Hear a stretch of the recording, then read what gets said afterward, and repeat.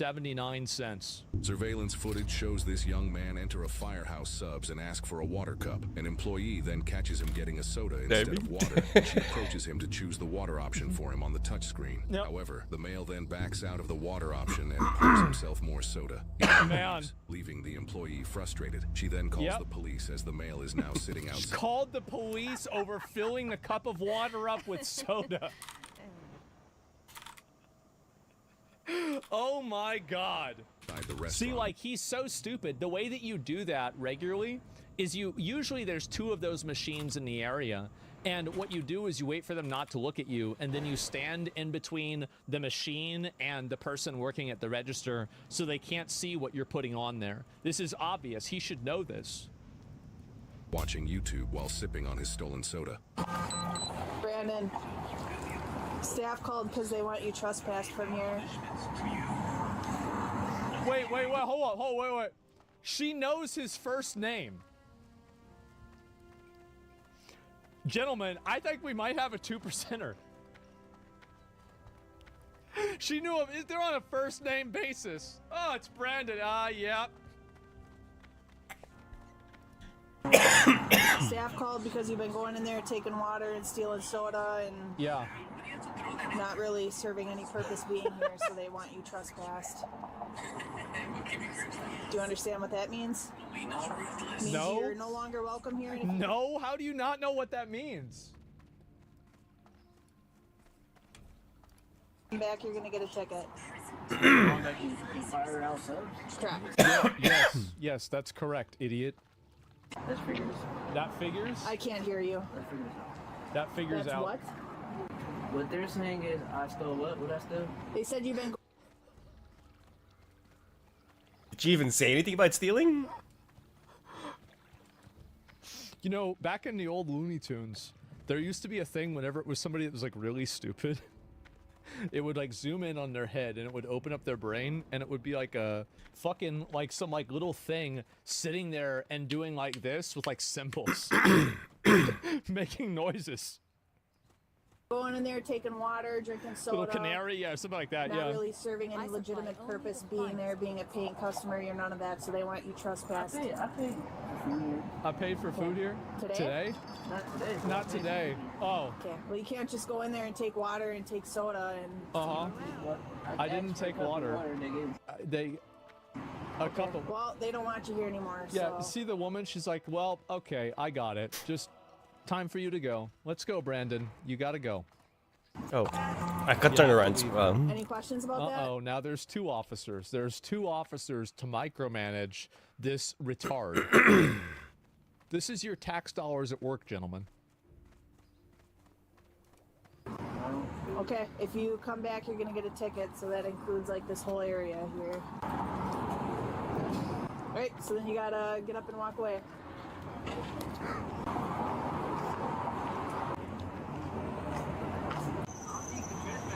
What's up? What did he say? Need help? I don't think you could trespass me? Or the Alliance? But it's the police, man! What do you mean? He's thinking about it, and he's changing his mind. What's up? You gotta talk louder. I don't think you trespass me unless it's the manager. I can trespass you. Yeah. It's the popo, bro. The or I manager? can. That's what I'm doing. Yeah, they want you trespass. Oh, the manager. No, it doesn't matter who. An employee here. Definitely does. I'm telling you to leave. Holy shit, man. How dumb can you be? My man, say, oh yes, I'm sorry, and walk away, right? Leave now, or you're gonna get a ticket because I've already trespassed Give you. me a ticket. Yes, I can. You can't give me a ticket. Are you the owner? Bro, it's the police, man. Just leave. Just go to another one. Go to Burger King. Owner of Firehouse Subs? It don't Are you the matter. manager at Firehouse Subs? It does not matter. Definitely does matter. It definitely does matter. Okay. You can't Leave make the me. property now. You can't. No. He just can't not go to Firehouse Subs. He has to drink the soda. Oh my god. Leave. Are you the manager of Firehouse It Subs? don't matter. It does. I can explain it. And by the way, you see how people like this that are just like profoundly retarded will latch on to some idea in their mind, like you have to be the manager to trespass me, and then they will base their entire decision-making process off of this one misconception. You need to leave. Dude, Leave. have an issue, let's go. Leave. Now you just touched me. Yep, Now you just touched me. Let's go, dude. Do you want to go to jail? You can put me in jail? Yes. Oh, I will. Yeah. You can't put me in jail. You Get off the- can't put me in jail. They're the police, you idiot. What do you mean they can't put you in jail? This soda was promised to him 3,000.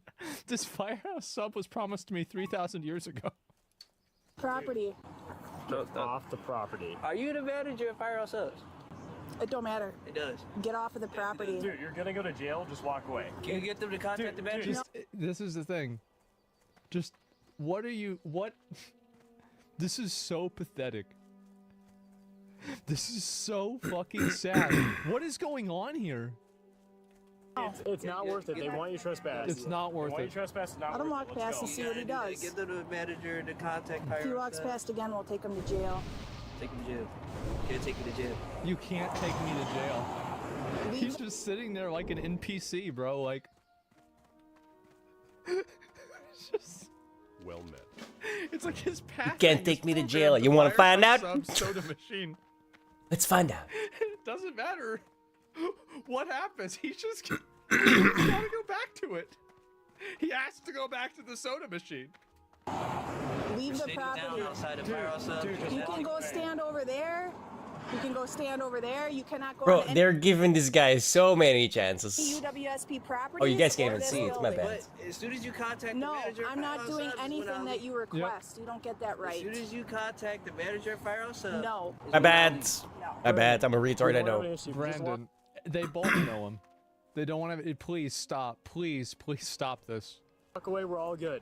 Like, but if you We're try good. walking Yeah, back, and you see them constantly try to de-escalate this. Constantly be like, no, that's not how it works. Don't do that. you're gonna go to jail. Contact the manager. You That's can't not how it you can't- works. Yeah, it's definitely how that works. No. As soon as Wait. the manager says I have been banned from Firehouse Subs is when I'll be banned from Firehouse Subs. The Get off manager the never property. said I've been banned from Firehouse. You see, like, as soon as the idea, he's walking away, and the idea comes to his head. How could they ban Can I me? help They're you? not the manager. Farewell. Hold up, wait a minute. Wait a minute. Is this? Yeah, what's going on here? Does it help if the employees don't want you there? Because the employees don't want you It's there. better with employees. Okay. I'm sitting outside of Firehouse You're Subs. out on not bond too, inside aren't of- you? Can you contact the manager so we can No. situate this? Of course he's out on bond. Does it help if the Duh. employees don't want you there? Because the employees don't want you there. Employees. You think someone this stupid was can survive in our fucking society? Clearly not. Sitting outside of Firehouse You're out on Subs. bond. You're out on bond. I don't think you guys understand the millions of dollars that we spend, billions of dollars that we spend every year trying to micromanage the bottom 2% of our population into not acting like fucking animals. This is it. There are millions of dollars. Brandon will cost the city millions of dollars over the course of his life. You understand that? Millions of dollars will be spent on Brandon. Keeping him in jail, getting him out of jail, court hearings, police time, arrests, everything. This is it, guys. This is the problem. Too, Inside aren't of- you? Can you contact out the on manager so bond. we can No. situate this? You've already got in trouble for one thing. 23 com. What are his bond conditions? What are his- Do you understand what bond conditions are? No. No way. No way. Okay, so you're out on bond because you Yeah. committed a crime. Okay, so you Oh, can't- so this is another. You can't commit any other crimes. We are micromanaging these functional retards. This is what. Is he this dope? Is he the functional, problem though? Right here. Let's be honest. You see this? The police are out here micromanaging this fucking idiot. commit any other crimes. I'm not committing crimes. No, not yet. but you come back I'm not committing any crimes right at this extent. on this property, I'll take you to jail for DC. Do not take me to jail. Actually, I can. You cannot take me to jail? Okay, no, you cannot. Okay, no, you cannot. You definitely cannot because the manager never said. It does not matter. The manager never said that I was banned from Firehouse Subs for sitting outside of Firehouse Subs. Do you want us to physically remove you from the property? Do you want us to do want- that? Literally can't. You want to find out? You literally can't. I have a feeling they literally can. We will physically remove you. You can't. Oh Contact the manager of Firehouse Subs. Dude. Well, let's see where he goes. If he wants to go to jail, he'll Let's see where he goes. Like it's a horse or something. Oh my god. 24, almost 25. Same as Noah, we're in the same area apparently. He's going to the job.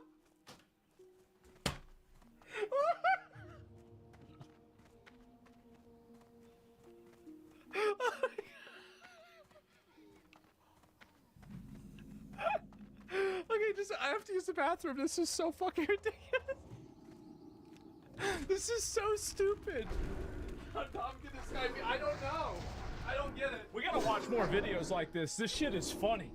Oh my god, this is funny. I love this. It's just literal NPC pathing. If he wants to go to jail, he'll keep going. Tiptoes through the door. Oh. You're making a choice. Go ahead. Go ahead. I can go to I jail. told you to trespass. I told you to walk away. You're not saying I'm listening. trespassed. They never You're said I'm saying I never said no, you don't understand. It don't You're matter. a random police officer. It don't matter. Manager They said they want you trespass. is control the firehouse. I'm gonna Stay go there in. with that officer. You're not free to leave yet. Hello. Hey, Come on.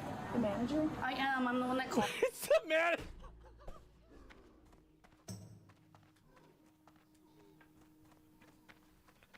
It's the manager. So this entire thing. It's just bullshit. If the manager had called in the first place. I wonder now what the reason that he doesn't have to leave is gonna be. Oh my god. Yeah, let's talk over here. And she can give you information too. How do I get these U-Tank mortar mold in my jets?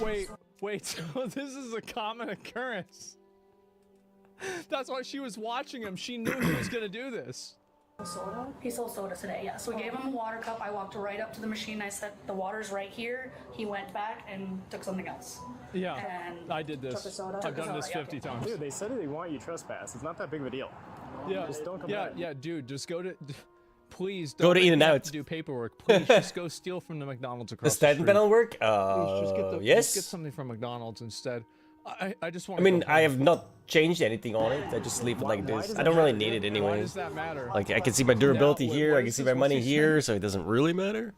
I'm just chilling. I'm just. I just like the watching my experience per YouTube. hour and stuff. I don't actually have anywhere else.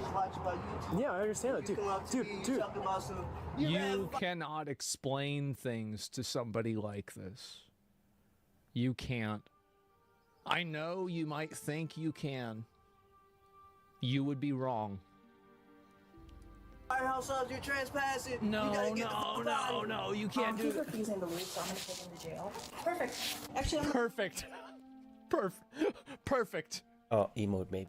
gonna come back in with some paperwork. I'm gonna take him to jail for theft. Sure. Okay. Did he cause any Perfect. disturbance in here? I wouldn't say disturbance, but there was an incident where, like, he made a few people feel uncomfortable I because he bet stood there up and was. went, "Ah!" really.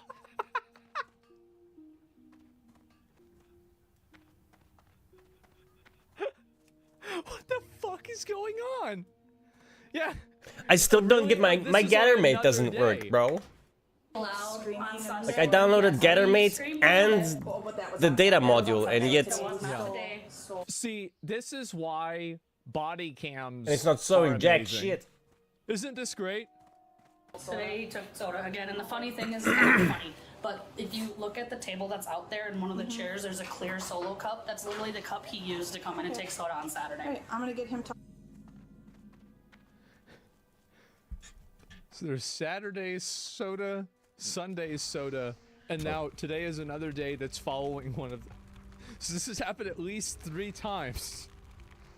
He still has the cup from 2 days ago, at least. Tucked away, and I'll be right back. Okay? Tucked away. Oh my god. What's the point in this? What's the point in this? I don't like people Trying to come Dude, up I to me, understand that. saying I have to do something down to do Dude, because I'm just chilling on my YouTube. I understand that. But they're saying you're stealing and trying taking. to tell me I'm bad for Firehouse Subs.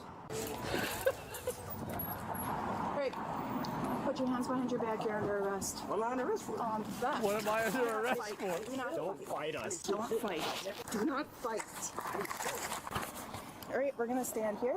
I didn't stand up. Now you got resisting arrest. Stop.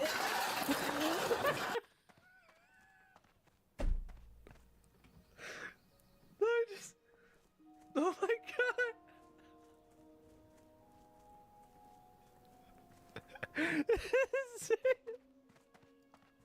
241, he's fighting.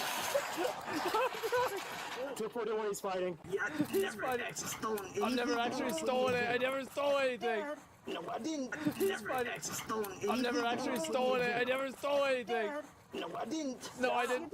They gave me a cup of water. Put your hands behind your back. Do it now. Look at this. Bro, imagine escalating so hard that you get fucking arrested for stealing a fucking soda. You gotta be the dumbest person on the planet, bro. I have his hand. All I have to do is say yes sir, no sir, and walk off, right? These people Dude, are fucking what dumb, job dude. would this guy even have? You made a choice. And they gave him like so many chances to just walk away. I got one cuffed. I need his left hand. He really doesn't want to lose his job. I didn't steal anything. They gave me a cup of water. That's what I did. I didn't steal anything. You can't put me in jail over this. Yes. You can't do this. You can't put me in jail. I didn't do anything wrong. You can't. No, you can't do. You literally can't put me in jail over this. For sure. They gave me a cup of water. That's dumb. I didn't steal anything. Look how many people there are to micromanage one retard. One singular retard. They tried to put me in jail for that. I didn't steal anything. They gave me a cup of water. That's what the I did. You can't put me in jail over that. They're saying you took soda. Soda? Let's search. Soda. They gave me a Soda! cup.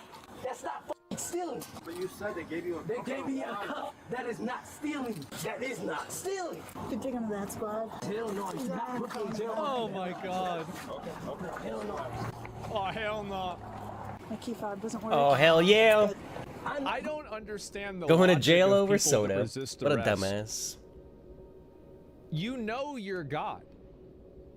You've been God. It's over. Just stop. There is none. Yeah, I guess there's no logic. Yeah, there's no logic at all. Oh my god. I'm going to jail over this. They gave me a cup. I'm not going to jail for this. I'm not going to jail. I did copy over the classic one, right? Because I couldn't find the one for TBC. For $3.79. So I just copied it over. They gave me a cup. It is not fucking stealing. It would be stealing if I took the cup. It would be stealing if I... It would be stealing if I took the cup? But they gave you the cup. But You got arrested for stealing the soda, not the cup. Right? The soda in it, my man. Okay. I'm not going to that jail. I'm going to get shot today. Oh, Jesus Christ, I'm getting shot. I'm getting shot. I'm not going in there. Hell no. I'm not going in there. I'm getting shot today.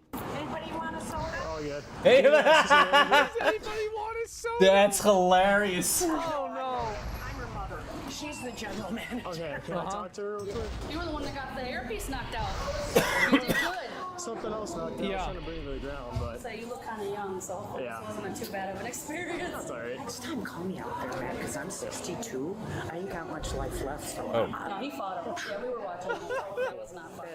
That's what I didn't want to deal with in here. Yeah, no, it makes He sense. was Yeah. very confrontational. So I'm gonna grab a non-permission, non-consent form. We're taking him to jail because he stole a soda. Yep. So as far as that goes, I'll have you fill it out. Do you have like cameras and stuff? Imagine fucking up your whole life over a soda. All I wanted was a Pepsi. To be fair, That guy probably didn't have much of a life, let's be honest. Not much to fuck up. We do have cameras. I would have to have. I can call jeez, my owner. guys. She has access to it on her phone. You're just around the corner or what? Well, I wanted to drop into the ground, but Ashley just kept pulling me against the wall, so... Yeah. The manager never said I got banned for the property. I said you were banned. No, shut the up. I'm gonna punch the down. There's the answer. I'm gonna punch the There's shit out of. answer. Oh, now The you're manager like said you were banned. making threats to an No, officer shut on the top fuck of up. resisting arrest and stealing. Oh my god, this guy is a fucking Well, there it genius, is. bro. Well, I was wondering, like, what's he gonna say after that? No, shut the fuck up. Never said I got banned for the property. I said you were banned. No, shut the up. I'm gonna punch the down when I get out these cups. Oh, Jesus Christ, I'm punching them glasses off your face. Shut the up. When I see you, when I get Oh out hell these no, cups, they're oh, elites. Jesus Christ, I'm punching the out you. That's a felony. Okay, Ben. That's a felony. Okay, bet. bet. Have you ever bent a rule because you felt like you deserved it? And That's since when did buying hilarious. food once turn into a lifetime of free soda? Because to me, that belief is what turned a cup of soda into handcuffs. What a Honestly, retard, this isn't bro. about Oh my soda. It's God. about entitlement running headfirst into a boundary and refusing to back down. Rewatch the clip because he's told to leave, but he argues. He's given space, but he creeps back in. He's warned, but he continues. Bro. Acting like the rules owe him some sort of debate. That's not confusion. That's someone seeing what they can get away with. This is where it Yeah. goes sideways for a lot of people because it's not the first step that gets people in trouble. It's refusing to slow down. Always remember, every He's mouthy right. response cuts off another right. exit until compliance isn't offered anymore. It's Yep. In the end, that soda was free for him for about 30 seconds. After True. that, it cost him a lot. This suspect, Brandon, was charged with misdemeanor bail jumping, felony bail jumping, resisting obstructing, felony battery, or threats to a law enforcement officer. Oh, that dude is You got fucked. 5 charges? You got 5 charges? Well, where was it though? Because they probably let him off if. For a cup of-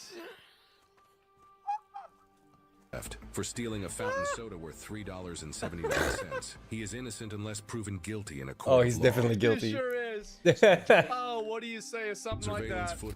This is the best part, man. Fucking dumb. This really... Contact the manager fire ourselves.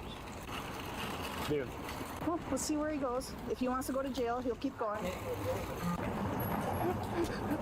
Look at this. This is... You're making. A dumbass smirk on this guy's Oh my face. God. I told you you're trespassing. Ain't laughing now. What do you do is something like this? I got 5 years for taking a soda. Now he wants me banned? He is Dumb people. Yes. hallucinating potential fraud taking place. Hallucinating? Didn't you watch the video? 2 weeks ago. What do you mean hallucinating? This is the...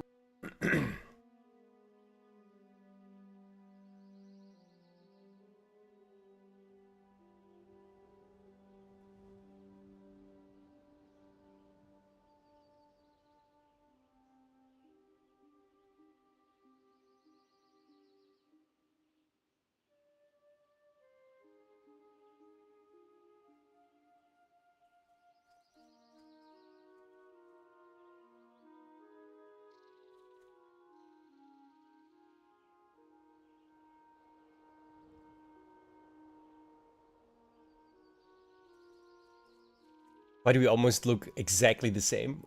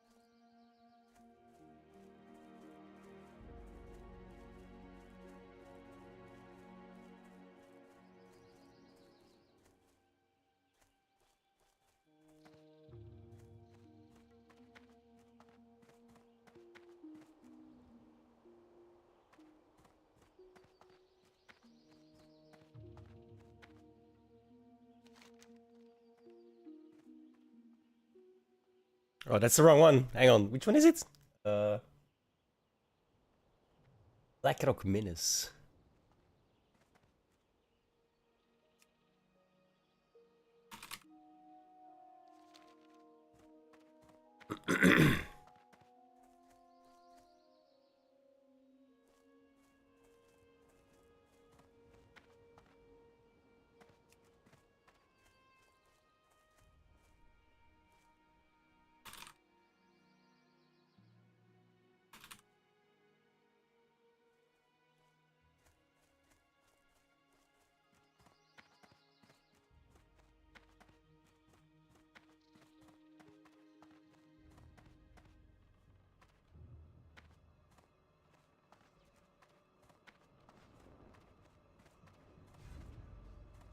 This sucks.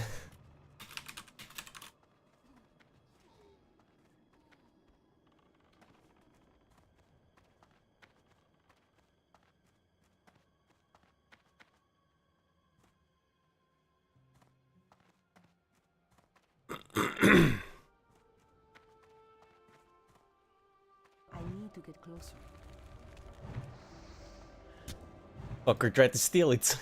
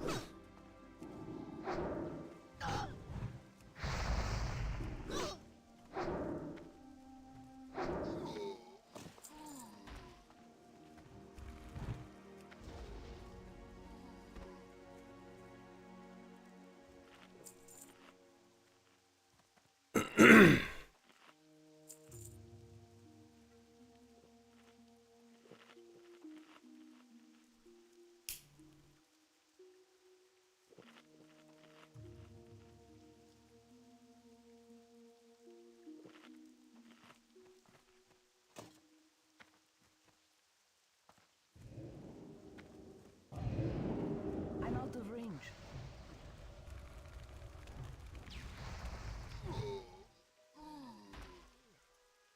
It was a cold November night when 77-year-old Tina Lohman found herself stranded on the side of the road. The sun had set early that day, and she was making her way back home down a country road when her headlights had gone out. She immediately pulled over, knowing that driving in the darkness would not only endanger herself, but other drivers as well. She was parsing through whether she should call her husband or roadside assistance when a car pulled up behind her. The mother of four could make out two people inside of the car, a spindly white man with strawberry blonde hair and a black woman. They looked like a couple, and the elderly woman was put at ease. If the pair were together, she figured that if the man was accompanied by his partner, she would be more or less safe.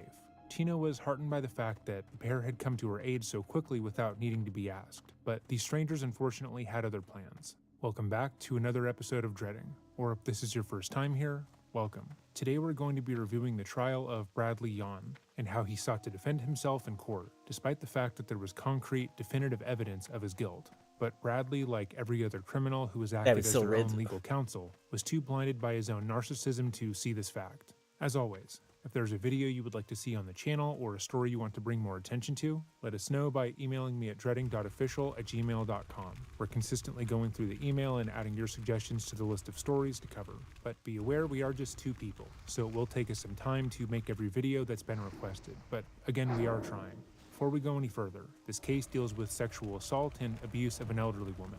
We tried to cover the story as empathetically as possible, but the subject matter is deeply disturbing and could be triggering for some people. If you believe that engaging with this content would hurt your mental health, please click off of the video now. Your well-being should always come first, but we cannot make that decision for you. So 5 if this to is where you go. leave us, have a great day and remember, stay safe. But with all of that said, let's begin. Before we go over the details of what happened to Tina, we want to emphasize that she was so much more than the worst night of her life. Tina was a loving wife, mother, grandmother, great-grandmother, and friend. She ran a small business with her husband, and she was extremely well-loved. She was the type of person who was deeply considerate of other people, even those she didn't really know, and saw the best in the world around her. Reporting on her likes and interests was sparse, but according to those closest to her, to know Tina was to love her. Tina pulled over to the side of the road. Karen Blackledge and Bradley Yawn would follow suit. Bradley would exit the car and force his way into Tina's vehicle. Understanding that she was in danger and hoping to prevent Yawn from killing her, she told him that she would give him everything she had on her person. This place and is went further busy, to tell bro. him that if it wasn't enough to let her go, she would take him to her home and allow him to steal all of her jewelry, money, and material possessions. She was terrified that she would be hurt or killed, and wouldn't live to see the coming holidays that she was so excited for. But according to the statements that she would give to the police, as well as her husband's testimony, Bradley seemed to enjoy her fear. After she had given the man all of the items on her person, he forced her to perform oral sex on him, and then told her that if she wanted to live, she would take them to her home. The 77-year-old then started the car, and cautiously made her way back to the rural home, praying that someone would appear and save her, while simultaneously making a plan to escape her captors. Blackledge had not left the car during the assault, but understood what was happening. When Tina began to drive down the road, Karen followed, keeping a close distance to ensure that when the duo was done, they'd be able to make a quick getaway. Once outside the isolated home, Tina was able to get the upper hand on her assailants. She sprang out of the car with a vigor that neither Karen nor Bradley knew that she had, and ran into the home. She was able to lock the door behind her before going into the master bedroom to look for a gun. Her mind was racing, thinking only of survival, but in her panic, she was unable to locate a weapon, or make sure that the entire home had been properly locked. While she searched for the weapon, Bradley broke down the garage door, entering the home to continue the attack. When he came upon the frightened woman, he grabbed her, pulled her towards the basement of the home, and threw her down the steep steps. He then dragged her body back up and sexually assaulted her once again. While he assaulted Tina, Karen went through the home, stealing anything she thought the pair could use to get money. She also would take part in the sexual assault, using a weapon to violate Tina. Once satisfied with their haul, the pair would leave her bruised, bloody, and unable to walk on the floor. But a short time later, her husband Timothy Schmidt would arrive home and find his wife. They would call the police and immediately report what happened to her. She was able to give the police a description of everything that happened, which included the car that the couple had been driving. With her help, the police were able to identify her attacker, and they would be arrested the following day. But unfortunately, Tina would perish nearly a month after the attack. Luckily, she had lived a full and beautiful life, but it would be cut short due in no small part to Bradley Yawn and Karen Blackledge. Well, it's not a full life, is it? She got murdered, basically, It would so... not surprise you to know that this was not Bradley or Karen's first run-in with the law. In fact, they had long rap sheets, full of both non-violent and violent offenses. 3 weeks prior to the attack on Christine, Bradley had been mistakenly released from jail for another violent offense. This oversight directly enabled Yawn to flee the area, then meet up with Blackledge and go off on their own crime spree. The car they had used to follow Tina had been stolen earlier that day.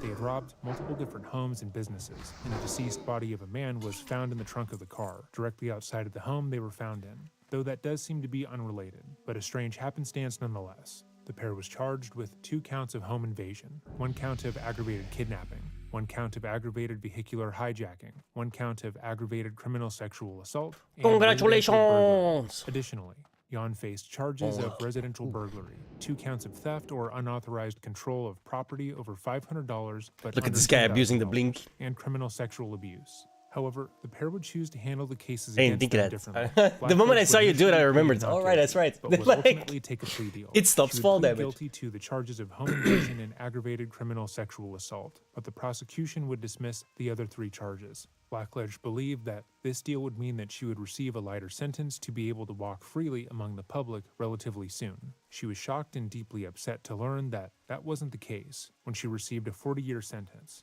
After sentencing, Karen would write a letter to the Adams County Circuit Clerk saying her legal representation was, quote, less than efficient and effective, unquote, and led her to agree to 2 20-year sentences to the Illinois Department of Corrections. She claimed that she was pressured to accept the plea deal, even though she hadn't been shown the evidence against her, and that had she understood the case against her, she would have wanted to go to trial. At the same time, Blackledge alleged that she had only received a harsh sentence because, quote, I didn't know the victim's family knew as many people as they did, and that they had used nepotism to influence the result of the trial. Her statements held no Holy water, shit, and it's 2 therefore healing her potions. request to have her Nice. sentence vacated was denied. Meanwhile, Bradley was adamant that he would fight the charges against him, come hell or high water. He would put in a not guilty plea immediately, and would then fire his lawyer, stating that the public defender was ineffective and simply out to get him. He would lash out at everyone in the courtroom, including the judge, believing that they were all conspiring against him for some unknown reason. He was adamant that he wanted to represent himself. Man, this quiz but sucks. months Fuck. later would I'm only change his halfway. mind and 5 be out of 10. assigned a second public defender.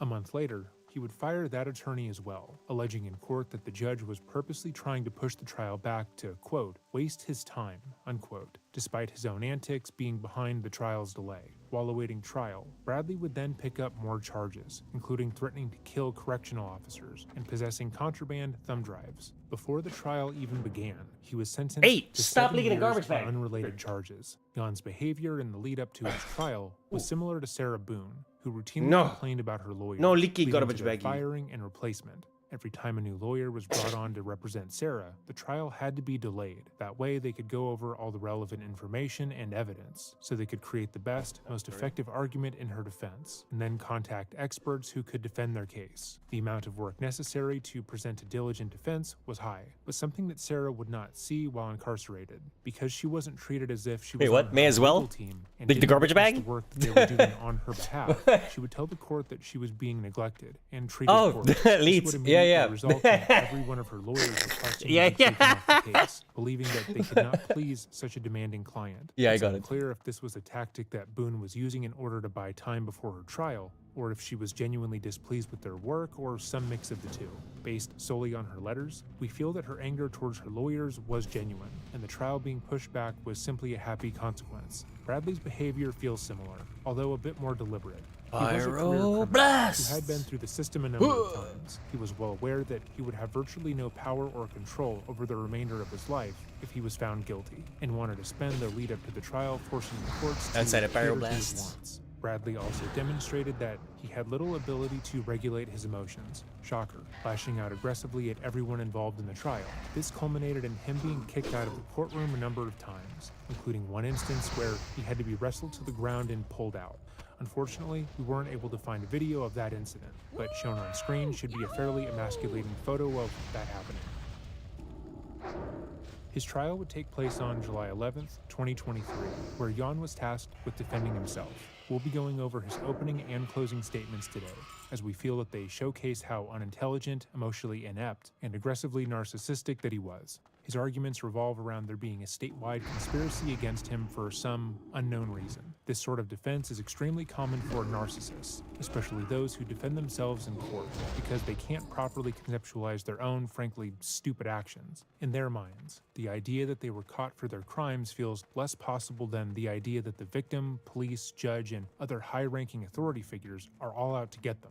It's a very difficult defense to put forward, because you need to prove that all the evidence against you has been tampered with in some way, and that the state has a reason to frame you for the crime. This is a substantially difficult bar to clear, simply because you have to prove that another crime has taken place and you're being scapegoated for some other unknown reason. You have to discredit every other person who comes forward against you, including the victim, but do so in a considered, non-aggressive way, which is impossible to do in this case, given the victim died a month after the attack and was a 77-year-old woman. Trying to attack her or the family's credibility would be in extremely poor taste, even if done by a lawyer. But Bradley is not a lawyer. Bradley is a moron career criminal who spends an ungodly amount of time discussing the definitions of words as if he's trying to hit a word count in an essay. But before we go further, we think it's pertinent to place another warning on this footage. While we Why can't I go over the Blizzard? case details with some tact, Oh, Bradley did my not hold mana. himself to any such standard. The way he talks about this case is abhorrent and would likely deeply be triggering to those who are sensitive to these discussions. If you felt uneasy about the case details before, it's likely in your best interest to again click off of this video now. We hope you have a wonderful day if that is the case, and It's we'll see you only in the gonna next get video. worse. This court footage was posted by Law and Crime, again here on YouTube, Oh, I and bet. we'll put a link to the original eat. upload in the description box down below, should you want to watch it without our commentary. Mr. Yon, here to make any opening statements? Yes, sir. Ladies and gentlemen of the jury, what you just heard were theatrics. Theatrics. Something one puts forth in order to obtain and persuade you to obtain a conviction in a trial. I will concede that some things Ms. Keck here stated do in fact ring true. However, they're not as she stated them. There are many discrepancies in this case that have yet to be finalized. 2 to go. Oh my god. Please don't have, please, this guy, no. Okay, no, yeah. You have people here in the stands. It's going to be extremely hard for them. It's going to be extremely hard for you. It's extremely hard for myself. I'm the one here on these claims. Stop However, licking the fucking garbage these claims bags. are not quite true. And I will show you that today. I need a target. I apologize for having you awesome people here today. Yes, it's a duty. She just moves out of range and fucking on the jury every so licks the garbage bag again. Hey! often. Oh god. There's not many smiles today. However, I did see some yesterday. I appreciate them smiles. That has brought a light to my soul as I've been stuck here in this county jail, tormented for the last 19 months. One more. I ask that you forgive my appearance. This is not normally me. I normally have hair. I did not expect you to feel sorry for me by any means. I also understand you'd much rather be enjoying your summer at home rather than being in this courtroom. However, the powers that compel have brought you here today. I once heard stamina buff's about to run out. trials are based on persuasion. 50 seconds. Who has the best persuasion in their words? Who can be persuaded by the persuadee? Words like persuasion, I believe they're negative myself. They're kind of like manipulation, very negative. It's negative in my insight to persuade somebody, especially when you want to persuade somebody as to the charges here today and not have the proof needed to present those theatrics and not have the proof needed to present those theatrics. To persuade one's life away. As Ms. Keck stated, the sick in herself. If Nice. they were I got him. happen, they're sick, they're demented, they're horrendous, horrid. Persuasion, I see that in the same sense as to persuade something that is not true is also sick. These are demented crimes. Should we move on? I don't know this Something we've person, noted so in previous let's move coverage on. of people like Bradley is that they typically believe that they are more intelligent and important than they really are, and for some reason will have an over-reliance on defining words. They feel as though being able to parse through a dictionary and recite what certain words mean is the ultimate show of intelligence, even though anyone with the ability to read can do Oh, so. wait, We sorry. saw this with Robert Tellis, Sarah Boone, and Anthony Todd, 3 individuals who were completely shocked to find that the majority of people Kill don't hold Murloc them as highly scouts as they hold themselves. and Bradley tight does this an collars. I excruciating need amount of fins and times in his sunfish. opening statement because he's hoping that the jury will be impressed by how smart Apparently. he is and believe that he had nothing to do with the crime. Bradley also apologizes for his appearance, which at first feels a bit odd. It's a fleeting statement, one that is out of place in the courtroom setting. He is dressed appropriately.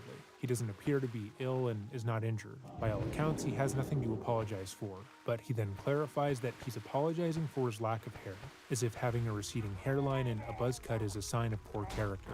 While the statement passes quickly, it does indicate how ego-driven the rapist is. His statement thus far is centered around the idea that the word hang on. persuasion implies being Gotta come manipulated back. by someone, that one cannot be persuaded by the truth, even though that is not the definition he just read out. But he fails to note that his goal is to persuade the jury to believe he is innocent, or at least there isn't enough evidence to convict him.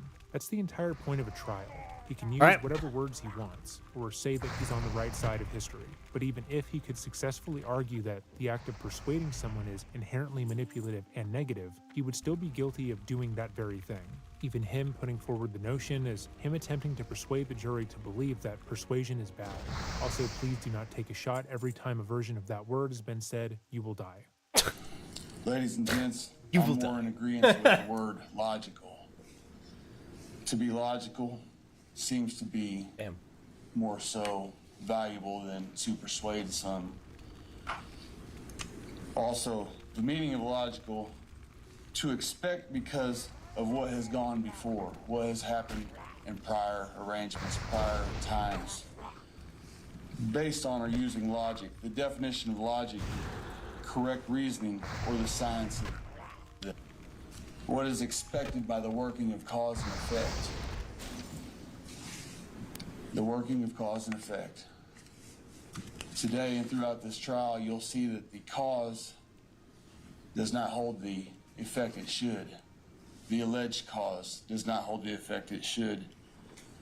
I'm sure a lot of you are logical human beings. I myself base my life on being logical, being honest, being value to logic and honesty.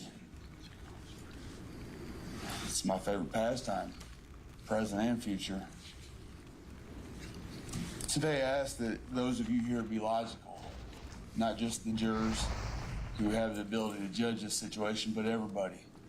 Logical as I would rather people be. How likely am I to die if I aggro all of these, freeze them, and then blizzard them? This trial will show you a lot of things that are not logical. Persuasion is not logical. I myself, personally, I promise not to attempt to persuade you. What? Nor will I manipulate you. I do not find pleasure in doing such. As stated yesterday, I'm a pro se defendant. I'm held to the same standards as any attorney here today. I do not expect you to feel sorry for me because I'm a pro se defendant. I expect you to take it at what you value it as, along with agreeing with law, you know, taking the law into consideration. So I want you to ask yourself the this is a bad idea. right now. After listening to this man speak for nearly 6 minutes, do you think that logic defines his life? Do you agree that he lived his life in a logical, almost stoic existence, parsing through every situation without letting his emotions blind him to the facts, and only acting when he had thought through every possible response? If you answered yes, then there is nothing I can do to help you. I have no idea how anybody could possibly come to that conclusion, but here we are. One of the issues that he's running into here is that logic is one of the best ways to get someone onto your side. In other words, it's very persuasive. Bradley then brings Why do you up say it's a being beat? pro se defendant and implores the jury not to feel bad for him. He's hoping that by calling attention to this fact, they will show compassion towards him, despite him saying otherwise. He wants them to believe that he's being forced to represent himself by an unjust system that is trying to keep a good man down, instead of understanding that he demanded to represent himself after firing 2 public defenders. They say an opening statement is made to acquaint the finder of facts with yourself or with the claims and what you intend to prove.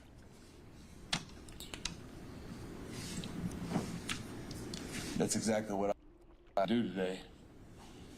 Myself,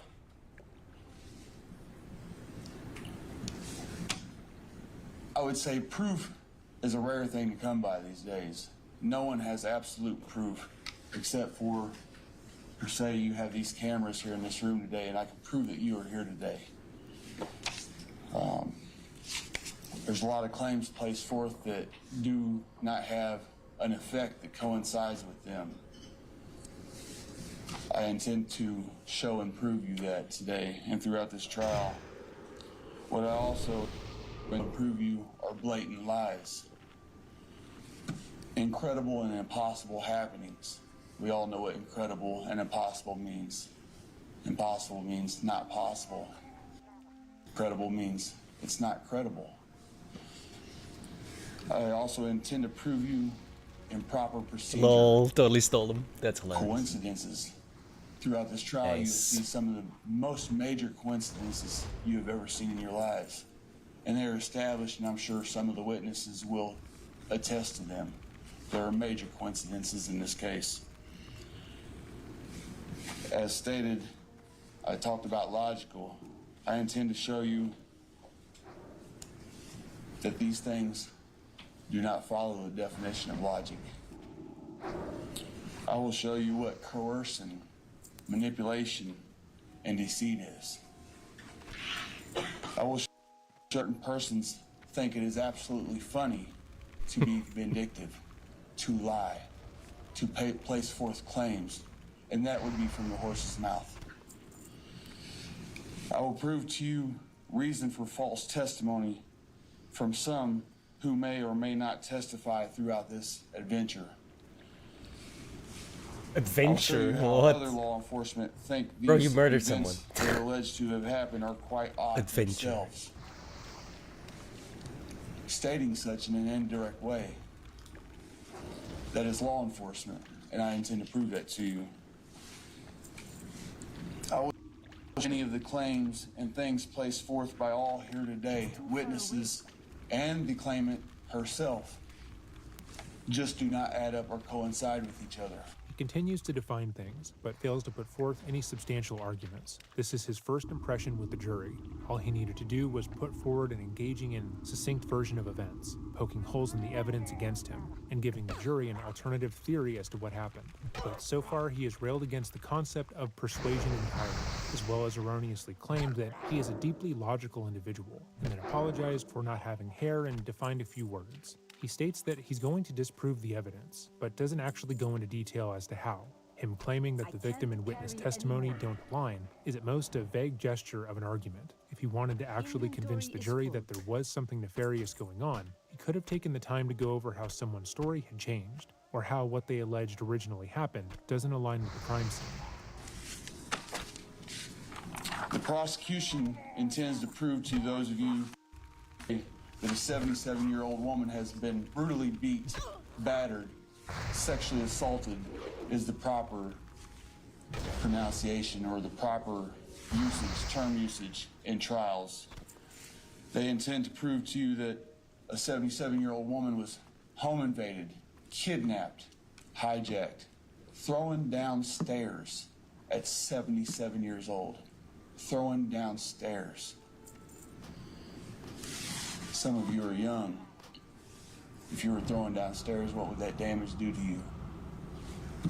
Thrown downstairs in a violent manner. The prosecution intends to prove Maybe to don't you hammer on that, considering you're the one that did it. A 77-year-old woman was thrown downstairs in a violent manner. Ooh. All these claims are violent. They're sick. Oh, it's They're shit. demented. All of these Plus 10 fire damage, though. Violent, heinous. Those are the titles of alleged claims the judge has placed forth. As Ms. I got it also anyway. Stated, I didn't even need to. what I've just relayed to you and more. Some of these descriptions you will hear throughout this trial. I aim to present to you those of you here today, and I aim to present to those of you from the mouth who spoke them these claims, and that they are not true. What's better than the person who spoke them? He repeated that she was thrown I down the wonder, stairs I should equip this, incredulously, right? 'Cause but it's it's gotta be unclear better. what he is attempting to Plus 10 imply fire here. spell Is he damage. I'm a trying fire to state mage. that she was not thrown down the stairs, or that if she had been thrown, she would have perished? Bradley expects his arguments to seem obvious, that we, the public, should be able to immediately ascertain what he's trying to state without him even saying it. But most people wouldn't be able to follow his line of thinking, because it's nonsense. Here, Mr. Jones and Ms. Keck, I believe they both have great intentions. I'm sure they do. However, they're here to attest to something they do not know themselves. They do not have full and 100% proof of. They're just doing their jobs. I don't expect you to hold it against them. I only expect you to be fair. I spoke of, at the beginning, this being very hard for me. Obviously it is. I'm the defendant here today. It's my life in jeopardy. It's my life on the line. Not only is it hard for me, I spoke of it being hard for, well, everybody here. I'm sure those of you in the jury today did not want to hear the sickening claims or have to go through this. All we can do is take what we have and place weight on it from our own views. Mainly you people here today, you jurors. Today you will be presented what some call evidence. Some of these Some call presentations are very odd, evidence. and What will is this lead you guy? to say, guilty. He's guilty. I need one more. These are what I spoke of when I said I'd show you coincidences. Those coincidences are by far some of the biggest coincidences one will ever see in a lifetime. Most never seeing such. Never having the chance to. Why? Because there are coincidences that are extremely rare. There are things that just don't happen. Oh, I can't. Oh, oui. I'm out of mana. A believer of coincidences is what I intend to make you throughout this trial. Ladies and gentlemen, as I said, devious crimes, they are what I myself would call the worst. Damn it. The very worst. This last one is... I think they're worse than murder. That's my point of view. As if they were true also. I do not mean to offend anyone here today. However, they simply are not true. So, Jan is an idiot, the way most people we have covered are idiots, but he's one of the worst in our opinion. Just throwing that out there. His argument is based around the premise that the victim, her family, the police, the prosecution, and the powers that be are all out to get him. That there is again a massive conspiracy that has taken place in which he's being framed for a crime that he either didn't commit or that it didn't happen. But he then states that the prosecution are just good people doing their jobs. It's a fairly ridiculous assertion, and one that's pretty inappropriate in this It's a scenario. Murloc. How did it not have Commented about fins? his hair. Something we have noted previously in our coverage of narcissists is that they don't identify with their mistakes. That's convenient. They believe that if they were to commit a crime, they would have easily gotten away with it, and therefore they cannot possibly be found guilty. In their minds, it's much more reasonable for people to believe that all the evidence against them has been tampered with or is fake. Bradley tries to push forward that narrative weakly here, stating that there are simply too many coincidences in this case to be taken seriously. Too many things led the police to thinking he was involved, and he's just too intelligent to interrupt that much evidence. Therefore, he's innocent. Maybe that's why. My little brother used to run to mother and say, "Mom, BB hit me." BB was my sister. He used to say, "BB hit me." Mom would say, "Well, my lovely young man, where are the marks to prove such?" Yeah, that worked. Well, my mom, show me the marks. He could not show any marks. Mother would say, "I can't tell where the marks are." True story. True story. Come to find out, my brother only had the remote taken from him. Scooby-Doo was his favorite. He would watch it end on end for hours. During them times when my brother would make them claims, we would all come to find out in the end that he had just simply walked away from the TV. Sis picked up the remote and he wanted the TV back. The tales he was telling, you will see that today here and throughout this I said trial, major tales I was too late. Tales that are tall, simply very tall tales.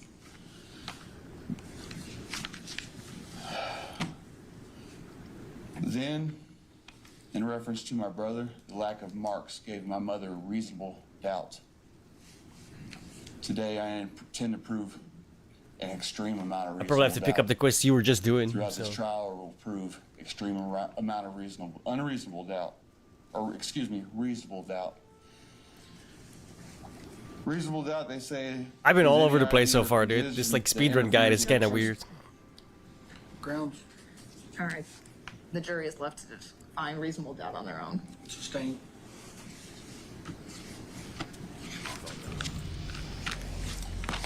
Jury, throughout this week, there will be all kinds of words placed forth. Strong words, educated words, words some of us may not understand.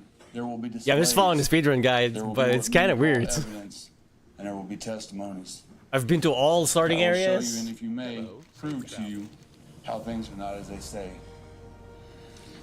not as they seem, how most just are not possible, also known as impossible.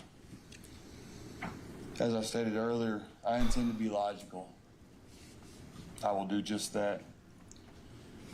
I humbly ask Bro, this that guy's you all over the bear place. with me throughout this process. Bear with all of us, those of the court, those of the prosecution, and everybody. Recesses, intermissions. I hope this guy is gonna be as retarded as Daryl Brooks was when he did it himself. As I'm sure you all can be, and be fair. Thank you. That was fucking hilarious. You know, horrific kind of way, considering. So that was his opening statement, and it went about as poorly as expected. He gave no alternative version of events and didn't discredit any piece of evidence, and then used a very clunky, unrelated metaphor towards the end that was a waste of time and breath. So let's see if Merriam-Webster over here managed any better during the closing argument. Thank you, Mr. Jones. Mr. Young, care to make any closing arguments? Yes, I do, most definitely, Your Honor. Ladies and gentlemen of the jury, today we're here on some sick, heinous matters. Matters that, if I were that person, I wouldn't care if I was a prosecutor or not. I wouldn't sit here and call the defendant a man. I'd call him a piece of shit. Excuse my terminology, Your Honor. I'd call him a piece of shit. Imagine, like... Because that's what it would have been. Mr. Jones has put on a great presentation today. Very great. Just like Miss Keck did on Monday, last week. She put on a great presentation. Very abnormal and not her normal voice. Not her normal voice at all. She come forward with a presentation that seems so unnatural just to try to persuade you people. Just to try to persuade you. You see the woman right here on the screen? That's from a video. Does it appear if she's hurt, battered, beat? Persuasion. You can persuade anybody to do anything with words. You can persuade them with actions. You can persuade them with evidence. Sometimes evidence isn't evidence. In the beginning and during opening statement, I spoke on a limited amount of issues, things if you may. One of them was persuasion. Mr. Jones, he's good. He's got words. Being persuaded. People often in life persuade others, as I said, with words, actions, evidence. They also persuade people with lies, deceit, vindictiveness, falsities. They try to place theories together and put stories together and embed them in the minds of jurors such as yourself or people out here in the community. You see Mr. Jones here repeatedly stated, raped, beat, battered, hijacked, to try to embed that in your mind, violating this family here. What family wants to remember that if it's really true? What family wants to have that embedded in their minds? Once again, Bradley Yawn is on his pedantic crusade Yeah, against now the I'm very going to concept of Duskwood, persuasion. apparently. The idea of taking in information, Travel to Darkshire allowing your mind in to change Dusk. based on that is worse than rape in his opinion. It's actually To Darkshire. establish just how heinous the act of persuasion British. is, he emphasizes how the female prosecutor American. did not speak in her normal voice during her opening statements. She instead, like most accomplished public speakers, chose to speak clearly and deliberately, with an authoritative tone, having practiced it before. He seems to have taken that as her falsely representing herself to the jury in order to make him look bad. Her just being poised and confident is taken as an offense to him, which is deeply illogical, remarkably self-centered, and points to an extreme degree of narcissism. Her speaking in a confident manner, the male prosecutor knowing a lot of words, all of that is a slight against him, even though one would expect as much for someone who had finished law school. Jan then goes on to put forward a frankly shocking argument, that being that the prosecution using the words raped, hijacked, beaten, and battered is them trying to mislead the jury and hurt the victim's family, that Tina's husband and children are being hurt by the court proceedings, not because he's causing them to relive the extreme degree of abuse he put her through, but because the prosecution is using the appropriate language to describe what happened. He shows a blatant lack of empathy or accountability here, because he is the reason the case went to trial. The family would have gladly not undertaken this ordeal had he It's just pled down not here guilty then, and right? And not accepted any sort of responsibility for his own actions, but he didn't. He wanted his day in court because he knew he was going to be put in prison for the rest of his life. So he wanted to make a mockery of the system because it would be the last time he would get to feel some power. Moreover, while it's true that most victims' families do not want their loved one condensed down to the worst moment of their life, that's not true when it comes to getting them justice. Christine was obviously so much more than one specific night, and her family will always remember her as she was. The only person who would have been helped by the prosecution not using the correct language is Bradley, so this statement is completely out of place. As we continue to observe his closing statements, pay special attention to the male attorney in the background. His reactions are basically in line with how we reacted the first time we watched this footage. I spoke on being logical in the opening argument. I spoke on how being logical is logical. Correct reasoning, cause and effect. I promise not to attempt to persuade you, to manipulate you. I'm still not going to. But one thing I'm going to tell you before I go any further is I'm not a creep. A person who does them things are creeps. They're sick. What I think they deserve is one of them pistols right there on the man's hips to be taken and having their heads blown off. And that's just being point blank honest. I've never been a creep. Never will I be a creep. Persuasion. Persuasion. The state has presented a case to you formed out of mostly false accusations. I agree with him, but you know, it needs to be on him, right? Because he's the bad guy. Accusations. What the fuck, bro? Like, accusations produced by a declarant. You didn't get to hear that. You heard it from the grapevine. it's like the one with Daryl Brooks. Like, dude drives to a fucking parade. He's on video and he's like, no, that's not me. What do you mean? It looks exactly like you. No, it's not me. Okay, bro. Mr. Jones heard it from someone who heard it from another. And them others heard it from someone. I want to speak to you on some things that we've heard and saw in the last few days. As I've already stated, you heard Miss Keck. She put a heck of a presentation together. Husband Schmidt, you heard from a man who was led to believe from his wife that certain things happened to that certain things happened to her. You heard how their home was robbed, their car was stolen. Speaking of cars, I gotta go pick mine up soon from the garage. Brutally beat and thrown downstairs. Had to have the alternator belt changed. You heard Mr. Schmidt say he left after 5 p.m. And this morning at After 5 p.m. 7 in the morning, I had to be at the Examination. fucking You heard him inspection. state after 5 p.m., approximately 5 to 10 minutes. Upon cross-examination and recall on Mr. Schmidt, it changed to a little bit before 5, right around 5. It takes approximately 5 to 8 minutes to get to farm and home. 30, 40 minutes there. It puts you at 5:50, 5:55, 15, 20 minutes home. All the way out to North Bottom Road, 4300 Bottom Road. Bradley is attempting to discredit Christine's husband, Tim Schmidt. However, all he manages to do is demonstrate his inability to parse out the English language. Tim's story never changed. He left work around 5. That implies that it is sometime between 4:45 and 5:15, give or take, and is not a definitive statement. If I said I left my house around 2 p.m. and my Ring doorbell camera shows I left at 2:10, my statement would be accurate. But the word approximately was originally used, and Bradley doesn't know what that word means, so he believes that he found a hole in the narrative, one so glaring it became his first real point in his closing arguments. Put you after the time of 911 call. And that's a fact. You didn't see that though. You heard Mr. Schmidt state that he was in his garage and he made this call by himself. By himself. At the opening of his garage. Is exactly what you heard. You heard that from Mr. Schmidt. But did you not hear the facts though? There was another person on that phone call. It wasn't by himself. It wasn't by himself at all.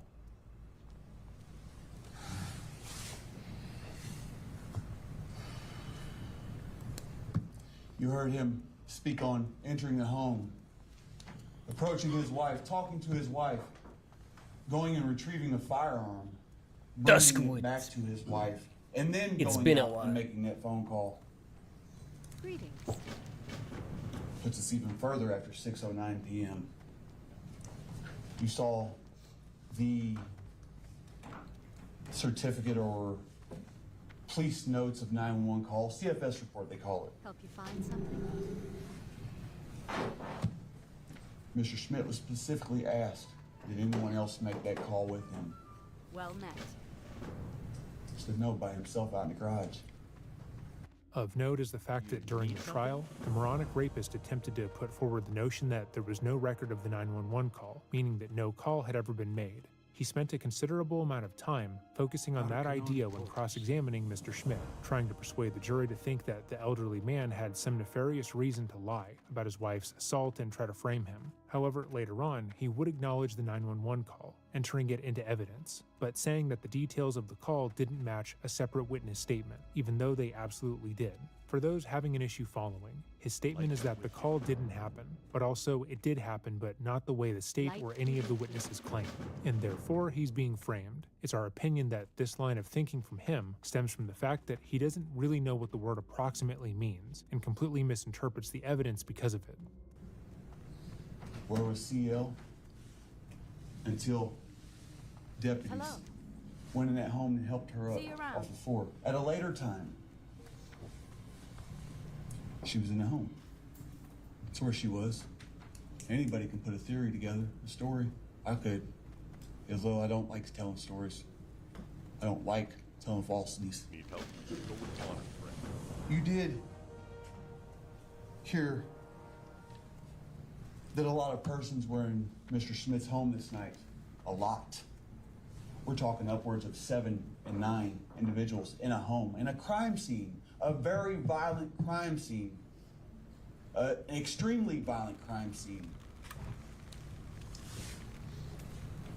Maybe don't harp on the fact, considering you're the one that caused it.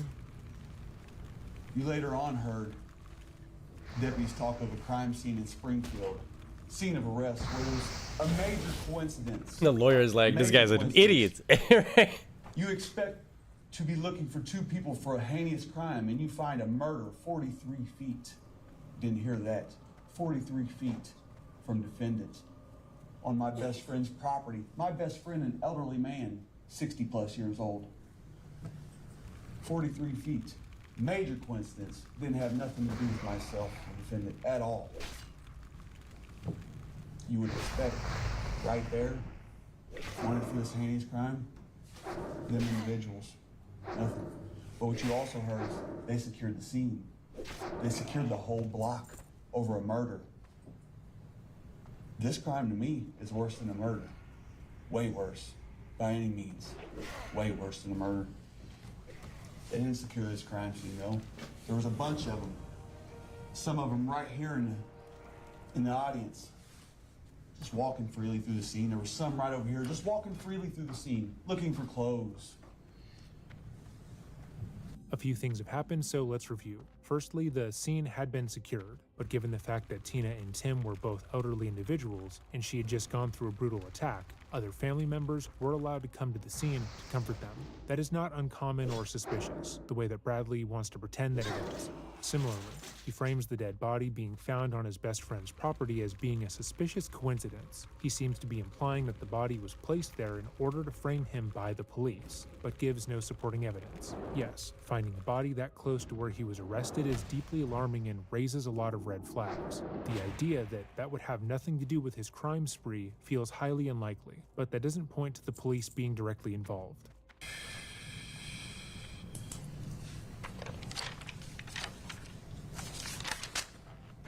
You heard of blood producing, not just what you've seen by oblique lighting or special effects or flashes.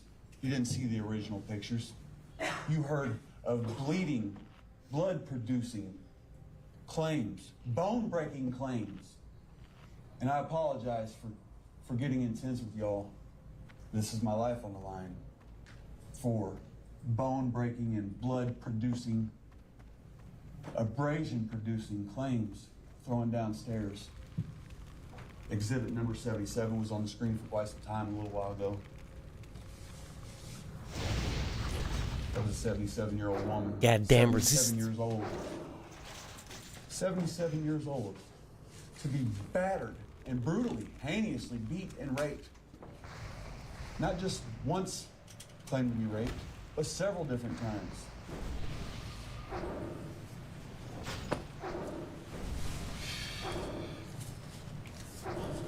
You heard about that woman CL being lifted off the floor to a couch. You saw blood by special effects on the floor. But was there any blood on that light gray suede couch? There was none. None at all. Not a bit. Was there any on that chair? Not a bit. That was an incontinence issue. And I apologize for talking about the woman's personal issues, but that was an incontinence issue. Pausing to note that becoming incontinent is a sign of sexual assault. So his little shitty statement here actually makes him look, you guessed it, pretty stupid. But beyond that, he's now claiming that all the evidence in this case is just not real, that anything that was found at the crime scene should be discarded because he has somehow determined that it's all fake. Did he come to this determination using any sort of scientific study, reasoning, or independent expert testimony? Of course not. He just doesn't like what the evidence is, so therefore it isn't real. In the next section, Jan will be obscenely graphic with his language. Just a heads up. You heard Mr. Schmidt state that he relayed that the male had taken off CL's top. You did not hear that from CL. You had the opportunity to, though. All of you did. I object! Why? Because they didn't want you to hear that. They didn't want you to hear the discrepancies, the complete contradictions. Damn near everything that's been placed forth. I apologize. Excuse me again for my language.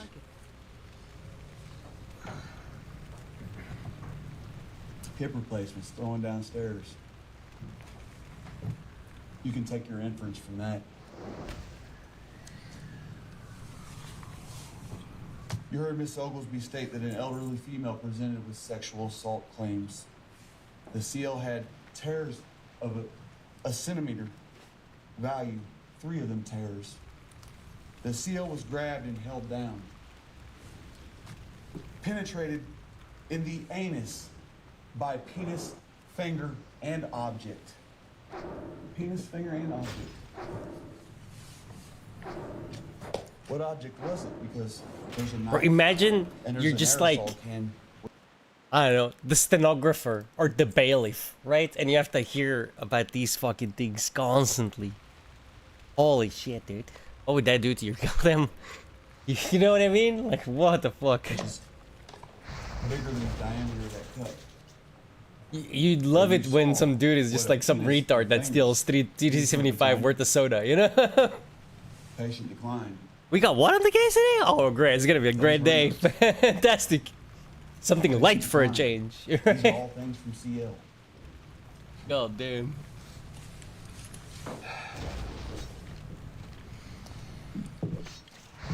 A whole floor. She was throwing down. Brutally throwing down floor. From one level to another. That's how that works, yeah. Brutally throwing down a set of stairs, tumbled down a set of stairs in Exhibit 77? No. Why? Because they were lies.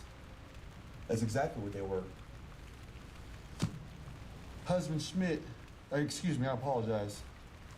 You heard Nurse Ogilvy's documentation. You excuse me. Saw it, I'd hope. 3 bruises. 3 bruises. After being physically beat. Descriptions that a doctor, after her, you did not hear, contradicted. You heard how this assault was at 5:28 p.m. And the admittance to the hospital was at 19:43. 5:28, or 5:30 as Mr. Jones says, to 7:43 p.m. The admittance time. The exam time started at 10, approximately 10, 9:40 p.m. You heard that from Nurse Oglesby.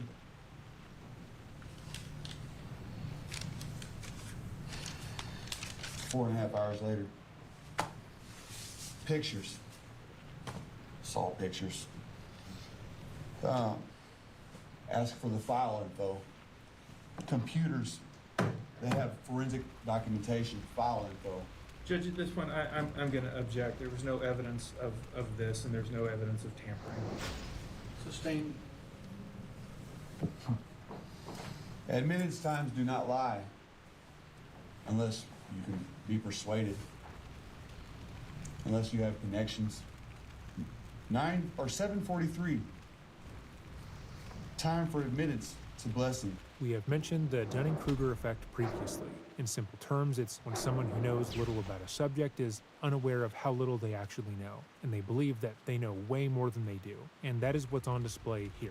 Bradley believes that he has found some real hard-hitting evidence of corruption in this case. He thinks the hours of time that elapsed between the assault and when she was examined is proof that the crime was staged, that her injuries were not real, and that he's being set up. But he has no understanding of what a victim of sexual assault has to go through immediately after an attack. He has no idea how many people Tina would have to talk to, how many times she would have to relive the events that night, and how harrowing it would have been to agree to the examination in the first place. It took hours, not because they were attempting to set a scene in order to frame him, but because she had just been brutalized by a stranger and needed to be treated with care. You heard both daughters state that they arrived to the scene after Deputy Lohmeyer. Where is Deputy Lohmeyer? Deputy Lohmeyer's not here today. He arrived at 6:36 p.m. They arrived after Deputy Lohmeyer and was outside. You heard them both say for over an hour. And minutes time was 7:43 p.m. I don't have to lie to you. I don't have to feed you a story. That was the time. You heard it. Nurse Oglesby. They waited outside for over an hour. And then the daughters proceeded into the scene for a while. Then daughters back there. And then took CL to the hospital. Arrived after 6:36. Wait outside an hour. At 7:36. Proceed into the scene for a while. Connections. How did she get to the hospital at 7:43 p.m.?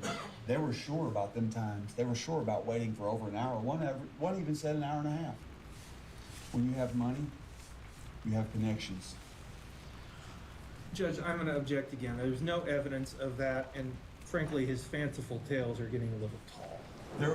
Sustained, there was no evidence presented to support that argument, Mr. Young. If you would continue with your argument, please. They say there was no evidence. 743 is on the documentation. All the times are in the documentation. The daughters presented evidence right here on the stand. They were sure about it. They weren't sure how long they were in the scene, but they were sure about being outside for over an hour.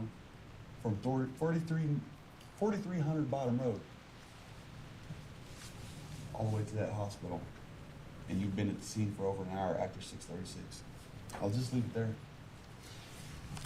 You heard via Nurse Oglesby the fact that CL, a 77-year-old woman, was still having consensual sex. That was on the documentation form too. The fuck? Mr. Jones object to it. It was on that form. Nurse Oglesby read it off. Via the vagina. What the fuck? What the fuck? And in the last 3 days, Bro. outside of It makes assault. it actually makes it so much fucking worse that he's like, you know what I mean? Like, you should catch more time for what you're doing now. Okay. Disgusting. 77 years old. We all know it's common knowledge once you pass a certain stage and age in life, you don't secrete lubricants naturally.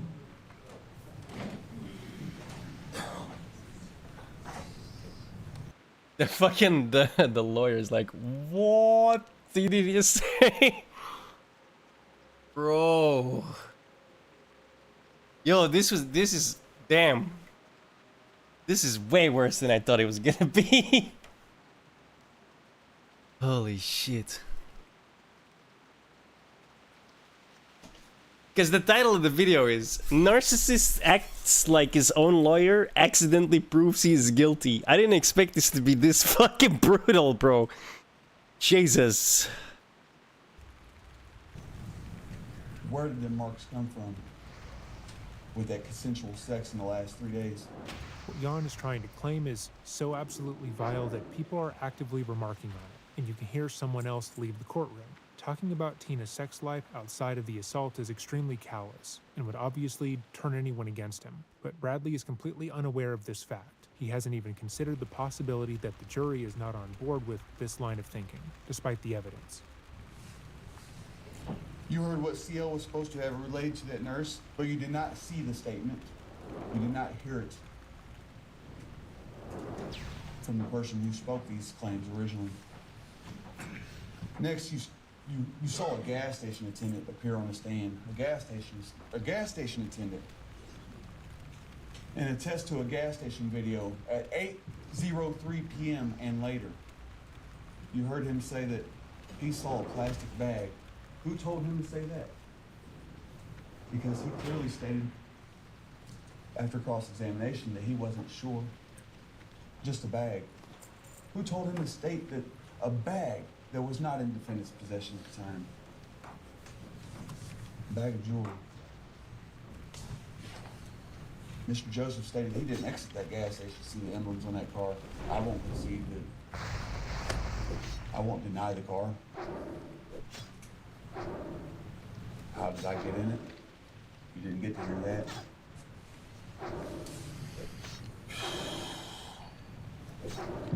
You heard him say that the defendant appeared normal. Does a man who just did these things appear in his hometown where he's very well known and just seem normal? Just going into a gas station, just gambling.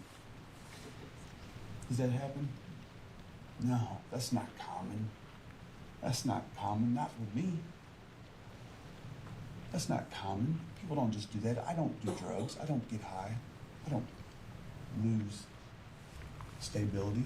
Bradley is right about this. It's uncommon for a person to appear calm and collected after taking part in such a violent assault, but that doesn't mean it's impossible or that he didn't do it. It instead points to his own psychological makeup. Right? That just means you're a monster, bro. In response to a car hijacking, he went to the scene. 18 years on the force. And I apologize, I'm going to take a little while because this is my life. Sergeant Lohmeyer stated 18 years on the force. The details, I can't remember. I don't recall. Could not remember who arrived on the scene. Could not remember. He was the second.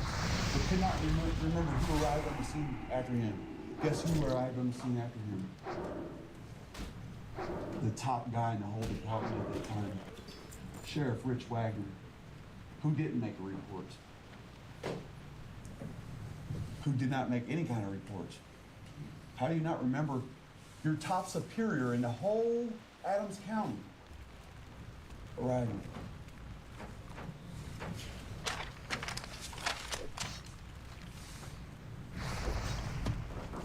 She appeared on the floor, he stated. He saw her on the floor. Couldn't remember a description of clothing. 18 years on the force, nobody could remember clothing. Nobody at all. I'm not giving you a theory like Mr. Jones did. I'm giving you the facts of what was presented right there on that stand. To take my life. No shorts, pants, not whether it was a dress. Nobody knew what it was. Nobody out of 10 people, 9 people, 8 maybe at the minimum, knew what she was wearing. She could not get up off the floor until deputies helped her up. Let me address another issue. Out of all these deputies and daughters and family members, did you ever hear one? I feel like I'm picking up quests that I'm not supposed to. Ever. No, you did not. Nobody knew. That's odd, right? Nobody knew who helped CL up off the floor. Why? Probably because she wasn't on the floor at all. Listen to the 911 call. Sergeant Lohmeyer was in contact with and talked to CL most. He stated that. Everything Sergeant Lohmeyer stated. Piece of shit. Come from an Useless druid, goddammit. The horse's mouth, the person who spoke this. I'm out of range. Unsure about things he should know, completely sure about things that were factually different if you would have heard them from that mouth. Bow down to your betters. Keith Kinney stated that on their scene of arrest, he cut the strap on the purse as defendant was laying on the ground. He also testified to the rosary being found in the defendant's pocket, but it was intact. Look back in your notes if you took them, it was intact. That rosary on the screen you've seen in the last week, broken. Minor detail, but still. It adds to a whole bunch of ridiculousness. Nothing about a pill bottle, did he state? Nothing. Nothing about a pill bottle. Adams County placed that next to that purse to associate it with another crime. Objection, Your Honor. There is absolutely no evidence of that, and he's making stuff up. I am. Sustained. I am. Well, I questioned 3 different officers of the law as to the specifics of that chair and that purse. Not one of them said anything about a pill bottle. Bradley is extraordinarily fussy about language thus far, taking any change in language used as proof of corruption and falsehood. Even if the story was virtually unchanged, if you use the word attack in one instance and then refer to the same event as an assault, he would believe he caught you in a lie. But what he said here was truly ridiculous. He is now claiming that because he questioned 3 people about something and they didn't independently bring up a different piece of evidence, that they're lying. But if he wanted to know about the pill bottle, he should have just asked about it. He has done this multiple times, claiming that no officer or person who was allowed at the scene could recall helping the victim, that no person knew what object was used to violate her, and more. But that is patently false. He's trying to posture as if his story doesn't solely rely on the jury just trusting him, that he has some evidence to back up his statements, but he doesn't. That pill bottle's associated with another criminal act. Objection, Your Honor. There's no evidence of that. Sustained. Make your arguments based on evidence presented during the trial, Mr. Young.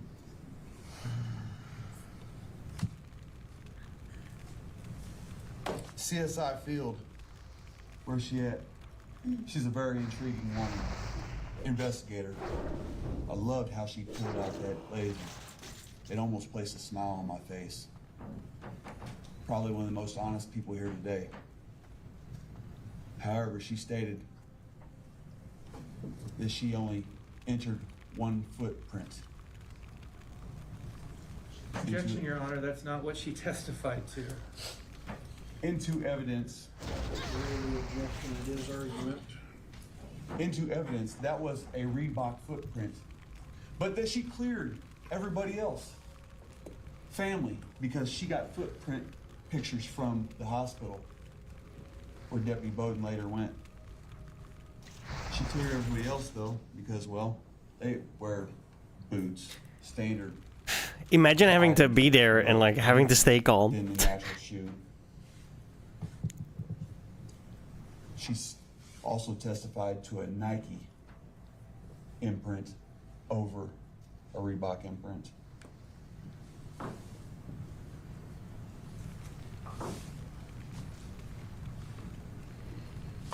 She looked for fingerprints with her oblique lighting and high technology instruments, finding none in the whole scene. She found none, not one.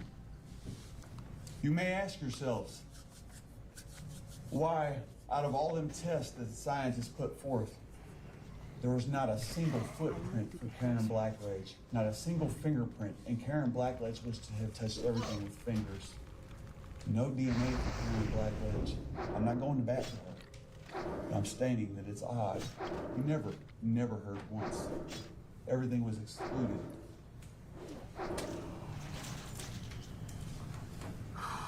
Nor did she find any DNA when she swabbed, but for one place, a safe. A safe handle with 2 contributors. Assumed contributor CL. Other contributor alleged to be myself. That's what the reports say. Evidence, as they say. The man who always touches this safe is sitting here in the audience. Always. He's stated by many to be the only one to touch this safe. That the kids normally don't touch it because it's covered by a partition or a wall of some kind. The only man who ever touches this, and it's built into a wall as you saw, in a basement. What's the likeliness that he disinfects, cleans, wipes it every time he touches it? Guess what you also heard? His DNA wasn't there at all. Not at all. That's odd, right? Very odd.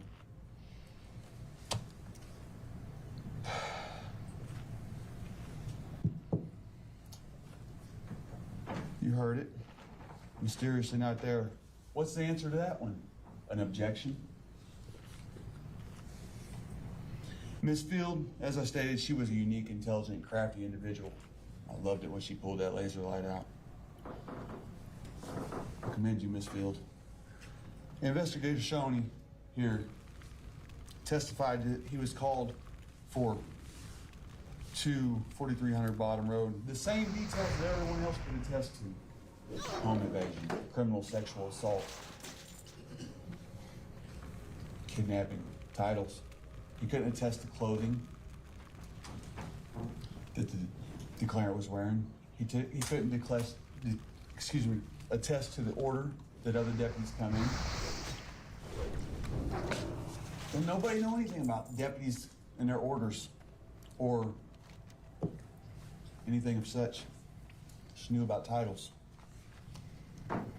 What Investigator Shoney could do, he could tell you the exact denomination value and the amounts of bills in a bag, in a purse, not a bag, excuse me, a purse found at the scene of arrest. He ran down denomination values and the exact count on that stand, but couldn't tell you details of things that should matter in law enforcement.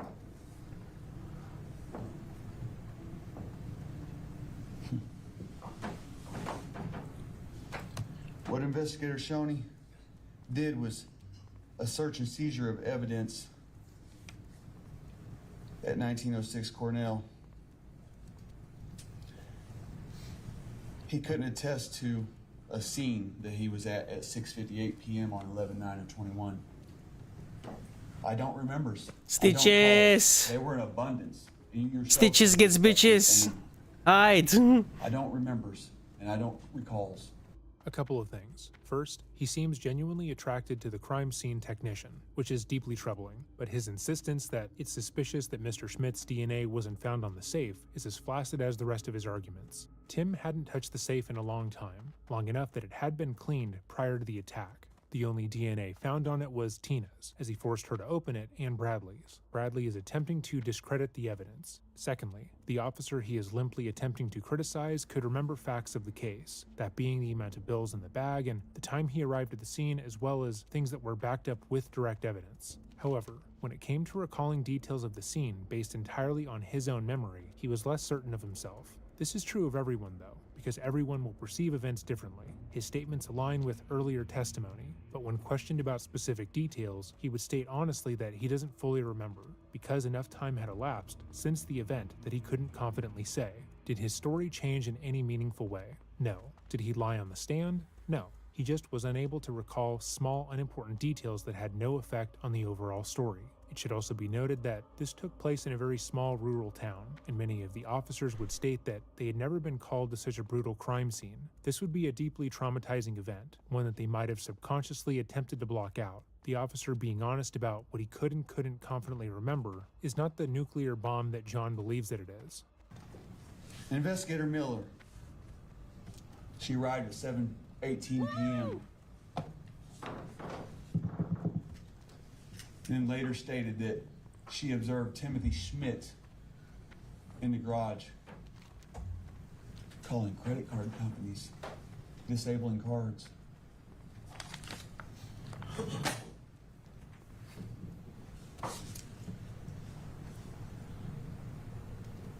It's not the information I received. It was objected to.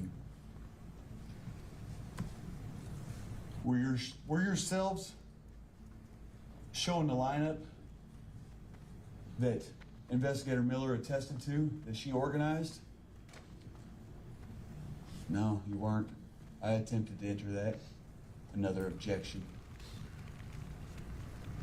A lineup showing no positive identification. Judge, and laughs and giggles. Judge, I object. He's talking about things there's no evidence of. His closing argument is supposed to be talking about the evidence that was introduced, not his fanciful theories and conspiracy theories. Conspiracies. Sustain the objection. There was no evidence of Your Honor, identification or not, Mr. Young. Your Honor, Miss Miller attested to. But okay. But okay.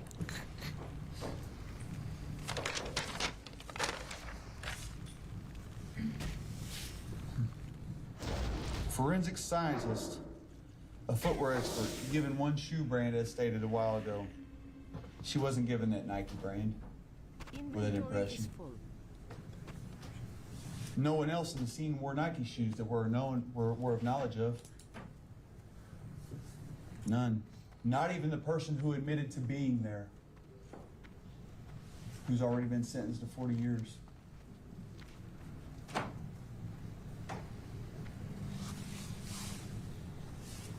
$40 years? That's not enough.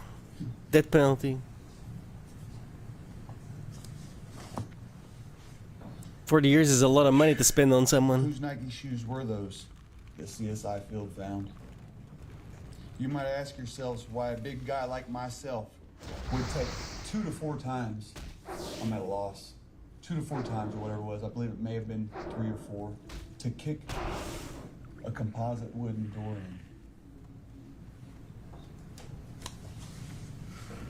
Not me. Not me. It would be opening one. I build homes. I know what real doors are, real wooden doors. I know what composite wooden doors are. That door wasn't taken 3 or 4 times for me. Who wore them shoes? I can't carry anymore. Once again, Jan's narcissism is on full display here. He's arguing that because evidence showed that he had kicked the door 3 times in order to break in and assault Tina, that he couldn't possibly be the culprit. He's too much of a big, strong, tough guy, and he would have easily been able to kick the weak, composite door in, unlike whoever did this. Pathetic. His defense here relies on the jury seeing him in a largely positive way that feels frankly The fact that he would like... It's similar to when Sarah Boone argued that... Give these people, put these people against a wall, dude. Like, too smart. Or when Robert Tellis argued that... Imagine spending taxpayers' dollar on this rich. So obvious. Macy Juski, a DNA... A wall, 4 bullets in a ditch. That's all these people deserved, dude. Every test before this woman, you heard her state, excluded myself. Every single one. Every single one that was attested to on that stand excluded myself. And that was a fact. I asked her to read them off. Dexter McIlhenny excluded myself. She spoke of how they passed their test with 100% surety. How tests cannot be false.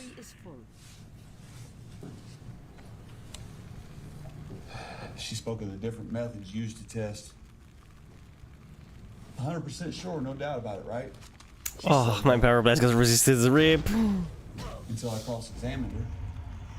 It's only a 5-second guess. Then she got up her own stand, and when I asked her about a test done by a scientist, Can't carry anymore. she stated his findings, which were excluded. You also heard Mason Juski test to the fact that the contributor count went from 1 contributor on the inner pad of that depends in Dexter McIlhenny's testing. 1 contributor means that would be 1 person, CL. 2 contributors in her report number 4. 100% sure, right? Again, you heard her testify to the fact, or I should probably say the opinion, that in item 1H2, a swab from the outer waistband of that depends went from 1 contributor in Dexter McIlhenny's testing, 100% sure test, to 5 contributors in her testing. 5 contributors. I'll stand here while somebody tells me how that's possible in 100% sure testing. 5 contributors. 5? On a Depends diaper, a personal diaper? Depends? How did it go from 1 to 5 with 100% sure testing? Review your notes. I hope you took them because that's the fact. Let Mr. Jones object to that one.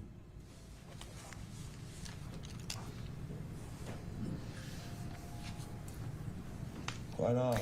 Where do I know jitters from, I want to dude? point out one thing to you, ladies and gentlemen of the jury. One thing of very high importance. It's a store or something, This just right? seems very logical at all. She also stated for and on the record that she did not test the actual Depends. She tested the sample of Dexter McIlhiney. Yes, she did. She did. She surely did. That can of 409 spray, alleged to be held by defendant, to have sprayed some elderly woman in her privates and on her body. I'm sickened by those claims. I'm sickened by it. No idea. How are you? The defendant was to have held this can and sprayed her, but there was no DNA on that can. On a ridge button. Yeah, my name is Sven. Sven Jorgen. You've seen it. No DNA on that can. You heard Masajewski. No DNA for defendant. Number of contributors, 2. I want to talk about the knife. This is a big one. This is a very, very big one. This knife with a cloth handle and a cloth handle slash string, shoestring it looked to be. You've seen it in person. Your Honor, may we present the exhibit of the knife, please? Just so the deputies can see it. Mr. Yan, you can present it. I don't. Deputy, would you present the exhibit to them? It's the one standing up right Why there. are all the useless glasses taking all of the fucking...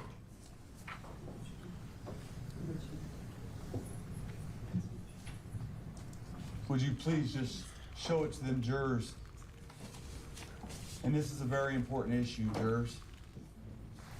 Patient people. Would you please show the knife? Inventory is full. The knife itself, Mr. Hummer. I can't carry anymore. Can you please unseal it? Just show him the knife. It was unsealed once already. Mr. Jones? Judge, there are photos of it. He doesn't have gloves on. I'm not gonna let him unseal it without gloves on. There's a photo of it. Can we just use the photo? You saw him pull it. Go ahead, Mr. Hummer. You're fine. Thank you. You saw Mr. Jones present the knife right here in the middle of the floor. It had a cloth string around it. No DNA for myself or alleged co-defendant. Alleged co-defendant who was supposed to have held the knife. 2 contributors, both being determined to be included. CL and her husband. They were included. If you leave it to Sergeant Lohmeyer, he states that the declarant told him the male gained the knife and utilized it against CL. Others say, Ms. Black. Repeat that. If you leave it to Sergeant Lohmeyer, he states that the declarant, CL, told him the male gained the knife and utilized it against CL. It's locked. Everybody What? else states Karen Blackledge. Then you have Deputy Ruth Bowden. What do you mean it's already being used? People pay attention. What? Deputy Ruth Bowden, first on scene. The only deputy who Is that a bug? actually walked through the whole scene and observed things with Mr. Timothy Schmidt right here. When I asked her what kind of knife it appeared to be, she said just a regular knife. I said, so, a What the kitchen fuck? utensil? What did she say? I'm sure you remember this. She said, yes. I said, just a regular kitchen utensil. Yes. That right there is a railroad spike with a cloth string handle around it. A kitchen utensil, though, from the only deputy who walked through the whole home. That's major. It's called for reasonable doubt. No, objectively it isn't. A detective not knowing what a railroad spike looks like and believing that it's a kitchen utensil is not cause for reasonable doubt. It's maybe a sign of ignorance on the detective's part, because how many people are around railroad spikes, but it doesn't call into question any of the other evidence in the case, or could lead someone to suspect that Bradley is being framed, which is what his argument hinges on. If that is the argument he wants to put forward, it would be imperative that he shows any assertion like this was made out of malice in order to frame him, and not simple ignorance. If he showed that he had been unfairly targeted by this officer multiple times in his life, that everyone involved in this case was interconnected, and showed that any of the detectives had taken the stand and maliciously lied, then he would have made some headway. But that doesn't happen. Then you have the stain on the floor where CL was to be seated. Item 4A, stain from kitchen floor living room. Number of contributors was 1. where a woman was supposed to have been raped several times and then set directly down on that floor. You saw the chair, saw the floor, red blood stain. One contributor. Name me one person, one male or female, who has sexual penetration, is getting off on something of that nature and doesn't secrete sperm that many times. Or after that many times. One Fucking lawyers like, what the fuck is going? This is probably the wildest case all of these people have ever been involved in. Jesus. Dude's nuts. Actual monster. Majewski answered what touch DNA is. It's the genetic information recovered from epithelial cells, skin cells, left behind when a person makes contact with an object.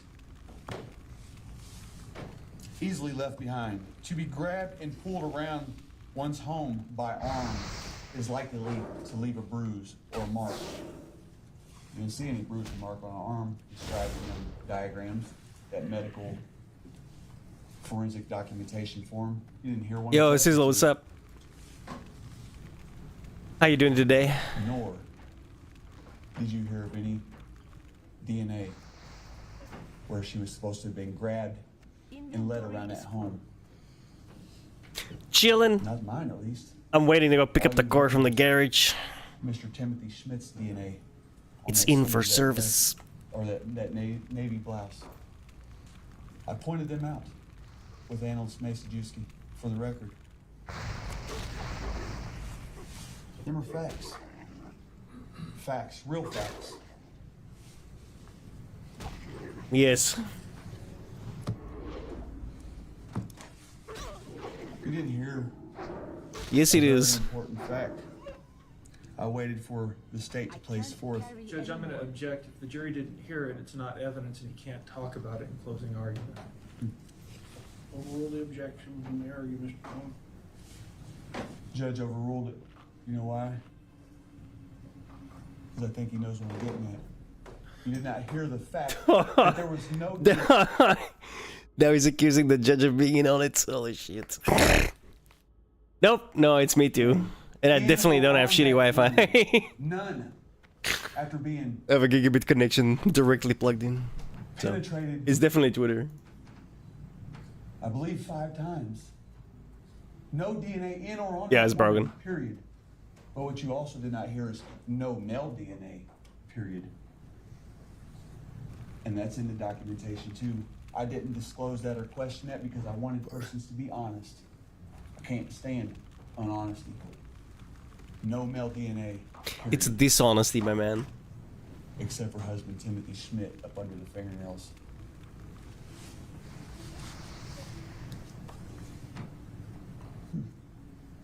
Ask yourself after numerous... I'm Bradley Young, some fucking freak that maliciously beat and raped a 77-year-old woman and then robbed her, or like robbed her first and then raped her, like made her drive to her own home and shit, like very, very fucking crazy. But then he decided to, yeah, 77. She died a month later, so basically it's murder. Let's be honest, it's murder. But it's one of those... You know who Daryl Brooks was? The guy who drove to the Waukesha, Wisconsin parade and then defended himself? We watched that entire trial. It was absolutely, in a horrific way, hilarious because the guy's a complete retard and, you know, like, the trial was a fucking freak show, a sideshow, not a freak show. And I read the thing on this and it says, narcissist acts as his own lawyer, accidentally proves he's guilty. And I was like, oh, hey, I like court cases and I love it when some idiot tries to defend himself when he's like completely clueless. So that's always fun. And then the case started and I'm like, holy fucking shit. Yeah, this guy's also being his own lawyer. And he's also dumb as fuck. Daryl Brooks was way dumber though. So Daryl Brooks was more funny, because this is getting, yeah, this is kind of horrific in a different kind of way, right? And he seems like very What's up, Mario? This guy seems very cold, calculated, and even way more disgusting than Daryl Brooks was. Daryl Brooks was just a fucking, you know, low-life scum. This guy seems more malicious, you know? Penetrations by a male organ. So I just warning, right? It's brutal. There was no male DNA. And I know some of you have frowned against me since you've been here. Some of you probably still. So I don't actually know the specifics of this case. I was just like, because I like to watch these. It's like crime and psychology channels, right, where they like show stuff like this. Oh, he definitely went to jail, right? 100%. They should have put 4 bullets in his brain pan and dropped his lifeless corpse off in a ditch. But you know, supposedly we're more humane than that, which I think is bullshit. But whatever. Massive proponent of firing squads. Hello. Yeah. But yeah. Daryl Brooks was brutal as well, right? Considering what he did, but his court case was more ha-ha funny because he's such a retard. How are you? And while this guy's also a complete retard, it feels more. It's way darker. You know what I mean? Because of like the... Yeah, I don't know. Yeah. I don't want to compare driving through a fucking parade and, you know, viciously beating and raping a 77-year-old woman multiple times and then she loses her life a month later, right? I don't want to make comparisons to that in terms of like how horrificness or something, but the court case seems a lot more... Yeah, Daryl Brooks was ha ha ha, look at this retards. This guy is like, oh my fucking god, put this guy against the wall right now, right? You know, like that kind of difference. Let's be extremely logical. No male DNA, period. And they should put Daryl Brooks against the wall too, by the way. In my opinion. Fingerprint analyst Brian Long. You heard that there's no DNA on that can. So we make up for it with a print. One singular fingerprint on a cylindrical object. But what about Prudence jurisdiction, though?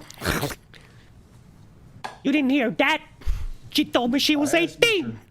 Bitch. Like, what the fuck was that, dude? That was hilarious, bro. Observed for streaks or smears, such as fingerprints sliding.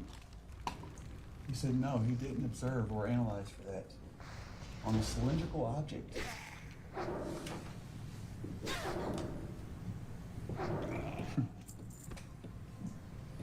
Defense didn't receive certain information to analyze it himself. Objection, Your Honor. I apologize, you weren't in here for that. I apologize. Thank you. Sorry, Your Honor. Dr. Attica Goomba. She testified a week later she saw the declarant at QMG.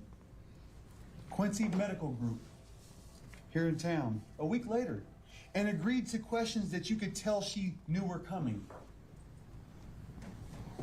How's the wowing? Brain to 0 and grind, you know? We're 25, almost 26. We're getting there. Slowly but surely. She stated it herself right on the record. Soon we'll be in Stranglethorn Vale. That's gonna be a rough place for me. It saddens me because I know people who have succumbed to pill habits and almost killed themselves over a doctor just believing them.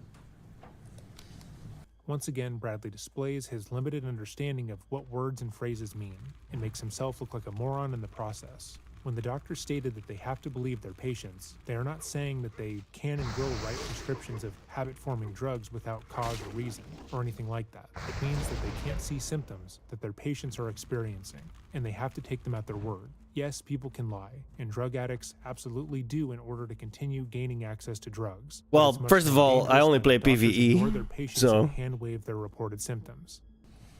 Them are her words. You always believe the patient. A week later, she could see marks or evidence of a sexual assault. A week later, you saw the markings. 3 bruises. Dr. Attic Goomba didn't testify. And I'm sub to WoW. So this is probably the only thing I'll play for a while. Something that's been on that woman's body for years. I have it. I wasn't able to present it. Them are her words. PvE? Yeah, man. Look at it's Tarkov without the cheaters and tryhards. It's fantastic, right? It's great. To always believe the patient? Most times, yes. But not always. Officer McMahon, you heard Jake McMahon state that there were numerous drawers and cabinets open and a knife left right in the middle of the floor. You also heard him state that he did not go into that home. He did not cross that threshold. That knife, if the end of that table there is the doorway, and that table is about the length of that partition of wall, and there's an alcove here, and a knife is sit back here by a sink, how does Mr. McMahon see these numerous drawers open and this knife sit back here in this alcove on the floor, but never went into the home? You heard him state that. You heard him state that there was numerous drawers open, cabinets. You saw the pictures. Did you not? You saw the pictures. One drawer. No cabinets open. It's quite odd, right? Yeah, it's $30 extra, right? It's kind of a scam, but it was worth it in my opinion. Just to avoid all the cheaters. Right here on the stand. I asked him what spoliation of the crime scene was. Spoliation is like contamination, tampering, altering, moving things around. That's what that is. Either the scene was spoliated, contaminated, which we already know is contaminated, many people were walking through it, or else the cabinets and drawers just weren't open. The state presented that right there. Themselves, the state did. The ones trying to persuade you of these heinous and sick crimes by myself, somebody who's never been associated with anything like this before. That's a nice qualifier. Anything like this. Mr. McMahon cannot see through walls, just like you and I can't, just like nobody here can. He could not see through that wall in that picture. Bro, these are all the wrong wolves. I haven't even seen a lead wolf. Oh, that's because I... That doesn't make you a believer of false information. I don't know what does.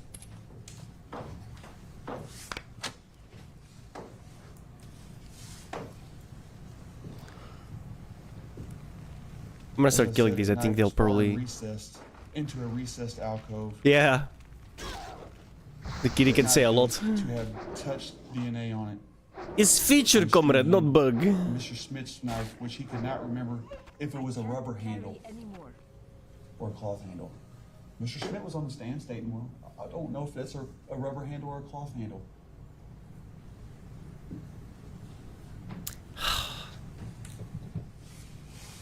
I need better bags. This sucks. Something Karen Blackledge was supposed to have carried around and threatened a woman with. I'm perspiring right now. Why? Because it's my life on the line. If I'm committing a crime, I'm perspiring. There's DNA right there. Nobody's but Mr. Schmitz and CL's. And it's been tested. You heard Mr. McMahon state that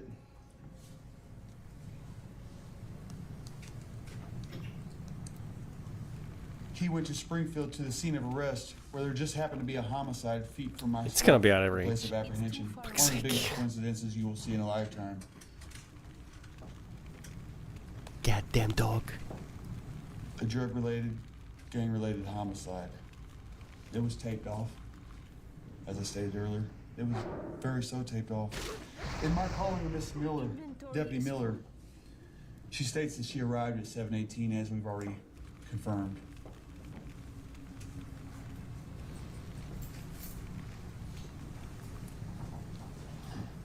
You heard me ask about the procedure and whether officers or citizens are to help an individual identify or give clues to a subject in a photo lineup. She said, not normally. It's highly against the law to do that, to point people out.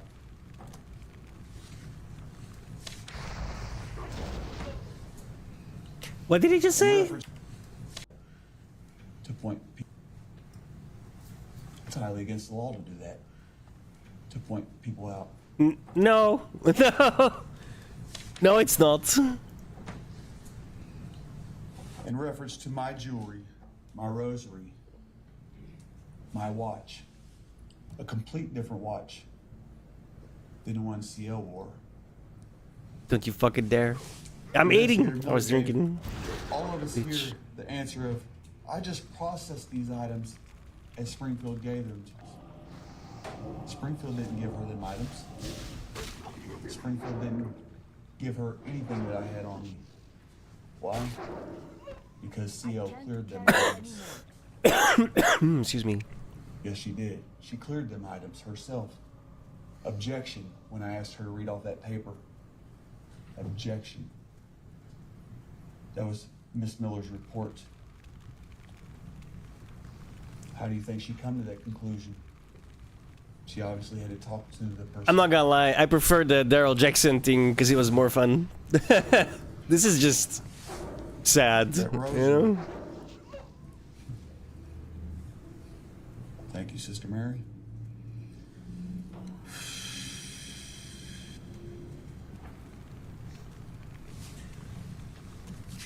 He said some off-the-wall shit, dude.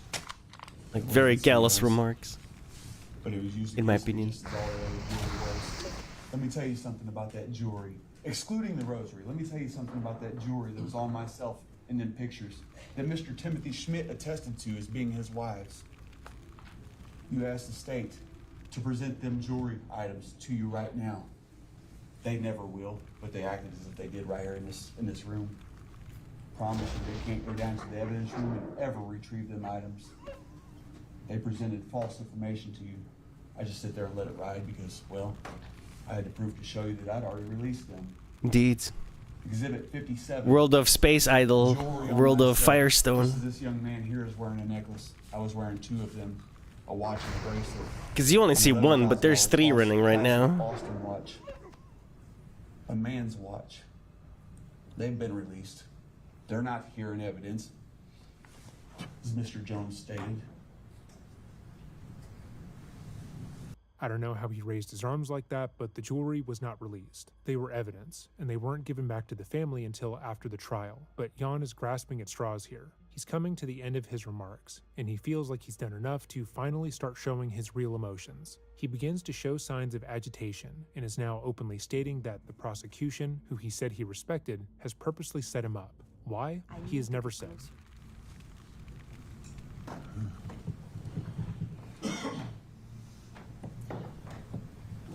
States use exhibits and items that were never in my possession.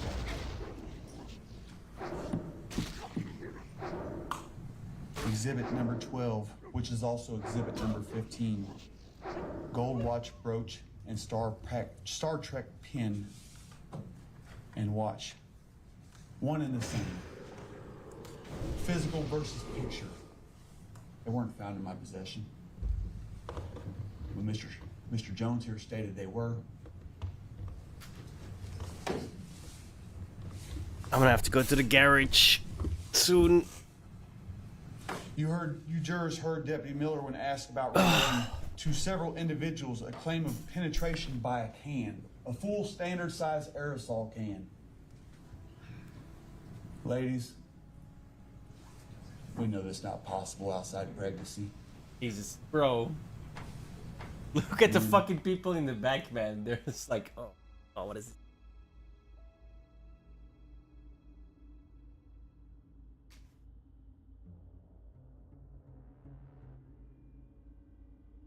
Não, tomara que... Já viu?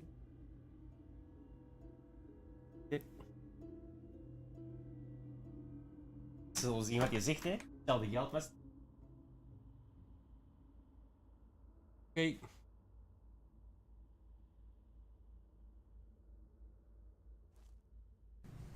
We also know it not. Why would she present them claims? Because let me tell you something. If you saw the truth for what it was. Imagine that being the family and having to sit to listen to this. Holy fuck, man. You would see that And then he only gets jail time, right? These people need to be put against the wall, dude. Deputy Investigator Miller going around saying these things to everybody. Standing out here outside the courtroom at times about a year ago, stating these things to other person's family members who said, man, that just doesn't seem logical, and contacted me.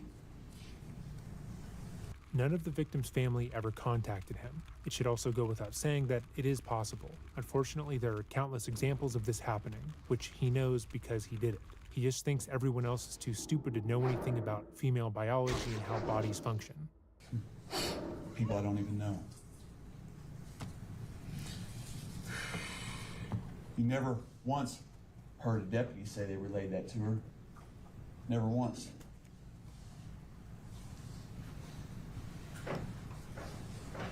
You may ask yourselves why a deputy, a professional, would present that type of information. Why? Because Bradley On's the bad guy. Yep. Bradley On's so ruthless. Okay. He's a sexual pervert, a deviant. I'm gonna need 15 minutes. I gotta run. Well, run. Walk to the garage and then drive back. Inventory is full. No. It's 26. No, not at all. Anymore. Not at all. Not at all.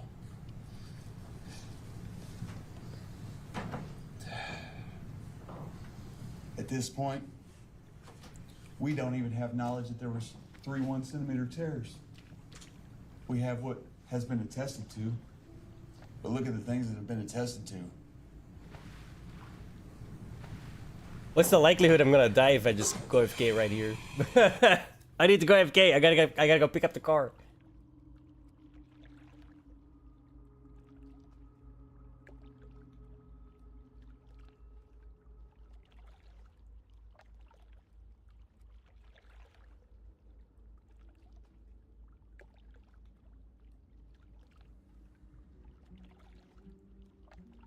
I'll be back.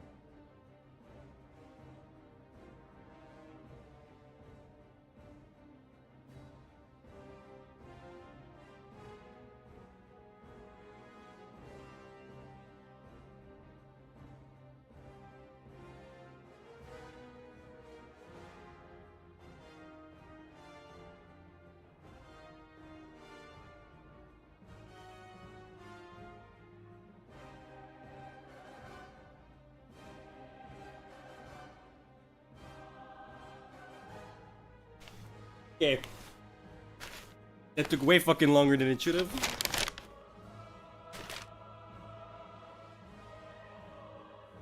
Kinda my bad.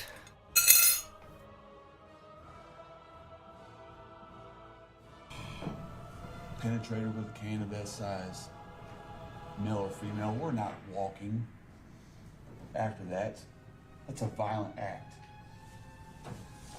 The can, it's approximately 10 to 11 inches long. About that big, bigger than the diameter of this cup. We're not walking after that. We're not sitting in a photo lineup laughing and smiling about how people look with big ears. You know what? I'm gonna pause this. I don't want to listen to this while I'm eating. Okay? No. Unacceptable.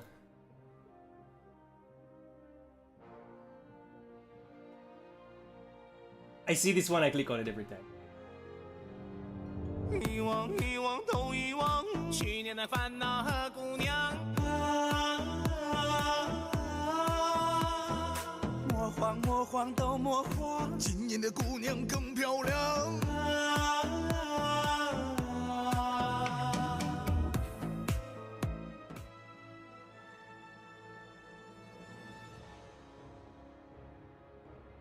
It's funny every time.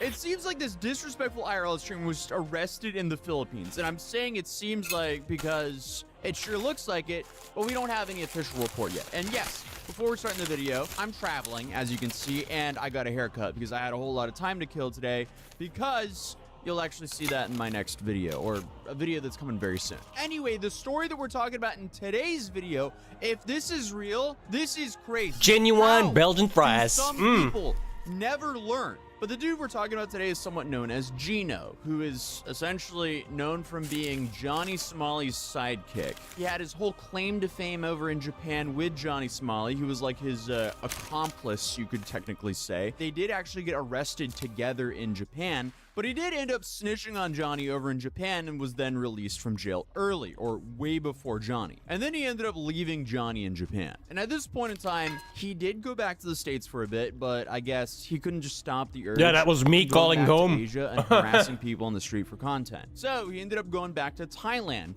where this clip went viral. That was me calling home. I don't know. To see if my mom needed some fucking stuff from the friture.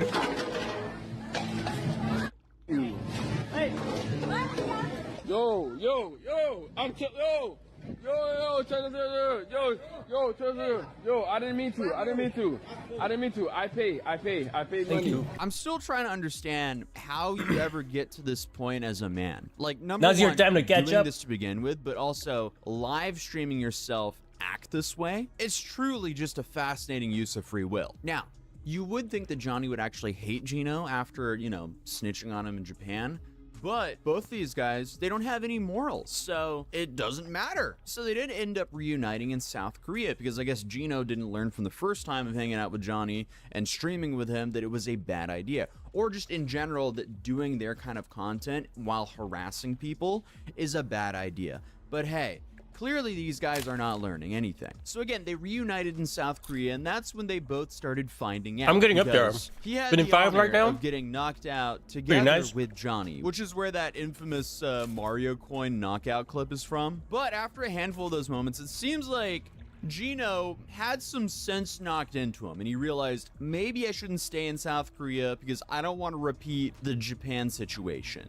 So he got out of there, and right after Gino got out of there, Johnny was about to leave and he couldn't. So in this like brain dead version of two morons who cannot act right, Gino got the last chopper out of, I guess, South Korea instead of Vietnam in this case. But my cat is like, had a little bit of what do I smell? does not mean What that he do was I actually smell? smart enough to stop streaming in She's this sitting matter. straight up, bro. Because after being in the US for just a little bit again, I guess he just yearned to go back to Asia and harass strangers for content again. And for some reason, he decided to go to the Philippines after everything that's happened with Vitaly. And not only did he go to the Philippines, he decided to go to the Philippines and commit a serious crime again after we know everything that happened with Vitaly. So like, basically everyone in the online community has seen how hard the Philippines backhanded Vitaly for acting out in the Philippines. So why Gino would ever go commit a serious crime, which is actually worse, Bro, they gotta do the same to him. Go for it. than anything that Vitaly did. Because as long as Vitaly 10 years isn't in jail, charged boom. for stealing that motorcycle, Enjoy the Philippines, motherfucker.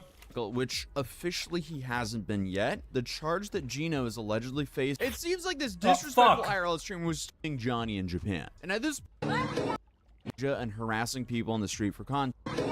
Yo, I'm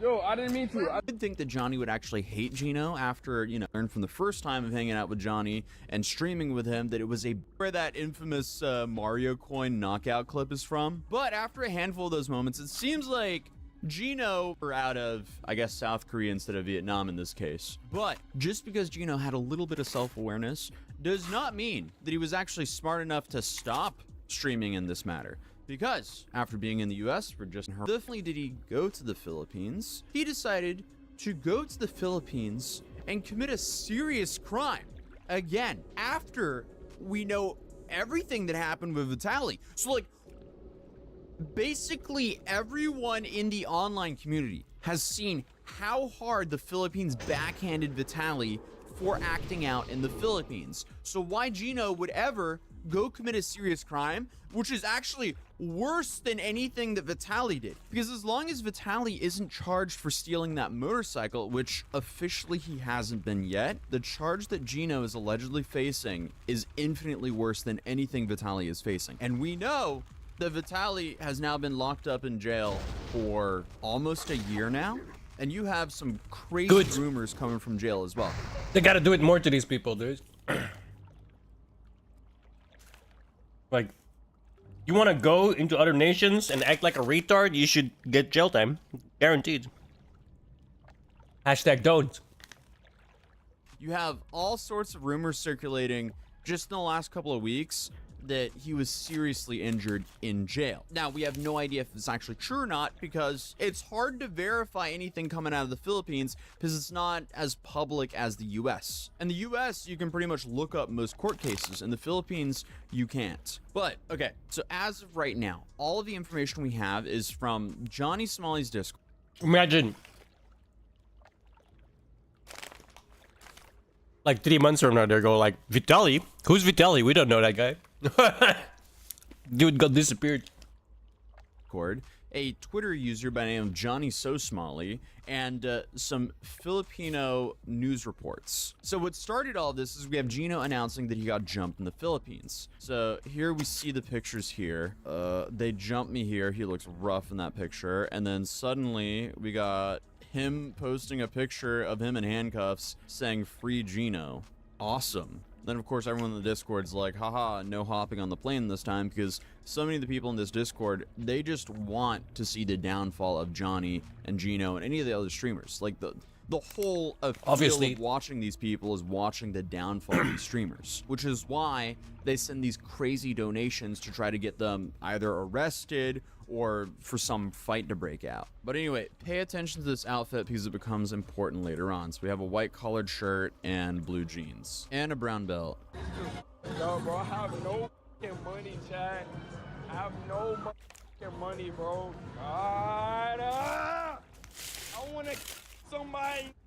I don't know when that video was from, but okay, interesting. There's rumors that's from one of his last streams, and now suddenly there's allegations that he assaulted someone. Oh boy. So now we have more reports saying that he was involved in a stabbing in the Philippines. What so the here fuck? We have a cutoff image. You have the white collared shirt. You have the blue jeans there. You have the handcuffs in the front. Yeah, I mean, dude, same hair, same little goatee going on. I mean, this looks like Gino. This definitely looks like Gino. I transcribed the clip and it says this. This is about a foreigner, an American national who recently complained / filed a report about what happened to him with his girlfriend at a tipsy bar along Salinas Drive, Barangay Lahug, Cebu City. The victim you're referring to is this 27-year-old alias Chloe, who also lives in Barangay Lutupan, Toledo City. That's the one. The victim is a virtual assistant. So here we have another incident summary. A The fuck is a national virtual identified assistant? as an American citizen is currently being held Isn't that AI? at Mabolo Police Detention Facility. He was arrested after allegedly assaulting his girlfriend at a bar in Salinas Drive. Okay, so that at least matches the previous one that we read.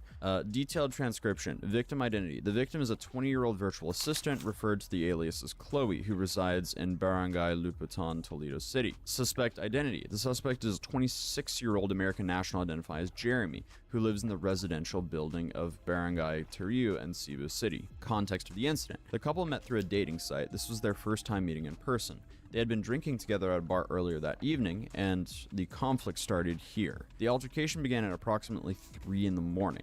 The suspect allegedly became upset and physically assaulted the victim after she attempted to leave the bar by getting on a different motorcycle. I'm assuming that would be with another man. The reporters speculate the language barrier or a misunderstanding regarding their transportation arrangements may have contributed to the conflict. The current status is the suspect is facing charges related to violation of the Republic Act 9262, the Anti-Violence Against Women and Children Act. The suspect has declined to give a statement to the media at this time. Okay, so it seems like depending on the victim's injuries, he could be facing up to 12 years in prison. Awesome, Damn. dude. What are you doing? For slight or physical injury, the penalty could be 1 month and 1 day, up to 6 months. But then on top of that, he also has to wait until he can have his trial, which, as Vitaly is finding out, can take quite a while. Apparently up to 2 years. Dude. So as of right now, I mean, what we can really see is him claiming he's arrested, and then now we have an official news report with a picture of a dude. It's not showing the top part of his face, but it seems like same clothes and everything. Same hair, same goatee. It looks like it's him. So I would say there's a very high probability that this in fact happened and that it was Gino that did it. And if this did really happen, Gino will be MIA for a while. Because odds are, when he's finished sitting in the jail that he's currently in, they could transfer him to the detention center that Vitaly is currently in, which we know is no 5-star resort. I still cannot believe that someone would be so stupid to not only commit a crime in the Philippines, but to also commit a violent crime in the Philippines. This is not hard, guys. I was just in the Philippines just a few weeks ago, and it was very easy to just enjoy the country and interact with the lovely people there and not commit felonies. It's surprisingly easy to not be an absolute scumbag. So overall, always reminds me of but as of right now, this Liar, is liar. when more Stop details breaking come the law, out, asshole. I'll probably be covering it. But if you want to see the video I made a few weeks ago of going to the Philippines, you can watch it right here. Drop a like on this video if you enjoyed it, and subscribe if you're new, and I'll see you guys in the next video. Also, yeah, we have a pretty interesting travel video coming out soon as well, because take at least by polling. Well, just so we're clear, I think 52 or 60% of Americans. So it's a Okay. majority. Bottom left is a retard. Justified. So majority of Americans believe the shooting was unjustified. And I think that was YouGov. It's not, and the minority, I think 30% believe the shooting was justified. Like 20% was like unsure. So Right. So I think you guys have the hot takes, to be honest. Yeah, well, No, who cares what's real? What people believe? What's the law? Whether they're In the correct story. or not, they're hot. That's all I'm saying. And stuff. So now let's do this. I'm assuming if you're watching this show and you don't know what happened in Minnesota, then I don't know what to tell you, right? It's like welcome up from your coma. But what happened? Renee Goodwin was shot and killed by an ICE officer as she was trying to inhibit their progress down a public road. She parked the car in the middle, and unfortunately, things progressed, and the officer fired. I can play the video of what happened if you guys think that'll be helpful. She got. Or should we just go into the misconceptions? I've seen I think the video might just be helpful context, just to ground us. Okay, go. Let me just play the video so you can all see what happened. It's funny. I had all this stuff up, and now that's the wrong one. All right, so here is a quick video on what happened. So I'm gonna do this is without commentary, and this is a side-by-side view, so we can all just see it, and then we can discuss what we see. And if you want to have things slowed down or whatever, we can also do that too. So downloads.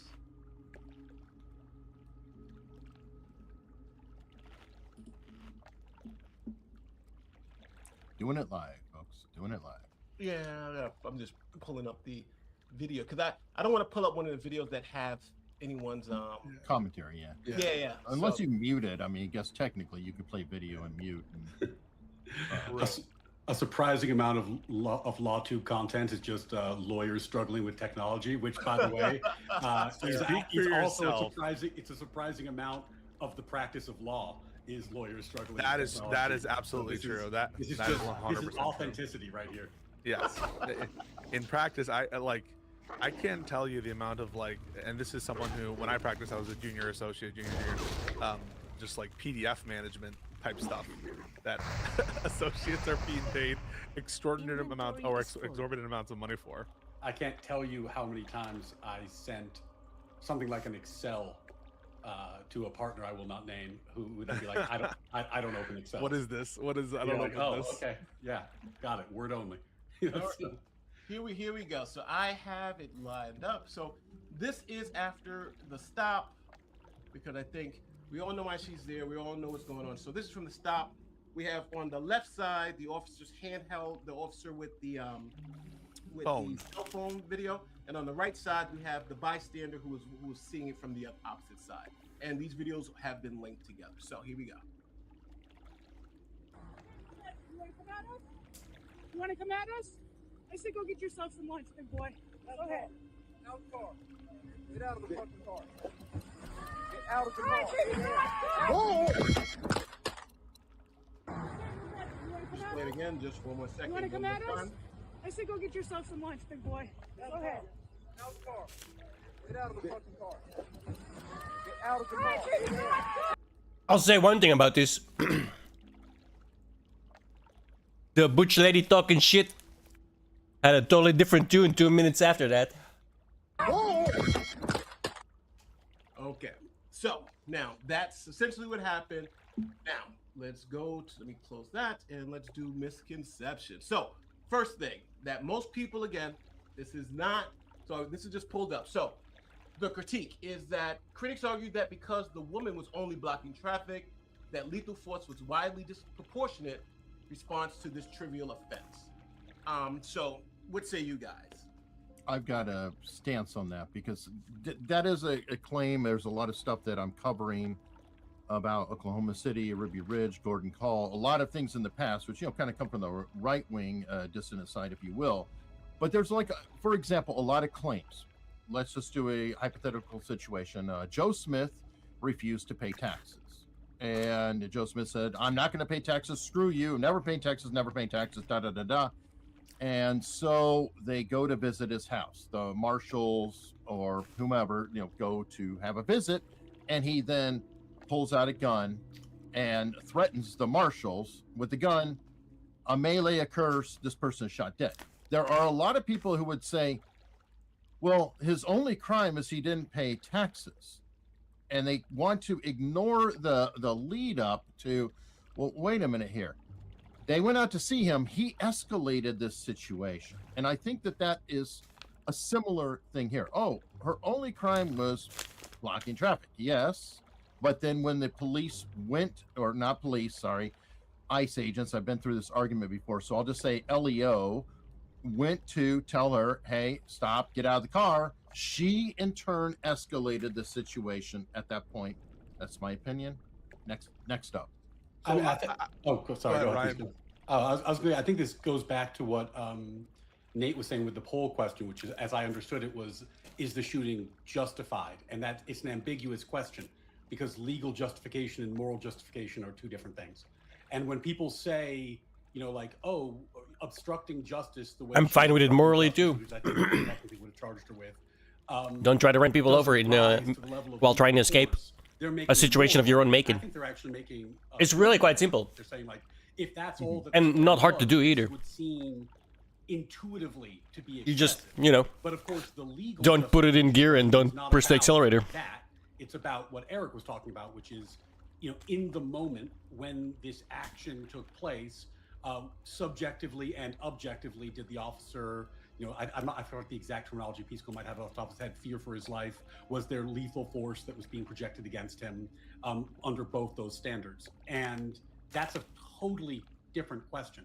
So for me personally, I watch that video and I say, God, that rubs me the wrong way. Like I don't like watching that, and I think it tugs on my heartstrings in a way that I find problematic. But that's a very different question than should the officer be legally responsible. And separating those two, I think, is critical. I was about to say, that's an appeal from emotion. We don't care about your emotions. There's some aspects that I agree with and disagree with what you guys said.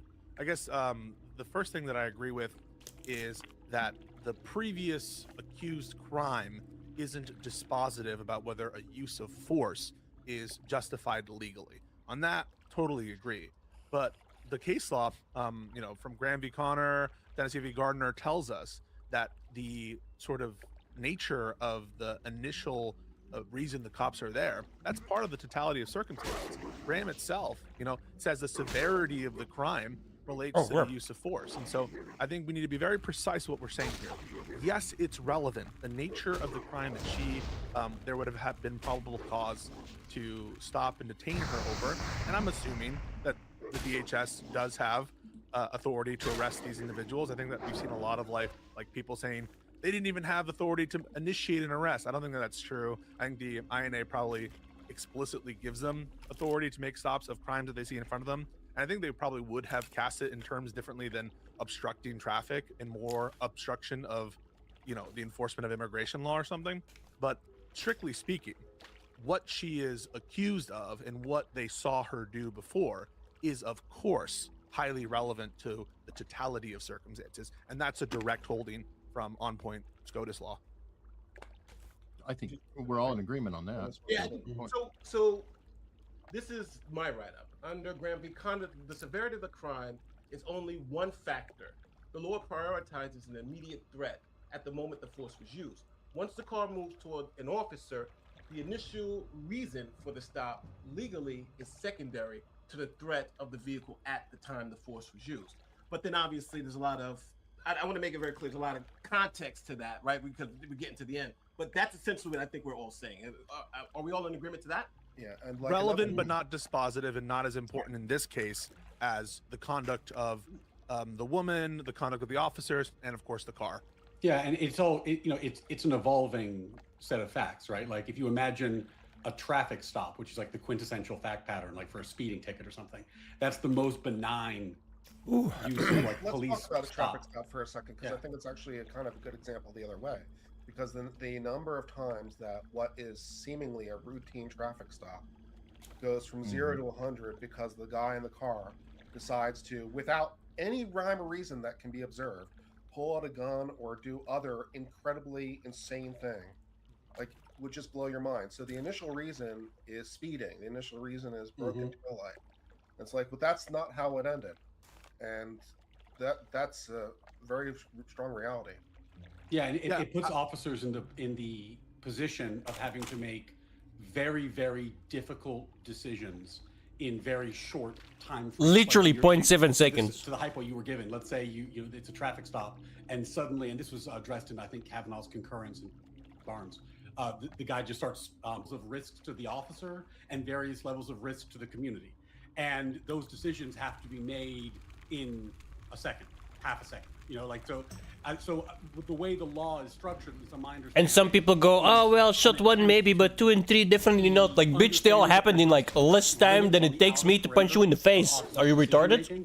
and also understanding that decision making will not be perfect in these scenarios, and we do need law Like, enforcement you officers breathe longer than that, in these in scenarios or to do their out. job. Pick one. Okay, so are we 100% in agreement? I just want to make sure that the ICE agents did have, I'll say, probable cause or authority to stop the vehicle, ask her to get out of the vehicle, and I'll just say detain, not arrest, just to detain her temporarily. Do we all agree that at that point, early on, that they had this particular authority? I'm not going to doubt it. I think it's a very strong likelihood that they did have this authority. And I want to, and this relates both to the issue you brought up right now about the crime and the issue of do they even have authority to make the stop. I want to encourage people on both sides, the left and the right, to avoid looking for like a simple answer that just immediately resolves everything. You need to go through the morass. You need to go through the objectively reasonable tests by the Supreme Court and actually look at the totality of circumstances. And it's not enough, even if it were the case that they didn't have authority, which I think they almost certainly did. It's not enough to say that, because even if they didn't, right? You guys know in the main course of traffic stops and even warrants and stuff, or any kind of pulling you over, there can be illegal conduct by officers, and it doesn't give you the right to evade them. It doesn't give you necessarily the right to try to like get away or anything like that. So yeah, I agree with that. Yeah. With one caveat: in some states, you can resist an unlawful arrest. New York, it's a high burden usually. There are some states you can do that, which I was kind of shocked. Let's not overcomplicate this. Yeah, I don't want to overcomplicate it, but I just don't want to. I don't want to make it seem in general. You'll get people in the comments. Oh my, they're not here yet. All right. In general, the fact of illegality isn't going to cause us to just like resolve automatically the self-defense issue in one side. And so on that score, I agree with you both on the probable question of authority, but also on the broader question of like, even if it weren't the case, I'm not sure that resolves it in favor of the decedent. Okay, and I just wanted to ask those questions. I think it's important on the way that we have little guideposts saying, okay, everybody agrees here. This is where they diverge. I just think it makes it a cleaner question to do that. And this is just a side note, but all the lawyers here on the panel, would you not advise, whether the authority is questionable or not, if you are in the situation where the police comply, tell you, stop, get out of the car, or whatever it is, cooperate, and then when you go to court, you can argue it out all you want. But in the time of the encounter, it would probably be advisable to cooperate with the police. Gee, you and think? not escalate the situation. I mean, 100%. And I think this actually does need to be said, because we have a rich history of civil disobedience in this country. And civil disobedience is part of the First Amendment. It's part of our protest culture. It is an important part of American politics. That said, if you're engaging in certain types of civil disobedience, like, for example, blocking traffic, especially blocking law enforcement, you should probably expect to be arrested. And when you are arrested, you shouldn't try to fight the cops. You shouldn't try to push them off. This is going to create both physical and legal jeopardy for you above and beyond the political statement that you were making. And it could legitimately ruin your life. Like even if you aren't harmed in the arrest, suddenly a small charge could turn into a large obstruction of justice charge, assaulting a federal officer type charge, and now holy fuck. your whole life could be impacted by this. So yes, I think there are corner cases we could talk about, but in 99% of situations, if a law enforcement officer gives you an order, comply. You're better off fighting this late down the road. I do want to make one or 2 points before we go further. Miss Good was not a domestic terrorist. I don't care what you're hearing. I don't care anything like that. She was not a domestic terrorist, and people need to stop saying that, because it only poisons this whole thing even more. She was No, she was just a dumb sucker mom that fucked up. This could have been a civil rights movement. She's doing something she believes is helping the country, even though whoever may disagree. I think labeling her a domestic terrorist is the wrong framing, right? So I think we can all agree with that. Yeah. No, I want to associate myself positively with Ryan's baby, comment there. that was delicious. But with a big caveat, which is, well, first I'll just say, yes, it's true. And you want your lawyer to suss out all the illegalities and all that stuff after, you're out of that situation. And you don't want to rely on these, like, poorly trained bozo, My face is moonlighting sweating. That's how Proud delicious Boys it who was. they're hiring and nice, to just, like, have your best interest at heart. But the big caveat is a political one, unfortunately, and that is what the administration is doing with respect to their training and with respect to their insistence on having these masked people without any identification and some of these practices. I know the justification. Can we just do a legal analysis? I don't want to get into politics. Oh, sure. I'm just saying it's important also for the police to keep their side of the bargain and to make sure that they're respecting the rights and the prerogatives of law enforcement. I want to go. Let's go to number 2. So number 2, here is the. Now I'm going to give both sides of the argument. The critics will say that, argue that this shooting. So this section is about policy violations versus criminal statutes. Critics are now saying on Twitter and online that the shooting violated DHS and ICE internal policy prohibiting firing at moving vehicles and prohibiting officers from standing in moving vehicles. The counter to that is that policy is not law. An officer can be fired for violating the policy while remaining constitutionally reasonable under the standards of Graham v. Connor. Also, that there are exceptions. There are also exceptions to the policy listed. But I'm saying, just even without the exceptions, just as a general rule.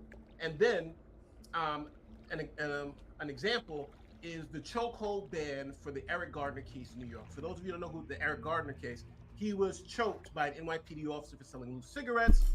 The policy said, NYPD said you can't use chokeholds. They were going to prosecute him, but the fact that he did use a chokehold to effectuate arrest wasn't illegal, so he was fired from the NYPD, but he was not prosecuted criminally for the policy violation. So critics, so one side is saying because he violated policy, this is now a murder. What do you guys think about that? I mean, I agree with you that policy is not law. It might be something that gets brought up in a trial, but the policy is not the law. But also, I mean, I haven't looked at that policy in a while, but my recollection, you guys can correct me if I'm wrong, is that the language is along the lines of you don't fire at a vehicle solely to prevent it from moving, right? I think you can get into a lot of work violation. I just don't think it's worth having the argument. Yeah, I don't. I think it's highly relevant for the legal issue. Yeah. I don't think I agree with Ryan. I just concede it's a policy violation, so I can move on to the next step. But let's see what Pisco says, though. Yeah.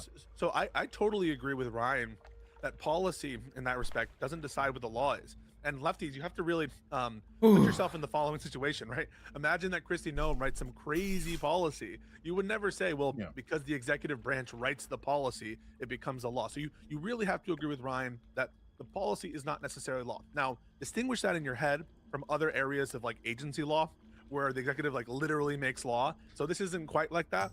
But the reason why it's highly relevant is because, as was done in the Chauvin trial, what the policies are informs what an objectively reasonable officer would do. I don't say it decides it, but it informs what they're trained with, what expert testimony will ultimately say. Probably is all coming from the same pattern of observations and fact, which inform the policy, which has to do about best practices. And the reason they're best practices, I'm presuming, right, that they're not just a random policy, is because they are attempts to try to minimize bad things and maximize good things. And so it's relevant insofar as the meat and potatoes of the evidentiary case, that what was done here was or was not objectively reasonable.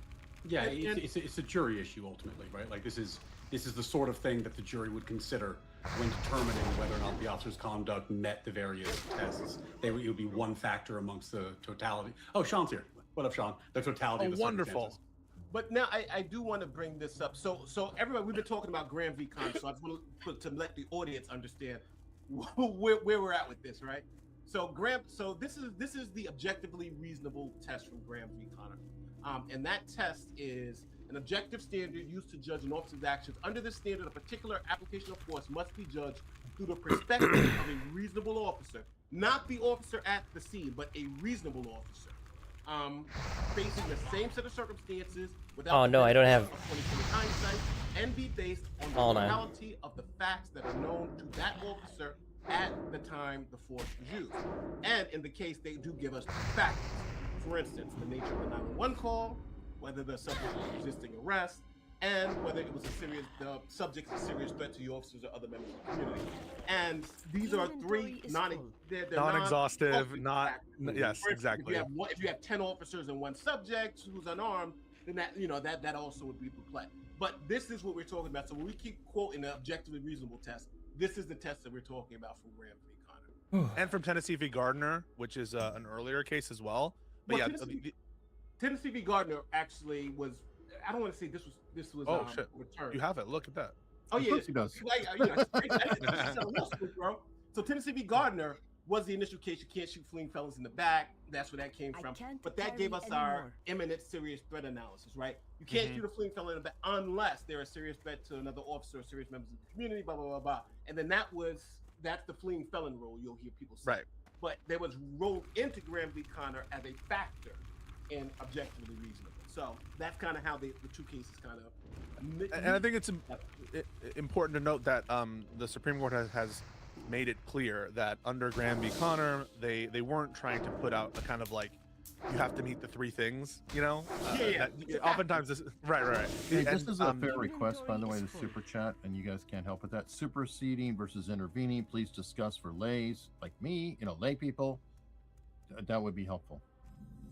Did someone say superseding? So, and in what context? Okay, well, I thought somebody was when you were rattling off the different cases. Okay. I'm not sure what relevance is. I kind of will sometimes view those as more or less equivalent. Maybe they're different though. Eric, you want to knock no dots connected for me. Sorry. Hold on. What?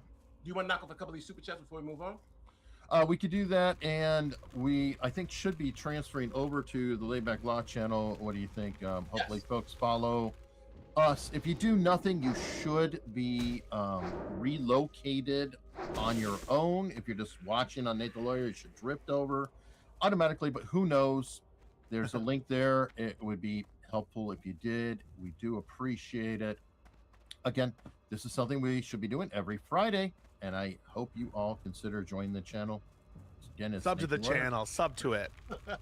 Only if you like it, though. I mean, honestly, if you hate it, then don't. We don't want to do that to anybody. Trust me, I see know, you soon. I know looking at this list, this conversation is going to get spicy real quick. So go ahead and do some super chats before we start wrestling with each other in here.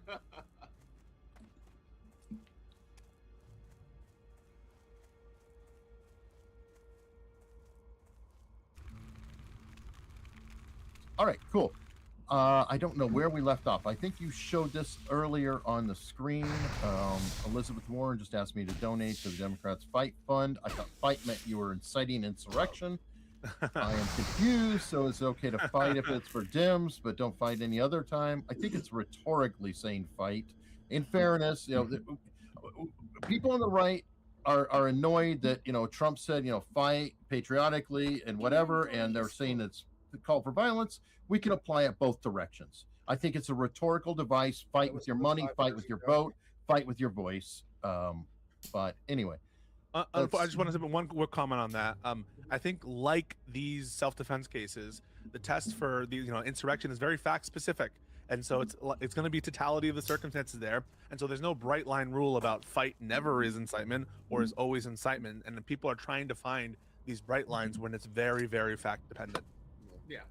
Okay, well, everything in the universe is technically fact dependent, if you break it down.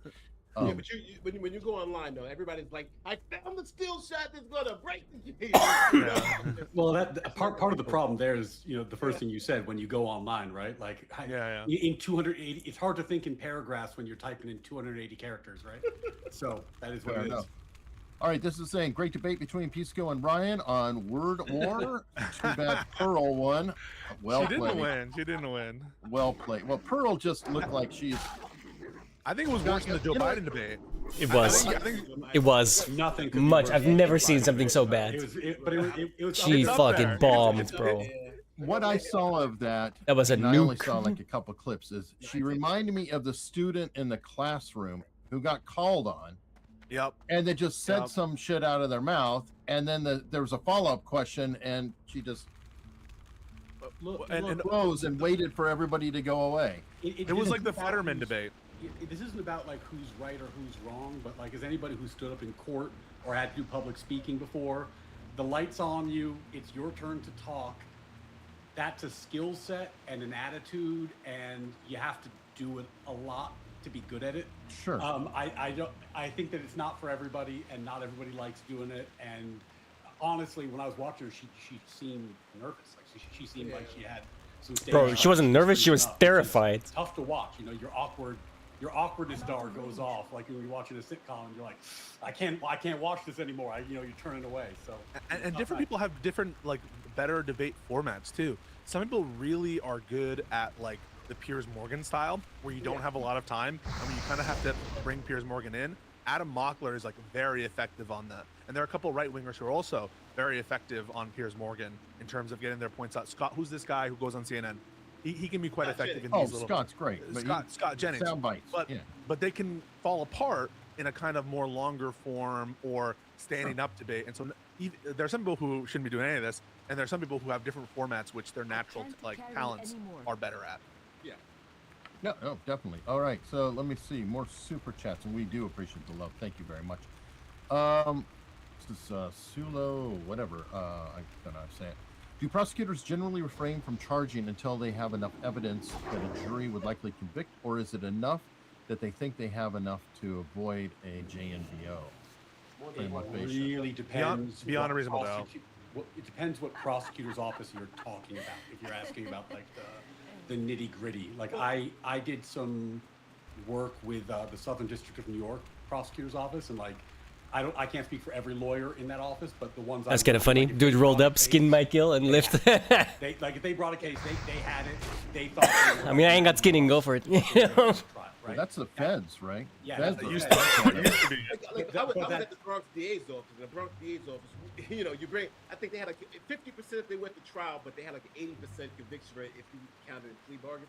But a lot of the times, only thing you need is probable cause to, either bring an indictment, and that's the ethical standard too. If you don't have probable cause to bring the case, then you may have some ethics issues too.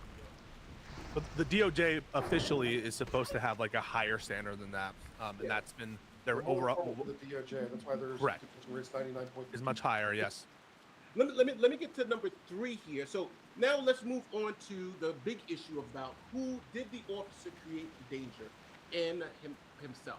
So where's all the wolves at? Saying commentators argue that the officer created his own danger by moving himself into a blocking position in front of the car. On the other side, they say the video shows the officer was in a static position and the vehicle became dynamic, maneuvering and turning that position, pointing at the officer, and placing him in a split-second decision because the driver's actions of accelerating were the proximate cause of the officer's injury. He still retains the right to self-defense, even if he placed himself in front of the car initially. So, I'm assuming we're all gonna have some different points about that. Well, I brought up the fact, I think, last Friday in the first debate with Andy Signor, that the car backed up. The officer was there in front of the car. At that point, he was kind of off to the side. Then the car turned towards the officer. The officer was actually standing, or agent, whatever you want to call it, was standing. The car turned into him. From the video.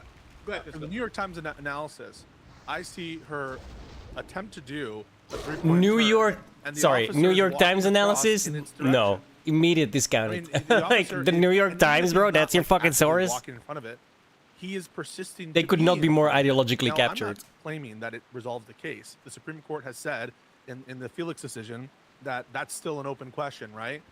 That some circuits have applied the officer created hazard doctrine, some courts as well. I think personally they ought to, right? We can all think of a scenario which would be absurd if this weren't part of the objectively reasonable test, like an officer jumps into oncoming traffic, creates the danger, and then shoots the person, right? Like that can't be, at some level of extreme, I think most people's intuitions would kick in and be like, that can't be objectively reasonable. So I think the doctrine should exist in some form.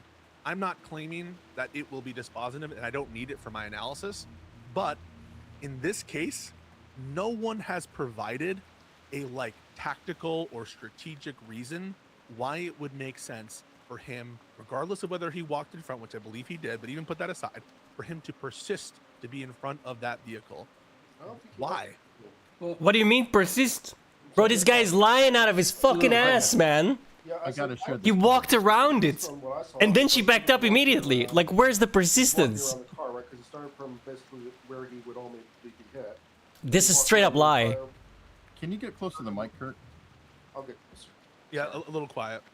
No worries. I was saying he started from where he would ultimately get hit, from that left front corner.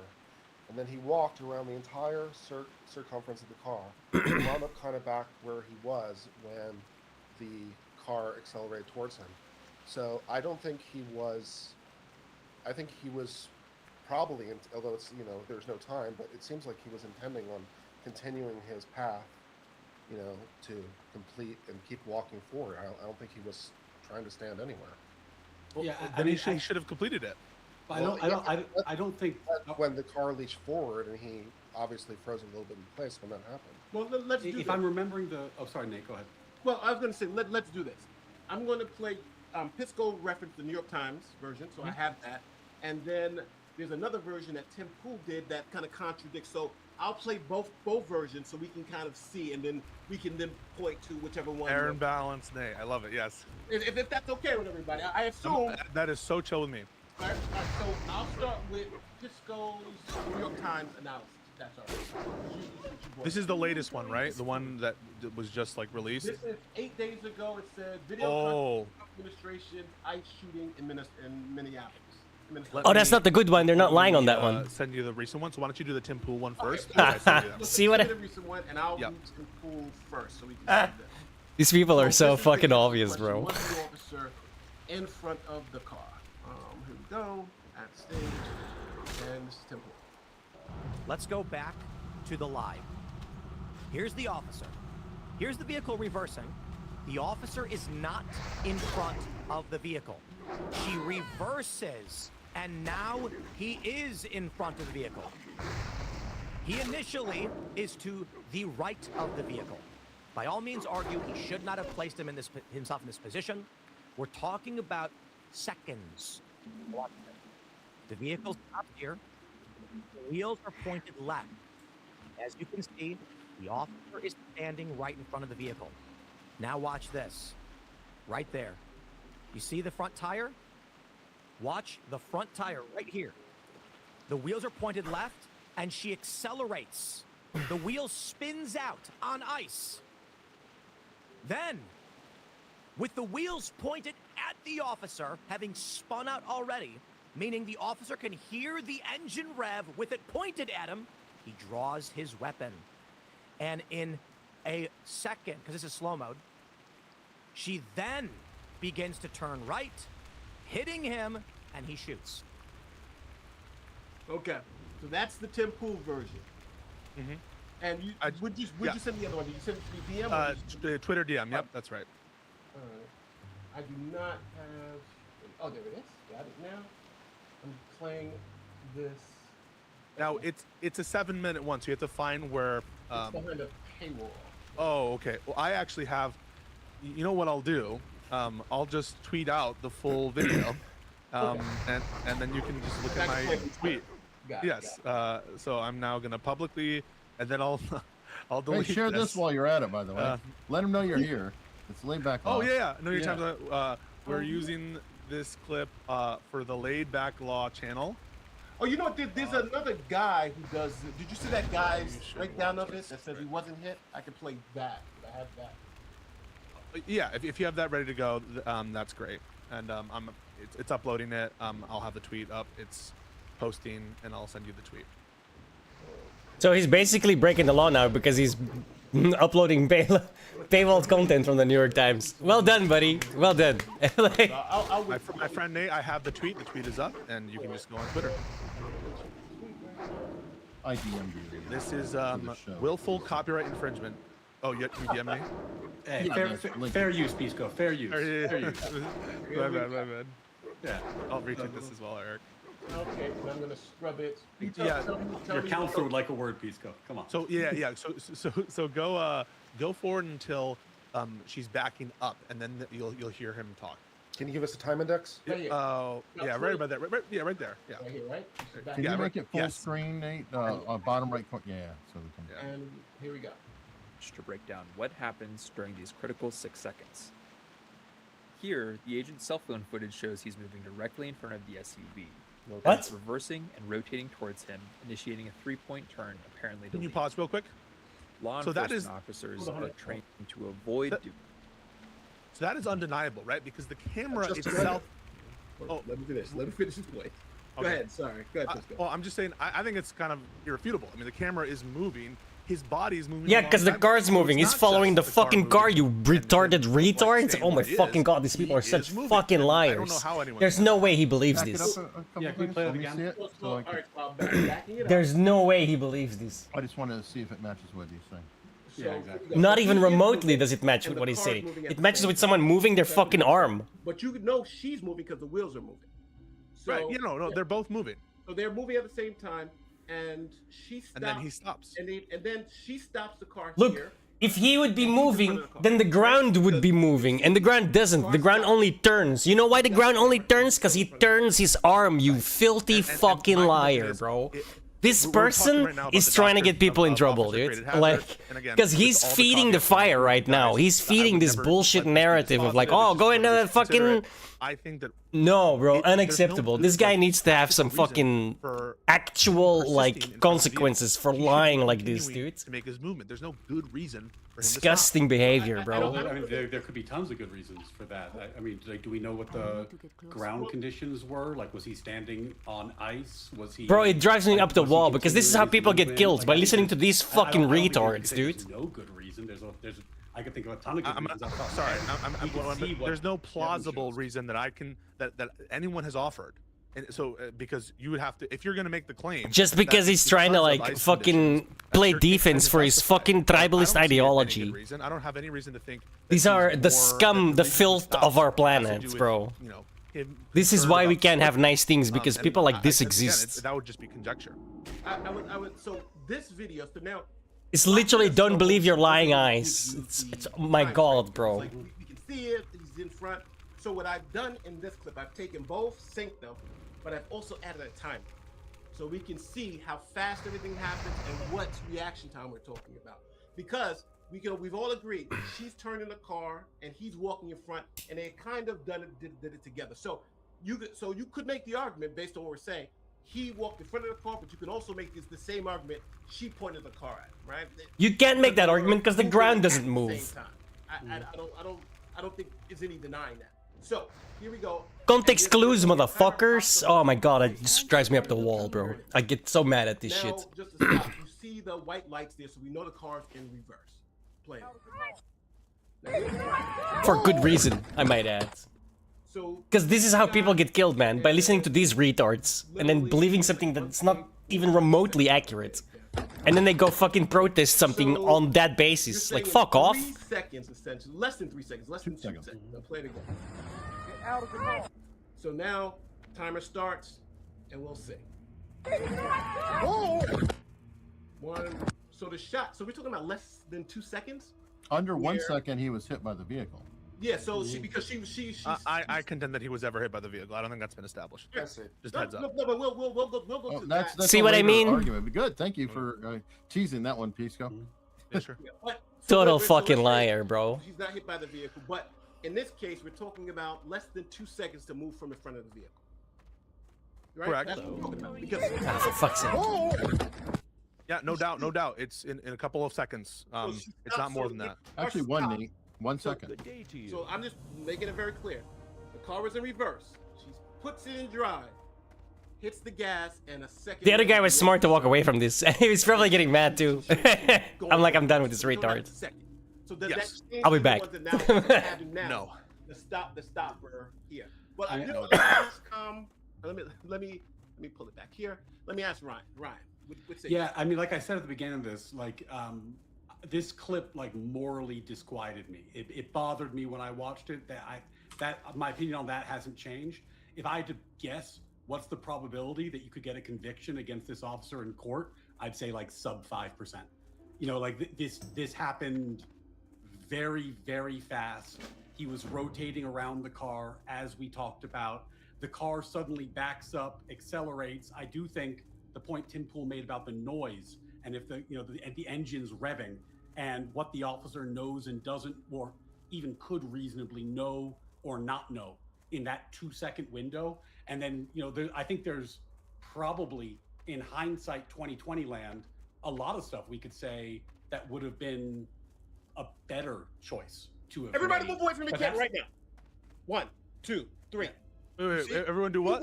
I didn't hear you. There you go. I didn't hear you. I didn't hear you. I didn't hear you. What'd you say? But Pisco, that's exactly the point. Exactly. No, we're over the internet. No, what are you trying to say? No, he said, move out of the way, and then it's like, all right, 1, 2, 3. We're like 20 seconds in, and you're still saying, "What did you say? What did you say?" He had less than a second. No. And that's listen. that's why the Supreme Court has made it real clear that hindsight 2020 is not the test, right? No, Because this stuff happens so fast, like Nate just demonstrated. So what Nate is demonstrating on a stream where there's absolutely zero perception of a possibility of flight. Okay, where there's bro. no encounter with a human being, where there's no any indicia that we're going to have to be called upon to make any kind of decision like that. To think that this little experiment that you have with a trained officer, as though this is a substitute for the standards that the Supreme Court has put upon us, I think that that's laughable. Why don't we actually apply the standards from the Supreme Court and see what the decision is? Well, to be fair, Pisco, we don't have any cars handy to stand in front of. Yeah, I know that. But thank you. I think the fact that it's not a Just to be clear, the whole point of the exercise was not for you to actually look, right? But just to understand, in 1 second, we're talking about a very, very short amount of time. And every single piece of case law, and Pisco, I know you know this, and I know Ryan knows this, and all the lawyers know this. And we're talking about in seconds. It's going to be extremely hard for any prosecutor to say that in 1 second, he was able to react in the way most people are saying he should have stepped out. Some people are saying he should have shot the tires. And I think when you look at it in the time frame that it really has, You're doing what Barnes tells us not to do. Barnes tells us not to just look at the moment, right, of the incident. Barnes tells us to look at the totality of circumstances, and that includes everything that came up before it. That includes him adjusting his phone, putting it in the different hand. That includes the nature of the confrontation. That includes the officer created hazard. That includes, or at least I ate too much. I feel so fat. The Supreme Court ultimately rule on. That includes the fact that they're trying to initiate a stop in the first place, which puts them on. Remember, the gun is drawn before he fires it, and so to act as though, and before the car moves forward. No, the car already attempted to move forward. It spun out on the ice. Again, massive total fucking lie. That's the initial fucking reason he pulls his gun in the first I think place. a lot of people misread Barnes. So just so everybody understands what happened. And this is not Robert Barnes, the lawyer, folks. This is a decision called Barnes v. something or another. In which I believe it's the Fifth Circuit, they essentially took Graham v. Connor, and said it only depends on the moment the officer uses force. Was he scared? And if he was scared, then we're going to do that. And it went up to the Supreme Court, and the Supreme Court essentially said no. Connor is the totality of the circumstances, and they've essentially narrowed Connor to this one moment in time. So what I'm saying is that I'm not saying just look at this moment. I'm saying look at it as a factor. Now, factors are weight, and I believe the weight of a factor is you got in front of a car in 1 second. I believe that factor is going to weigh a little bit more heavily than whether he switched his hand for his phone, whether he did this. And I think if you look at the totality of the circumstances, I think this is one of many factors, and I think you rightfully so. Should have sold. The fact that there were Didn't three think of that. officers there versus one driver. Those factors do matter. But I believe this is an important factor in terms of timing. Ryan, it all factors in, and with Barnes, I think it's important to remember that what the Supreme Court was avoiding was this absurd circumstance where, because of the nature of the facts in Barnes, the officer had jumped onto essentially the sill of a car, but he didn't fire for like 1 or 2 seconds after that point. So if you had to do like just the microsecond before he fired, the analysis would start and end with him already attached to the car, which is obviously nonsense, right? That doesn't mean that we don't take into account all the things Pisco said, but it also means you have to take into account all the stuff that Tim Pool was pointing out, like if you're approaching a car, maybe we can talk about whether he should have been in front of the car or not, but he was. And when you're in front of a car and you hear the engine rev and suddenly it's moving towards you, you know, and what are you going to do in that circumstance, in that second? Yeah, we can talk about the whole circumstances, but that doesn't mean that that micro interaction isn't going to be the heart of the issue if this was ever presented to a jury. We can go about this in various different ways, but what I propose is this is the argument that I've had most success with in convincing people who think differently. And so I'm wondering if this, be careful, if you would indulge me in providing it to you guys. Go ahead. Sure. Okay. So, wait, what? The objective reasonability test. I'm not going to ask you questions, do my usual Socratic thing. I'm just going to lay it out. The objective reasonability test. I'm confused. Is not just a test regarding the nature of a threat an officer might face. The test is looking at the force, no surrender, whether the force is objectively reasonable in light of qualifying circumstances or a threat. Okay, and in that context, it's not enough to say that the car imposed an imminent threat of serious bodily injury. I don't think it did, but let's just move past that. We might have a disagreement about that. Let's assume that it was a qualifying threat. Okay, would an objectively reasonable officer in the position of this guy, this ICE agent, would they think that shooting the gun at the driver would have any tendency to prevent that threat? And the answer, I think, if you guys are believers in inertia, in physics, in the fact that the car is not like linked to the biology of the woman driving it, has to be no. Well, there is no good reason. Okay, if you were to kill this woman in the second you're talking about, how does that eliminate the threat of the car already in motion? Okay, well, here we go. I think the video actually demonstrated it. The agent fired his weapon. The driver was disabled. The vehicle rolled slowly, bumped into another car, and stopped. The threat was over. Ugly as it sounds, the video itself did play out that there was a threat. Where do I get the fucking season? Stopped by his actions, and again, I'm not judging anything else, but the threat was stopped by his actions. Nobody else was under any threat. The vehicle was completely stopped, completely down. There's an equivocation there, though, right? And this is the equivocation. Which one? The equivocation is what we're talking about threat here. Careful. Which threat? Okay. And what people are arguing is the threat that justifies the use of force in the video is the threat to the officer standing in front of the car. And the officer who was touching the door, and potentially her wife, too. By the way, her wife could have been harmed in this encounter. A lot of people aren't even talking about that, but she's on the other side of the car, pulled the handle, you know, kind of sort of got away, but she could have been hit by the other wheel, the vehicle. No, I'm just saying there was more people technically possibly in threat in this particular encounter. So let's just take it step by step. Imagine that the guy in the front. And I have a question for you, Pisco, when you have a second. Yes. Go ahead. Okay. But I want to take it apart because it really, this can't be correct, Eric, what you just said, and I'll tell you why. Imagine that the cop who was in front of the car wasn't in front of the car and was to the side. Would it be justified to shoot the driver on the basis of the threat to the wife? Number one, yes or no? No.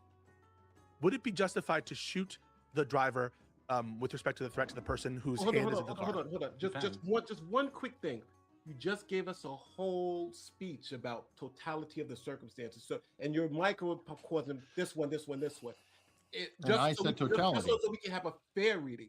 The wife, the other officer with his arm in the car, and the officer. So we have to think about them all, and then you would ask the question. No, is it justified under the totality of the So circumstances? are you guys arguing that the threat, I was never told to bite his isn't fucking just the threat to the officer in front of the car, but also to the officer in the driver's side part of it, and also the wife? Is that part of the threat?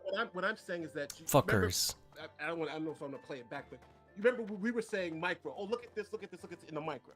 And then you correctly stated you have to look at the totality of the circumstances. This, and then now you're making the argument. Well, in this particular one, is it justified? No. I'm just asking your macro person. Each individual situation, you may be right, but you're arguing against your own point because you said the totality of circumstance. So I would say you would have to kind of evaluate all three and then come to determine. Can I ask my question now? Because I think it might be helpful, Please, just so I understand your point, Pisco.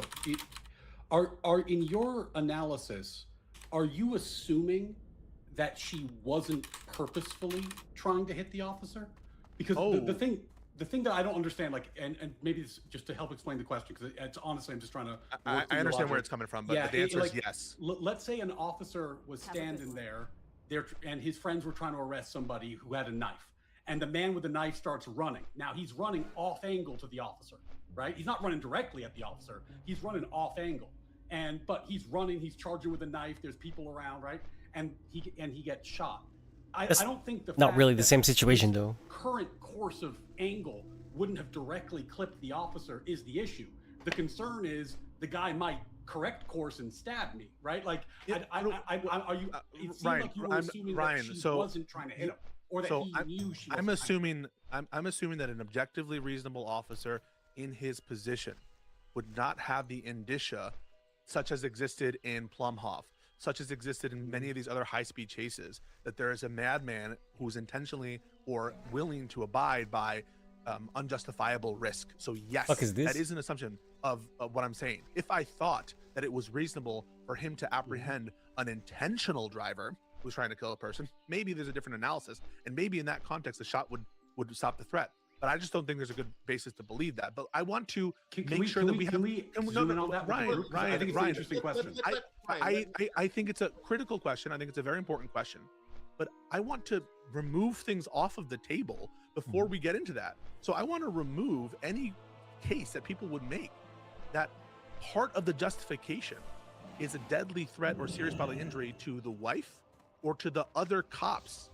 Does anyone claim that? Potentially. It's only the officer. It's possible. I cut Ryan off. So Ryan, you wanted to respond. This is why I wanted to interject the question there, because Okay, where's the fuck is this shop? Fragrant flowers. If the officer believed that she was And now trying this to street. hit him on purpose, then I think that it would be reasonable for him to then think that she might try to hit another officer on purpose or her own wife accidentally.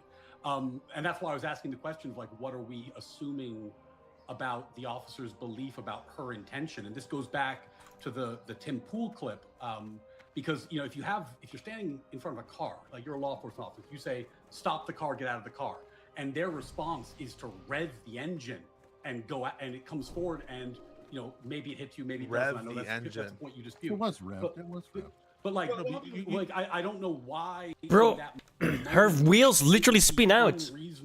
Rev the engine? Yeah, you require engine rev to have your wheels spin out. She's frantically moving the steering wheel to the right, away from the officer. Would an objectively reasonable officer, in those circumstances, consider that? Let's Can see you the time see the frame. tire from his angle? I want to stop there. Let's see the time frame on that, because a lot of people have been making a scene, have been seeing like she was moving the wheel, but they've only been seeing it in From the rear. Seconds. So she's also doing the three-point turn. And just to remind Eric, I have a soft stop at 1:15. I can go a few minutes over, but I'm not going to play it. I won't play it, but 2 seconds. So if you watch it in real time, you really can't. It's like so fast that you really can't really see it. But I can play it, but it's like, it's the whole instance 7 seconds, and that part is just 2 seconds. So it almost seems unreasonable to think that brains process that fast in that. So he can process where she is in relation to him, such that he can shoot her, but not that she's turning to the right. Yeah, I know. Hold on. That's an important point. If you're in front of a car, I think you could process, holy shit, this car's about to hit me, is like very different than like, oh, to what extent has she turned the steering wheel? I think like show the I video. think one is very easy to do in a quick moment. The other is actually quite hard. Show his cell phone video, because that's the closest perspective we can get without body where you camera can see of his her eyes, and I want to see if we can see the tires angle from his cell phone video. So can you play that? The cell phone's not angled at the cell phone's not angled at the tires. But his head isn't either. So no, you just said he can't tell that she's turning the tire piece. You did say that, and I'm saying I don't think he's looking at the steering wheel. How do you know where the steering wheel is? Yeah, in relation to the tires. In the video. But how can you tell that the steering wheel is turned which way or what? based on the movement of her hands and the wheel spinning. Right, but how far was it over? Was it all the way to the left, all the way to the right? I mean, it is a wheel. It is circular.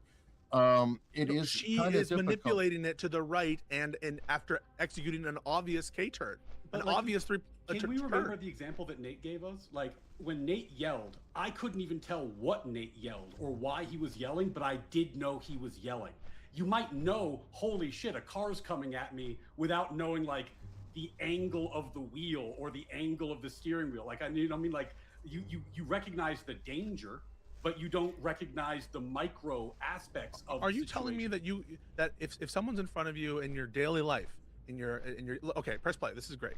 All right, so now we're going to press play. We're at 38 seconds, 47 seconds. So I'll stop it right when the car hits him. So we'll yeah, I just want to be able to hits look in at quotes. her. It's in quotes. All right. Well, we hear whatever. We hear the phone. We don't hear it necessarily hit, and we haven't had any expert But testimony we of hear the audio. Hold on. but We're arguing another point at the moment. We can Yeah. visit that one later. So she's her backing up, clear K-turn, Hold on. clear K-turn. How many seconds was that? That was less than 1 second. It's a Half a second. second. That was about 2 to 3 seconds. Play Yes, again? yes, Play it we again? can play it again. Yes, 100%. Notice how the ground doesn't move because the guy isn't moving. 38. So Notice the ground is always in the same spot. Backing up. It just So turns Why would she back up? Backing up and moving forward. So we're talking about let's count the because he turns the camera. Yeah, 36. See? This guy has been lying about everything so far. Yes. So what I'm saying is, when you see her backing up to initiate a What the fuck? The storm and seasoning herbs are most gone. likely, and then gunning the wheel to the What right, or happened? the Why does it say steering wheel 0 to of the 1? right, that is the indicia of someone trying to escape. That is the indicia of someone not trying to intentionally hit you. That is what that means. So you're reading her mind? No. No, It worked come anyway. on, Eric. That's not what I said. You've seen this clip twice. Yeah. What color was her shirt? Yeah, I'm not looking at the color of her shirt. Exactly, I don't right? know. Yeah. I don't know. You look at the color of the shirt. Exactly. There are some. Matter of fact, it's even hard to see her steering the wheel. Like I didn't. Like looking at this clip now, That's I what don't I was even. trying to say. I didn't even see her steering the wheel because it happened so fast. Yeah. You're talking about 3 seconds. So then, We're not. Nate, We're talking about 1 I've got to second. agree with you, Nate. Like you played the clip, and I've seen this clip less than some of you maybe because I wasn't in the weeds on this earlier. Did but you see her move the turn the wheel? my first reaction was, "Holy shit, the car's coming!" And then on like the second view, because I was looking for, because that's what we're talking about, then I'm like, "Oh, what's she doing with the wheel?" But like in a one-off, I don't know that you would have seen that. This is Cope. It is Cope because his first of all, his eyes are trained right on her. And This guy is such a fucking liar, bro. Wait a second. Because you can see the eye line. You can see the eye line from the other angles. From the other one. Okay. Yeah. An objectively reasonable officer in whatever he's doing there, he has his gun out. Agreed. At this time, he has his gun out. Correct? Yes. Yes. An objectively reasonable officer in that position is not concentrating on her for the purpose of knowing what her shirt color is or remembering what she looks like from the facial I don't know what the fuck perspective. this is. What he's looking for are signs of a threat, signs for what she's doing in the car. That's what an objectively reasonable officer You're right. is doing. Hold on, I agree. He's going, part of and that he is did seeing have a how sign of she's- a threat. It was a vehicle accelerating rapidly into him. You're right. There was a sign of a threat there. Hang on a second. So, but would you agree that an objectively reasonable officer who is in the mode of trying to assess a threat would be looking at what she's doing with her hands? Is she taking out a gun? Is she directing the car towards you? That's what an objectively reasonable officer is looking at. And so the fact that I can't identify the color of the shirt after I read it, that's not the critical information that an objectively reasonable officer would be looking for. Hold on. He pointed it out because you're talking about steering wheel function and everything else. He was saying, hey, these details are really difficult to see. And I pointed out because you had mentioned the angle of the tires that he would see. And I'm saying, no, he couldn't see it from that angle. What direction the tires are going. He can only go, I'm here, vehicle coming, oh shit, bang. There's not a lot of time. So the shirt color, yeah, you're right. That's not the biggest focus. You can barely see it any damn way. But I'm saying you really can't tell that easily what is going on with the wheel either. She's not two-handed doing the wheel even, so there's only one hand going back and forth. I'm a driver, and when I'm turning, the wheel turn, I'll let it slide in my hand. So I may not even be asserting pressure, on the wheel to turn it. So it's here's very the question, Eric. difficult. So then now you're going to go, vehicle is coming at me. Vehicle's coming at me. Here's a threat. That's so first that's of all, really let's distinguish endpoint. between the camera view and his view, right? He's holding the camera, and he's even taller. He's not holding it like this, right? At this point, he's changed hands of which camera's in. Okay. Yeah. And so no one can deny that he had visibility of the woman. Okay. The proof of this is he shot at the woman. Okay. That's. I just gotta call out the assumption. Assumption. He saw her doing the wheel. Like we're making assumptions. On objectively reasonable. So well, no. I mean, Pisco, I honestly, man, I think we're getting close to like the objectively superhuman officer at this point, rather than the objectively reasonable officer. Dude, like, are you serious with the objectively reasonable officer does not see everything perfectly, does not make every decision perfectly, is not aware. Like the question we're asking Pisco on some level, when we put the objectively reasonable test out there, is we're asking as a matter of policy. Is it can we hold officers to this standard such that we're going to criminally punish them in the event that they make a mistake? That's kind of what the zoom out. Don't zoom out to policy. Here, I mean, I think look, we watched this video, and like I said, I do not like morally. I don't love this shoot, but like we don't need the grandstanding. Let's focus on legal stuff. Hold on, it's not grandstanding. What a loser, bro. We watched the video, and the immediate reaction that I think most of us, excepting yourself, seem to totally have ideologically captured this guy. Which is the threat. Like, He's just making shit up. What anybody would experience if a car gunned its engine and then drove at you. You'd say, holy shit, a car. So let's just be clear about something.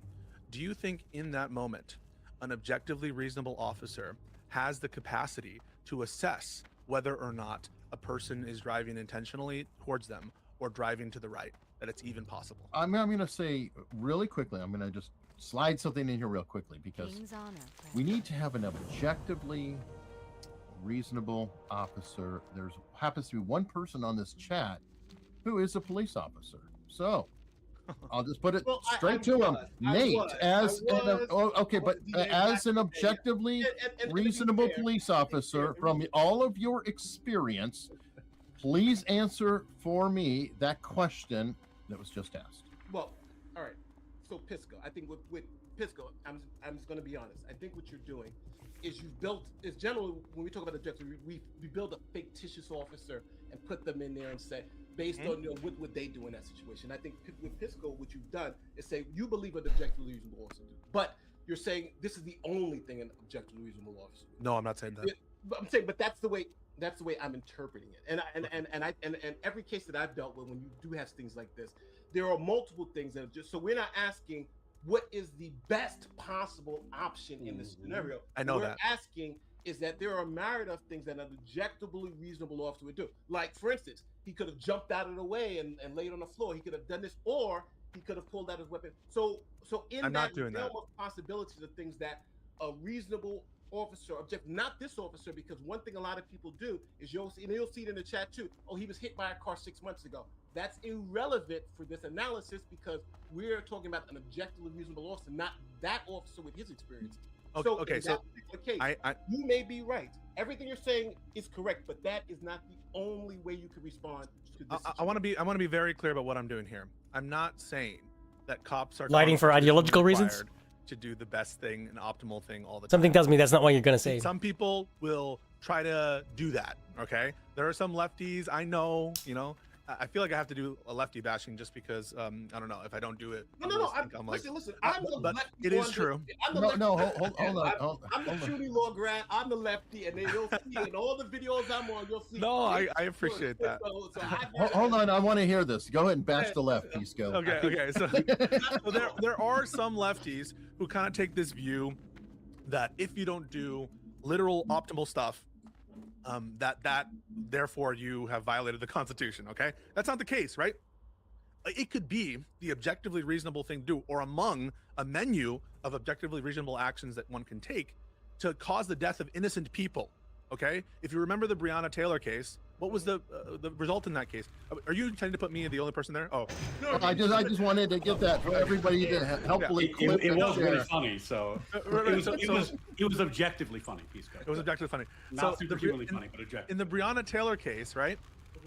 you can say all the things you want about how it was stupid to do the no-knock warrant, did they get the right address, whatever you want to say, okay? But at the point in which the cops reach the door and execute that warrant, and they're fired upon, we can say that, yeah, it was objectively reasonable for those officers to take the shots in response and to kill an innocent person in Breonna Taylor. And again, that's not making any kind of like moral assessment about the broader circumstances that caused Breonna Taylor's death. And so I'm not one of Breonna Taylor, the boyfriend had a reason to shoot at the cops. Right. All kinds of. I would agree with that as well. And I do also agree that the cops like outside were probably guilty of a crime, even though they didn't actually kill her, right? Because the bullet didn't connect with her, those bullets. And so all of this is important, and it's a way of me signaling that I know, right? It could be the case that an objectively reasonable action taken by an officer causes untold suffering to innocent people. And some of these cases involve like collateral damage to like people who are walking along a way where they take out a car and the car like lands on them. So I'm not trying to apply either a superhuman standard or you have to do the best thing, otherwise it's not constitutional. What I'm doing is incredibly narrow. Go ahead, sir. Oh no, I don't want to be really rude. Just Ryan has to step out, so I want to give him an opportunity to tell us, where we can find him and what he has coming up. So I apologize for interrupting. Oh, no problem. Thank you so much for doing that, by the way. That's very sweet of you. And thanks for having me on. This is an awesome show, and I'm glad to be part of it. I love it. I hope I can come back. So yeah, I'm Ryan Mullally. I have, my name's on the screen. You can find me on X and YouTube with the same handle. Small but growing community. Law, philosophy, Supreme Court stuff, debates with Pisco, everything good. And yeah, just to give my final thoughts on this before I head out, thank you guys. And I think the video kind of speaks for itself. I think that the first reaction is the reaction that people would have, which is, holy shit, a car. And we can Monday night quarterback that as much as we want, but ultimately the standard isn't the superhuman officer or the perfect officer, it's the reasonable officer. And I think when you watch that, the reasonable reaction is, I'm about to get hit by a fucking car, and that is a deadly threat. But anyway, I appreciate you guys. Thank you so much, and I hope to do this again sometime. Thank you, Ryan. Thanks, Ryan. Oh wow, what the fuck? You all should follow his. Oh, this guy's gonna get me too. Because I know you want to respond to that. I just want to say I appreciate Ryan. Even though we disagree a lot, I appreciate his presence on this, as well as you guys. And I think this is a really interesting conversation. And there is a lot of common ground here. I think we're all kind of agreeing with a lot of the structure of the legal test. And now the real difficulty is in applying it. So I'm thankful that we're here so far. And I want to just sort of state what my intention is. My intention is not to apply some insane standard. My intention is to be really narrowly focused in this moment on one question, which is, would an objectively reasonable officer who is pointing a gun at a human being, would they be looking at the direction of the human being? Yeah, bro, this happened. Oh my god, man. He's talking about like a literal second in time, dude. Shut the fuck up. Now we can think of cases in which my god, he's acting like he's got a minute to fucking decide what happens. He had a second, literally one. Cover, or because it's too dark to see and the threat's there. I'm not going to say that at all times you can't aim your gun without being able to perceive the target of it. But in this case, in the daylight, we would say in the main run of cases that an objectively reasonable officer pointing their gun. This guy is such a liar, bro. And looking at the target. I'm gonna caveat that. Oh, fucking resist. And the reason why I'm caveating that is because the car is coming to it. Because again, we're talking about 2 seconds, and we are talking about a moving vehicle. And for whatever reason, the camera goes up and all kind of. So you don't believe he was hit. I believe he was hit. But something did happen in that moment, which does kind of change the dynamic. So I would say. I just want to correct one real quick. I don't take into account the time frame too. No, I agree. The time frame is highly relevant here. I want to say to everybody, I'm not discounting the time frame. And I recognize that the dicta from Graham v. Connor that you put up about 2020 hindsight, I'm not here to run away from the test or run away from the standard or pretend that time isn't relevant as a consideration. Highly relevant as a consideration. No doubt about that. I want to make my beliefs clear. Weird how you only say that after getting called out on it. I'm not saying that I know it didn't happen. What I'm saying is I'm not convinced it did. And I think that the video that we've seen is equivocal, by which I mean it's open, it's unclear, right? It's ambiguous. I would agree with that. But my response to that is, at first, all the left wing, because I actually I actually put it in like the video, and I was going to, and I could show, but I don't want to take up too much time because we're only But all the left wing sources were saying, and matter of fact, Breaking Points loves you to death. I don't know Crystal. She loves you to death because our next point is actually her quoting you, but it's hilarious. But who are we talking about? We were just talking about. So we're talking about sort of the. Oh my God! I just totally lost it too. We just had a collective brain fart. The pressure was on. I just had brain surgery, so I don't know what your. I don't have an excuse for it. I'm the non-lawyer. Well, let's do this. Let's move on. Let's move on to the next. Wait! I just want to. No, but the hit. We were talking about the hit. The hit for me isn't relevant. Oh yes. Oh, yes. I know exactly what I was going to say. I'm sorry. Well, actually, yeah, I agree. I'm sorry, so what I'm going to say is, good day to you. Go for it. No, exactly what I was going to say. I took up all the left-wing sources, ABC, NBC. They all said the car doesn't look like the guy was hit. All the right-wing sources were saying he's hit. It's hit. It's clear. But then now, at this moment in time, I have clips from ABC, CBS, CNN, MSN. Now they all collectively have said the cop was hit. And then I even have a clip of the mayor who says this was an unjustified shooting. He initially said the cop wasn't hit, and he has now come out and said definitively the cop was hit by the car, but he's downplayed the hit. He said it was just a slight bump. So now I would say this: all sources, left, right, and even the officials in Minnesota who are saying that this is all wrong, have all said the officer was hit. So with that, I would say it's now on the person saying the officer wasn't hit to show me proof that he wasn't hit, if that makes sense. So I don't think that shifts the burden. I think the burden is on the evidence, the weight of the evidence. And I think have a question. I'm the one who takes an agnostic position, which is I'm not sure if he was hit or not. I'm more convinced by the New York Times analysis, which continues to say it's not clear, and where they attribute, and I think with a lot of logic behind it, the impact that you hear from the cell phone video of him positioning his body to aim the shot on the vehicle. And so I think that you can put out whatever statements you want from stupid Democrats, from news organizations. No, we need to observe. But we need to observe the evidence. Yeah. And the evidence we have is this video from a distance, which I agree. When you press play on it fastly, it looks like he gets bumped or hit.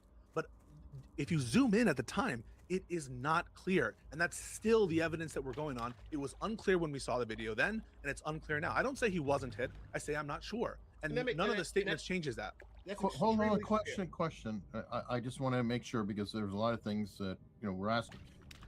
Is it fair to say whether he is hit or not if the threat in his brain or whatever was there? It's kind of irrelevant. Whether he's actually hit or not. If he felt like he was going to be hit or he wasn't hit, that's sort of the argument that would go in front of a jury. No, this is really smart from Eric, right? So yes, everyone who is like super focusing on the hit is missing the big point. For me, whether he was hit or not is minimally probative.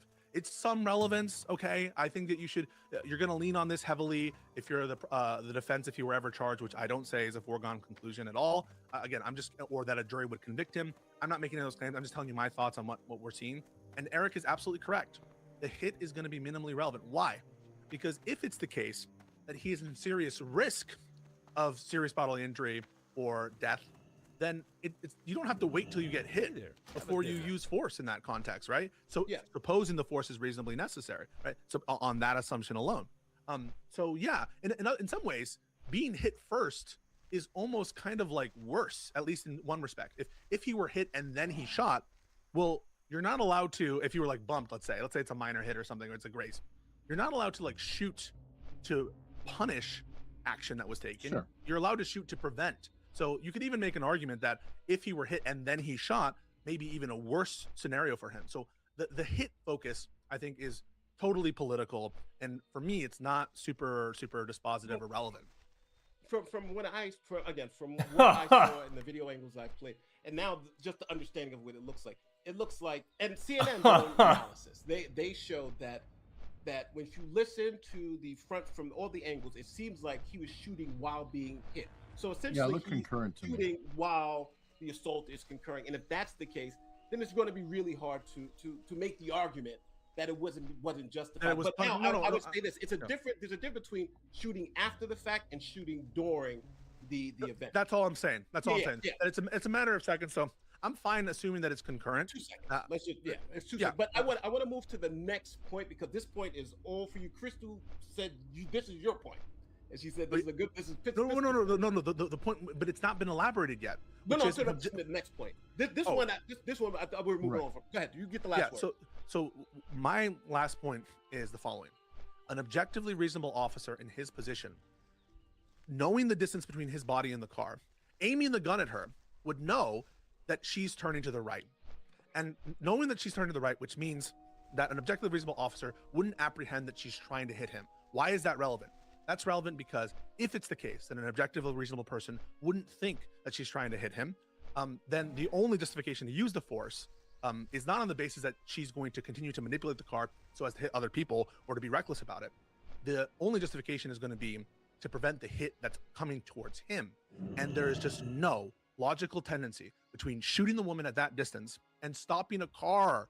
An object in motion will stay in motion unless acted upon by an outside force. And of course, if you shoot her at that distance, it has no tendency to prevent the threat. That's one of the reasons why the DHS policies, which were violated, are the way they are, because it's actually less safe in general to have a vehicle being operated by someone who is either incapacitated or bleeding out. And what we saw wasn't a slow roll to another vehicle, it was an acceleration towards another vehicle. And so because the force, the last line, I'll let you finish. Because the use of force has no logical tendency to prevent it, and an objectively reasonable officer would know that, therefore, how can it be justified? How can it be justified to use force, which has no logical tendency to prevent the qualifying threat? Okay, now to wrap this point up, I'm just going to say, to wrap it up, we're in disagreement, but we're still friendly, which is cool. So we're going to move to the next point. No, this is helpful. And, I love it. And those who are, watching this in replay or in the chat or whatever, please comment below your opinion. I think both of us have made a case at this point. I'm not going to regenerate the whole argument or anything. Pisco wrapped up his point, so we're going to move on to the next point, and we're just going to agree to disagree at this juncture. No, I love that, and hey, all love. If you disagree, that's great. I'm just happy we're having the conversation, and I appreciate the opportunity to make the case. Oh yeah, and I think you made a very good. I think you made a good case, even though I feel there were points that I could rebut. But you had the last word. We're moving on. Shot by shot assessment. Critics argue that the first shot, even if it was justified, the final two shots were murder because the car was either passing him, and some say had already passed. And the counterpoint to that is that the whole event is 7 seconds, and the 3 shots occurred in 0.7 seconds. All cases in which something like this happened, the courts generally, if not unanimously, treat this as a single use of force because of human physiology and perception reaction time that prevents officers from stopping shooting and reassessing between rapid fire split-second shots. The case that is the Plumhoff case, where the Supreme Court says you treat multiple shots fired in rapid succession, continuous bursts, as one single use of force for Fourth Amendment analysis, not as separate, independently judged use of force. So in this particular case, 0.7 seconds, 3 shots. My understanding is that the analysis would be that this would be one single use of force, and the second and third shots, based on previous precedent, would not matter. And the Plumhoff case, there were 15 shots in 10 seconds, and in this case, it's 3 shots in 0.7 seconds. What question before we go further, because I just want to set a baseline. Cool. And it's no judgment. Yeah. I know you fired pistols before, Nate. Pisco, have you fired a pistol? Not a pistol, shotguns and rifles. Okay, well, it is very, very relevant to understand the pistol itself and the ability to fire. So I'm saying this is one continuous action. Those shots are fired honestly faster than I could fire. The guy is a more skilled shooter, probably because he's experienced or whatever, but those shots were so rapid, it was. He's also a frontline fighter. Shoot, pause, shoot, pause, shoot, pause. It was just an instinctive, boom, boom, boom. Stop the threat type of a shot. So, that is my basic opinion, and I'm pretty much in alignment with the second part of what Nate said. I think he fired until he could. Threat is stopped. That is the point. So I'll hand it over. I know Pisco probably disagrees with me on that. Go ahead, Pisco. Damn, dude, I he's actually looking agree on better, some bro. things and disagree. Like, I Way agree less with strung out, core man. point there I that hope he think keeps it that up, we man. can talk about for sure. But I disagree with the legal aspect of it. He looks We'll talk really. about that, but I do want to say hi to Nick. He looks Rosita, so hi to different. Nick. Holy fuck. I'm good. How are you? He sounds the exact same, so I know it's him. But whoa, holy shit. Okay, so Like a here's what I. Well, let Pisco finish it. Then we'll go.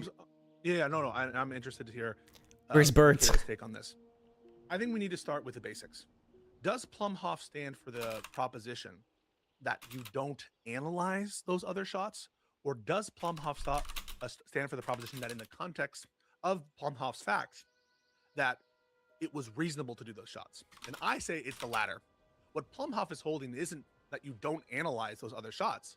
It's that those other shots are reasonable given the circumstances. Yeah. That's what I think is, because there are some people who say, oh, you don't even look at those other shots. There's like a one window or two window I follow period him. of discretion, and you just don't even look at them, right? That's not what Plumhoff stands for, right? Plumhoff stands for the opposite. What Plumhoff stands for is the amount of bullets there, and them using 15 bullets or whatever in 10 seconds was reasonable under the circumstances, under all the factual circumstances. So I think we agree on that so far, right? Sure. Yeah. So Okay. Plumhoff, just so everybody understands, Plumhoff is another car case. 15 shots. First it was 3 shots. Then the guy drove away, crashed the car into another car. Then it was 15 continuous shots from everybody in 10 seconds. And the court said because he had already hit someone, it was essentially it was reasonable for them to think that he was posed a danger to, and the woman, because there was a woman in the car too, an innocent bystander who was also killed by those 15 shots. Right. So, but my understanding is Plumhoff stands for the proposition. If you have multiple shots, because of the physiology of it, if you have multiple shots fired in rapid succession, it would be treated as one single use of force. Obviously, there would be some exceptions, but I don't see. I don't agree with that, right? So You're wrong. I'm gonna cut you off, Pisco. Before you say the wrong thing, I'll help you out, and I'll frame this differently, because what you need to do under Plumhoff is not analyze each shot independently. You have to prove that some shot is removed from the force continuum. Yeah, that's what you have to do. Yeah. Everybody's looking at this backwards. Yeah. Looking at this from the start, going, "Oh, I go from Yeah. step 1 to step 2 to step 3, and each individual shot is measured." No, the officer gets the presumption of innocence, and the state has to prove beyond a reasonable doubt that he acted. Well, I've been following him on Twitter, Not but he that just showed up does on the not have live to prove stream. he acted Give me a reasonably. second, I He gotta has close the window. presumption of reasonableness good, man. in the I'm commission of surprised. his Oh. duties in making any of the shots. So they have to come in and prove it unreasonable. So if you want to sever shot 2 and 3, you can sever shot 3, 2, and 3, or 2 somehow. You have to prove beyond a reasonable doubt that it's removed from the continuum first. So I don't disagree on burdens. So in the case of these use of force situations and self-defense, there's like an initial burden that a lot of defendants will have to show, assuming this case were ever to be tried. There's an initial burden, and then ultimately the state, usually, right? Although there's some differences, I think. I'm going to assume in Minnesota it is actually the case that you have to prove beyond a reasonable doubt that the use of force was unreasonable. So the burden is the government's on that. Nick and I are totally agreed on that. The question, though, is I don't agree with you importing language that I don't believe exists in Plumhoff regarding like the use of force continuum, and it needs to be No. separated from that use of. It doesn't exist in Plumhoff because it's synthesis of what Plumhoff means, and you have to apply it to the situation you're in. Yeah, so I can read the exact language, but we are trying to synthesize. So I would just give some charity, you know. But if you believe it's a bad synthesis, No, then I do think that, right? Because in Plumhoff, the key thing is every shot does need to be justified. Do I recommend? Yes, like but let me finish, please. Let him finish. Let him finish his point. I'm sorry. I'm not we saying that you established those rules earlier. When somebody's speaking, they want to finish. I'm sorry. No worries. It's good. No, worries. hey. Go ahead, Chris, I'm I sorry. usually interrupt a lot, and I've even interrupted Nate a little bit here, so I'm sorry for my rule violations as well. I'm not saying you hermetically seal the shot as though you ignore A, the time period between the first and second and third shots, or B, that you like try to limit your analysis just to that little bullet in that little window from like a God's point of view, like a top-down real-time strategy. I'm not saying that. Every shit, shot what I is miss? judged according to the same standard, totality of circumstances and objective reasonable test. And that's what Plumhoff stands for, is that you have to analyze it. Now, I agree that sometimes based on when like the reaction speed of a normal officer and the threat and whether it persists. Because there's a specific point that you're going past that needs to be addressed. The totality of the circumstances, for some reason, everybody thinks the totality of the circumstances doesn't encapsulate the totality of the circumstances, which is the two preceding shots. I agree. No, we need to include those. Did you hear me say we shouldn't? No. I explicitly said. No, hold on. Let me reset everything. Hold on. Before we finish, Nick, let me reset everything. I want to. The reason why is because it gets confusing and it gets hard for us all to follow. Let's let Pisco just finish out what he's saying because it's helped, because a lot of times he'll answer a lot of these questions. I've noticed that, like, he'll make this point, and then he'll answer the question I was about to ask, and then I'm like, oh shit. So let him finish, and then we'll go right to Nick. Sure. Fair? I think that's fair, and I'll let Nick talk, and I won't interrupt. All the communists who say you analyze the individual bullet and ignore the previous bullets, that's stupid. So I don't agree with the communists who say that, okay? So you don't just analyze the bullet, ignore the other bullets, look the time between them. I'm not saying that. I just want to be clear. I'm not saying that. I'm not nearly doing enough damage for this. Nearly. That every shot needs to be justified. Now, you might make the argument that it's a reasonable case or an easy case here, because obviously they're all justified because the threat continues and a reasonable officer wouldn't physically be able to distinguish a changed circumstance in the time the shots were fired, such that the threat would be like different in their head. But that's just I'm just merely stating, and then we can get into that analysis, that it's not this one like second. Yeah, the eye shooting. And I'm going to, when we actually apply Plumhoff, get into the facts of Plumhoff and how they compare to the current situation. So I do want to give room for Nick to talk. That's all I'm saying. I think Fully justified in my opinion. Baseline that everyone should agree with, which is essentially that Plumhoff stands for all shots need to be justified. But obviously I don't buy this communist interpretation where we ignore the previous shots. Okay, so I think we're close in agreement to a degree. Sorry, Nick, go ahead. Yeah, no, the reason I was trying to jump in is because you had specifically said that the shots have to be justified under the totality of the circumstances. Yeah. Good. You do. But again, presumptively, all of the shots are justified. In virtue of what? What? In virtue of what? I mean, what's there to get away with though? Like, innocent until proven guilty, I'm guessing. of course they're gonna shoot you. You know, like everything.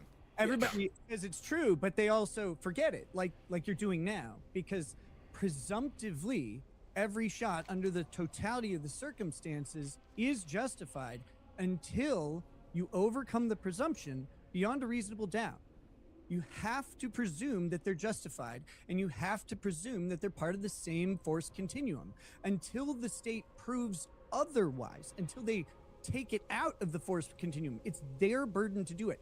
They have to do it. He doesn't have to prove that it's the same thing. It is the same thing until the state proves it isn't. Yeah, well, so, the problem is we're not a criminal trial right now, and we're not beholden to now this might be true if you're like predicting a future trial. State has to get to this. Well, they give me money though, right? So I totally agree. I just want to make sure that like we're not applying in our conversation the burdens that are applied in the context of a criminal trial. That's all I'm saying. And I think that what you're saying, Nick, is highly relevant in terms of like predicting whether they're going to charge him, predicting what the jury's going to say. But can I ask one question? Because I kind of feel like we're arguing interpretation of the law. I just want to know where everybody stands on this particular circumstance. Now, I laid out my case. I said that I felt that the 3 rounds, 4 rounds, whatever it was a single course of action in a continuum, to borrow Nick's thing. Pisco, do you disagree? I disagree.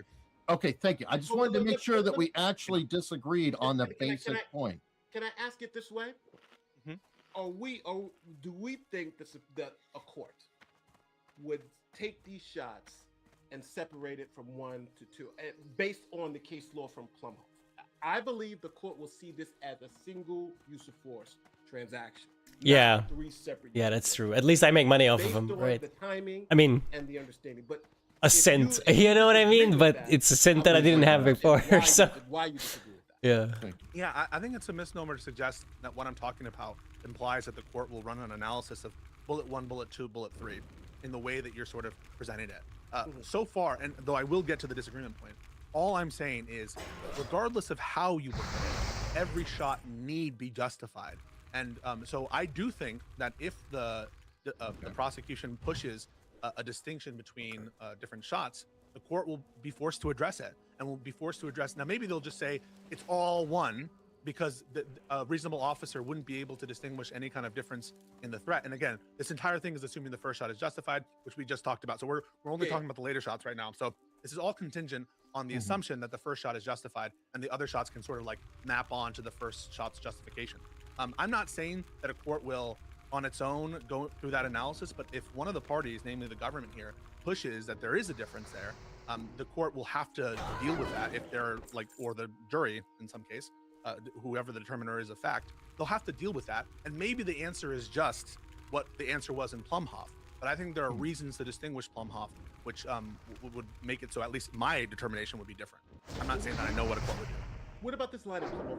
Human physiology and perception reaction time prevents an officer from stopping and reassessing between rapid fire trigger pulls in a split second. Yeah, so there are instances in which that is true. There are cases in which it's impossible. True. It's always true. Well, no, because we literally have tests. I mean, I'm sure you can still make a pretty penny, but nothing like he was. Limitation. It follows the language. See, Cocaine in your kid's hair does that, right? That's a little fucked up. I'm not sure that I'm looking at it backwards. If the But I find it fantastic that he's like looking a lot better. He seems a bit more neurotic, but I can understand why. Assess a change in threat. Yeah. You're not coming back from that. I know. There's a period at which a reasonable He officer just showed up could here, right? distinguish a change in circumstances for the threat. Is it So originally two other people? With that baseline, the only question is, in this case, do we think an objectively reasonable officer would be able to? That's the question. Okay, so I'm going to ask you. I'm going to rephrase the question a different way, if you really don't mind. important. That's not the question. No. Because you said, would an officer be reasonably able to? No, that is not the question. The question is it unreasonable for him not to? He's right. He's right. And can I just ask, in terms of this case, I would agree with that. No, I would agree with that correction. I don't have a problem with that correction. Yeah, no. To be more precise, would it be objectively unreasonable for the officer to not perceive that? Yes. Yeah. He had brain surgery. He's looking fantastic too. The test itself is phrased in terms of objective. Yeah, dude had brain surgery for a brain tumor. Pretty nuts. Might look into whether or not it's reasonable for the officer to make that distinction or not to, or for them not to have not. Literally just had surgery, right? He's getting back on the saddle now. He's like forgetting things and stuff still, and like has trouble reading, but he seems pretty sharp.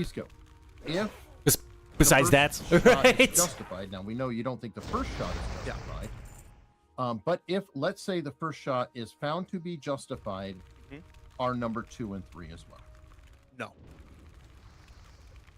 And I don't think that Plumhoff stands. That's who I was originally watching, right? Nate came on this show, and then Rick Rita showed up like a little bit later when someone left. And what happened in this case, and I think everyone on this. Yeah, it really is. Yeah. Yes, I agree with that. I mean, the man had literally like people in his brain, physically.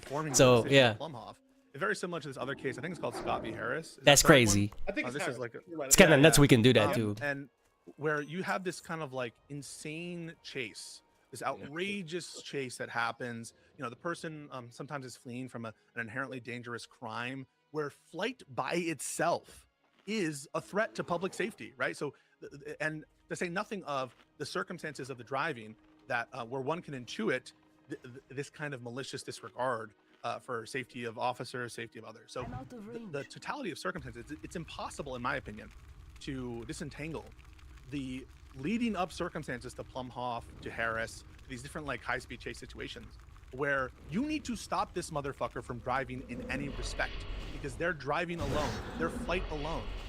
They have shown themselves to be such a danger to the community and to officer safety. That the nature of the threat is like you need to kill them. You're looking backwards again because you're saying hindsight. You need no. I mean, you're looking at the problem backwards, not hindsight. I mean, yes, we'll get to that. You're saying you need to use deadly force to stop this motherfucker right now. That's the burden you just put on the cop, is that they're or the analysis. You said you need to. I'm asking the question: would it an objectively reasonable officer Wouldn't an objectively reasonable officer need in the position answer though? That's no, the thing. reasonable necessity, and that's the standard. I mean, that's the standard we're talking about here. Is the Fourth Amendment provides for protections against unreasonable seizures, and these are seizures, Hello. right? And so the question is this objectively reasonable use of force? I'll watch it after this though. Use of force. Yeah, Correct. if it's three occurrences versus one. An objective reasonable use of force, because there could be other reasonable things. Yeah, I'm not saying yes. I'm not saying perfect. No, you said you needed to get to the point where you need to stop this motherfucker with deadly force. The officer doesn't need to stop the motherfucker with deadly force, and that's not the threshold. So it is, and I'll ask you, in this question I think we'll elaborate it. Do you think that deadly force is justified even when it's not reasonably necessary? Do you think deadly force is justified even when not? Well, I think we're distracting from the question that I asked, which I just said, if the first shot is justified, are the following two? I feel like all this is a distraction, right? But you haven't explained why that. They were fired within a second. This idiot says no. All of that. He is arguing a superhuman cop, man. Like, fuck off, bro. Let me say from my perspective. They ain't fucking superheroes, dude. They're just regular people trying to fucking make the world keep turning. Really, that's pretty much it. 3 shots in 0.7 seconds. I'll even give it a second. I really don't like this Pisco guy. He's like straight up lying, bro. There's no way he actually believes really this. harp on that human beings' reaction times, and you got 0.5 seconds to assess the threat, 0.2 seconds to respond to the threat, and another 0.5 seconds to. So you could have multiple. And also number 2, training. In training, you are learned to continue to shoot until the threat is over. And in this particular case, I think you can make the argument, the shortened time frame, the 2 seconds, then that's essentially why they would treat this as one. Now, I want to talk about it. Go ahead. What say you? Well, first I'll say, I think that we all recognize in this panel that the use of deadly force needs to be reasonably necessary. And that doesn't mean that I think that reasonable necessity means perfect analysis, that no mistakes will happen, that there couldn't be other reasonable courses of conduct. I'm not saying any of that stuff. So I just want to be clear and heard on that point.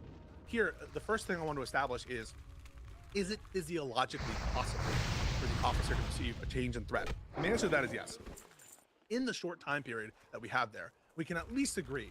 We don't have to agree that it's objectively, it would be unreasonable not to make the distinction. But the first thing we should agree upon is it is physiologically possible for a human being to make those kinds of distinctions, especially given the fact that he's changing how he's aiming the gun as the circumstances change in response to phenomena that's happening in front of him. So I think we should at least agree with that. This is the hard part, Pisco, and I don't want to pick on you, Vi, but that's why I asked from the jump, have you ever fired a pistol? Because I've again, fired guns, not pistols.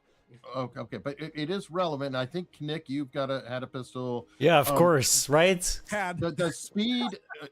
Fair enough. Yeah, not anymore. But anyway, It's like, what about her fucking culpability?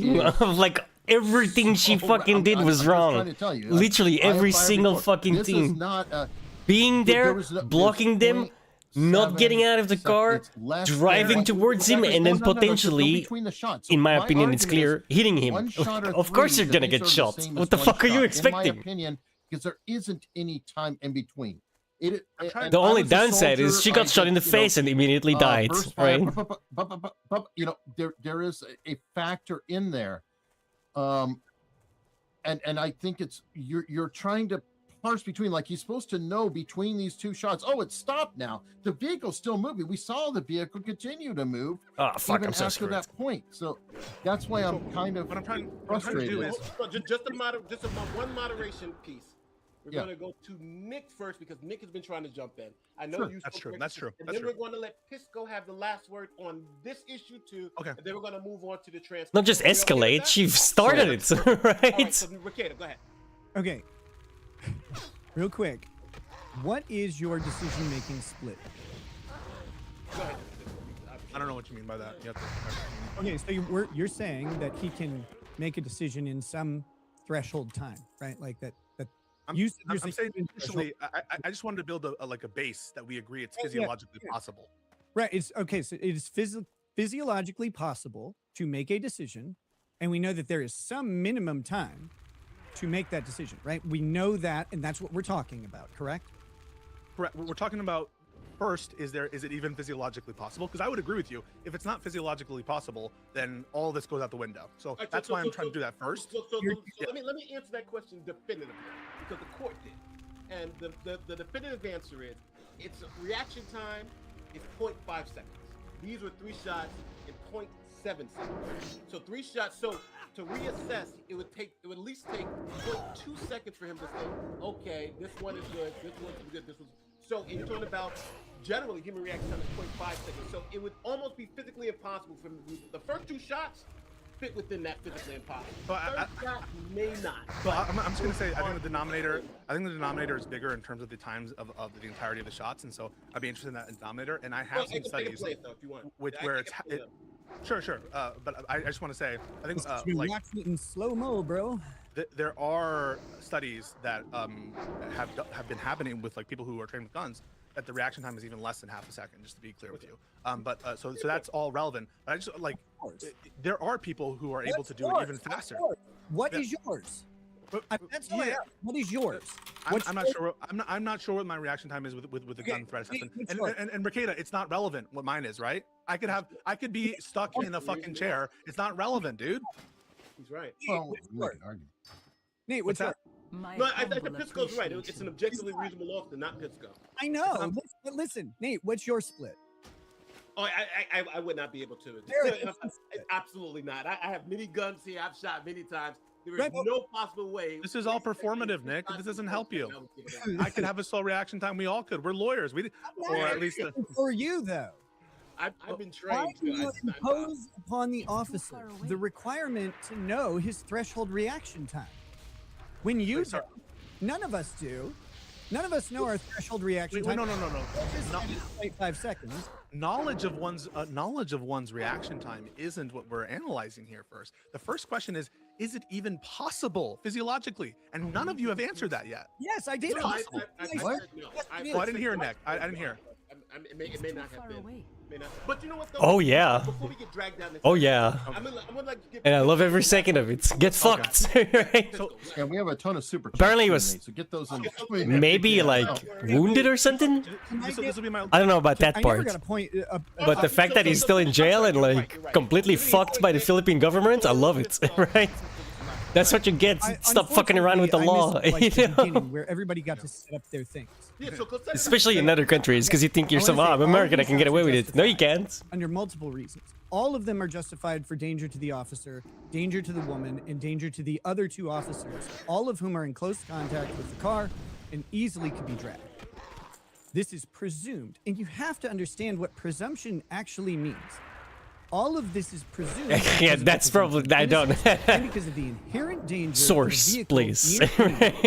You have to overcome that presumption. That would be really funny. Say that the action is unreasonable because it is presumptively reasonable to determine that a car moving in proximity to someone is dangerous. And you know this inherently because when you go to a road walking, you stop before you enter the road because you know that a car moving is dangerous.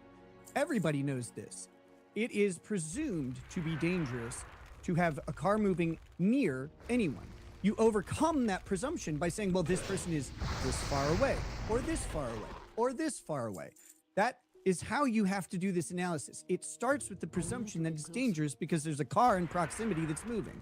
We know that it's dangerous because it did hit him, but even if you think it didn't, and you said this isn't relevant, which I agree with, it's not relevant if it hit him or not, but so even if it didn't hit him, we know it's still a danger because it could hit him. And okay, yeah, it's not unthinkable. It'd be hilarious. Right? A car is dangerous. Without getting further probably a than death sentence, but you can similarly say all 3 shots are justified under a separate analysis, and that's danger to the community. The moment she puts the car in drive, even if he's not in danger, her fleeing a scene in a residential area in a car is presumptively dangerous to the public, which justifies the use of deadly force so long as the officer is able to fire at the operator and not at the vehicle generally. Everyone conflates the fleeing aspect because DHS suggests that you can't fire solely to stop a fleeing vehicle. Well, yeah, you can't fire at the vehicle. Yeah, how you gonna buy Being Putin? at distance and firing generally He's just, towards the vehicle. hoping there's to the strike army. driver. Your bank accounts are When he frozen. is Bye. pointing the gun into the window to shoot the woman, that is actually more reasonable because it is more likely to stop the threat. Earlier today, or earlier in the conversation, you said he needed to stop the car. That's not the goal. That is not the standard, and that is not the purpose of the shot. The shot is to stop the threat. The threat is the operator of the weapon. The operator is the driver. The weapon is the car. You're not shooting to stop the weapon. We don't shoot guns out of people's hands. We shoot the person who uses the gun. This car did stop because of the shots. Objectively, that occurred. Now, people will say it stopped because of the car that it rammed into, but it rammed into that car because of the shots. And if you're going to say she might have ran into the car anyway, you're proving automatically that she's a danger to the public. And of course, a car moving in a residential neighborhood away from cops who will then pursue her is a danger to everyone and the public, which justifies the shots until she is no longer a danger, or until it is unreasonable to fire on the car to fire on the operator to make the operator stop. So if he doesn't have a clear shot. But again, you operate backwards. All of this is presumed to be reasonable until you show a fact pattern that says it isn't reasonable. Like if he couldn't see the driver and he started shooting, that's unreasonable. Now hold on, just one second, Nick. You've given Pisco a lot to respond to, and I just want I don't want him to respond to. I'm telling him he's incorrect from the outset. No, I'm saying, but I'm assuming he wants to respond to a lot of those points. So I want to understand he grasped it, so I want to give him the spare time because we're running out of time. So go ahead, Pisco. Yeah, no, I'll try to be summary. I think that I want to give you as much time as he got, but I want to make sure that we understand. I'll just say that I think you mischaracterized part of the conversation we had before, where I very clearly said it's to prevent the threat. I didn't say only the car, and of course we analyzed the possibility that the driver was a danger to the public. That's why I was asking questions of, do you think it's justified under different rationales? Do you think it's justified under the other cops or his wife? And so it was clear that I was thinking of the possibility of this being justified under different kinds of threats. And it's clear also that when I was talking about it, the use of force and its tendency to prevent the threat, I wasn't just encapsulating the threat in terms of just the vehicle. The question is, would it prevent the qualifying threat? And in the case of someone who's manipulating the car so as to hit someone, or with like reckless disregard of that fact, maybe you can make that argument, and certainly you could make it of the people who Plumhoff. I'm going to jump in here. You're missing something about that. It's really, really important. And this is what I got.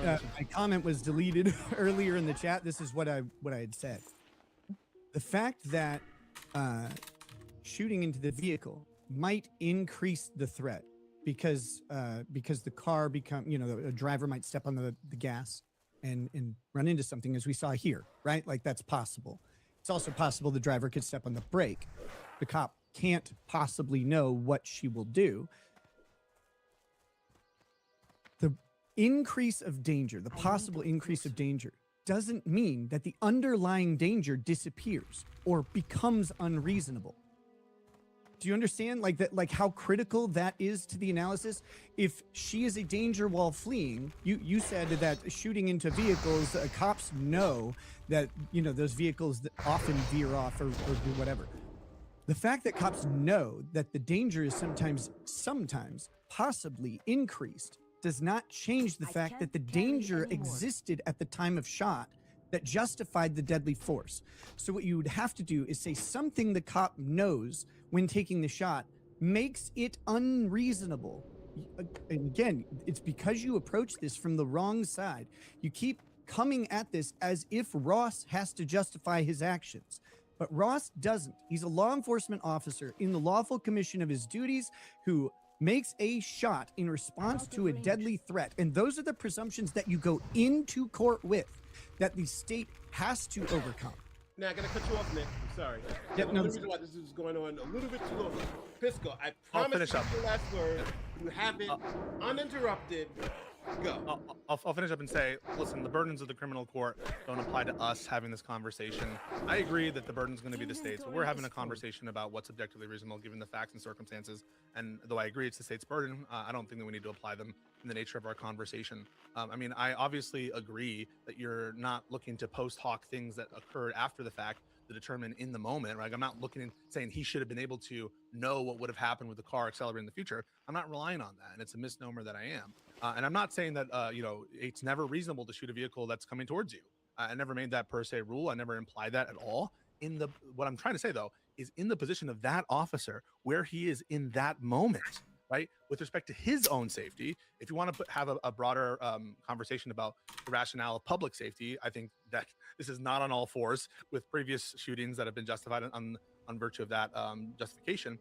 But in this shooting, there's no way the car is going to be prevented in any respect, or that an objectively reasonable officer would know or would think that shooting the person in that context would have any tendency to lower the imminent threat that is upon him. And so I you did would get have it. to rely I think I on would. some other set of facts. That is some that an objectively reasonable officer would think that she is intentionally doing it, or that an objectively Last reasonable one too, officer would perfect. think that there's some community of like, I don't know, a procession of a fucking what do they call it, a parade behind or something.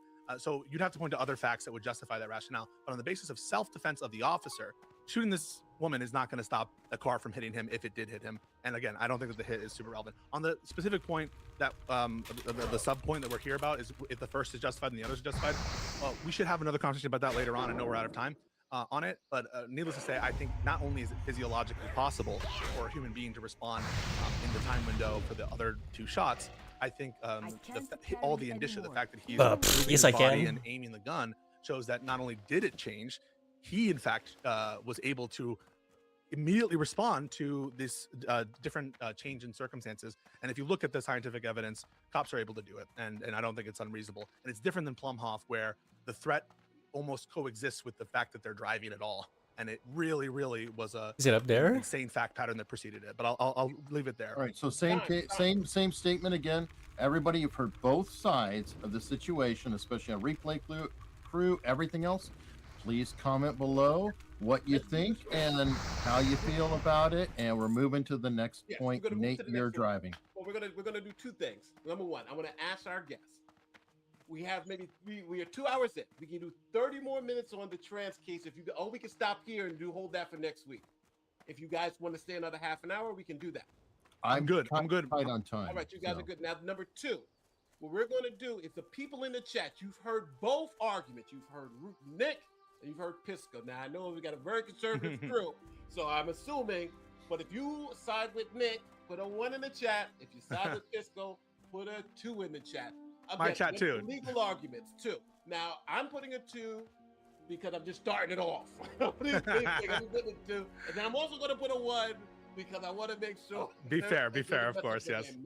So now Eric is going to read some of the super chats while you guys, and so we can start doing it, and then we'll move to the next story. So Eric, if you please, can you start doing the super chats while people are voting, and we'll make it happen. All right, we got a ton of super chats, by the way, so there's gonna really well, let's just try to knock down 10, and then we'll move to the next case. Hardway Harrison, Trump's tactic of creating chaos is working magnificently. Sure, has overshadowed the fact that we are led by a bunch of PDFs. Release the Epstein files. Okay, next. A new member. Hey, thank you very much. We do appreciate that very much. Ernest Williams. What do we have? Can't be here for this. Pisco troll dude is not here in good faith. Now, come on. In fairness, and I've got to say, Pisco, you've been great. No, I really appreciate it. Last time it was like stepping over, but I do think that this is a much more comfortable debate to where we're all getting points in, and I feel heated, but I do appreciate it, by the way. And Nick, thanks for coming in here, dude, at the last minute. Sorry, I was watching you guys in the shower. That's what took me so long. All right. Okay. Well, I don't want to go any further. Did you feel any way about that? Okay, and then Hardway Harrison again. I think this person might have something they were concerned about, and the Epstein files. Okay, I understand that. We're not talking about that today, but thank you. Swamp Dog Clyde. Wait. Did I want to have you on the Epstein files? No, we are not. No, I'm just saying I support the release of the Epstein files, and I think it's ridiculous that they're trying to hide them. Yeah. Well, I support them, but I'm not. Again, that's sidetrack, and Oh, I sorry, was just appreciate, responding. My bad, my bad. I appreciate super chats, you know, and I appreciate the money, but if you're going to come in and you're trying to inject something, then, you know, fine. I'll probably read your chat or I won't read the chat, but that doesn't mean we're going to talk about it. It's not a law. It's not a democracy. Sean is here. He missed the link for earlier. He would have been on the stream. To me, at least, he was filming the car to document the impeding. And then once the arrest happens, it looks like he headed over to film the arrest. His phone was functioning as a body camera. I agree. In my opinion, I've talked to Nate about it before. Because they're communicating through text or whatever, there are a lot of people who've been blocking over the days. I think he was capturing the license plate so he could send it, text it to whomever, and say, you know, here's the car, here's this, here's that. Because the body camera footage, and you guys know more than I do, is not immediately available until like the end of the day. They've got to turn it in, upload it to the servers, things like that. So by using the phone, it's an investigatory tool for doing his job, in my opinion. Also, just a specific fact for Minnesota, the ICE agents deployed to Minnesota and already here are not under the requirement to use body cameras and did not. They're federal. Right. Like, so some deployments of ICE do have body worn cameras. Minneapolis has not had them. So so using the phone as a body worn camera, that's all they've got. All the more reason. Okay. Thank you. I didn't. And I think we all agree that we'd prefer. Yo, mama. Oh, absolutely. Yeah, 100%. But they don't have them. Yeah. Like this is a big debate. Where are So all it's not these like fucking- I don't want to mislead people into thinking that like the ICE agents have them available and are not wearing them. They don't have enough, and probably because there's a surge deployment of ICE agents here in the You can have the state. other one. They've mentioned like 2,000 officers, which is quite a few. They just don't all have cameras, and they're not under the requirement to wear them. Have you been to any of the protests, Nick? No, I'm not. I don't live close to that, and I also don't go anywhere I might get stabbed. And he might have other things to worry about too. Let's see, Sandy Hall. It was a one-way street, no reason for a three-point turn. Okay. Right. What Sorry, I clicked one by accident. Okay, drive. Does the lesbian wife have civil liability exposure? That's something to determine later. Yeah, but we're let's working just- criminal. Oh part. shit. How I use. Hold on, I'm just trying to get through. Johnny I just want to say also, Jumbo. real quick on I need Nick's the point, fucking loot raises the still. point on the burdens. Shit, what do I delete? It What do I might even be delete? More complicated in the civil context if anyone were to Fuck like it. sue him, This thing. because there you have to deal with. Oh, no, qualified it's immunity, gone. And then it's Fuck. like even like you have to prove that they like so were away from the standard, not just applying the standard. So that adds another layer of complication in the No, civil I'm damages dead. context. Okay. If I say cops can, This I fucking put warrior. over a cops can't joke. Okay. Oh, and yeah, on that point, sorry, I'm just getting triggered by this. You don't, if you're a lib or a communist, don't say, well, she looked nice and therefore it decides the case. I agree demeanor is relevant. Obviously, demeanor will always be relevant to a threat analysis. But don't say, well, because she seemed nice, therefore no threat. That's a bad analysis. Okay. Burley Knoll. If this was an armed citizen in front of a stopped car and the same thing happened, wouldn't this be a clear case of self-defense? I think You're they would talking go about training be and very things like this. close. It's a lot more going because it's not about self-defense is different because this is about a reasonable officer trained Yeah, versus the constitutional standard doesn't apply. Yeah, it's a higher standard for officers than it is just for Right. I was going to say it probably even more in the favor of the person of the making person, the shots. yeah, into self-defense, yeah, because But you that's- would be like, well, you weren't trained, and so Right. How would they know that they were threatened? That's why I'm like, with a self-defense analysis, fail to recognize that it's not even about this officer. It's about an objectively reasonable officer. Comfortable? Oh wow, I didn't mean to scare although you. in Just self-defense, talking. it's an objectively reasonable person. Now Yeah. you can query what the distinction is between those two. I think that they Officers are trained. are related, right? But there's different kinds of evidence that you would provide. Bro, I in should have terms just of blinked. training, I'm a mage. in I terms keep of forgetting expert that shit. opinion, and query whether or not that makes it an easier case for the officer or harder. I think we can look at it in different ways and see, is it actually helpful? This is a police encounter, and also I would like people to think in the mode of self-defense for private citizens. I think most people in this context would be like not justified for self-defense, regular self-defense, but they are technically sort of different standards. All right, I'm a so civilian, now I disagree, we've read but anyway. 10 super chats. We have Okay, good. So you guys keep driving. I've got to do show prep while we're. You do show prep. I'll just do so. We got 19 super chats left, but I want to move to the trans case. We got about 20 minutes left, so I'm just gonna run through the facts real quick. The cases that are happening at the Supreme Court. There are two cases a lot of people don't understand. First, West Virginia versus PBJ, not peanut butter and jelly, but they use the initials for the kid. First, it's what I call the puberty blocker case. Young woman starts taking puberty blockers at the age of 12. Puberty blockers stops her from having she's born a male. Puberty blockers, so she doesn't have the male, she doesn't have the testosterone to say, because usually when you take puberty blockers, then you don't have the things like the muscle mass, bone structure that are used to distinguish between why men do better in sports. So since she essentially has the same body as a woman because she was taking estrogen, her body is more similar to a woman than a man. The law says that boys play. Well, actually, let me be very specific. The law says there's essentially one protected class, the girls' class. So girls can play with the boys, but boys cannot play with the girls, and it's done strictly on biology. Her argument is that the law is based on the rationale that females have a biological disadvantage against males in this context. But since she was on puberty blockers and she doesn't have those advantages that her counterparts does, the law is discriminatory against her as applied in her situation. So it's an as applied challenge, as applied to me, this rationale. Now, the counter argument is that this is protecting all women, and the state argues that they cannot do hormone checks for every individual student, and they need a category, and they just have clear categories: biological male, biological female, and it's a slippery slope if you let this person eventually compete with females, and that it's a backdoor into allowing puberty blockers. That's case one. Case two is Lindsay Helcock. She's from Boise State University. She did go through male puberty, but takes hormone, and she's been taking it for about a year. Now, she says that there is no evidence that says that her performance is closer to her male physiology than female physiology. She brings some studies and so forth and so forth. And she says the ban as applied to her, because she's been on these hormones, is unfair. And she says that if the state just actually looked at her testosterone levels and not her birth certificates, they would see that she doesn't have an unrealistic advantage in that case.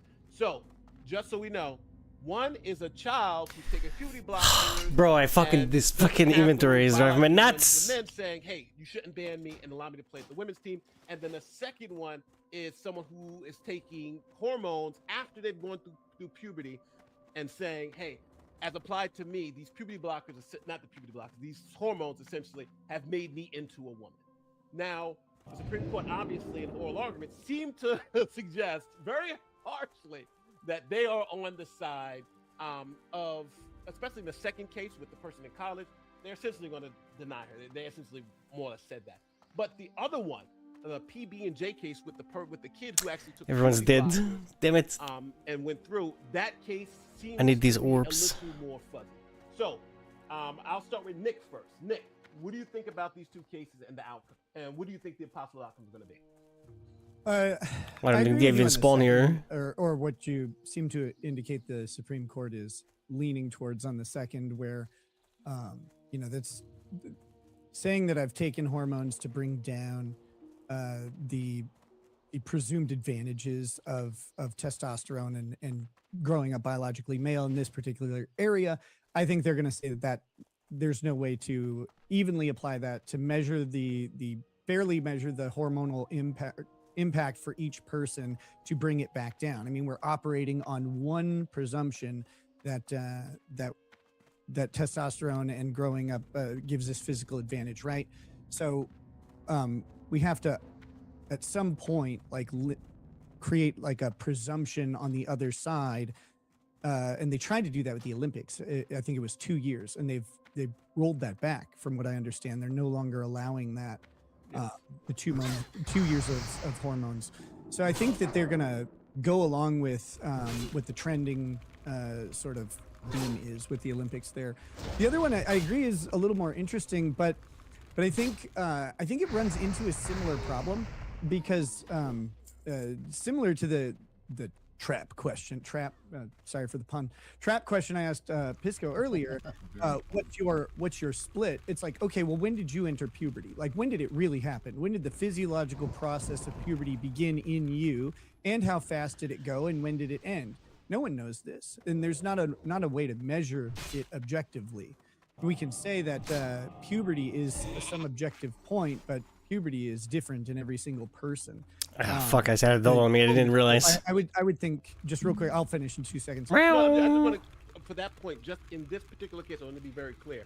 It was shown that her metabolic rate, bone structure, muscle tension, and all that were actually affected. So technically, she did not go through male puberty, and she was taking estrogen to go through female puberty. So all just the medical records from the case says, right, essentially this male went through female puberty, and everybody kind of agrees with that. I'm just gonna make that very clear.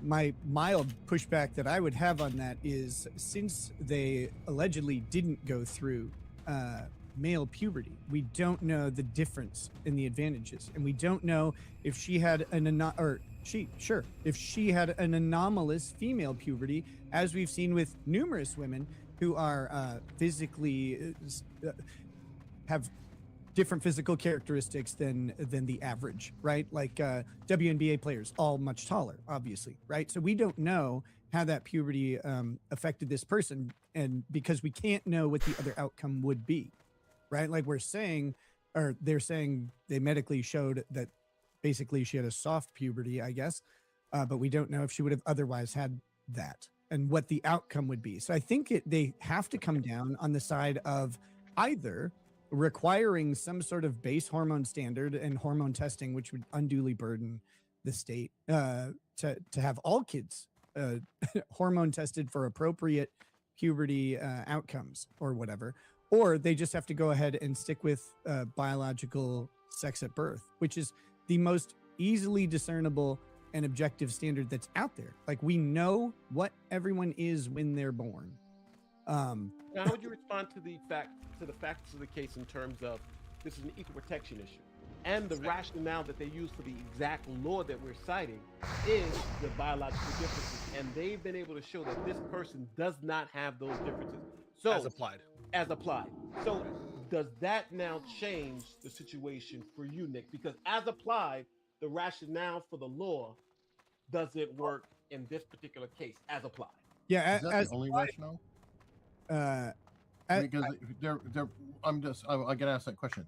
The premise is being argued that it's only physical differences as the reason. Is there any other factors? That's it. The law is based on the law. The law specifically even wrote the law. That male puberty makes the difference, and they were able to show how high school boys actually, if you run the 100-yard dash, the high school boys routinely break the women's world record that hasn't been broken in 30 years.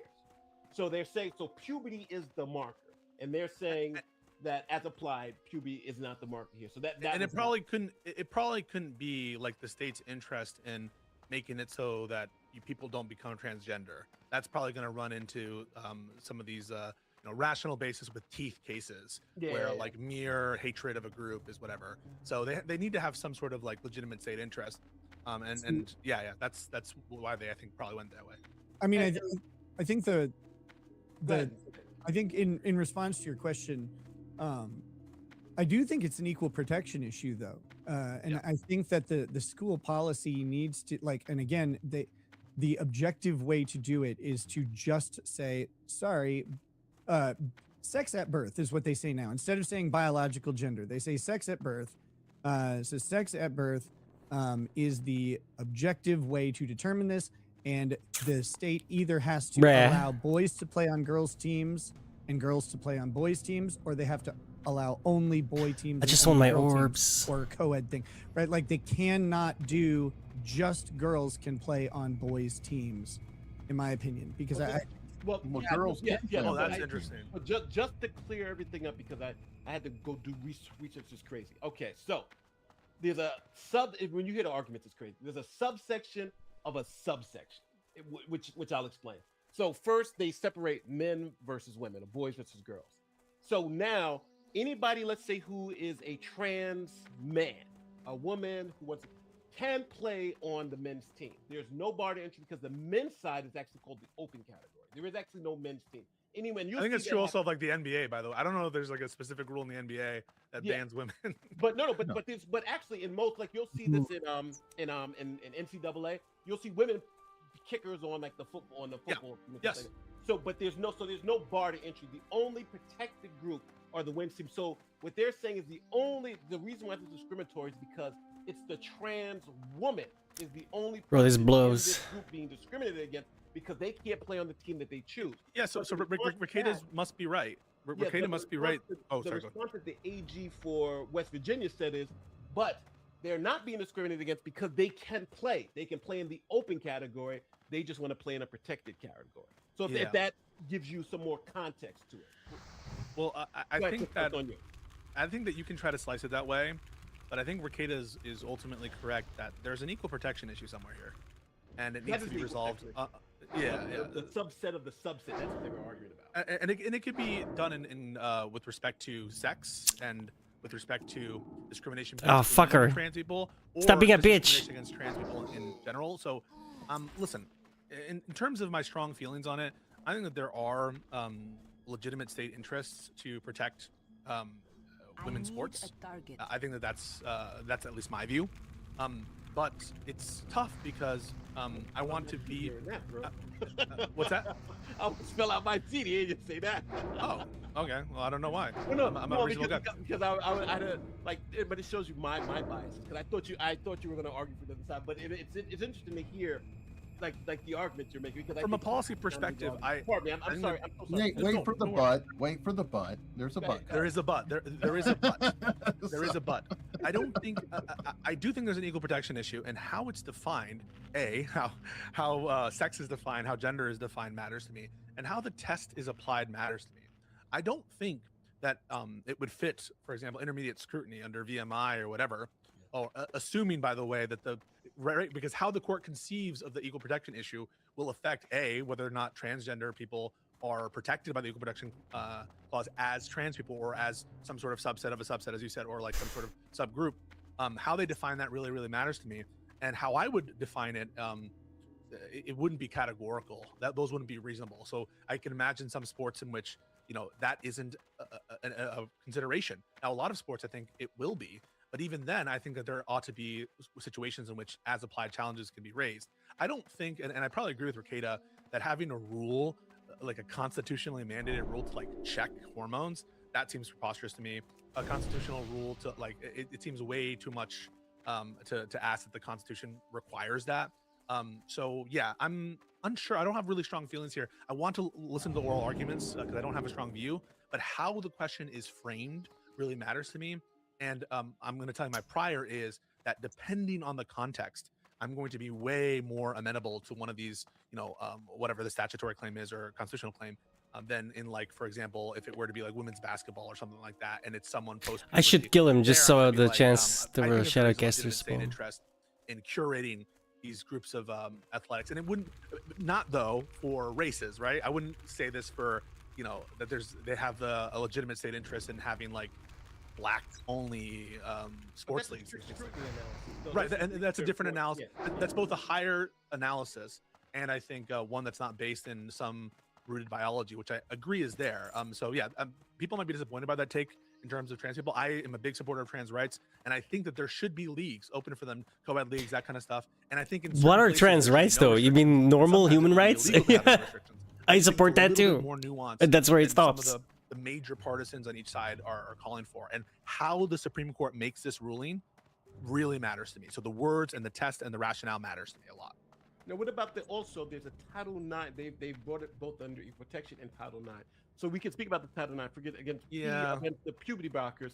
It is you can't ban a girl from sports just because she's trans if she fits the physical profile of the actual sport. So that's the thing in Virginia.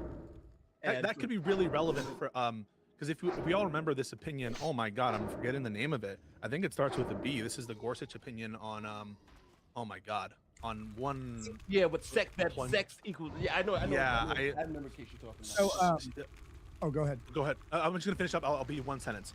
I think that could be relevant in terms of the actual like originalist analysis or legal analysis that we would consider like the denominator or the scope of the evidence that would be considered differently for the statute versus the Constitution, which of course 14th Amendment was passed in 1868. So maybe it's tougher to argue that trans people are a protected class in 1868. Although let's be honest, in the 1950s and 60s and 70s, I think this is the 1970s, maybe the same thing applies. So yeah, I think that's relevant for judicial reasoning, but maybe not having a different result.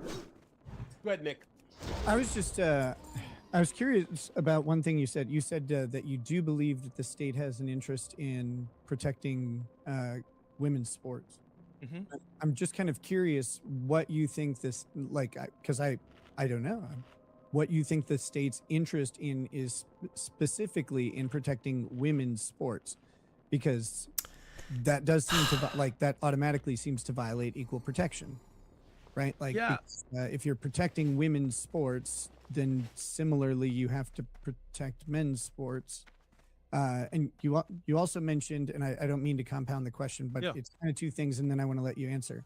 The other thing you mentioned that caught my attention was the having specific like leagues for transgender people, and that sounds kind of like separate but equal, right? Like and especially in the schools, it starts to sound like Brown v. Board, and I think people get wrapped up in like the search for justice in all of these things, and they're trying to fix the wrong problem, and they overlook the fact that the most basic justice is to be as inclusive as possible in the main category entirely. And so I actually have a kind of a problem with women's sports in a way because of that.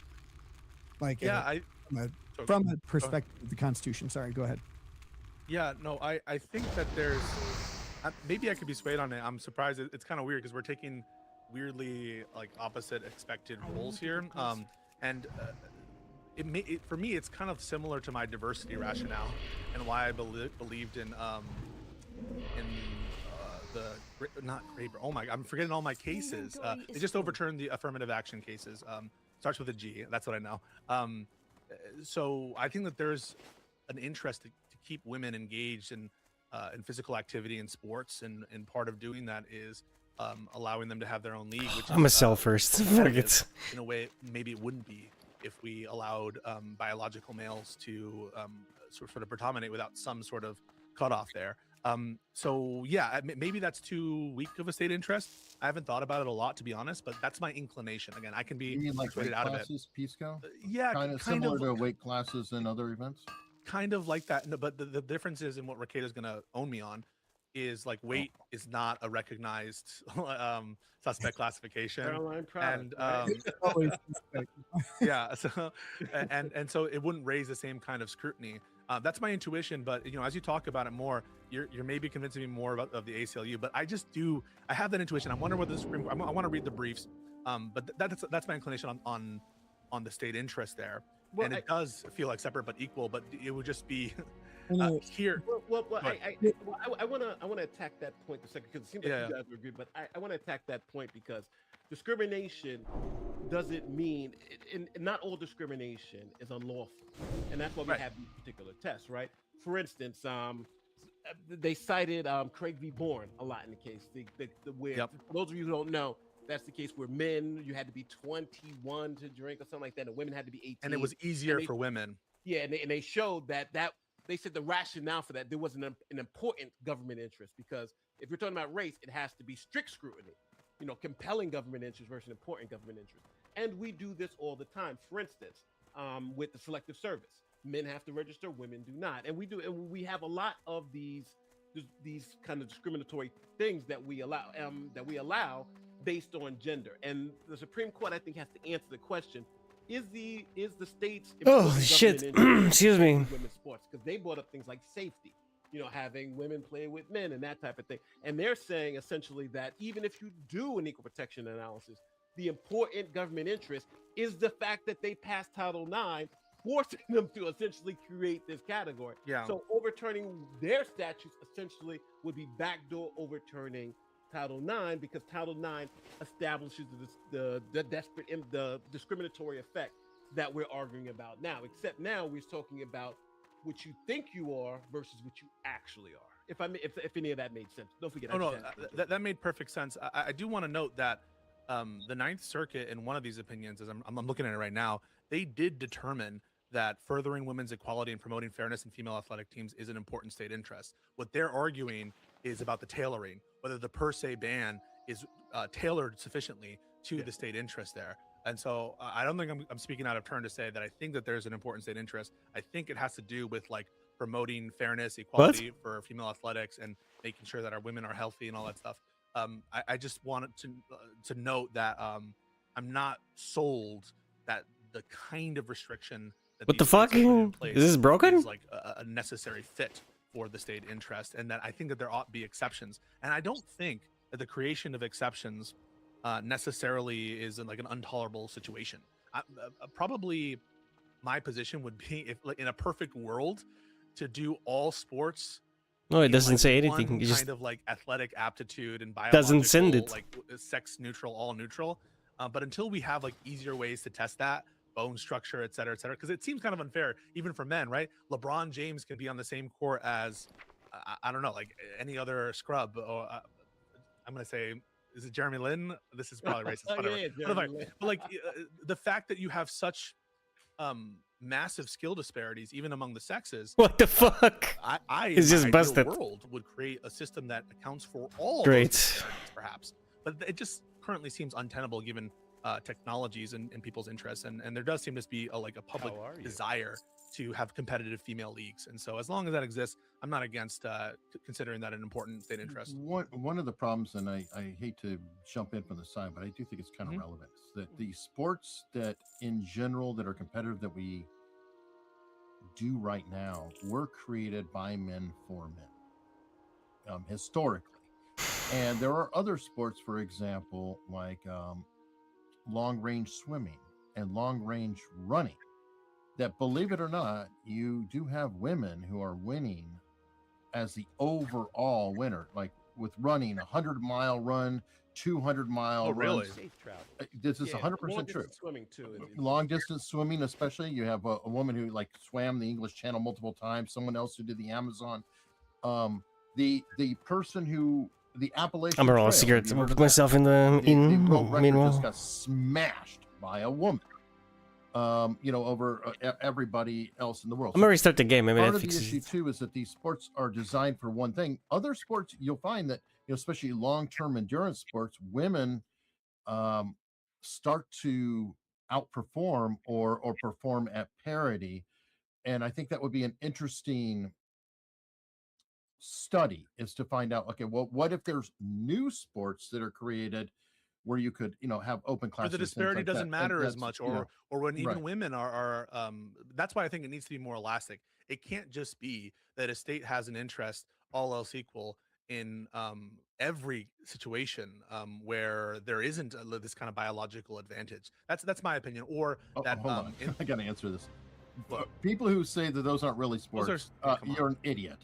Sorry, you're an idiot. Go run. Go outside and run a marathon. Get back to me and tell me it's not a sport. Come on. Yeah, and putting aside whether it's a sport or not, I do want to say I apparently dishonored Jeremy Lin. Jeremy Lin was a pro. I would just looking for my head for a basketball player who's not as athletic as LeBron James.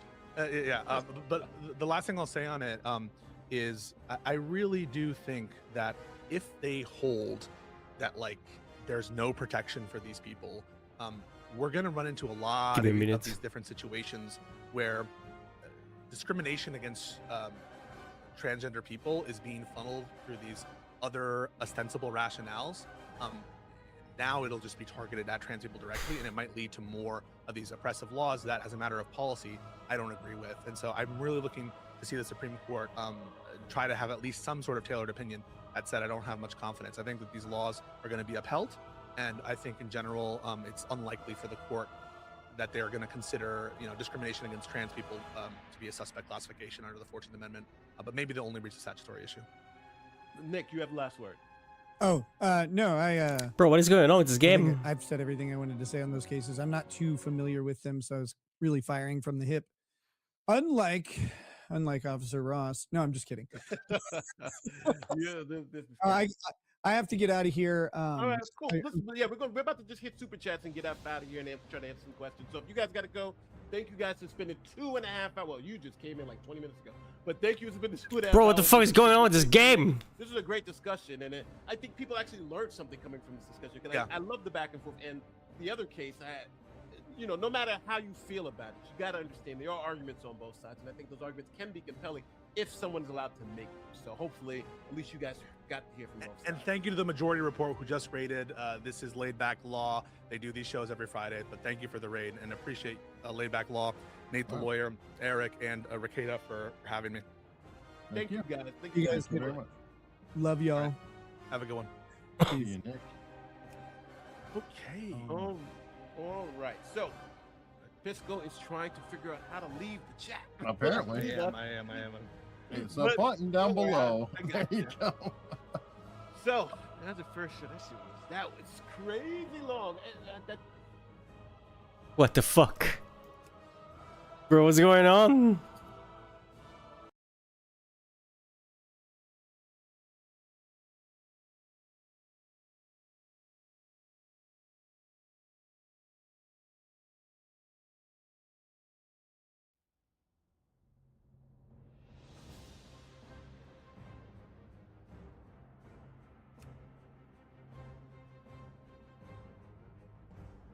Well,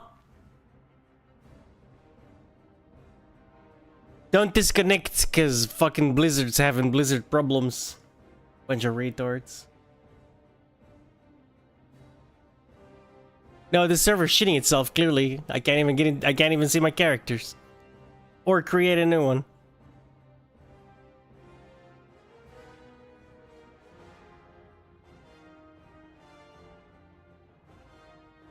Another guy who did his own lawyer team. A man who represents himself in court has a fool for a client. In criminal law, representing oneself is often a sign of ego overriding reason. The court system is a labyrinth of procedures, evidentiary rules, and rhetorical nuance. Lawyers train for years. The guy's hair alone, guilty. Not just argue facts, but when to understand when not to. They go through years of schooling, then work tirelessly in one particular field of law. And then finally, some lawyers have only a slightly better grasp of the law than a layperson. Even with all of their specialized study, even the best lawyers and legal teams can make mistakes. A defendant acting as their own attorney rarely grasps that subtlety. They approach the courtroom as a stage for validation, rather than a battlefield for persuasion. They're there to express their outrage and contempt, and to show how everyone from the witnesses, the prosecution, and sometimes even the judge is a callous and cruel individual who is simply out to get them. They lack the ability to look at their current situation in an unbiased way, and then make up grand conspiracies as to how they've fallen so far. And unfortunately, nothing showcases that better than the case of Ronnie O'Neill. Welcome back to another episode of Dreading, or if this is your first time here, welcome.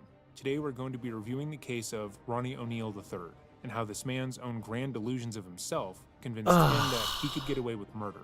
All the while, I should not have. Oh my god. This case has been recommended to us countless times, specifically when we've discussed how many men and women who I shouldn't have logged out are probably narcissists. But Ronnie absolutely takes the cake.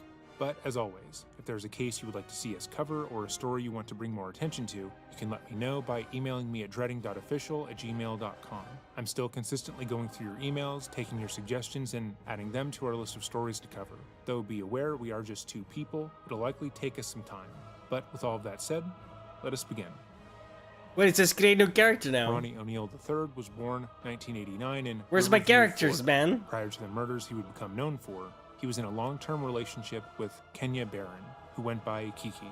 The relationship would result in 2 children, Ronnie Jr. and Ronavea, both named after their father. Ronavea was born with cerebral palsy and had been diagnosed with autism early in her life. Oftentimes, the young girl was nonverbal and struggled to walk, but in the months prior to the murders, she'd been more mobile than ever. Though she would rely on a wheelchair at times, This is she some began to walk bullshit. more and more on her own.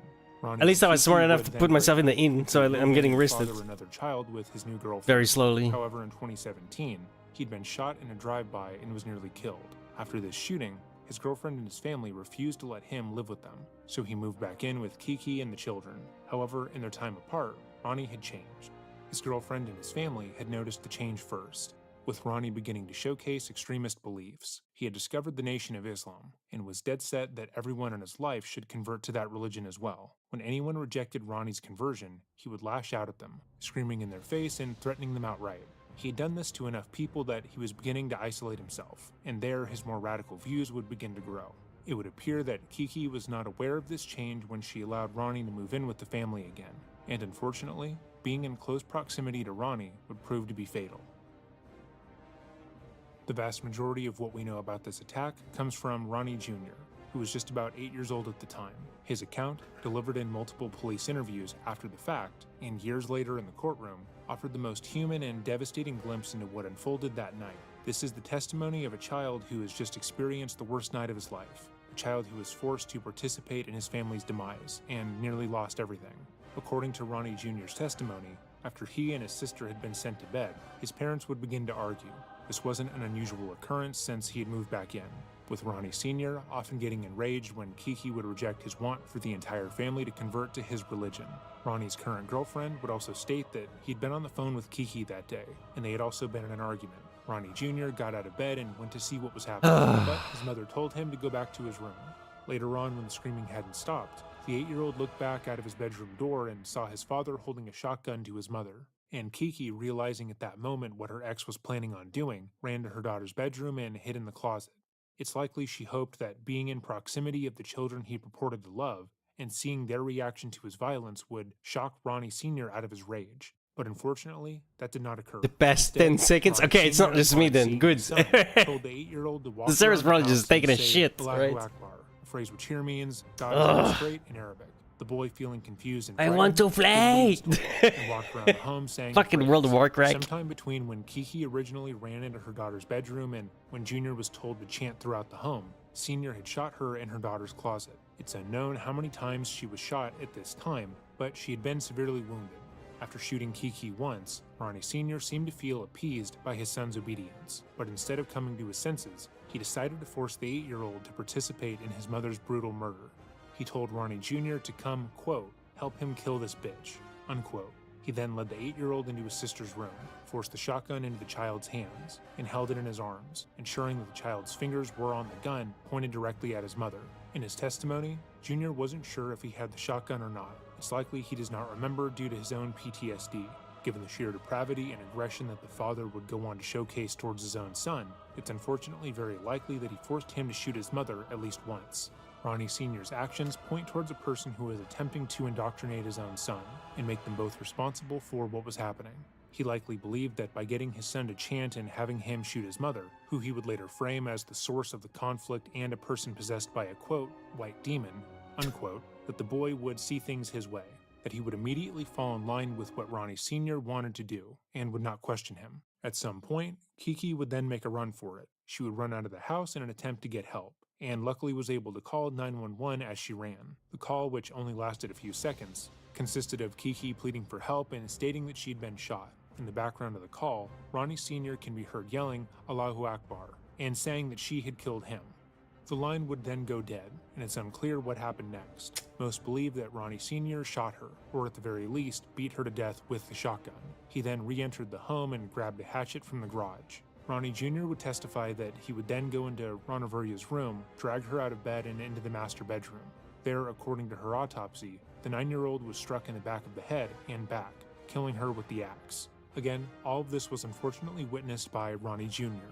After killing his ex and his daughter, Ronnie Sr. seemed to realize how damning the scene was. If the police were to come to the home, it would appear that he, in a fit of explosive rage, had killed his ex-girlfriend and his daughter. He knew they were likely on their way, as Kiki had called them, so he needed to erase as much of the crime scene evidence as possible, and as quickly as possible. Senior went back into the garage and got a canister of gasoline. He poured the flammable liquid throughout the home, focusing on the areas in which conflict had obviously occurred. He then lit a match and dropped it, watching the whole area go up in smoke. This small action shows at the very least that Ronnie knew what he was doing was wrong, and that he wanted to cover his actions as much as possible. He wasn't fully in his right mind, as he understood implicitly that if the police were to look into what happened, he would go to prison. And as that was a fate he obviously wanted to avoid, he did his best to try and alter the scene. While trying to eliminate the evidence against him, Senior also seemed to realize that his son had become a witness to No his one else crimes, seems to have and it. therefore There's no posed a threat to reports his on freedom. Twitter, He seemingly. told Junior to come over to him, and then stabbed him repeatedly in the stomach and neck before dousing him in gasoline and setting him on fire. Senior then made his own 911 call. He would try to state that he was the victim of an attack, that Kiki had been possessed by white demons and she had tried to kill him, but couldn't help but take a moment to insult her to the 911 operator. Once the police arrived at the home, they would find Kiki in the front lawn, barely breathing, and would begin to render aid to her. However, as they attempted to save the dying mother, they noticed that the home had begun to catch fire. Unaware if anyone else was in the home, some officers That's would a- try and break through the front door. a which good had then sign, I bolted guess, shut. right? At the same time, O'Neill would open the garage door and begin to walk out, covered in blood and smelling like gasoline. He was ordered to stop, put his hands on his head, and get down, but he refused, walking towards them aggressively. After being warned multiple times, he was then tasered and placed in the back of a cop I can't car. even log. Later, Well, I he can log in, restated but that Kiki is the no devil, and the characters. children were the devil's kids. He then chanted Allahu Akbar. Many people surmised that upon realizing that the majority of the evidence in the case would still point to him, or that his son survived, his self-defense case would go right out the window. So he pivoted ever so slightly. By stating that Kiki was the devil and the children were products of the devil, he could plead insanity or diminished capacity.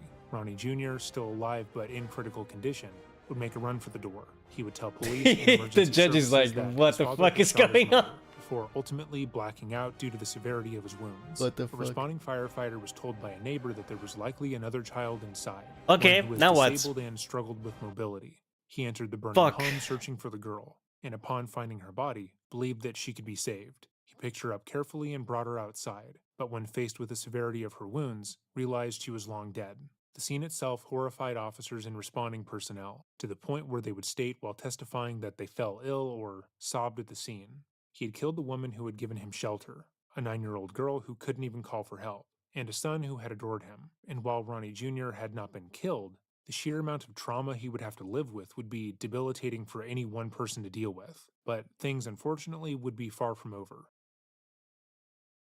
After the smoke cleared and the bodies were removed from the burned-out home in Riverview, the investigation into Ronnie O'Neill III moved swiftly. The evidence painted an unflinching picture of what had happened that night. O'Neill was charged with 2 counts of first-degree murder, 1 count of attempted murder, as well as arson and aggravated child abuse. Prosecutors announced their intent to seek the death penalty, citing the extreme brutality of the crimes. But before the trial even began, O'Neill's mental state became a central question. His defense attorneys initially pursued a mental competency evaluation, as his statements and courtroom outbursts during early hearings hinted at paranoia and grandiosity.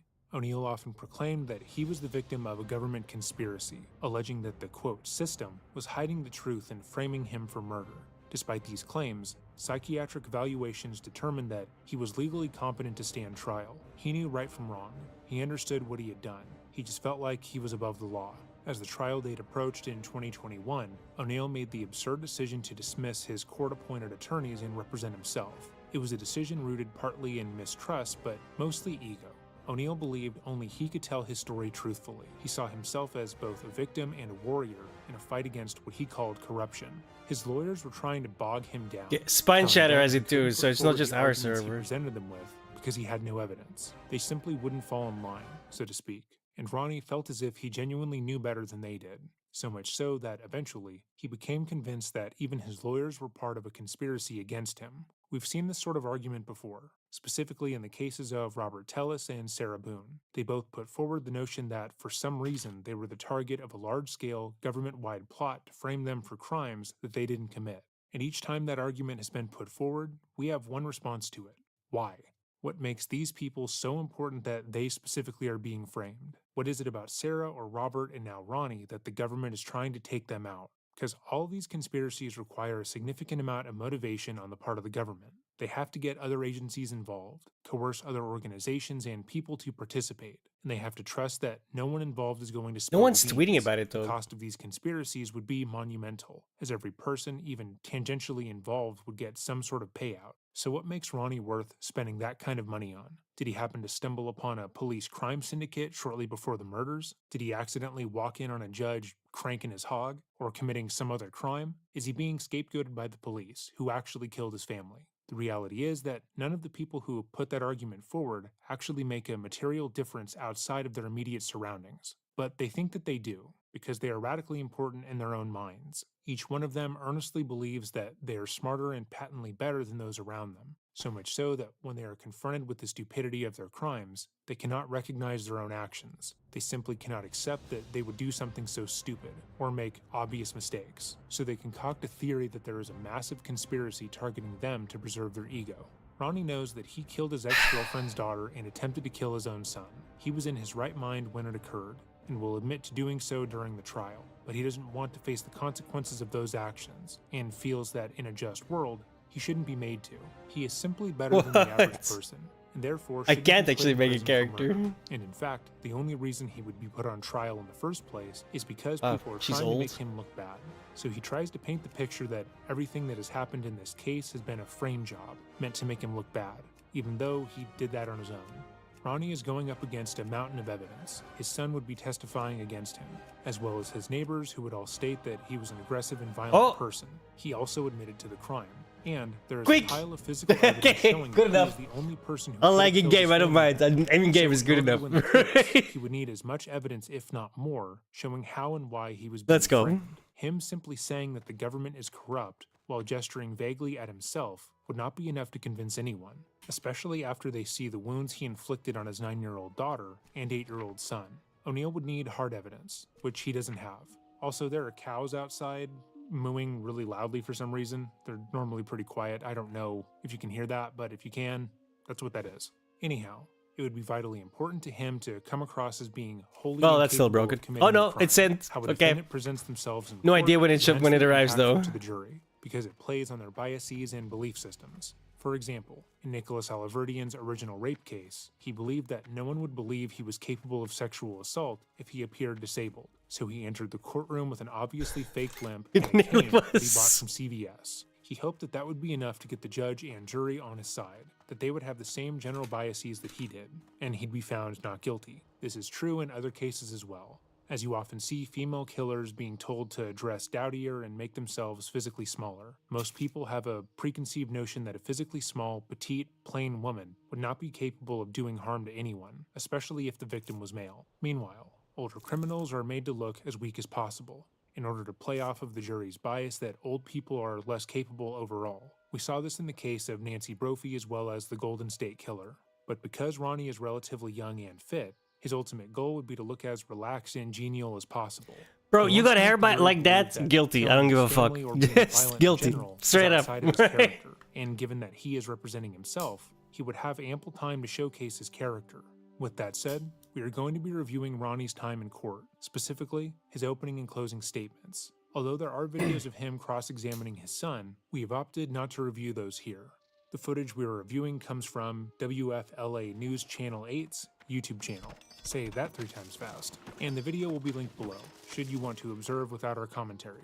News channels like theirs allow channels like ours to exist, as they put high-quality cameras in the courtroom and allow them to be reviewed by others without copyright issues. Genuinely, their actions help ensure that every person is granted a fair trial, and of course, they should be supported.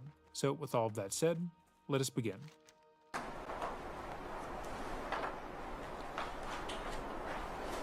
Oh, great. My right ear is not gonna get any love in this, is it?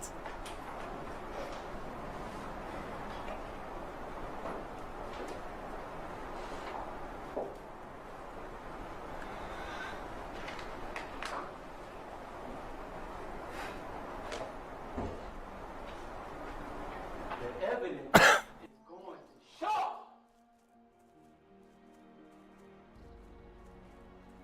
that we are under some of the most vicious Oh, I needed to go here, didn't I? Bitch.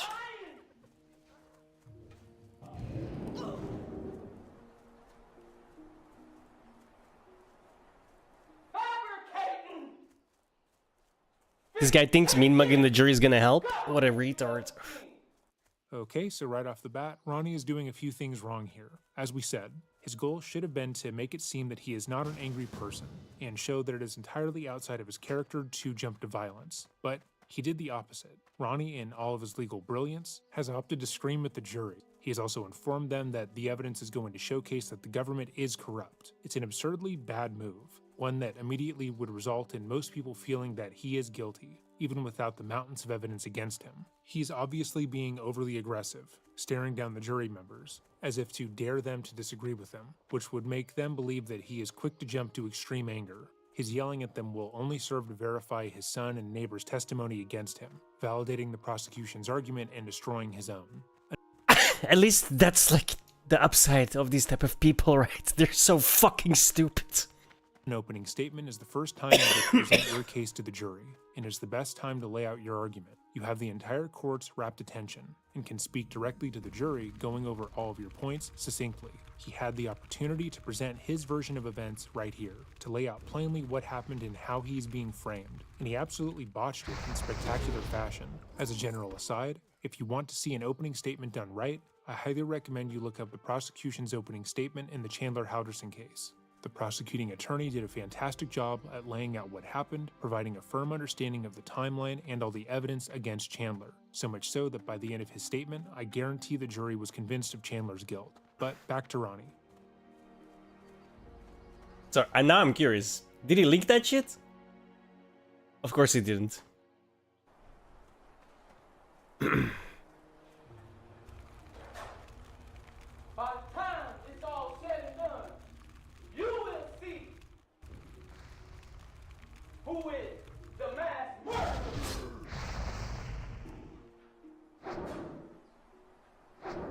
In Tampa Bay, the state of Florida. You will know. Apparently, stringing a sentence together is kind of hard for this guy as well. On March 18, 2018 occurred.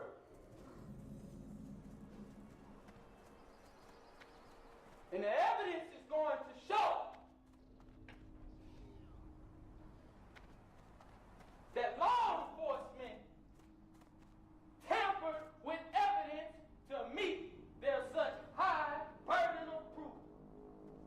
Okay, so a few more things. Ronnie is actually not a bad public speaker. Though he is doing an objectively bad job here, given the circumstances, he knows when to emphasize certain points and his gestures make sense. This sort of public speaking is an acquired skill, one that most people do not have, and at the very least, he is speaking confidently. It seems like he might have done he's yelling. or watched others make speeches before and learned a lot from them.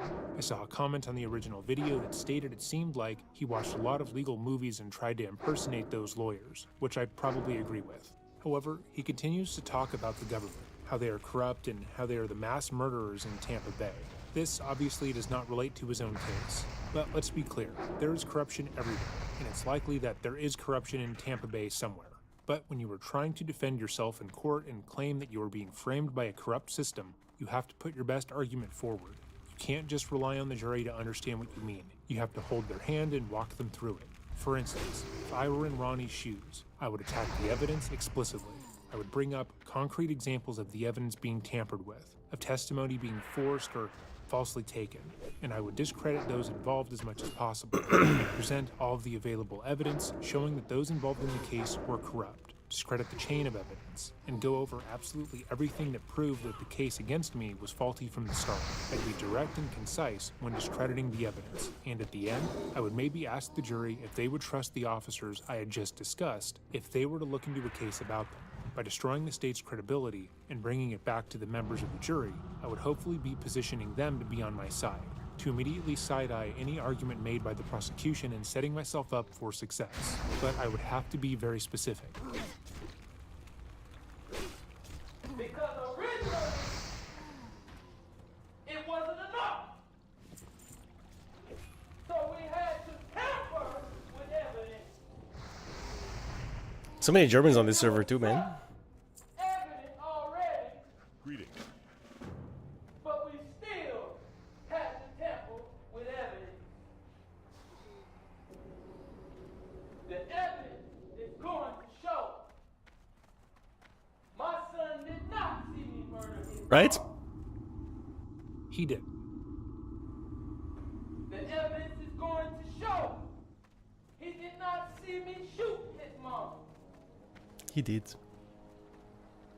The evidence is going to show my son said many things that are not true.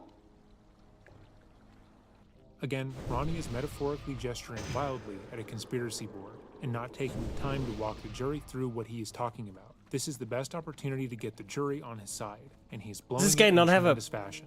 Instead of saying that Ronnie Jr., the traumatized 8-year-old who witnessed his father murder his entire family and barely survived his father's attack himself, is lying, he should have walked the jury through the lies individually.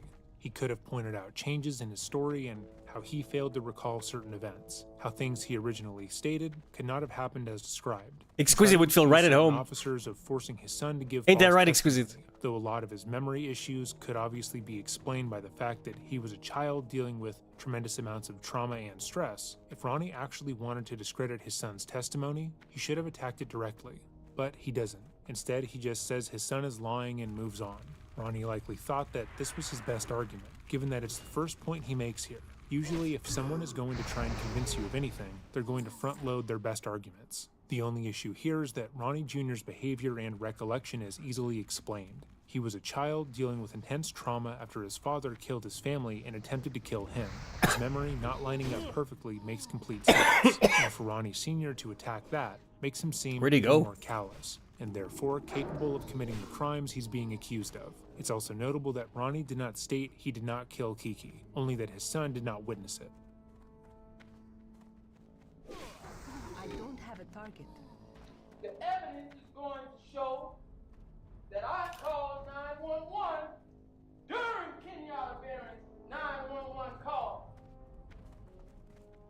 But all of a sudden, it ends up after I called Kenyatta, after Kenyatta Barron's call was made. Now I'm calling 911.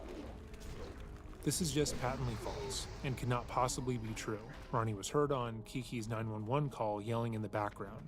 If he was on the phone with emergency services at the same time, her voice would have been heard in his call, and he would have been heard screaming. But that is not the case. He might genuinely believe that he called 911 at the time, but if you were to listen to the recordings at the same time, based solely on the contents of the calls, they occurred at 2 separate times.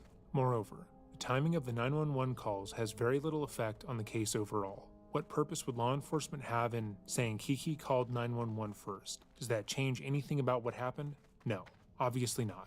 So the fact that this is one of the first concrete points that he makes, his case seems even weaker. His first two arguments point directly to his guilt, which he fundamentally does not realize. This is why an actual lawyer is helpful. They can provide a third-party perspective and actually create a case that has a slim shot of winning. No lawyer in their right mind would have put forth these arguments.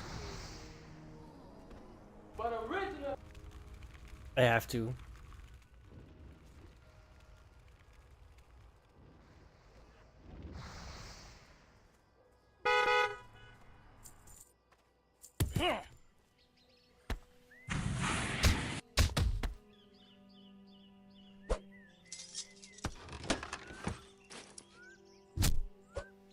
ha!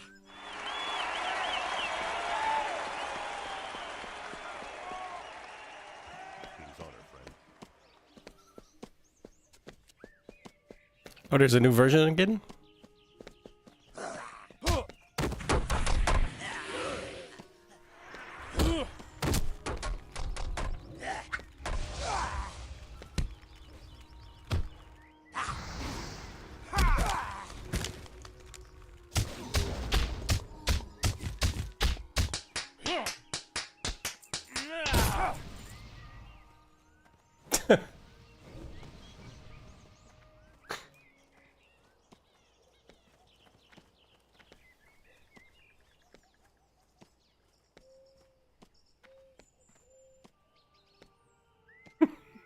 That's us right now.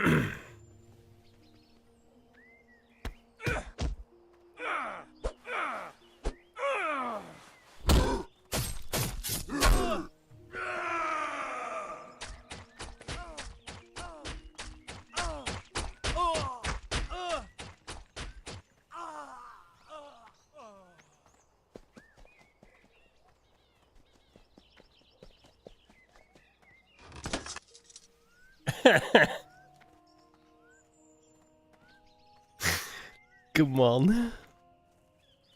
So accurate. I called 911 without even knowing she called 911 during her call. But the evidence is going to show that your representative and law enforcement, local law enforcement, wanted to make it seem like I'm some kind of menace to society.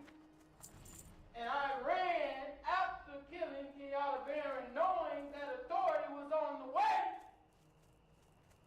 to kill my own children. I wonder why I would do something like that for no reason. And I'm standing here competent as can be, representing myself today. Ronnie doesn't seem to understand how the average person sees him, because he apparently believes that his behavior comes across as rational. He's been yelling at the jury for 5 minutes, while glaring at them, with comically vertical eyebrows, yet he thinks he's coming across as calm and collected.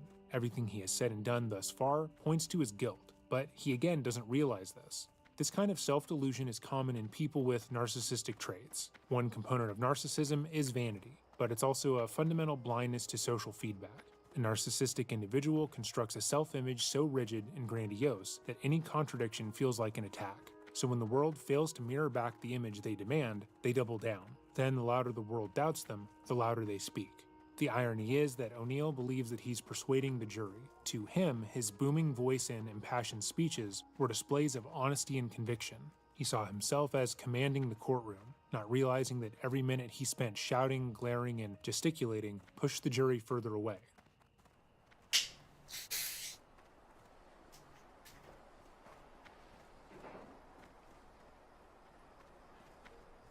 The evidence is going to show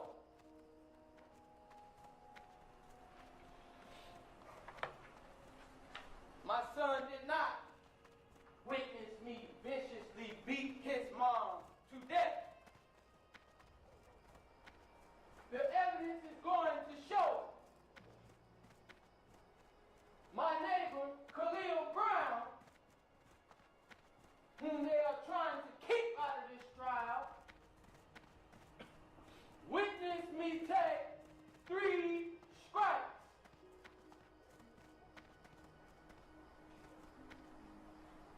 The evidence is going to show that law enforcement and this administration wanted to make me look like a menace to society. So they added several mini strikes on that video and audio that you just heard. And they added several statements that I did not say.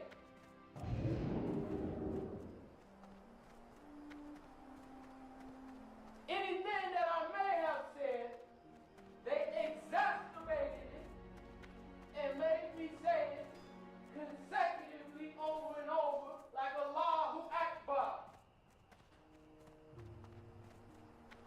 Which I may have said once or twice. But they wanted to make me seem like a terrorist. And so you hear it 8 or 9 times. So, for those who have a hard time following, he never said anything that law enforcement says he did. But he did say it, and they have recordings and videos of him saying it, but it's only because they forced him to. Sure. Also, he did assault Kiki on the 911 call, and he doesn't contest that. But the prosecution, wanting him to look like a menace to society, made the call sound worse because it wasn't bad enough on its own. This makes sense. And you hear me calling Kenyatta Barron a bitch and a whore.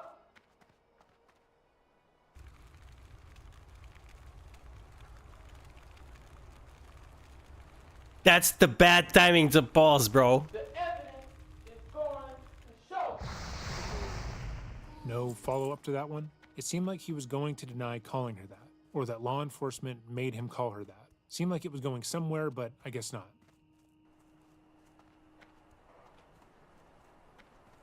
That I called my dad after calling 911.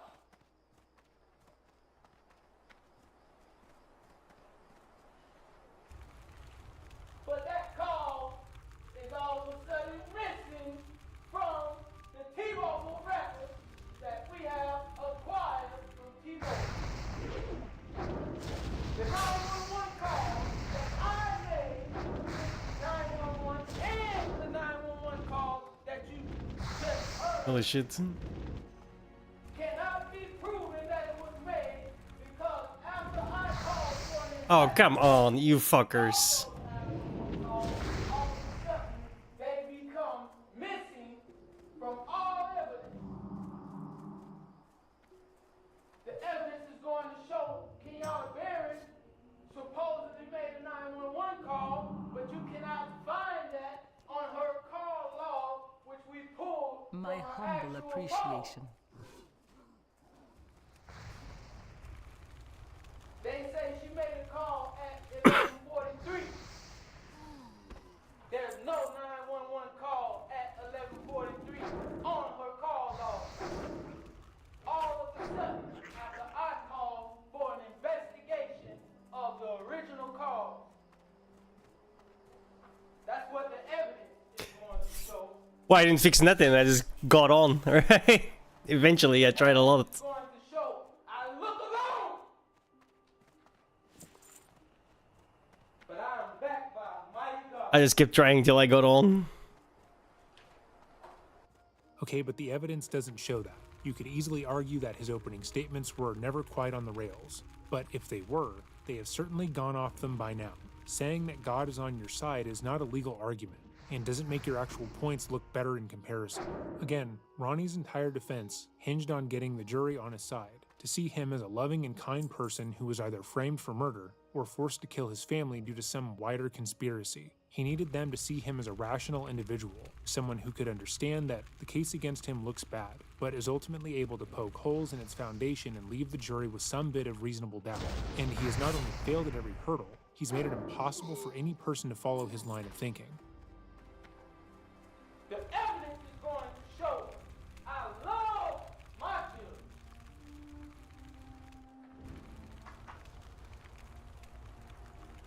And the evidence is going to prove to you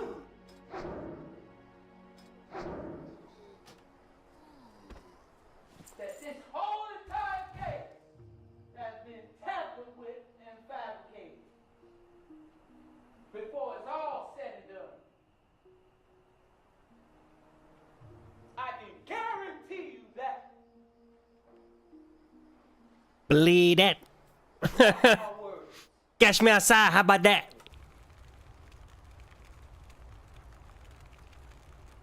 The evidence is going to show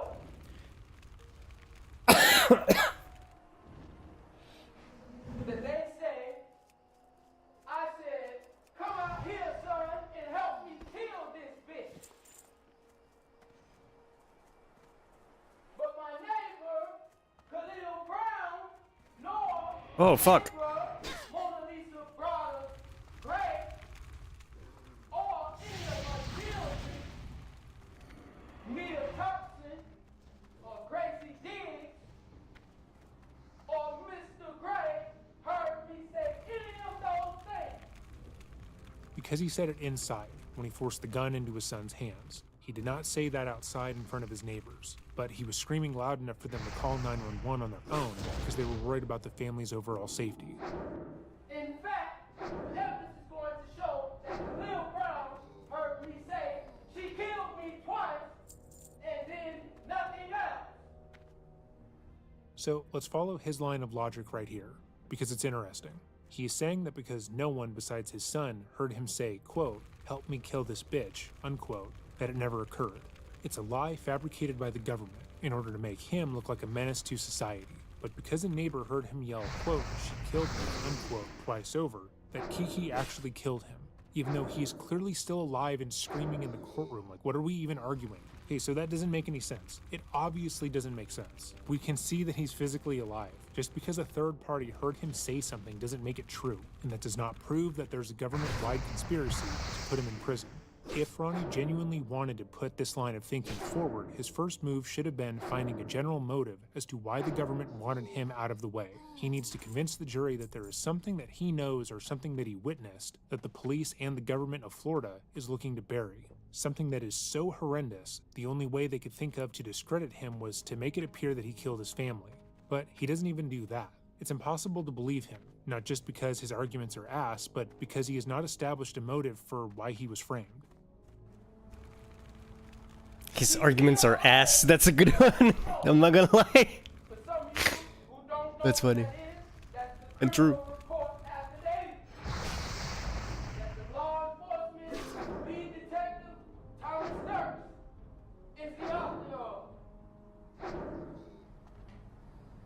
The evidence will show that in that CRA, I told the neighbor, don't come outside, call 911 now. But you don't hear that on this audio for some reason. But you Oh, fuck. hear all these Yeah, I knew it. things that I did not say.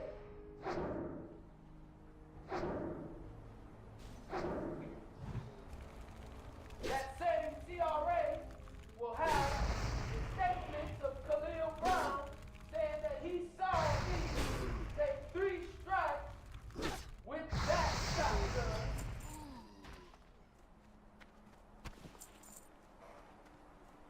And nothing else.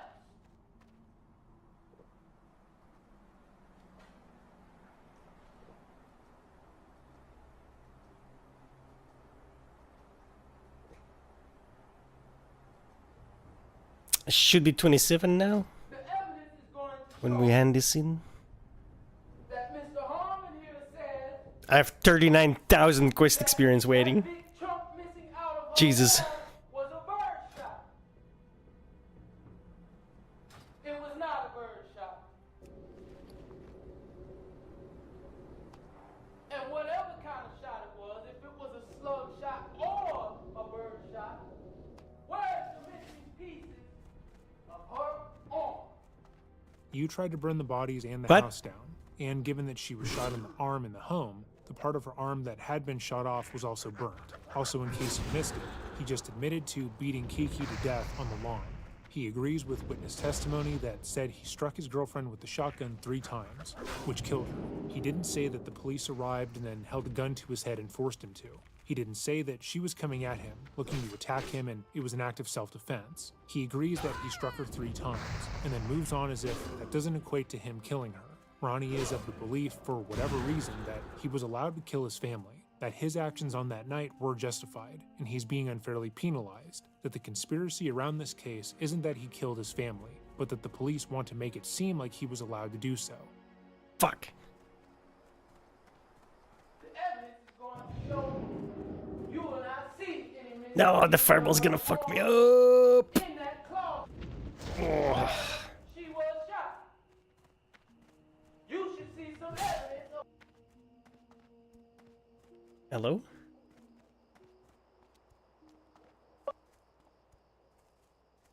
The fuck? Is that the video?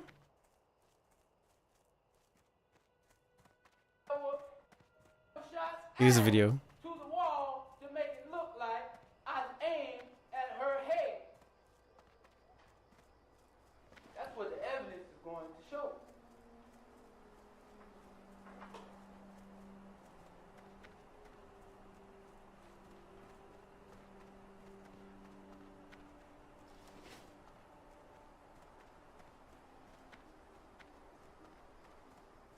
And remember I told you the evidence will not show you that my son witnessed me beat his mom to death. Bro, the hair alone, dude. I just can't get over it. Like, Okay, but what does matter is if your son can't or get your over neighbor it. saw you. To be clear, his son did witness him shooting his mother. He has no reason to lie about that, and his story has remained consistent. Moreover, if Ronnie was willing to abuse Kiki in public, by beating her to death with a shotgun in front of multiple people, it's logical to assume that he was even more violent in private, where his son would be the only living witness. But let's say Ronnie Sr. is right here. What does it matter if his son didn't see it? If Ronnie Sr. agrees that he did do it and others witnessed it? Fundamentally, what does it matter? Does it change anything? No, because the facts remain the same. It's like if you were to go to court for robbing someone, and the other party lists what was in their wallet, and you state that they actually didn't have $500 like they're claiming. 27. In fact, he didn't witness much at all. And the evidence will show that my son said my dad shot my mom.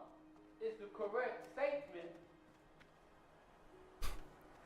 If you want to cite statements. What can I do for you? Greetings. If he even dead.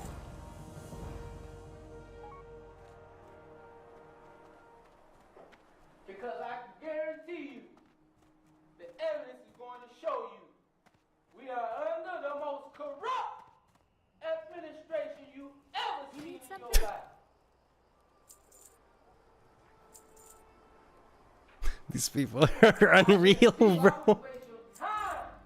Unbelievable. I would have already took a plea deal. See you around. Of some kind. Safe travels. If I knew I did something like this.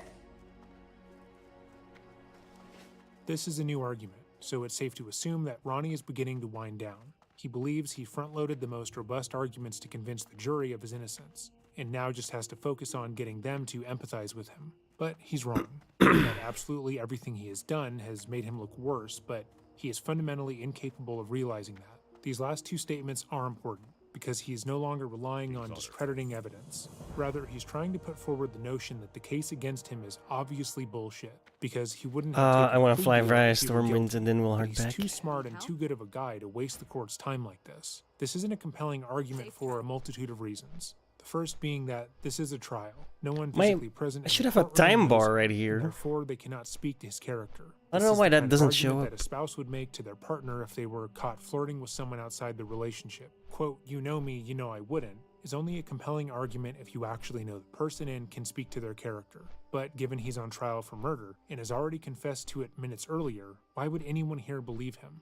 Moreover, he wants them. The guy also needs to work on his resting peach face, man, because he looks so menacing. For his family's murders. Again, the hair is not helping. The state's time by drawing out the legal proceedings. Like, bruh. Because most people don't even go to trial when they know they killed somebody unjustly. The evidence is going to show you who the killers are.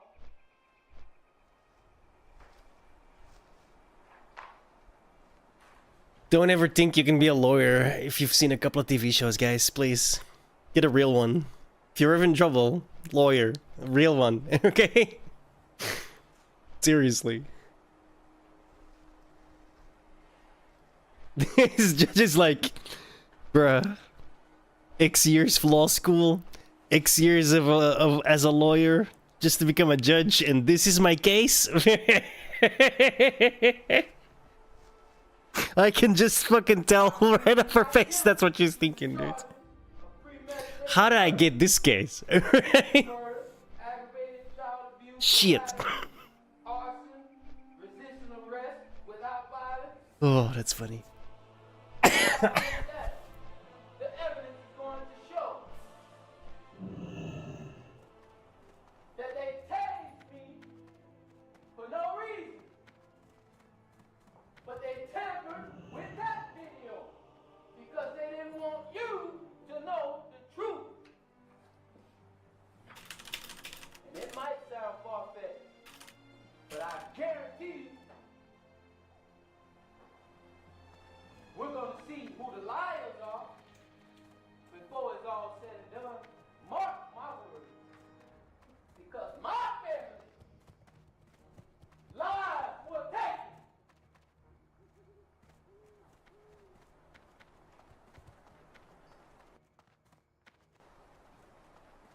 When my daughter was done, this is what the evidence will show. When my daughter was born, it was me who gave the command, the final command. Need something? To keep her alive when she was on life support. When she was born, 2 pounds, 2 ounces, and couldn't breathe on her own. It was me who fought to keep her alive. But all of a Have a sudden, good I one. just want to take her life for no reason.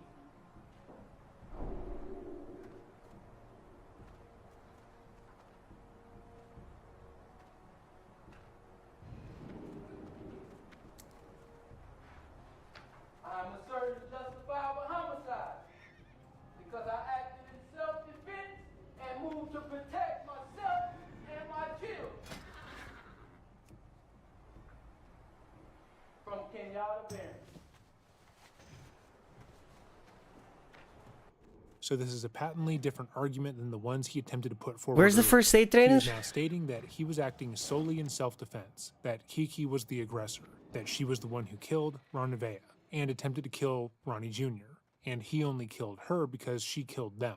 But there's no evidence that shows that. Kiki was already incapacitated on the lawn when her children were attacked, and when the fire was started, so she couldn't have possibly killed anyone. If this were true, there would have been direct evidence of this in the home. Her fingerprints would have been present on the weapons used on bollocks. the children, while his Really? would only be on the gun. There'd be physical evidence showing her movements throughout the home, as she would have tracked bloody footprints as she attacked the children. But beyond that, why would the police try to frame Ronnie if what he is saying is true? Why would the police work overtime to try and pin the blame on him when the evidence is cut and dry? Why would they need a reason to target Ronnie? Like if he were to witness a murder that was covered up by the police, or he had proof that they were taking bribes. The police aren't going to frame someone just to frame them. They have to have a reason. And since he's provided none, the argument doesn't hold any water. I'm going to be showing with evidence several reasonable reasons to doubt the state's allegations against me. The evidence will show that the state cannot prove that I premeditatedly killed anyone because I didn't have any time to reflect or plot and plan as if everything happened suddenly and spontaneous.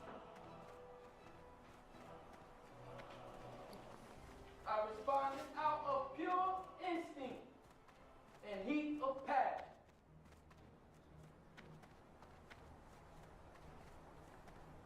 Eliminating any kind of premeditated design.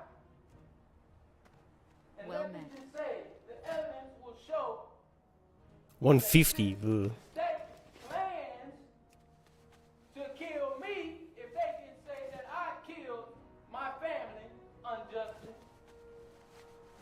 They plan to free Why does he keep adding unjustly? Bro, there's no just in killing your family, alright? Like, what do you mean? kill me He's just so they cannot say reinforcing that yeah, I did it. But I had reasons. Nobody cares, alright? Kenyatta Barron if she killed my children. What a great argument. So let's break that down. First, he goes out of his way to define what premeditation means in order to point out that he did not plan to kill Kiki and his children, that it was something that happened in the heat of the moment, which is actually a very fair argument. Farewell. It did take him 20 minutes to get to a reasonable point, but we're there. However, he immediately follows that up by saying, since this is a death penalty case, that means the state of Florida is attempting to murder him, that this is a case of premeditated murder on the Oh, state's I hope he got a part. death So if penalty. you're allowed to premeditate murder on Making him, your he 10-year-old should be son allowed to fire a do the same shotgun Kiki to kill since she his killed mother. children, Damn. Which is actual nonsense. Death penalty. The evidence will show that Kenyatta Barron had several medications and drugs such as morphine in her system. The evidence will show she had a domestic history and was arrested for domestic violence that same year.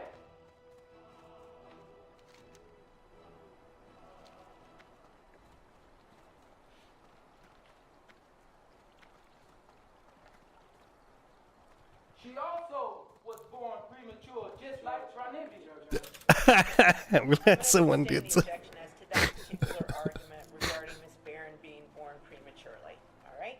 You may continue on, Mr. O'Neill. Final Fantasy VIII reference.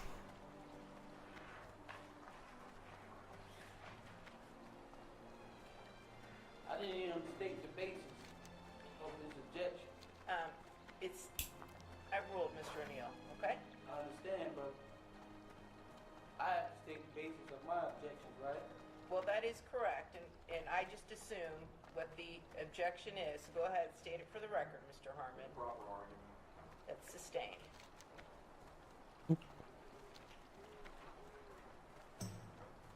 The evidence will show that she threatened to kill me with a knife just a few weeks before the incident, and she was angry about my relationship with my other child's mom, and about the fact that we had to be cordial for our newborn son. And the evidence will show that they have been going back and forth and arguing on Facebook and by telephone that whole afternoon before the incident.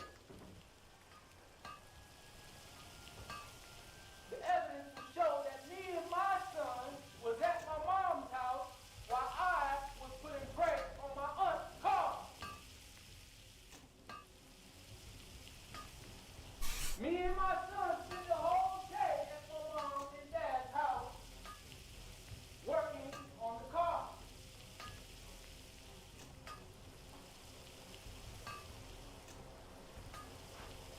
When we came back home, I never knew she was arguing with my child's mom, my other child's mom, the whole day. That's what the evidence shows.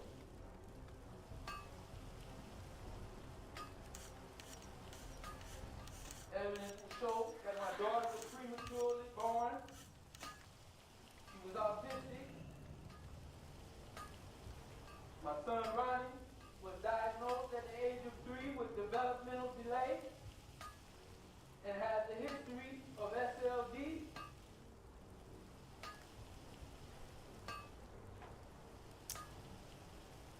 The evidence will also show that he was present but does not remember accurately or consistently what happened for many reasons, making him unreliable when it comes to the actual facts.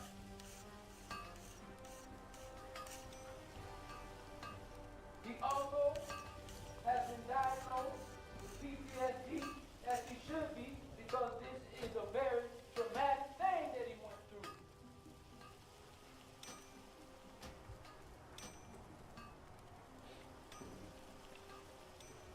Ow. He also was diagnosed Shit, that now made I made it so bad now. intermittent confusion and delirium. Hi. The evidence is going to show, the evidence and testimony will show that Ronnie Blair, formerly known as Ronnie O'Neill IV, With ya. may have been coached on what to say by family members and or Hold on.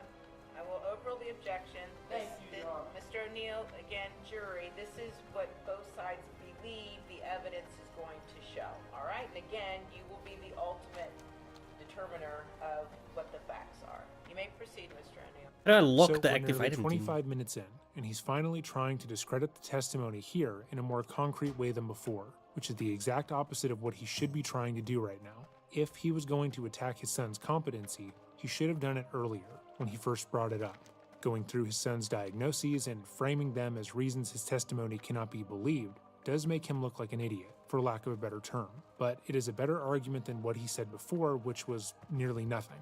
But at this point, he should be wrapping up his arguments to the jury, showing how what the prosecution has alleged cannot be true, and thanking them for their time. By this point, he has already likely lost the jury due to his behavior and poor arguments. Taking my ass off. And these are also actual facts that Mr. Harmon left out when he told you about the report of his former psychologist.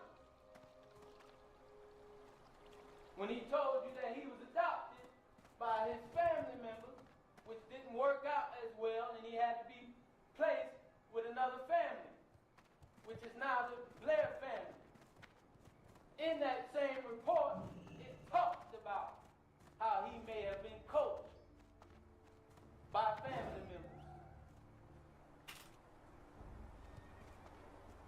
The evidence is going to show that my son was adopted by a detective who formerly worked in this case. Yeah, he's really, really dumb.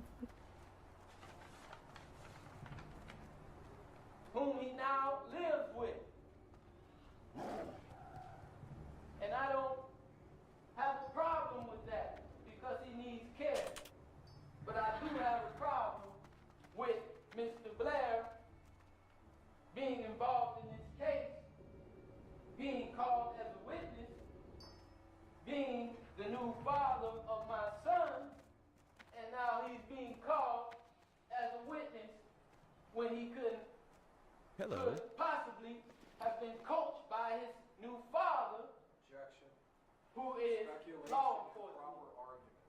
All right, and again, Mr. O'Neill, I'll rule the objection. Again, this is what Mr. O'Neill is asserting the facts will be. You may proceed. Thank you, Your Honor. The evidence will show and prove that very vital evidence was definitely tampered with, which was a strategic omission to cover up the facts of this case. Making much I should sell this shit. unreliable. As I know for a fact, it was offered as well. Oh, fuck.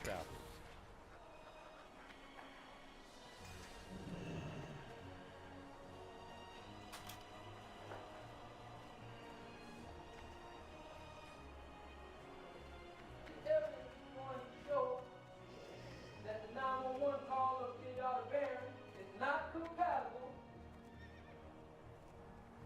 with what Khalil Brown saw and heard out Look how busy it is here. This is nuts. of my home.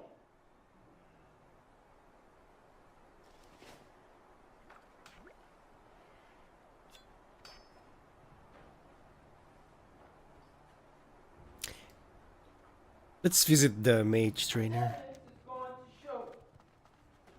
show I'm here anyway. all said and done. Who put those excessive lacerations on Kenyatta Barron's face? I can guarantee you that Believe that. in this trial of the next one, I can guarantee you that. Because like I said, I look alone, but I'm backed by a mighty God. Holy shit. My god. No pun intended. And ultimately, it will show that none of the state's witnesses can draw any conclusion, especially because they didn't see anything that refutes my self-defense claim. And You wanna know something funny? We run upstairs into the mage tower and then take a portal and arrive underneath the map. Now we're underneath the tower. This place is underneath, which I think is hilarious. I'm not gonna use any of these. Frost Nova, Frostbolt.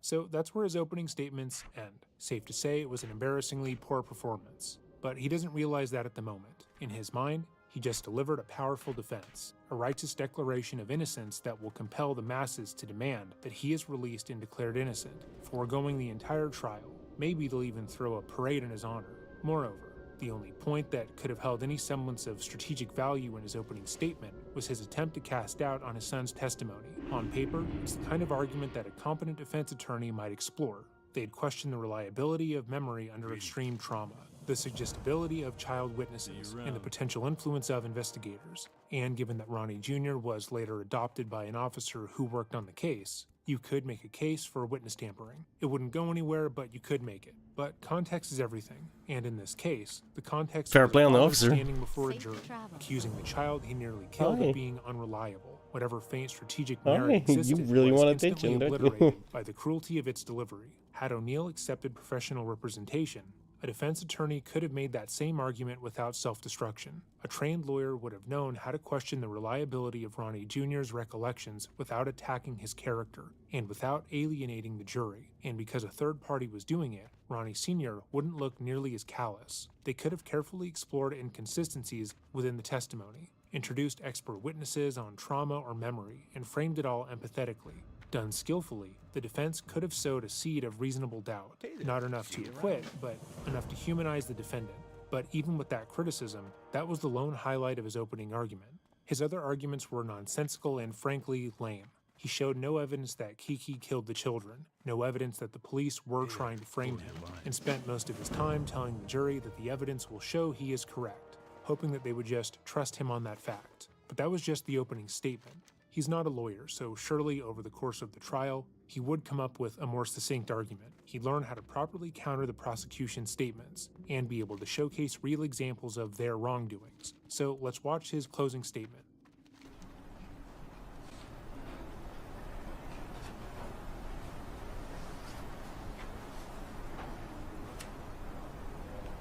Mr. O'Neill, you need to speak audibly so that the jury can hear what you're saying. Yes, ma'am, I haven't begun yet. I was talking to my father.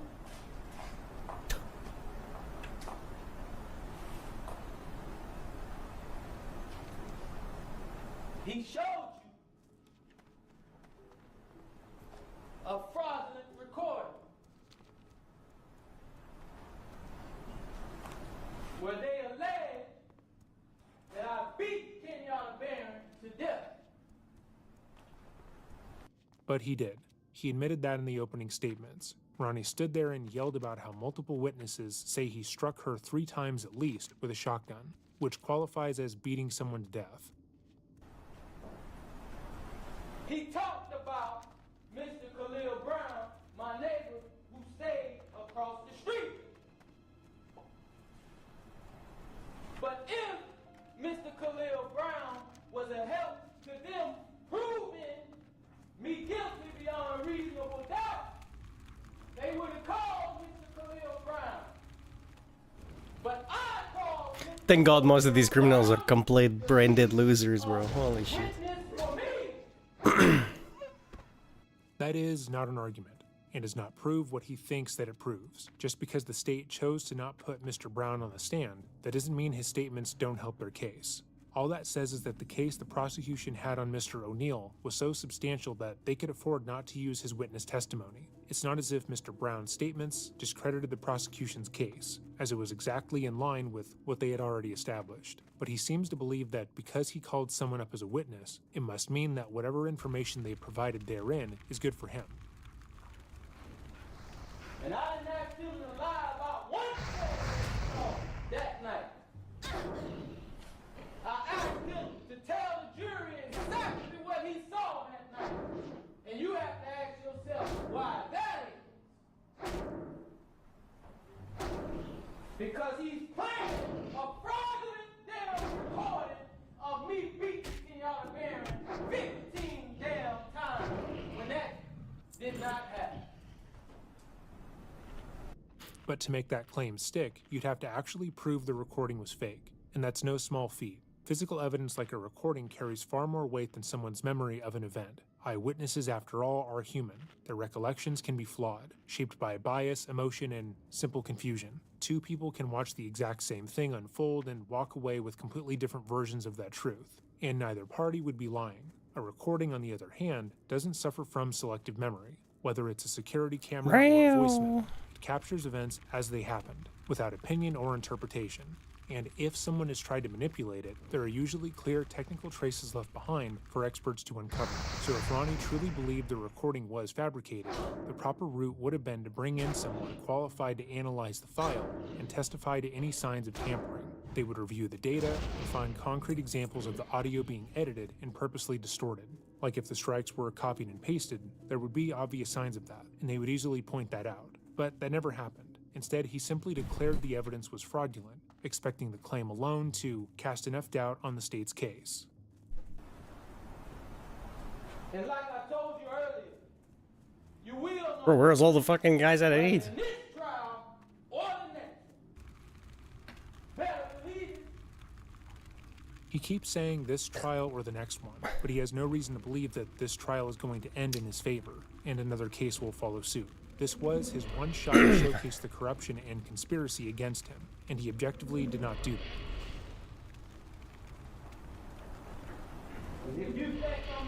Oh, these guys hurt, man. All right, Mr. O'Neill, please stop using swearing language. It's not appropriate in a closing argument.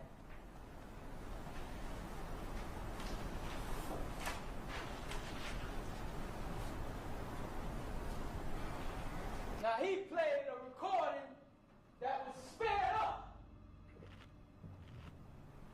Why didn't you play the regular recording that people can understand what the call was saying? Objection to the defendant asking me questions, Your Honor. I'm going to sustain I'm talking to people.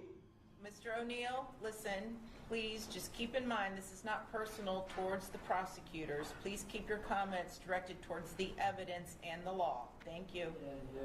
All these objections now. I know for a fact Kenyatta Barron's recording from her phone did not record calls sped up like that. I'm going to object now. He's talking about facts, not in evidence of what he knows. Again, ladies and gentlemen of the jury, as you were instructed, the closing arguments are just that. They're not the evidence or the instruction on the law. It's just what the parties believe the evidence shows or does not show. All right? Thank you. De roi het lief niet voor. You heard Mr. Khalil Brown. You've been hearing me for 2 weeks now, telling you I feel so sorry for that jury. 2 weeks of this retard. with the 911 call and that fraudulent video that they just showed y'all. Now, I'm gonna prove it. Look at the face on the judge, bro.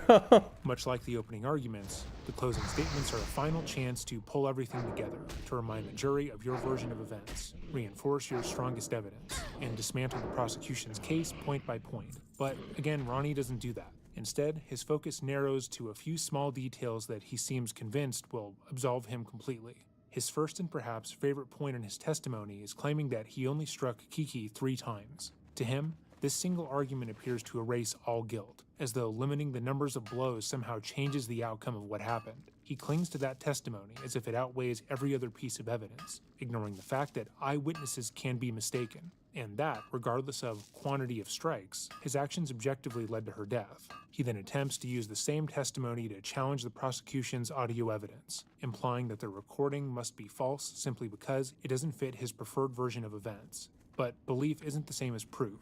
To challenge an audio file again, one would need an expert to analyze it for signs of tampering, waveform inconsistencies, compression artifacts, or alterations in metadata. That kind of review never happened. Finally, he latched onto a detail about playback speed. At one point, he insists that because a recording was played at double speed, it must have been manipulated. He argues that this supposed tampering renders the evidence invalid, but in reality, playback speed has no bearing on authenticity. You heard Khalil Brown. He said that he was actually sure that I only hit Kenyatta Barron 3 times. You heard. I called him to tell you that. I ain't running from nothing. They didn't call Khalil Brown to tell you that. Is this guy gonna stop at some point? Jesus. Stop running out of fucking range. 5-second guest. Thank you.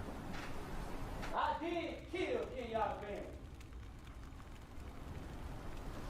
But I want you to tell it like it is if you're gonna tell it. So he admitted to killing her, which is exactly what you shouldn't do if you were trying to get away with murder. But he already did that in the opening arguments, so this tracks, I guess. Unfortunately, we weren't able to find the full closing arguments, or at least one that had been posted without commentary over it. And because trying to provide separate commentary would probably not fall under fair use, we have to end our coverage of this trial here. On June 21st, 2021, he was found guilty of 2 counts of first-degree murder, as well as 1 count of attempted first-degree murder, 2 counts of aggravated child abuse, 1 count of arson, and 1 count of resisting a law enforcement officer. He was given 3 life sentences without the possibility of parole, and will spend the rest of his natural-born life in prison. While this case is harrowing, there is one happy ending. As mentioned before, Ronnie Jr. had been adopted by a detective working on the case, and is living a happy and healthy life. He is well cared for and deeply loved, and after all he has gone through, it's the least he deserves. So, if you have made it to this part of the video, Dex thank you for bare watching. waist, If there's a case you would like to see on the channel or a story you would like to bring more Now you gotta attention feed to, this let me know by emailing rich me for at like trading.official@gmail.com. 60 years. And as always, remember, stay safe. Unless he gets shanked in prison.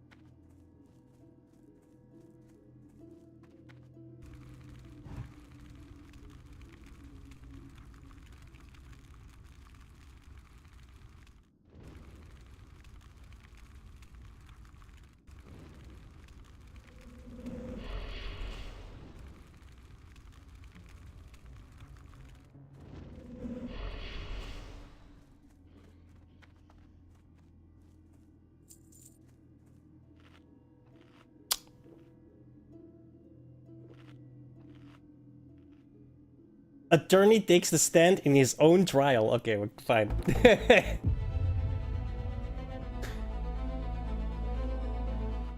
In May of 2022, Las Vegas Review-Journal reporter Jeff Gehrman published the first in a series of articles regarding attorney and then Clark County Public Administrator Robert Tellis, including allegations of a hostile work environment in the administrator's office under his leadership. Following the articles, Mr. Tellis lost his re-election bid for public administrator in June of 2022. Several months later, in September of 2022, Mr. Gehrman was found stabbed to death outside his home. Surveillance footage showed a suspect wearing a bright orange long-sleeve shirt and wide-brimmed hat, and driving a maroon GMC Yukon Denali, just like the one registered to Mr. Tellis. A few days after Why would you use your own the car? Las Vegas Metropolitan Police Department brought Mr. Tellis in for questioning and searched his house, collecting enough evidence to arrest him for Mr. Gehrman's murder. In addition to the evidence found in Mr. Tellis's home, his DNA was also found under Mr. Gehrman's fingernails. A grand jury indicted Mr. Tellis in the Clark County District Court for first-degree murder on October 20th, 2022, setting the stage for a highly publicized trial that began on August 12th, 2024. During this time, Mr. Tellis hired and fired 3 different attorneys, represented himself for a period of time, and finally retained criminal defense attorney Robert Draskevich in February of 2024. Throughout the pendency of his case, Mr. Tellis maintained his innocence and chose to take the case to trial. During his jury trial, Mr. Tellis took the witness stand to tell his story directly to the jury. Rather than being questioned by his attorney, he spoke freely in a narrative style, which is an unusual but permissible decision. While on the stand, Mr. Tellis denied the murder allegations and suggested that Mr. Gehrman was killed by a professional hitman who was framing him for the murder. During his nearly 3-hour testimony, Mr. Tellis went on to include accusations of a broader conspiracy to frame him involving multiple state actors, such as the prosecutor, local police, and the forensics lab that processed the evidence in the case. Now, because Mr. Tellis chose to testify, the state was given the opportunity to cross-examine him after he shared his story. Yeah, that's not gonna go Prosecutor well. Christopher Hamner questioned Mr. Tellis, confronting him with the evidence against him and exploring his theory that he was framed for Mr. Gehrman's murder in further depth.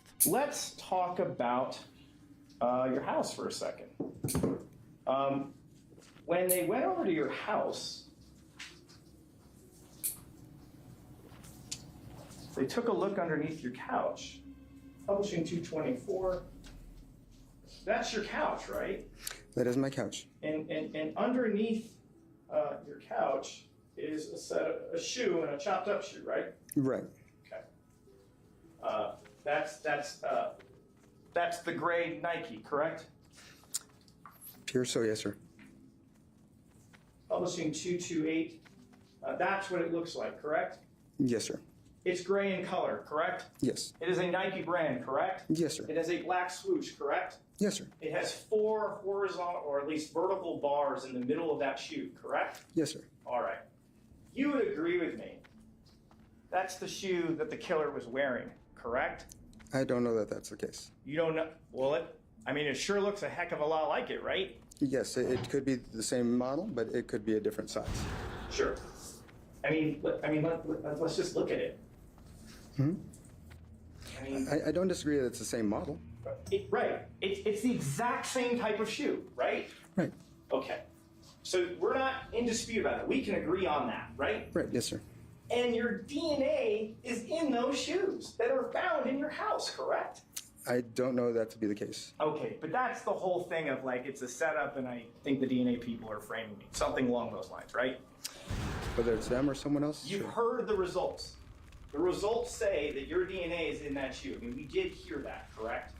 That is what we heard. Okay. I love cross-examinations. They're always like, trying to needle the guy. So I believe that there are officers who, when they think that a fellow officer needs help plugging holes in the case, that they're willing to do what they have to. Okay. All right. But before what the fuck? I gotta ask you this too. So, oh my god. So, if Metro's really, so you think Metro's framing you for this? As I said before, I think that we've got some officers who are overzealous and who've decided to help Jappy plug holes in his case, not knowing what his relationship was with Compass Realty. Here's a objection, sir. If you'd be allowed to answer the question before. Okay. The next question, please. Sir, I got a question for you. The Las Vegas Metropolitan Police Department wanted to frame you. Why didn't they put the murder weapon in your house? I think that maybe, I don't know. I mean, it's a good question. Great question, because if the murder weapon that had Gehrman's DNA in it was inside your house, wouldn't that be an even better case? Yeah, but at the same time, I think But it's not there, is it? No. No, it's not. Even though, according to you, they control everything, they don't put the murder weapon on you? Mm-hmm. Does that make any sense? I think it does. Okay. How about this? If Compass Excuse Realty me. wants to kill you, why don't they encourage Metro we'd really like you to put the murder weapon in there? Why didn't they do something like that? I don't know. That seems really odd that the most significant thing is not in your house, correct? I think what's odd is that 5 days after the murder, that supposedly there was a shoe So the answer and to my also a question- hat in my house. So the answer to my question, the most significant piece of evidence, the murder weapon, is not in your house despite your theory you've been framed. That's correct, sir. Let's talk about this. We've seen the picture of the killer. What's the most notable thing, by far the most notable thing, on the killer's person? It's either the hat or the shirt. It's the shirt, right? Mhm. And that shirt is not in your house, is it? No. If Metro or Compass or Rita or Cliff all wanted to frame you, why didn't they put the bright orange coat in your house? I couldn't speak to that. All I can tell Doesn't you is, that sound not very professional if they're trying to set you up? I don't know, maybe for plausibility's sake, they put half the Oh, they stuff in want to there. I'm dial not it sure. back. I don't know. Okay. Here's another thing. Why don't they cover your car in Gehrman's DNA? Why Uh, did they do that? Because they didn't have access to the car until the day that Mr. Mogg took photos. They have, they control everything. They take it to their CSI garage and they rub it full of DNA. Why is there no DNA of Gehrman in your car? And yet they want to frame you, why isn't it there? Do you have an answer for that? Sir, I don't know. Okay, but one of the things that we do know is that prior to your arrest, you do in fact wash that car, correct? The exterior only. You still wash it, correct? Oh, yes. And your testimony to this jury was, after Rita told me about the tweets about the car that I found so strikingly similar, I went out and washed my car. You told them that on direct. Isn't that correct? No, sir. I meant Roberta. After Roberta told you, gosh, that looks just like your car, and you read John R. Custer's tweet, you went out and that prompted you to start washing the Yukon. No. That's not your testimony. No. I said that I washed all 3 vehicles. Great. Including your Yukon. Yes. Right. Because you'd agree if you only wash one of them, that might look a little suspicious, right?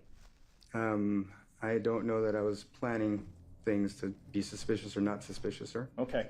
But let's just be clear. You would agree with me, washing things can make evidence go away. Isn't that right? I forgot the I fucking... would think DNA evidence would be inside of a vehicle, not on the outside, sir. Okay. Sir, you'd be surprised. Okay. But that's not the I guess point. I guess I would be surprised then. My question is this. Washing things can make evidence go away, correct? Could it possibly? Yes. Thank you. Prosecutor Hamner challenges Mr. Tellis's theory that he was framed for the murder by questioning him about the logic behind his story. While cross-examining a witness, attorneys are not permitted to argue directly to the jury or express personal opinions about the evidence. Additionally, under Section 50.115 of the Nevada Revised Statutes, cross-examination is generally limited to the topics covered during direct examination, or in Mr. Tellis's case, his narrative testimony, and questions regarding the witness's credibility. Here, Mr. Hamner questions Mr. Tellis about his argument that he was framed for the murder in an apparent attempt to point out its infeasibility. For instance, Mr. Hamner asks why, if others had truly conspired to frame him, they would not have gone further and planted the most incriminating evidence possible, such as the murder weapon or the bright orange shirt seen in the surveillance footage of the killer. In this line of questioning, Mr. Hamner's strategy appears to be to expose the internal inconsistencies in Mr. Tellis's direct testimony that he was framed for the murder by highlighting how illogical and unbelievable his version of events really is. Let's continue down the path of what's in your phone. We're going to be publishing Exhibit 354. If we could just cue over for a second to the overhead. This is this extraction report that has a lot of images regarding Google Maps in your phone. Do you remember hearing testimony about this? That's what I heard. Okay. And the date on this is August 12th of 2022. Isn't that correct? That's when these files appear. Isn't that right? That's when it purports to have appeared. Sir, you would agree with me. You don't actually have to go to Bronze Circle to get Google Maps to generate these images, correct? All you have to do is go to the website. Isn't that right? For any location, sure. Yes. Sure. And this is what, about 2 to 3 weeks before Mr. Garman is killed? If we can trust the date, yes. All right. So, sir, let's. I'm opening the folder that says Bronze Circle. If we could cue over, please. That's Jeff Garman's house, correct? I have come to learn that it is his house. That's a great point. You've come to learn that because prior to this all happening, you had never been over to the house, correct? Correct. You'd have no reason to be over at that house, correct? That is absolutely correct. You don't even know where he lives because I'm sure Mr. Garman didn't give you his personal address. That is absolutely correct. And yet the weird thing is, when we go through these images, when we start getting to like the Google Maps data, like that's his house, right? It looks like that is the house. Yeah. Same thing, that's his house, right? It appears to be. Like if we look over here in the back, that's literally the very spot where Mr. Garman breathes his last breath. Isn't that right? Objection to all speculation. Sustained. That's the very last spot that we see Mr. Garman from that body cam, right? He's lying right over there. It looks like a similar area. Similar. It's the area, isn't it? If you say so, sure. So you don't believe that's the spot? I mean, it looks like the house, so I would think. How about there? Isn't that where Mr. Garman was found by the police? And I would think likely so. And the very spot that his body is lying is inside your phone. That is very strange. I mean, how does someone plan to have a victim in a particular area at their home. That's, again. So you would agree with me that if you were planning to kill someone at their house, it might be a good idea to get a lay of the land, right? I've never plotted to kill anyone. Oh, I didn't say you. I'm just talking hypothetically. You would agree with me that if you were planning to kill someone, it might be a good idea to get a lay of the land, correct? I object to the hypothetical question. He's not an expert, so. Ask for speculation. Let me ask you that question one more time. You'd agree with me. Be careful. If you're planning on killing someone, it's a good idea to get the lay of the land, right? I don't know. I don't know what the circumstances are. I don't know what you're talking about as far as where you want to, do this deed or whatever. Mr. Tellis, if you wanted, let's do it. You don't want to answer the question. We'll do it another way. Again, I object to the clarification. Mr. Tellis, if you're planning on doing something, you want to prepare for it, correct? It depends on what you're planning to do. Okay. How about your work? As a public administrator, did you prepare every day to go to work to be competent at what you're doing? Yes. Did you do that because it's important to do the job correctly? Yes, sir. And if the stakes are really big, you want to make sure you're super prepared? Yes, sir. Okay, there's over 100 images of Bronze Circle neighborhood in your house, correct? In your phone, isn't that right? I don't know that they are, sir. Okay, well then let's start clicking. Plus, again, I wouldn't use my card. It's not my question. My question is, this is contained in your phone, right, sir? I don't believe so. Okay, you don't believe so? If it is in there, I didn't put it there, sir. Okay, so the answer is it's there, but you didn't put it there, correct? Again, I do not know that it's there, and I certainly did not put it there. Okay, so we're just, okay, sir. You did. You're asking me to testify something that I can't tell you is true. Right. But you did hear the testimony of someone coming and said, I looked in his phone and that stuff is there, correct? That's what they've said. It's the same phone that your expert looked at, correct? To extract Celebrite data from, right? It's the exact same phone, correct? Sure. Did you ever hear Mr. Aguero ever say that your phone was compromised in any way? Did you ever hear that from him? We never asked him that question. Okay, but he didn't say it, did he? The question was never asked. Right. He looked at your data, he prepared a report, and alerted no one to any problems with your phone, correct?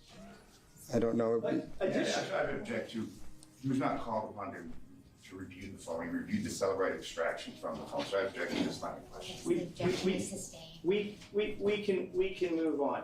You heard from Matt Hovanek from the DFL department. He testified that there weren't any issues with this phone, correct? When he looked at data that came from it, correct? He said that, I guess they try not to modify contents of things, but he didn't say that it was impossible. Okay. Here, well, we can do this too. You got up on direct examination and you went through message by message by message, and you didn't complain about any of the messages that were on September 2nd, correct? I dispute. Sure. You offered testimony to this jury about the timeline, correct? Yes. You went text by text and phone call by phone call, and you explained things, right? Right. At no point did you say, oh, there's a problem here, correct? Correct. You had no problem with that information, did you? Right. Okay. Sir, do you find it a little bit strange that when you find information that's helpful for you in your phone, you don't think there's a problem with it, but when there's damaging evidence in your phone, you believe maybe it's been hacked or compromised? I do think that if someone was trying to frame me, that obviously they would leave the content that I made on the phone as well as whatever they decided to put on there. Yes. And as we see here, like there's 1, 2, 3, 4, 5, 6, 7 different houses are being photographed, correct? If that is truly what was on my phone, then supposedly sure. Bro, this guy even labeled it in the folders. This guy is such an idiot. Holy fuck. How do you leave this in your phone?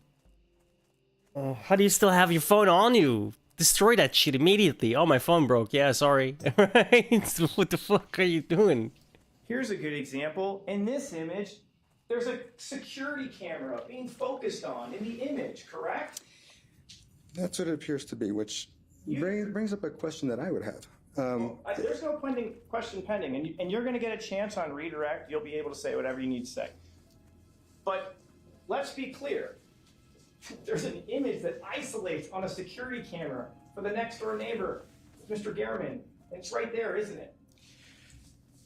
Yeah, it is. There's one right there. And here was something I remember you told me about. When you started out, what was your first job again? IT. IT. You've got a technical background, correct? Right. I believe even on direct examination, you described yourself as a techie, correct? Absolutely, yes. So you know your way around a computer, right? Right. Fair to say you know your way around different software, correct? Right. Fair to say you know your way around a cell phone, right? Right. You certainly know how to use Google Maps, right? I think a lot of people do. Right. Anyone could use that, correct? Right. And you would consider yourself a fairly thorough person in your work as a public administrator, right? More thorough than to do something like this? Sure. You consider yourself detail-oriented? I do. Okay. Can we cue over for 1 second to the overhead?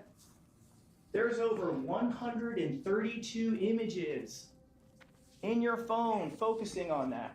Would you say that's a lot of detail? If that was on my phone, I guess I would say yes. Okay. And then let's talk about the Popeyes thing, Publishing 364. Do you remember these images? Yes. Okay. I remember them being presented as being allegedly on my phone. Right. The testimony was it was on your phone. You just don't believe you had anything to do with it, correct? Again, I don't know that they were ever on my phone. I know that I did not take those photos. Okay, so you're just denying what you heard. I am saying that whatever the testimony is, that it could have been placed on my phone, or who knows. The testimony was it was found on your phone, correct? It was allegedly found on an image of my phone.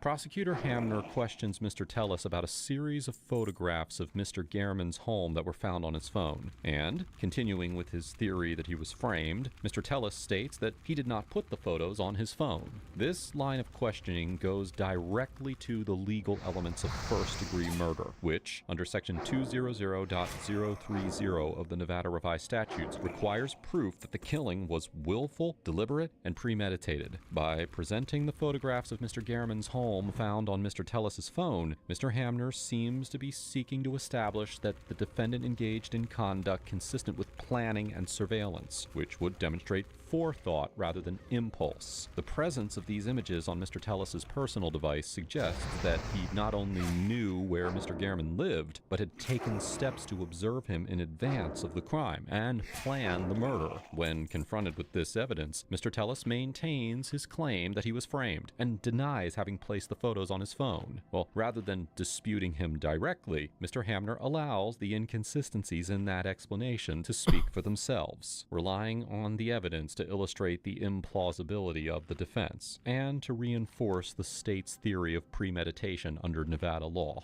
If we could cue over to the overhead, or the computer. We talked about it being detailed oriented. You would agree this is numerous images from the same spot, correct? It appears so. And if we kind of look, and I just can't see because of the monitor, I mean, we're looking at, that's a sedan, correct? Yes. Sedan, correct. Well, it's like a minivan, but it's gray in It's like color, a crossover. right? And that's gray in color, right? Sure. And that's a truck that's kind of a whitish gray, right? Mhm. Another gray car, correct? Sure. Another gray sedan, correct? This one's a Honda, right? Sure. Or maybe that's not a Honda. I don't want to misspeak. That might be a Kia. It looks like a Honda. Is it? Okay, it's a Honda. I think, or unless it's a Hyundai. Or a Hyundai. I'm I not don't know. sure. It kind of looks like an H. We've got an SUV here, but there's a lot of images here, correct? Yes. Okay. And according to this report, if we could cue over, it's got 101, correct? That's what it alleges. That's a lot of photos, correct? It would be. It looks like surveillance, doesn't it? It looks like a stupid way to do surveillance. Right, looks kind of amateurish, doesn't it? Right. Not professional. Right. I wouldn't see how that makes sense. And then, sir, another thing located in your phone were these. Can we cue over to the overhead? Sir, what are we looking at here? Looks like it's a identification of a vehicle. That halfway to is owned by 28. Mr. Gurman. Let's go. It's a Honda, right? Yes, sir. And we know from photographs earlier, this Honda is gray, correct? You saw from the photos, right? I don't remember. I wasn't paying attention to the color with the earlier testimony. You Sorry. have no reason to suspect the color of the car was gray, correct? I don't, sir. Okay, and we saw in those images, lots of gray cars were getting snapped, correct? Yeah, I saw a black one and a white one, but yes. And you know what that program that's pulling up that information. That I do, yes. That's IDI Core, correct? Right. That is proprietary software that is in fact used by the Public Administration's Office, correct? Yes, sir, it is. It gives the person at the Public Administration's Office the ability to look up personally identifying information about people, correct? Yes. Okay. And we can see here that Jeffrey Guerin is being looked up on IDI Core, correct? What I remember correctly looking at this was it was looked up by address. Well, that's just one report, sir. Let's look at this result. We can see What's the search term? There's no question pending, sir. Okay. Take a look at registrants. What's the registrant? Again, it's Jeffrey M. Gurman. Right. And if we look down, what's the first address associated with this? P.O. Box. Okay. And then when you go to the next entry, what's the address associated with Mr. Guerin? 7216. It's the second one related to Mr. Gurman. There's a first one related to Mr. Gurman. That's the P.O. Box, which is current. The second one is 7216 Bronze Circle, Las Vegas, Nevada, 89. I can't read this. Mr. Tellis, that's where Mr. Guerin lived, correct? Yes, sir. That's where he was murdered, correct? Yes, sir. And this image of his personal information and his home address is located inside your phone. Again, I don't know that it is. Okay, so we're just, again, we don't have to do the dance. You're just not accepting the testimony that it was located on your phone. That is correct.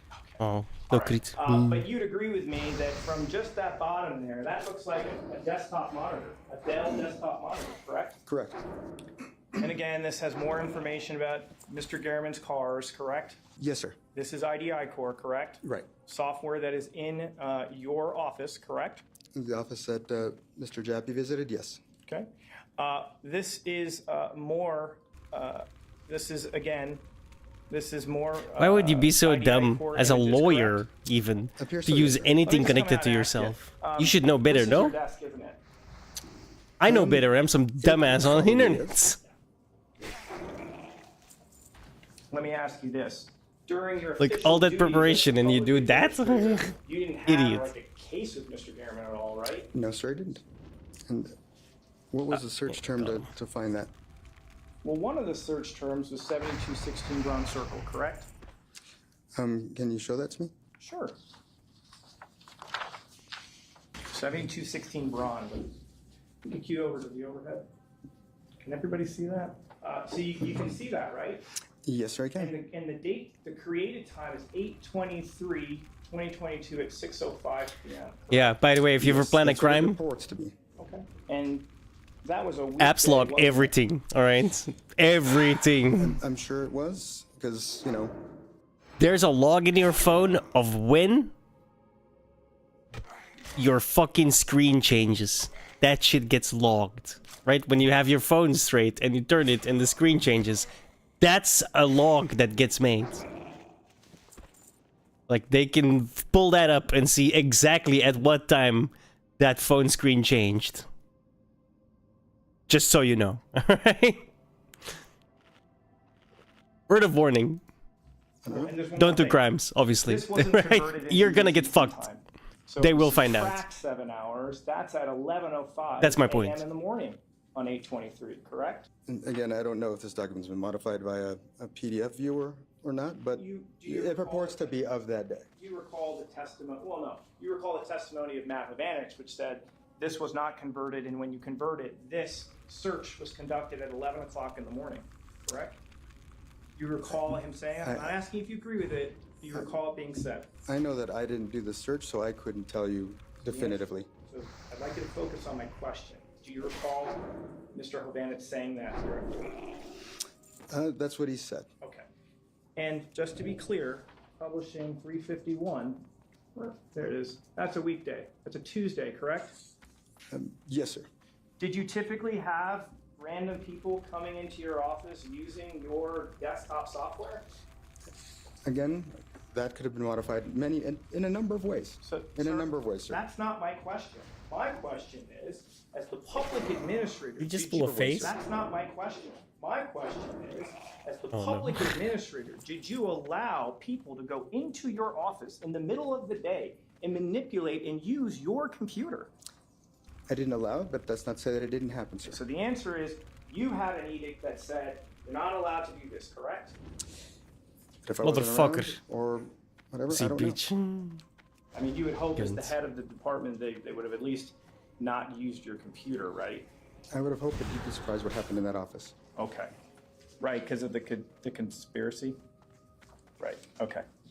Prosecutor Hamner questions Mr. Tellis about another set of photos recovered from his phone. The images show a computer screen on Mr. Tellis's desk displaying the proprietary software used by the public administrator's office to access personal information about county residents. Among those photos were screenshots showing details about Mr. Gehrman, including information about his vehicle. Mr. Hamner points out that the search term used to find that information was 7216 Bronze, which partially matches Mr. Gehrman's home address, and that the search was conducted at around 11 a.m. on a weekday. Even when confronted with this evidence, Mr. Tellis maintains that he was not the one who ran the search. Following this exchange, Mr. Hamner continued his cross-examination, and the trial proceeded from there. At the end of his trial, Mr. Tellis was found guilty of first-degree murder with a deadly weapon on August 28, 2024. The jury sentenced him to life in prison with the possibility of parole after 20 years. But because of the sentencing so-called enhancements involved in the case, one because Mr. Gehrman was older than 60, one for the use of a deadly weapon, and another for quote-unquote lying in wait, Judge Michelle Levitt exercised her authority to extend Mr. Tellis's minimum sentence by 8 years, which was the maximum amount of time that she was permitted to add. This means that Mr. Tellis will not be eligible for parole for a total of 28 years. Mr. Tellis continues to maintain his innocence, and on August 26, 2025, he filed an appeal asking the Nevada Supreme Court to overturn his conviction. As of the date of writing this episode, the appeal is still pending. This trial illustrates the potential hazards that arise when a criminal defendant chooses to testify in their own case. Although the Supreme Court has established that every criminal defendant has the constitutional right to take the stand, doing so opens the door to cross-examination by the prosecution, which can significantly shape how the jury views their credibility. In this case, Prosecutor Hamner's cross-examination shows how an experienced attorney can cast doubt on a witness's story with questions designed to highlight an inconsistency in their statements and potential conflicts with the physical evidence presented at trial. For many defendants, the choice to testify involves weighing the natural desire to explain their perspective against the risks of exposing themselves to rigorous questioning. Defense attorneys often approach this issue cautiously and aware that even confident testimony can be weakened under skilled cross-examination. The questioning that we reviewed today demonstrates how these risks play out in practice and serves as a reminder that while the right to testify is fundamental, exercising it can carry significant strategic consequences in a criminal case. Let us know if there's a case or courtroom interaction that you'd like us to cover in the comments below. Thank you for watching, and don't...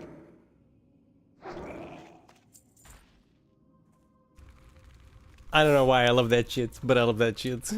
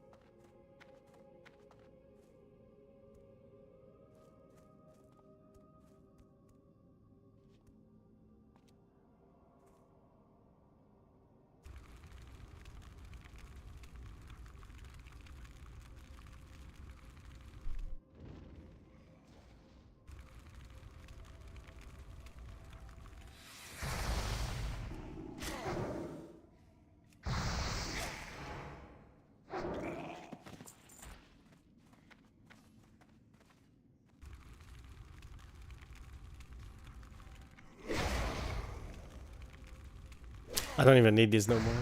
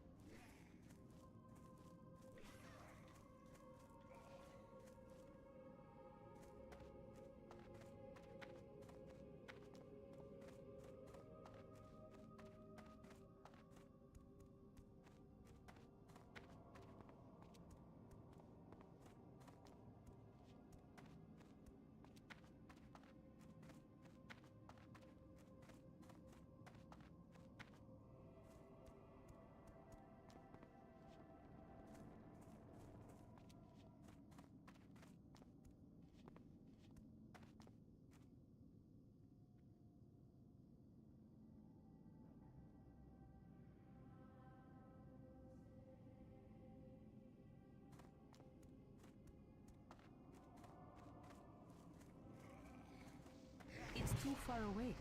Nope.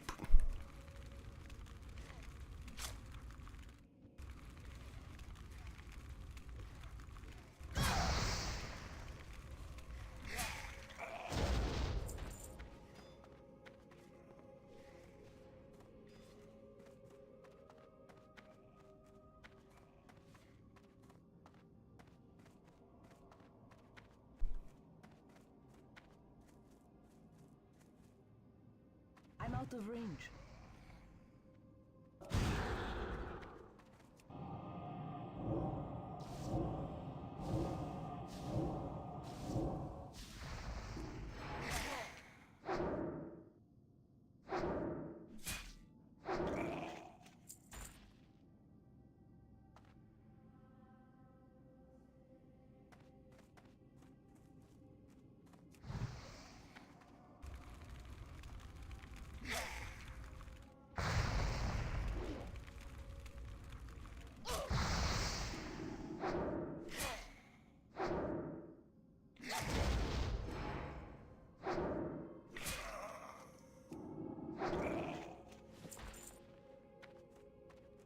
Finally. Oh, I found it? Oh, I did find it. Oh, just now? What? When was this? Oh. A little bit ago, I didn't even notice. Excellent. Took us a while.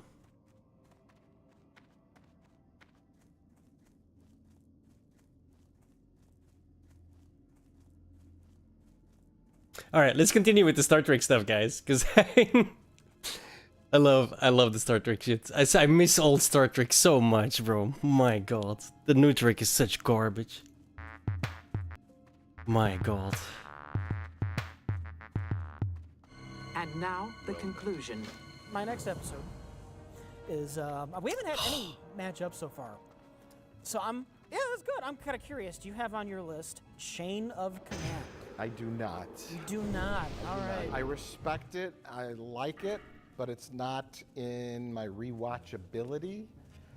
That's fair, but I think it's got some things that are interesting to talk about. Absolutely. Which is why I bring it up. This is the famous "There Are Four Lights" episode of The Next Generation, where Picard is pulled from command of the Enterprise. He's pulled out of the captain's chair by Admiral Bicheyev because they want Picard to go on a secret mission in Cardassian space. Starfleet intelligence believes that the Cardassians are developing a metagenic weapon. Oh my God. And they need Picard, because he's got some knowledge on the subject, to go check this out. So they pull him from command, and then they bring in the villain from RoboCop, Captain Jellicoe, to take over the Enterprise, presumably permanently. It's not necessary to give Captain Jellicoe command of the Enterprise just to conduct a negotiation. The Enterprise will be in a dangerous situation, and I want someone on the bridge who has a great deal of experience with the Cardassians. No offense, Commander, but that's not you. And so then Picard goes on his mission with Crusher and Worf, and it's a trap. The Cardassians, those evil Cardassians, have set a trap to capture Picard, to extract knowledge from him. Well, it's a good thing they didn't send. There are 4 lights. So the captain of the flagship. You know what? It would be a lamer episode if it were just a red shirt being tortured. Well, that's why you send a 20-year-old Bajoran girl into Cardassian space on a secret mission, because they don't come back. Okay. Anyway, Picard is captured. Picard is tortured, and it's two-parter about torture. I don't enjoy this, but I must demonstrate. It will make everything clearer. I think it's David Warner? Yeah. Plays the Cardassian? The famous British character actor. He's in Star Trek VI, The Undiscovered Country. Star Trek VI, he was the villain in Tron, but he tortures Picard and interrogates him.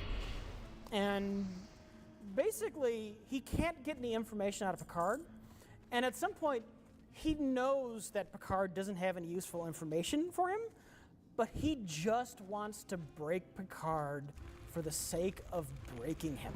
I've just received word. There's been a battle.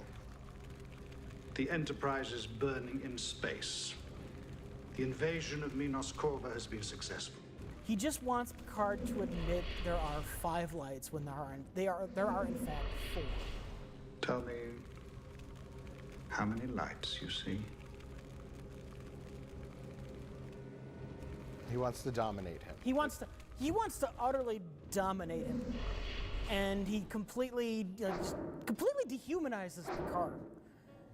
He like, his like daughter comes in the room at some point, and like, oh yeah, how you doing? And doesn't even care that his daughter is witnessing this man being horrifically tortured, because Picard doesn't. He's just a piece of meat. But human mothers and fathers don't love their children as we do. They're not the same as we are. The torturer, David Warner's character, from what I recall, it's all status for them, but on the inside, they're the weakling, they're the scared one. I think from what I recall, That happens in the episode. Picard breaks him, basically, because they say, you've gone far enough, David Warner. Well, he admits something that happened when he was a child that scared him. Oh no, and this is why he's like explaining why the military is good, because before the military took over Cardassia, everyone was starving and things were terrible. And I was just a scared little boy. And then Picard points out, that's all I'll ever see when I look at you now. I'm just a scared little boy. Lashing out at the world. Look at you now. I won't see a powerful Cardassian warrior. I will see a 6-year-old boy who is powerless to protect himself. Be quiet. Lashing out. Yeah. Just infuriates him even more. Right. In spite of all you've done to me, I find you a pitiable man. Picard, stop it. Captain Jellicoe takes over, and he is not laid back at all. Like, things are going to be done like this. I want 4 ships. We got to get ships ready. I want them ready 4 minutes ago. And we're going to work twice as hard. And everybody on the Enterprise is used to basically the Enterprise, like before then, it's just like a luxury cruise liner. Everyone just hanging out in bar and doing jazz, and suddenly there's this harsh taskmaster in charge. But I think what's interesting about it to me is normally in like a Star Trek episode, when the new authority figure comes in, it's usually an admiral, but they're always like the bad guy. They're always evil. And our heroes have to take charge back from this commander who's just, they're off their gourd and they're doing terrible things. The Doomsday Machine episode of TOS.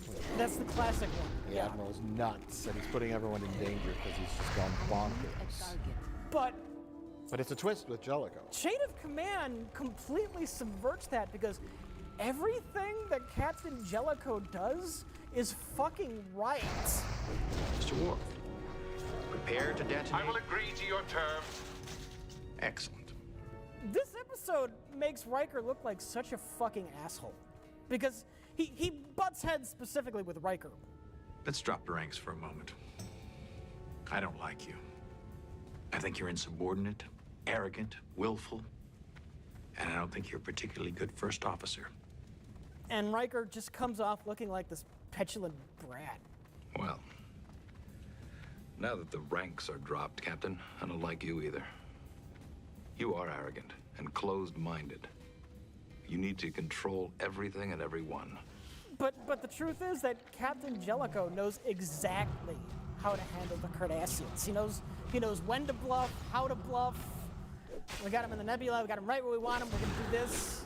And the sad thing of that episode is when Captain Jellicoe has to come to Riker, because Riker is the best pilot on the ship, and they need a good pilot to lay the mines around the nebula. And he basically has to beg Riker to do his fucking job.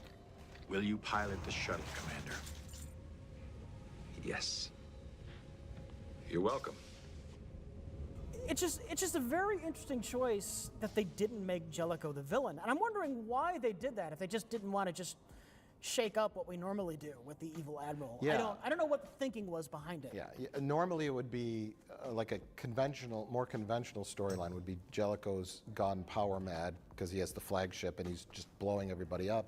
Riker, Oh no, what Jellicoe's doing is going to start a war. We have Commander Riker has to find a way to stop him from really ruining this situation. Remove Captain Jellicoe from the bridge. I'm taking over. We're leaving this situation and we're going to rescue Picard. Yeah. But it doesn't work. They let Picard go. Jellicoe solves the problem, and Riker realizes that there are different ways to do things. The salt in the wound is that Jellicoe even manages to save Picard. I understand you're holding a Starfleet officer named Jean-Luc Picard. I expect him returned. Immediately. Immediately. I've watched these shows so much, bro. Even God, I after love that, Star he still Trek. manages to save The OG Picard. Star Trek, so good. It is a shame he never came back. The other thing I wonder about this episode, why wasn't this the cliffhanger for season 6? The cliffhanger for season 6 was fucking Descent. Yeah. Probably one of the worst TNG episodes or stories. And this would have been such a good cliffhanger because it similar to Best of Both Worlds, it leaves the question open as to whether or not they're going to shake up the status quo. Yeah. Like, maybe they are shaping up Jellicoe to be the new captain. Maybe we won't see Picard again. I think they had a cliffhanger problem, 6 and 7-ish, because they also had Picard gets kidnapped and turned into a mercenary two-parter. I think that was supposed to be the 6 and 7 two-parter. And then they said, let's do Descent. And let's just put this in as a two-parter. Yeah. Yeah, I think there was a lot of we need something that's really good. What do we got?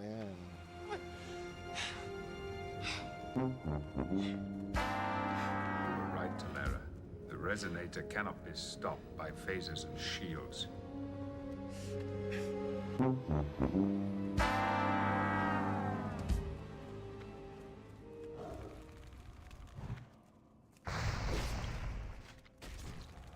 Number 4, this is an official guilty pleasure episode. It is called Disaster. Oh God, that's a very wait. No, that one's fine. I thought you were talking about the episode that was Die Hard on the Enterprise. No. That's a guilty pleasure and a half. That episode, that's okay. I love Disaster. Tapestry was Quantum Leap. Disaster is more or less the Poseidon adventure in space. Yeah.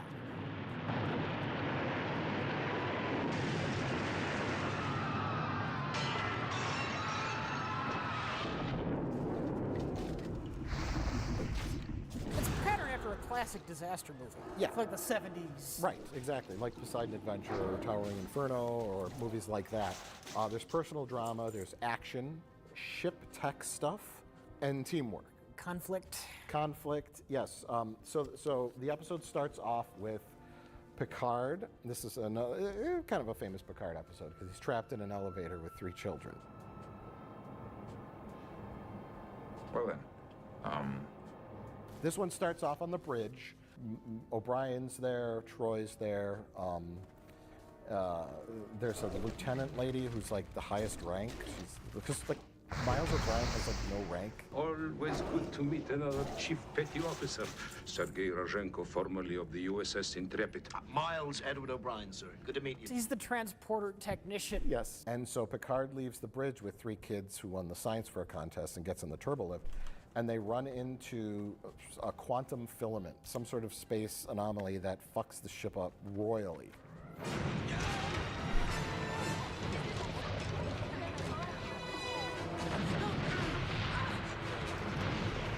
So you have a wonderful little action scene where everything's like shaking and exploding, and you have, I think, is it 4 or 5 different scenarios. I wasn't expecting that guy to stay. It's fine, bro.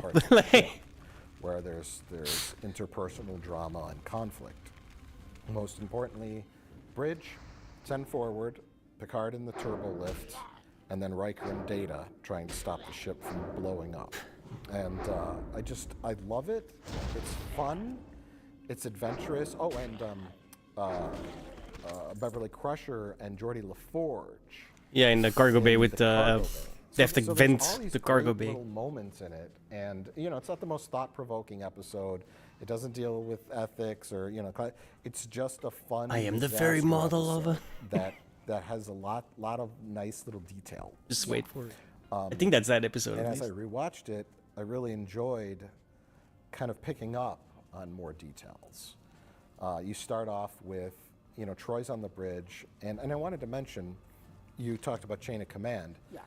After that, she started wearing a proper uniform, because Jellicoe gave her a dressing down. Yes, he yelled at her. He's like, "Why are you wearing that?" I prefer a certain formality on the bridge. I'd appreciate it if you wore a standard uniform when you're on duty. And Put on a fucking uniform. And eventually Troy takes a test to become a commander, because in this she carries the rank of lieutenant commander, and she doesn't even know it. Miles O'Brien mansplains her own rank to her. I believe Counselor Troy is the senior officer on the deck. Counselor Troy? She carries the rank of lieutenant commander.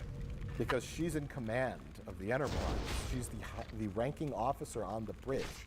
And so her situation is she's in command, and she's got the Miles O'Brien, the by the numbers, by the books guy, and she's got the wild card, Ensign Rowe, former terrorist. Who just wants to let everybody blow up. Who's like, fucking separate the ship. The other half of the ship's gonna blow up. Fuck those people. But that's damn cold-blooded. What about the people down there? There's no evidence that anyone is still alive in the drive section. No evidence they're dead either. She diverts power from the phasers into the bridge terminal. And O'Brien's like, "What are you doing? That's dangerous." I diverted power from the phaser array, and I dumped it into the engineering control system. You what? There's this wonderful part, because this is the episode where Nico O'Brien's baby in 10 Forward. And it's humorous, lighthearted scene. Yeah, Worf has to do it. He did the He's simulation. like, whoa. All right, well, the baby should be coming out now. And she's like, "It doesn't work that way, Worf." But in the beginning, Keiko's standing there, and she's like, "Here's my baby," And Riker's like, "Oh, you should name him William after me." And Data's like, "Can I touch the belly?" Everybody's interested in the baby. But the way the shot is framed, Worf is standing there with his arms folded, just looking elsewhere. He has no interest whatsoever. He does not give a shit. And so, as fate would have it, he's the one who... These fucking episodes are so brilliant, bro. Come on, dudes. They don't make this fucking kind of TV shows no more, dudes. Probably me reading in way too much. But you have Beverly Crusher nagging Geordie to be in her play. He's like, I don't sing. I don't like doing this. I don't want to do it. Leave me alone. I'm working. And she's like, "Come on." So I like the little touch of everyday life on the Enterprise. Beverly Crusher's always trying to do plays. She's bored. But it turns out Geordie's hesitant to do an activity that involves singing, which is lungs. I am the very model of a modern major general. I have information, vegetable, animal, and mineral. Now, I can't do Yes, this. you can. I cannot sing in front of people. You were terrific. Breath. Breathing capacity. Oh my God, you're right. You're right, that's perfect. Who's the first that passes out when they're run out of oxygen, right? Yeah. Geordie. Who's the one who makes it over the control panel? Beverly Crusher, who also is a skilled tap dancer. Okay. She tap dances her way over to the control panel and can still maintain breath because she exercises her lungs in her plays. So their character flaws are showed during that I'm like, oh yeah, she made it over there. She's good on her feet. She's the dancing doctor, as they say, right? That was a little character arc for Geordi to maybe try singing a little more. He doesn't have the best lung capacity. But their problem is they have a plasma fire, and then they have big canisters of rocket or jetpack fuel. The porotum in those containers is used in emergency thruster packs. It's normally pretty stable stuff, but when you expose porotum to radiation, there's a way of exploding. That are just in the cargo bay. So it's neat. We don't know what's in those canisters, and so it's like, and then Picard's like, okay, we got to get some cabling.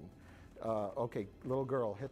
What do you mean? Hit the button below it. Right? Find the bidder. Are you? You're not finding elites, are you? Like all those little tiny technical details. Like Picard knows, all these Starfleet officers know which buttons to hit that'll make these things happen. They've memorized it all. You know what I mean? Yeah. And that makes the control panel come out music, pull out all the optical cabling. We're going to use that as a rope. So the guts of the ship, all the details, all those wonderful things that you don't see in Discovery. Everyone's yelling and exploding things.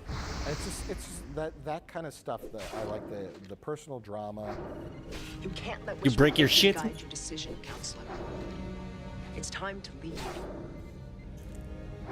We will separate the ship when I decide that it's time and not before. Is that clear, Ensign? The action-adventure element of it, the survival, how do we survive this situation, and technical stuff. Because then Riker and don't help. Data have to get to engineering. And Riker take Data's head with him at some point. yes, there's an electrical beam that they need to break the circuit on, so they need a non-conductive material. And Data's like, that's my body. You could take off my head and bring it to engineering. You want me to take off your head?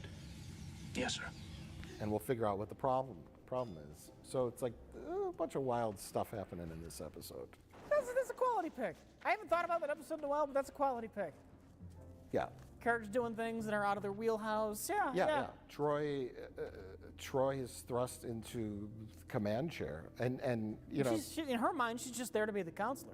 Never thought she'd have to be never thought she'd ever have to make a command decision. So she's asking about the quantum filament, and Miles O'Brien explains it. And she's like, so it's like a cosmic string, and he's like, no.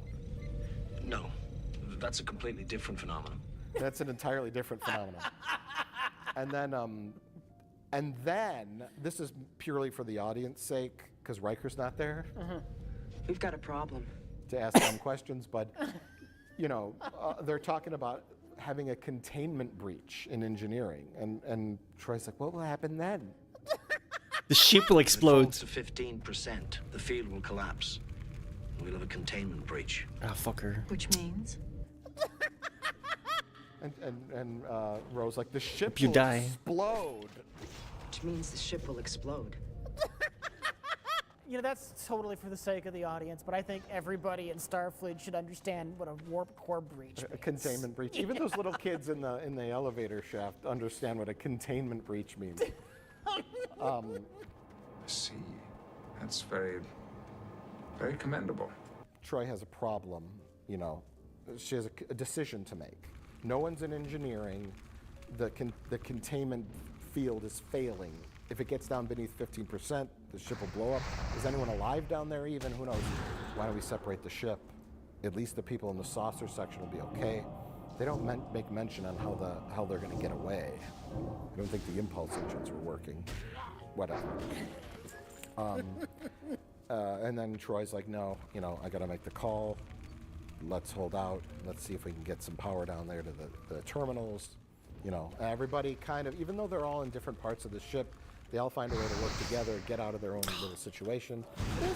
It's the Poseidon adventure in space, and it's just wonderful. It's just sort of rewatchable episode. That's a quality pick. I didn't even think to rewatch that one. I just haven't thought about that episode in a while. But no, you're reminding me of it. That's a good episode. It falls in line with kind of that one where the Enterprise keeps blowing up over and over again. Speaking of the one where the Enterprise keeps blowing up over and over again. Take it away, Rich. My fourth pick is Cause and Effect, which in my eyes is the ultimate space anomaly episode. Yeah, yeah. Cause and Effect is a wonderful time loop episode where at the beginning of the episode, quite shockingly, the first thing that happens is the fucking Enterprise just blows up and everyone is on the bridge panicking. Just... All hands abandon ship! Repeat! All hands abandon! I saw that live on TV, and I ran to tell my mom. I said, Mom, the Enterprise just blew up! And she gave 2 shits. And then we have the credits. And then after the credits, everything is just normal. I think the first thing we see is like the poker game. Is that the first thing we see? It's like one of the running things through TNG was that Riker hosts poker games every week. And they're just playing poker, and they have some like vague feelings of deja vu. Geordi goes to the sick bay. He's got a problem with was it a headache or his visor? Yeah. And then This guy died quickly, dude. Fuck. The Crusher's like, "Can you come in for this before?" He's like, "Nah, I don't think so."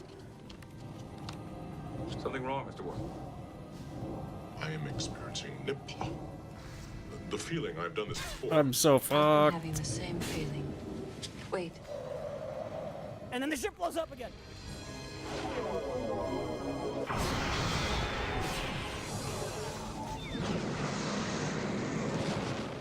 And then they're fuck. again.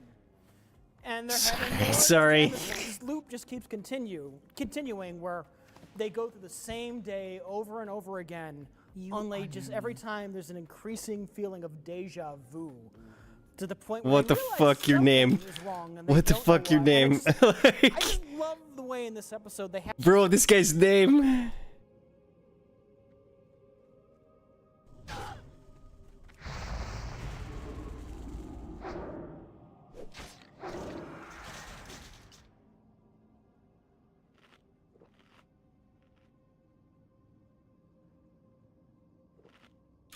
That's wild. Hey man, it's 30 years old by now. Well, 25. 24, I mean.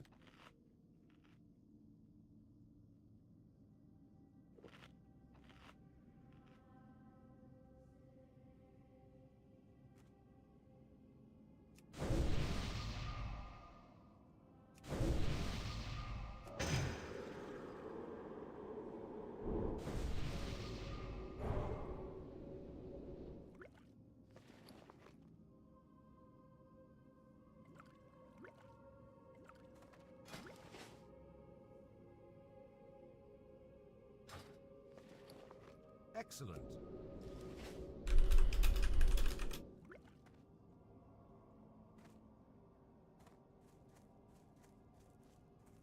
That's wild.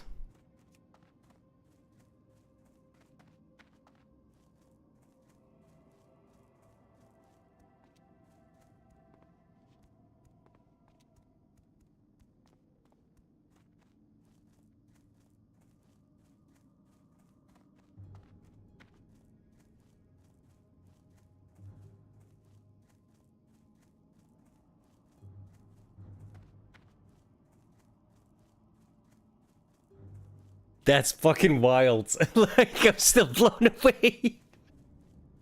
What the fuck?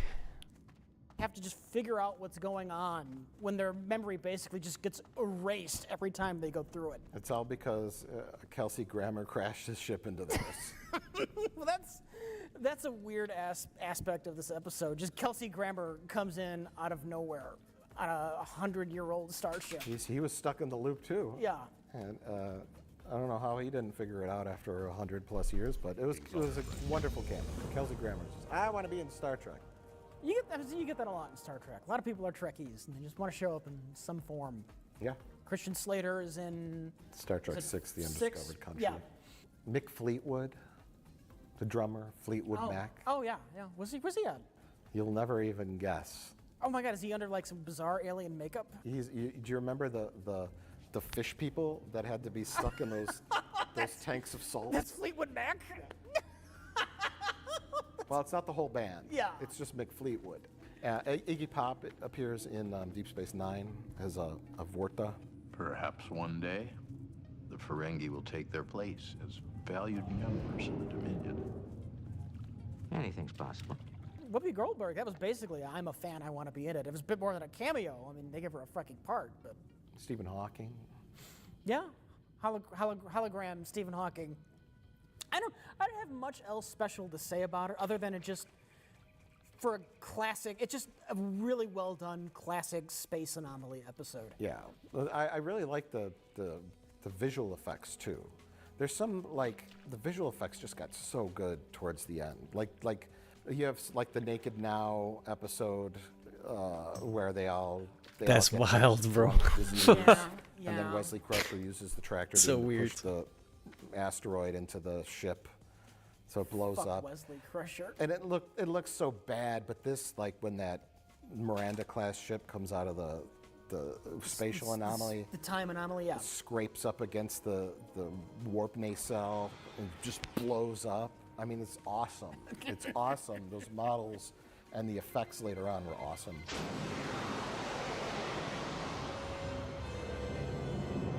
When we reach Goldshire, I'm gonna park myself in the inn because I really need to go to the bathroom.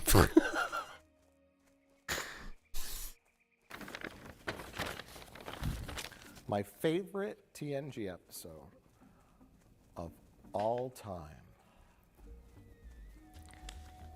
is the Beverly Crusher Harlequin romance novel episode.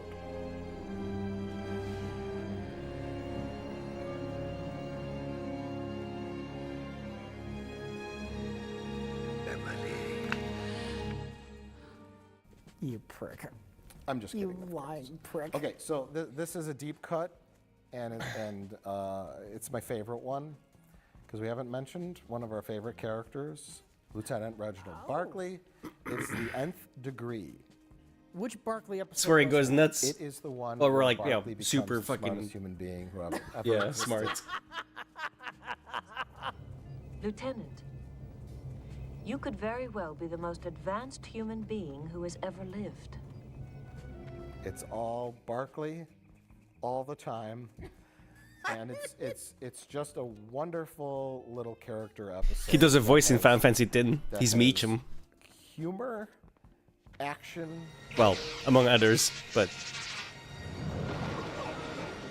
an interesting. it's the one named guy I remember. premise. Now, for people who don't know Star Trek, who is Barclay and why is he special? I guess the question is whether Mr. Barclay is Enterprise material. Barclay is a man who lives in the 24th century, and apparently they have not found a cure for Asperger's. He is a smart, competent Starfleet officer, but he's incredibly socially awkward. Your preliminary report had a couple of interesting theories, Reg. And nervous. Why don't you bring us all up to speed on your findings so far? Yes. It wasn't a maintenance problem. And I guess there's no medication for that either. In the 24th century, you can't take an antidepressant or some Valium or something. He previously had a holodeck addiction because he hated his normal life, so he escaped to the holodeck. Riker, you're nothing but a pretty mannequin in a fancy uniform. You're full of hot air. Picard has a problem with me. You tell him to come and talk to me himself. Where he like punches Riker and he sleeps with the women on of the Starship Enterprise, and he becomes addicted to the holodeck. Hello. But he's an awkward guy and nobody likes him. Oh. Except for Geordi, who Ow. tolerates him. It's a wonderful contrast, like everybody else you ever see on Fine. Star Trek, because every character on Star Trek is just confident and smart and intelligent and professional. No, sir. We'll have to shut off some systems. We'll shut them down a few at a time. Fuck. I don't think so. Barclay, it works with Barclay because he's such a contrast to that. And that's I wasn't ready to fall down a lot and of times fucking side leave. characters to me, even in Next Gen, are more interesting. Because you had that kind of clumsy Sonia Gomez character, and that she spills the coffee on Picard. Oh no! Oh, I'm sorry. Oh, Captain. You have Guinan. There's characters that are not. Either are Starfleet or aren't. They're interesting because they have quirks. Like Riker to me is dull. Geordi's a little dull.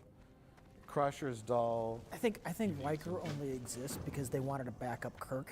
Yeah. If their experiment with the weird bald diplomat didn't work, we've got Kirk 2.0 waiting in the wings. The hotshot ladies man who runs around and punches people. Yeah, no, I know that. I'm well aware of that.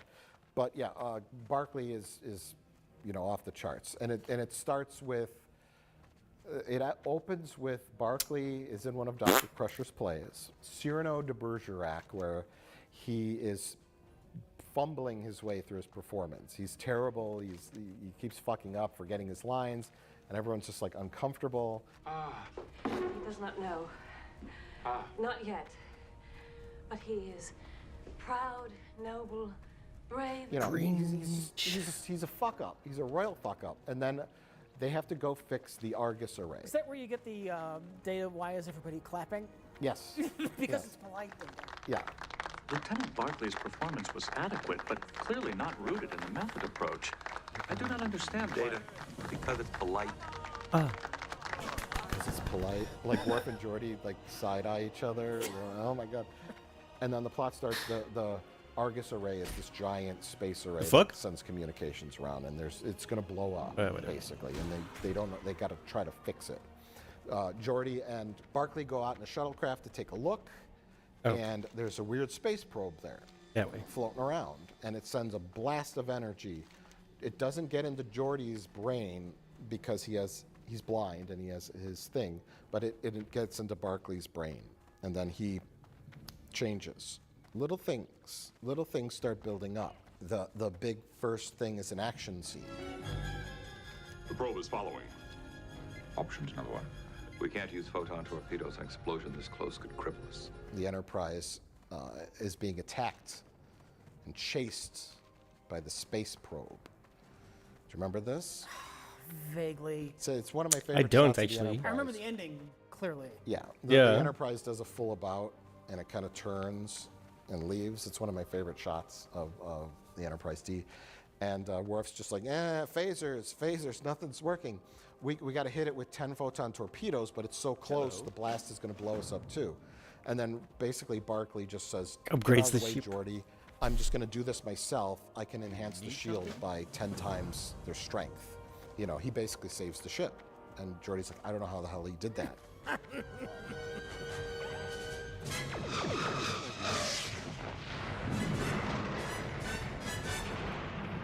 And then, so you have this great performance from Dwight Schultz, the A-Team guy, where he has to play clumsy, awkward, bad actor, but then...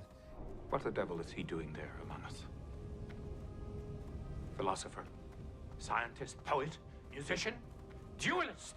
Here lies Hercule Savignan, the Cyrano de Bergerac. He does the scene from Cyrano, and he moves Dr. Crusher to tears with his acting. It's not the perfect parallel for the TNG episode, story-wise, but it is a nice little framing device, because in the Cyrano de Bergerac play, he's an ugly guy with a big nose, and he's smart and, thoughtful on the inside, but on the outside he's ugly. And then there's this other guy, Christian, I think, who's kind of more handsome, and he's wooing this lady. But Cyrano de Bergerac's writing the letters for him, and she's impressed by his mind and his thoughts, but she doesn't know it's the ugly guy writing the letters. The whole episode reminds me of a story called Flowers for Algernon, I think is the name of the story. But basically, they did this scientific experiment on this man who's kind of slow, he's not very intelligent, and they do this experiment, and suddenly he's super smart and confident and suave and good with the ladies. And it just reminds me of that story. Yeah. Ever since our run-in with that probe, something's different about you. What? Because I'm beginning to behave like the rest of the crew, with confidence in what I'm doing? So they say his IQ is like 1,400, there's some 1200 to 1400, somewhere in that range. She's like, you're the smartest human being who's ever lived. So it's not just raw intelligence we're talking about here. No. Creativity, resourcefulness, inspiration, imagination, they've all been enhanced. And yeah, so then he saves the Argus array. He figures out a way to fix it quickly. He's just blowing past everybody. They're worried about him, you know, but then Picard's like, is there any danger, you know? That approach would require much more time than our original plan. At least 7 weeks. I could have it ready for you in 2 days. What? His brain works so fast, he can't use the computer interfaces. So he has to create like this throne room chair in the holodeck where he could like interact directly with the computer via his brain, through lasers through his brain. And he basically becomes the Enterprise. He basically becomes the Enterprise computer.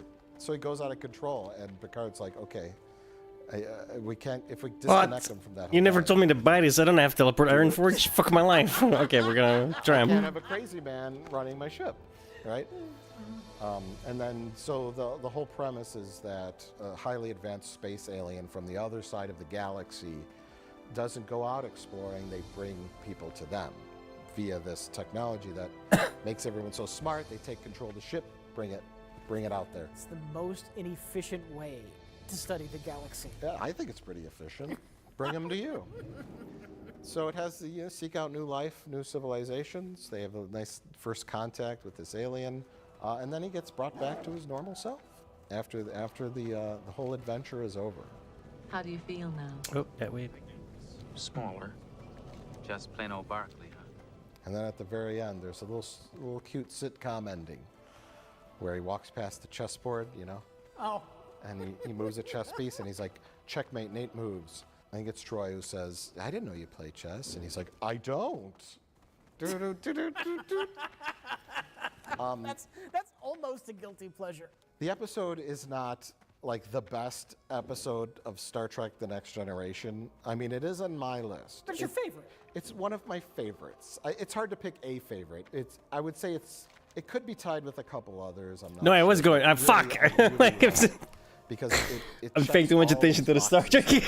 I love the leisure time on the Shit. Enterprise where they socialize and they have plays and poetry readings and then you got that ending where Worf and the security guards are trying to blow him up with phasers, and it's just ridiculous. It's ridiculously fun science fiction episode, and it has that great performance by Dwight Schultz where he transforms into another character.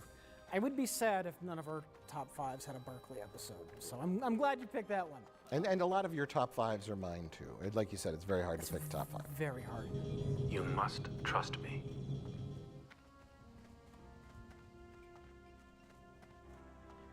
Okay, so similar to you, I think my favorite all-time episode of Star Trek is not one of your obvious choices, like your Inner Lights or your Chain of Command, Best of Both Worlds. My favorite episode of Star Trek is probably most people think is a pretty standard episode, but considering I like standard Star Trek, that's probably not too shocking. It is Who Watches the Watchers, which is an episode where there is this outpost on a planet that is studying these proto-Vulcans. Oh yeah, the Picards. They're this alien race. They're still pretty primitive. They're like Bronze Age, Stone Age, not a little over Stone Age, but they're not very advanced. They don't know anything about space travel, and some Federation anthropologists are studying them. They've got this holographic projector that's covering up this little watchtower base they've got in this little rocky hill area, but it's malfunctioning. It needs this engineering assistance from the Enterprise to get the holo projectors back on, or else the locals will see it. And the Enterprise doesn't get there in time. We're on our way. In fact, there's like an explosion, and some of the locals on this primitive planet, they see this strange phenomena going on. What's that? Because they don't know shit about holographic projectors. They know bows and arrows and whatnot. And so they go over to investigate it, and they see what to them is magic. They see Captain Picard with his this alien with a Starfleet uniform on, you know, directing things, and they're using this fantastic technology to beam people away. And basically, there's cultural contamination, and now this race now starts to believe in Picard as a literal god. Nuria, I'm not saying that all the old beliefs are true, but I did see the Picard, and I was restored back to life. It's a good ethical dilemma episode, and it's also a good Prime Directive episode. I was going to say that we haven't had a Prime Directive episode. But each of us, including Dr. Palmer, took an oath that we would uphold the Prime Directive, if necessary, with our lives. This is the best Prime Directive episode, in my opinion. The Prime Directive, if you don't know anything about Star Trek, is basically Starfleet has a no interference policy with. If you're an alien race and you haven't gotten out into space yet, it is forbidden to visit that planet. Warp. And this episode is basically not just space, warp. That policy is in place. Not just to visit the planet, because you could do that in secret to observe, but to attain warp technology. Interfere with the natural progression of the society or the planet, because I think there was the Pen Pals episode where they were debating whether or not to rescue the little girl and her family. What we do today may profoundly affect the future. And to stop the volcanoes from going off, because they're like, okay, well, all these volcanoes are going to kill everyone on the planet. Well, like, is it really interference if they're all going to die if we do nothing? Yeah, that's the way it's got to go. What are you proposing? If we can determine the cause of these geological disturbances, we might be able to reverse the process. Salutations! Violate the Prime Directive? But yeah, where it's like civilization is so primitive and there's some kind of disease, or you can't just go down and cure the disease and leave. She's going to die. They're all going to die. Unless. Yes, unless. Because that's the natural progression of their society. Their culture might have died out. It could create warp drive at some point. That's really I think that's the big thing, is once you create warp drive, that's when. Yeah. Well, that's when you're going to run into other species anyway. You're officially it's on the map. Finally time to just show up and give everybody a briefing, which is another one of my favorite episodes. Didn't quite make the list. First Contact. The other First Contact. Yeah. Yes, Riker is found out as a secret alien. Yeah. This morning, I was the leader of the free universe as I knew it. Today, I'm just a pawn in the chorus, or a voice in the chorus. Some will not want it to change. Also, a slight nod to kind of a funner episode when Data crash lands and gets covered in radiation. And he just wanders into a primitive town and goes, meh.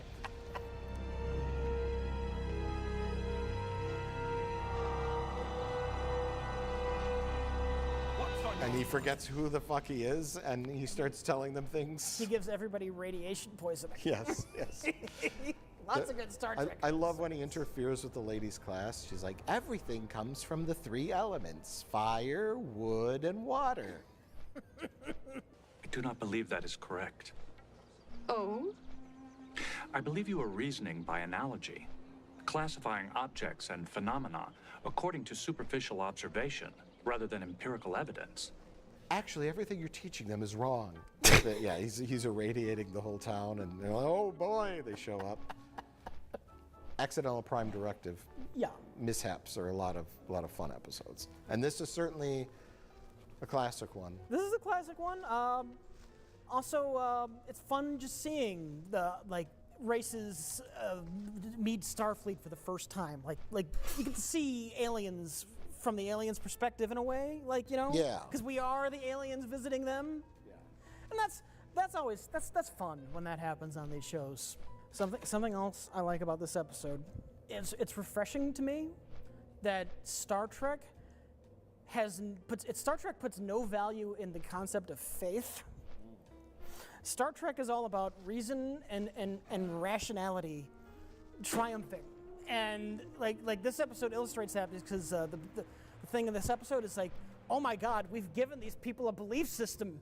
We have to fix this grievous error at any cost. We have a problem. the contamination? It's worse than we suspected. The Mintakans are beginning to believe in a god. And the one they've chosen is you. And that's fun to me. They don't just. You mean they? It's a don't pretty just good leave? episode. Yeah, they don't just leave. It's like, well, they believe in something now. You mean they just don't skip town like Luke Skywalker and Han Solo did, forever altering the Ewok culture? As they, thousands of years later, there are statues of C-3PO on a cross. But Picard is willing to give his own life to stop these people from believing in something. Yeah, he gets shot with an arrow. Yeah. But if the only proof you will believe is my death, then shoot. Lingo, don't do it! Father, no! He proves to them that he is human. Do they wipe their memories at the end? I don't remember. No, that's pen pals. Yeah. This one, they reference pen pals. They try to wipe the memory of the guy who saw Picard, and it just doesn't work. Oh, okay. Brain's too different. Eventually, someday. Well, eventually, what happens is Picard takes the I don't know if she's a tribal leader, but one of their higher ups in their culture up to the starship, and he just wants to explain to her. He's trying to explain to this person what like technology is. Like, no, none of this is magic. Because they keep wanting, like, Picard, like, can you bring back our dead? Yeah. So he eventually takes her to the sick bay where one of the anthropologists dies from the wounds when the base exploded. He's like, oh yeah. I can't bring back. That's right. It's been a while since I've seen this one.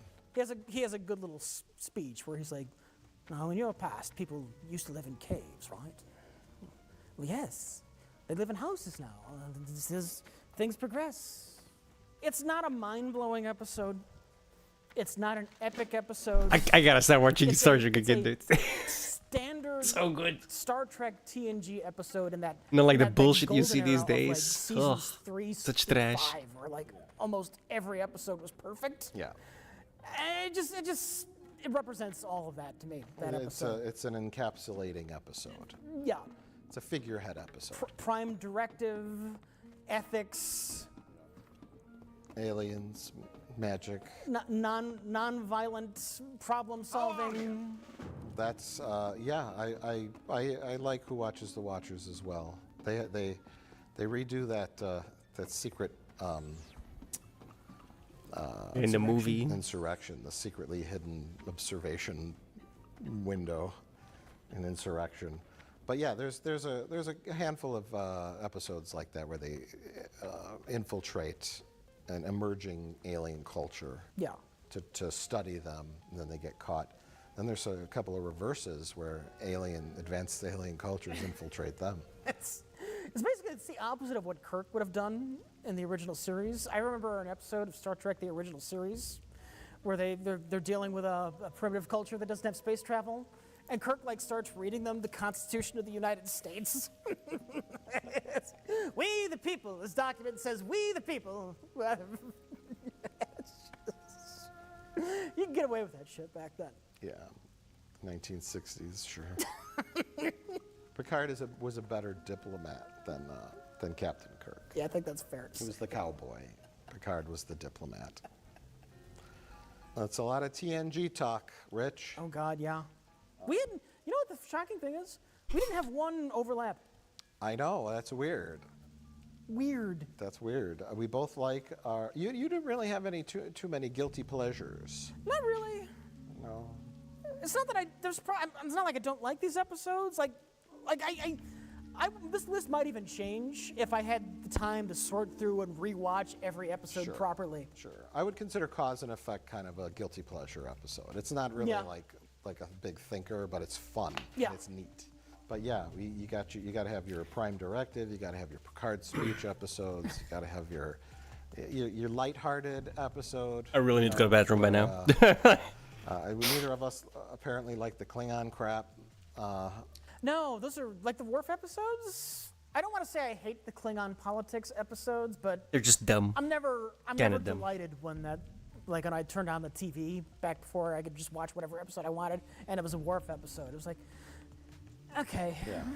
And neither of us seem too keen on very specific Data episodes either, other than Measure of a Man, but... Data's an interesting character. He's also kind of creepy. I would not participate in a murder. Remember in Descent, Data got emotions and he decided he was going to kill all of his friends. It's a little creepy. Then he put that emotions chip back in Star Trek Generations and went fucking nuts. To be fair, though, what came damn close to being on my list was it The Most Toys? Yes. That's a great episode.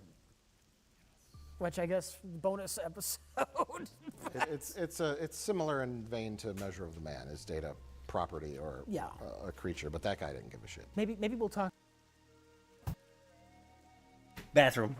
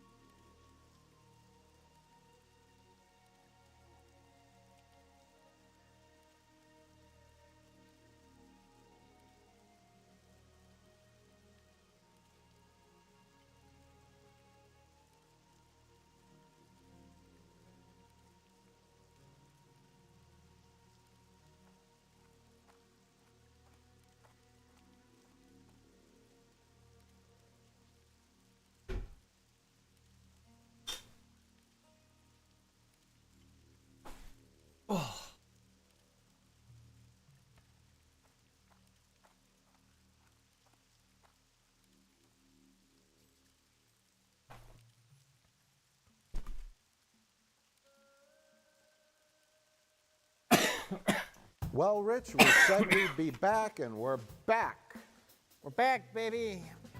Talking about Star Trek The Next Generation, a 30-year-old outdated television program. So let's get into it. Rich and Mike's second top 5, top 10. Well, it's the sequel to our top 5, which was really kind of a top 10. So right Second now half what we're doing of our is top top 10, Rich and 10, Mike's top but on 20 the bottom half, but that's really Star a top Trek The 20. Next Generation episodes. Rich, during the commercial break, we flipped a coin. The quarterbacks from each team selected heads or tails. I won the toss, but I defer it to you. Oh my God. So I can start off on the second half. That sounds fine. I have.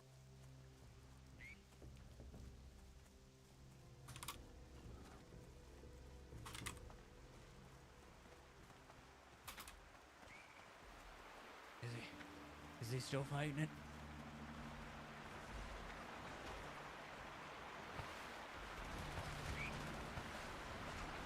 Whew. Dude, I watched some guy take like 20 minutes to put my groceries on the porch. I did that shit in like 3 trips.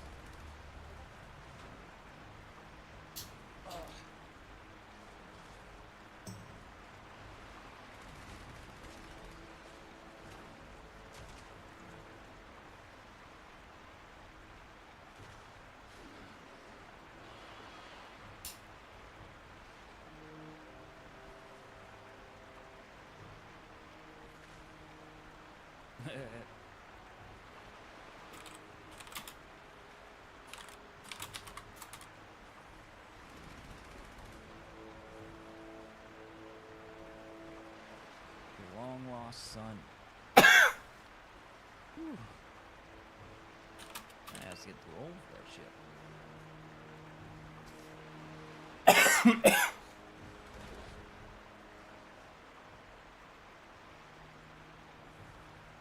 10 minutes to even notice.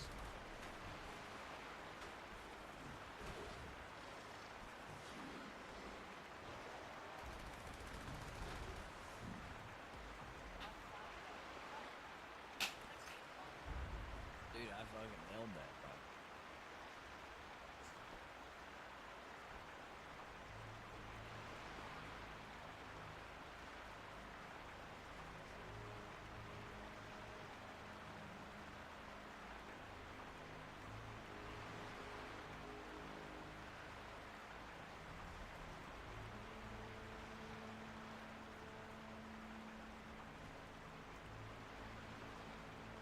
Have Booby Trap as my number 10.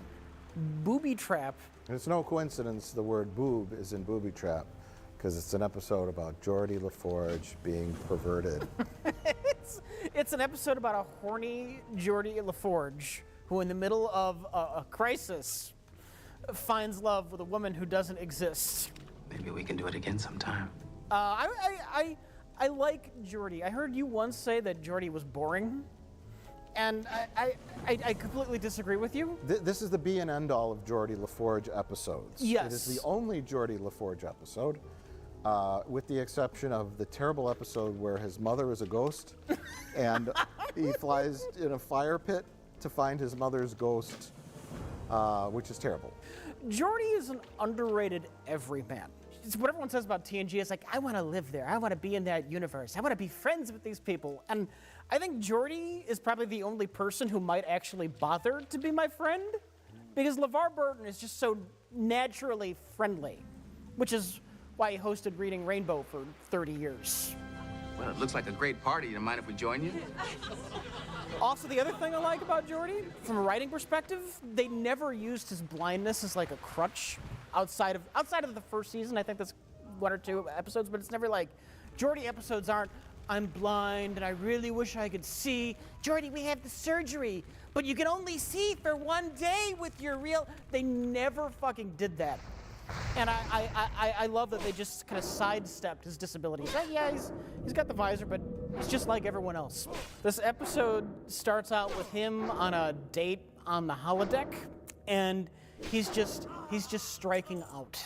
with this woman, and he's trying too hard. He's trying the standard, wine and dine. Here's the romantic evening, and he's not just being himself, which is his problem. Which is why, when I guess I'm getting ahead of myself. Well, no, I think that's what the track you're going down is perfect. Yeah. Because okay. I'll help you out here a little, because I was like, booby trap. Okay, that's that episode, where they're stuck in the booby trap that sucks the energy. When they try to move, it shoots radiation at them. There's a trap. That's the episode where Geordi makes the holographic lady, right? And they kind of sit there and and then I rewatched it, and I discovered a wonderful little subtext layer. I've always thought that technology could solve almost any problem, but sometimes you just have to turn it all off.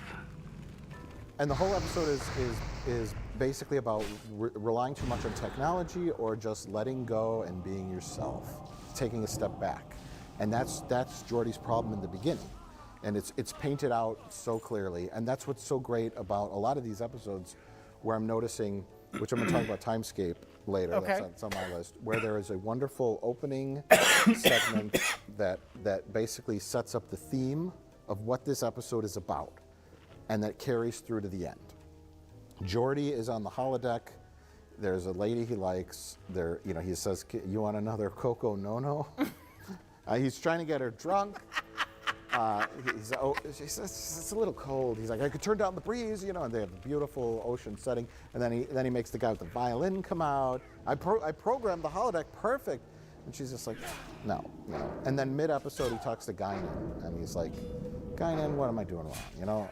And she's like, "You're doing just fine with me. You're just being yourself." She always knows what's what. And that ends up being the arc of the entire episode when we get to the booby trap part. Yes, because the Enterprise discovers an absolutely ancient distress signal coming from this little asteroid belt, and they go there and they find this ship that's like 1,000 years old. A Vermilion battle cruiser. The other half of this episode, the Picard bit, is Picard is very much into archaeology, and Picard is geeking the fuck out about this 1,000-year-old ship. Usually Picard's pretty reserved, and he's very visibly giddy in this episode. He gets to go on his ship in a bottle. It's something they reference. There's like a scene where Picard is all, it's like building a ship in a bottle. You ever do that? And nobody fucking else did. It's like, what the fuck? What the fuck is this crazy old man talking about? Ships and bottles? It is exactly as they left it, number one. In the bottle. A ship in the bottle. Oh, good Lord. Didn't anybody here build ships in bottles when they were boys? I was never a boy. Brian, who decides to suck up. I did, sir. Thank you. Thank you, Mr. O'Brien. In that particular moment, I build ships and bottles, sir. I love how he asks it to Worf and Data, and Worf's like, "I didn't play with toys." And Data's just like, "I was never a boy." And he connects on a certain level with his counterpart aboard the ship. And that counterpart was in charge of the lives of all the people on the ship, which is the arc for Picard at the end. So we Picard geeks out, they explore the ancient ship, and they all go back to the Enterprise. It's okay. It's time to go home. Oh, no! We fall into the same snare that killed them. 1,000-year-old booby trap. Because the Enterprise can't leave, because apparently what happened to the ancient ship is it got caught in a booby trap. And when they try to leave, there are these like devices hidden in the asteroids that just suck off all of the Enterprise's power as it's trying to leave. It's like a figure trap. Yeah. The more power they use to get out, the more the trap keeps them in place. Picard needs Geordi to figure out how to get them out of this trap. We need. It's literally just a Chinese finger trap, and so then basically. Geordi gets sucked down this rabbit hole where he finds the notes of Leah Brahm, who helped design the Enterprise, and he just bit by bit he kind of ends up on the holodeck with a holographic representation of Leah Brahms. So in the holodeck, without trying to woo a lady, just being himself as an engineer, falls in love with the hologram of Dr. Leia Brahms. Because he's not trying. He's not trying to woo her. He's not trying to get out, here's the roses, here's the wine. It's like, well, I'm an engineering problem. Let's figure out this engineering problem. And that's Geordi's thing. He's being himself. He's an engineer. And he gets to be an engineer with this other engineer. Don't go away. I mean, computer say program. Yeah, and to be fair, she is a little overly warm and receptive, which we discover several episodes later, which in real life she is not. That's a whole other story. That's the sequel episode, which is also good. Which is also good. The Forge. So you're the one who's fouled up my engine designs.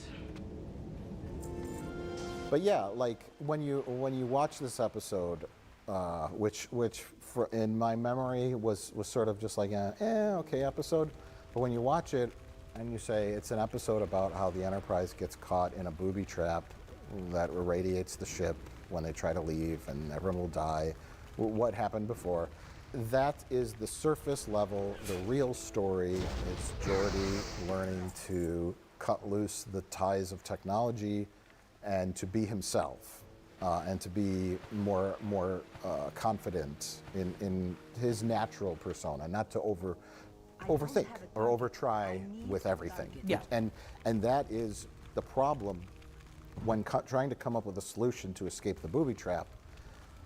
He learns his lesson, and they parallel each other. His love life and the escape from the booby trap end up being similar, because the solution to escaping the booby trap is to not overly rely on technology. He's like, we got to do this, we got to rewire this, and blah, blah, blah, blah, blah. We get 6% more power if we rewire this to that section. And then he's like, wait a minute, the solution is don't do anything. Turn it all off. Turn it all off. But not if we shut everything off. One blast of everything we've got left for a microsecond to beat the inertia, and then we shut it all down, except for minimal life support and 2 thrusters. No impulse engines, no computer. And so that's where, Picard's arc comes in. Is Picard the best pilot on the ship? No. Arguably Riker is, but that's not the point. The point is Picard says, this is my job, I'm the captain. My counterpart, I have respect for him, but he didn't get his crew out of the situation. It's up to me. Because Picard's also talking about, his ship in a bottle. Back in the old days, they didn't have the instruments to rely on. They just had themselves and their own navigational equipment. Yeah. Did it on their own. Right. And then Picard steers the ship like that He wants to be the old. He says something about imagine having one propeller to keep up an aeroplane. Manning the earliest spacecraft, flying an aeroplane with only one propeller to keep you in the sky. Can you imagine that? Now the machines are flying us. And so one bite of that's what they damage. do. I thought it could have been a little more exciting at the very end when they shut all the power off. No, never mind. I was just picturing I always in my forget head Zero. Where it's like Fucking you have retard. this action music, dun, dun, dun, dun, and all the terminals go off. You show all the parts of the ship. Everything goes dark. People have flashlights, and it's a little more exciting. But that's fine. They spent a little too much time in the middle where Geordi's like, chit-chatting with the holographic Leia Brahms, and I was like, okay. And then they get out of the. It's not. I don't think it's an asteroid field. I think it's the remnants of like a planetoid. Was that what it was? Okay. Neither side expected Aurelius 9 to be the decisive conflict. There's not much left, is there? The destruction is remarkable considering the primitive weapons of the period. They referenced the fact that the battle was so like crazy and violent, like blew up a whole planet, and it's just like floating debris from a battle that occurred, I think. Yeah, so the solution is cut everything but minimal life support and just use like one thruster, one little burst from the impulse engine just to push the ship, and then just a little bit of thruster, almost like you're coasting your car. You turn off the engine, you keep the heat on maybe, and that's it. And your car just kind of coasts down a hill. We're out of gas. Yeah, we're Just out of put it in gas. neutral. We'll take the gravity down the hill. So the layman equivalent to that. And Picard I think does a little trick. Well, where he does. Picard has the human intuition. He does the thing the computer never would have thought to do when we don't have enough juice to make it. Picard uses the gravity of the giant asteroid to kind of swing the ship the rest of the way out. Data's impressed. Yeah. You have used the asteroid's gravitational pull as a slingshot. Excellent. Excellent. Yeah, Data's impressive. A sophisticated computer in the 24th century would never have thought of that, but that's okay. Picard did. It's a theme you'd probably never see nowadays. It's very like 1980s attitude towards technology. We're so fucking reliant on computers now, like shutting it off would never be the solution. I don't know, I like that episode. It's number 10 in my top 20. Number 10 in your top 20. Yeah. There's one little bit I liked. Brent Spiner is good at acting like he's faking emotion. It's just a tiny little thing. Once Geordi strikes out on his holodeck date in the beginning, Wesley sees Geordi walk into 10-4 and goes, uh-oh. Uh-oh. And then Data is confused at first. Well, once Data realized the date failed, completely emulates the uh-oh that Wesley just did. Uh-oh. Commander, Data to the bridge immediately. Yeah. And it's so obvious that he's faking it. It's perfect. There's another moment like that in an episode that I'm going to talk about called The Game, when Wesley comes back and they surprise him in the room, and Wesley tells a joke. Everybody laughs, and Data kind of goes, For a second there, I thought I was on the wrong ship. so Wesley, and it's like he never really did that too often, but it is pretty obvious and funny when he does it. It's always clear when he was faking. Yeah. So a good episode. I love the little Geordi. It's a good Geordi episode, and I think this is one of the earlier ones where I remember thinking they really upped the game on the special effects. Because a lot of those shots where the Enterprise is like moving through the asteroid. Bro, these sailors are fucking me over. I need 5 more. Really good. Jesus. And I think this is like right. How do I even at get in the this ship? When it started to look really good, and it used to be kind of a dull episode, but I appreciate. It's supposed to be a first mate or what something. It is now. How do you feel about the very ending, when Picard's command is, "Let's make sure that no one gets caught by this booby trap ever again," and Riker goes, "Mr. Worf, 45 photon torpedoes, fire!" Make sure that booby trap doesn't bother anyone again. Mr. Worf, ready photon torpedoes. Set to detonate on impact with a Promelian vessel. And then they just blow up this ancient ship. You're at the point where you have to wrap up the episode, even though that should have broken Picard's heart. Yeah, and he probably could. Oh said, shit! "Why Oh don't fuck! we put out Did you a just spawn warning in someone beacon?" thick with? Yeah, some. Because they've done warning beacons before. Let's get a team of highly specialized Starfleet engineers to think about this, and then a fleet can come in later and try and disable it from a distance, and maybe we can rescue this very valuable piece of ancient history that I love so much. Yeah.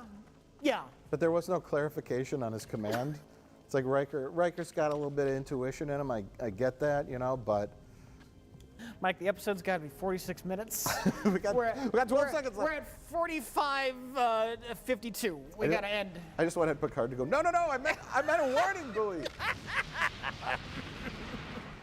And then Riker's in the brig. That's how it ends. No, that's a nitpick. It's just a fun little gag. Picard gets kicked out of his archaeology club. Yeah. You destroyed a Promethean battle cruiser? So it's like blowing up the fucking Egyptian pyramids. Somebody got bit by a snake. Let's make sure no one gets bit by this snake again. Fire a nuclear missile. Destroy the priceless artifact. Blow it to smithereens. Yeah. Like Indy firing a bazooka at the Ark. He couldn't do it. Yeah, right. Yeah, even though it would have stopped the Nazis. He didn't want to blow up the Ark of the Covenant.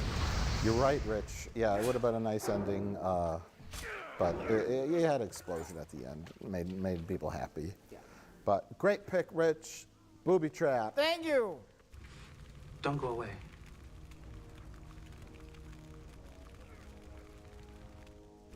Okay, Mike. So what is your next pick? My next pick, which I'll just go right into it. The order doesn't really matter. There's no particular order. But I referenced it in our Booby Trap review. It's The Game. The only good Wesley Crusher episode. Now, let me go on the record with a very unpopular opinion. I don't dislike Wesley Crusher. Really? He's better in later seasons. I think a lot of the Wesley Crusher hate comes from season 1. I've never really I never got that vibe of I hate Wesley Crusher. Watch this.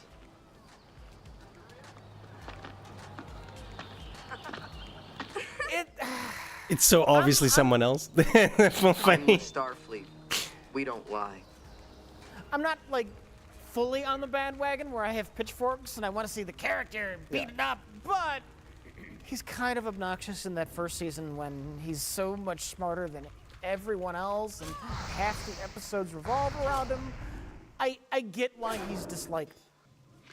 It's Wesley I wanted to speak to you about. The boy. And such musical genius as I saw in one of your ship's libraries, one called Mozart, who as a small child wrote astonishing symphonies.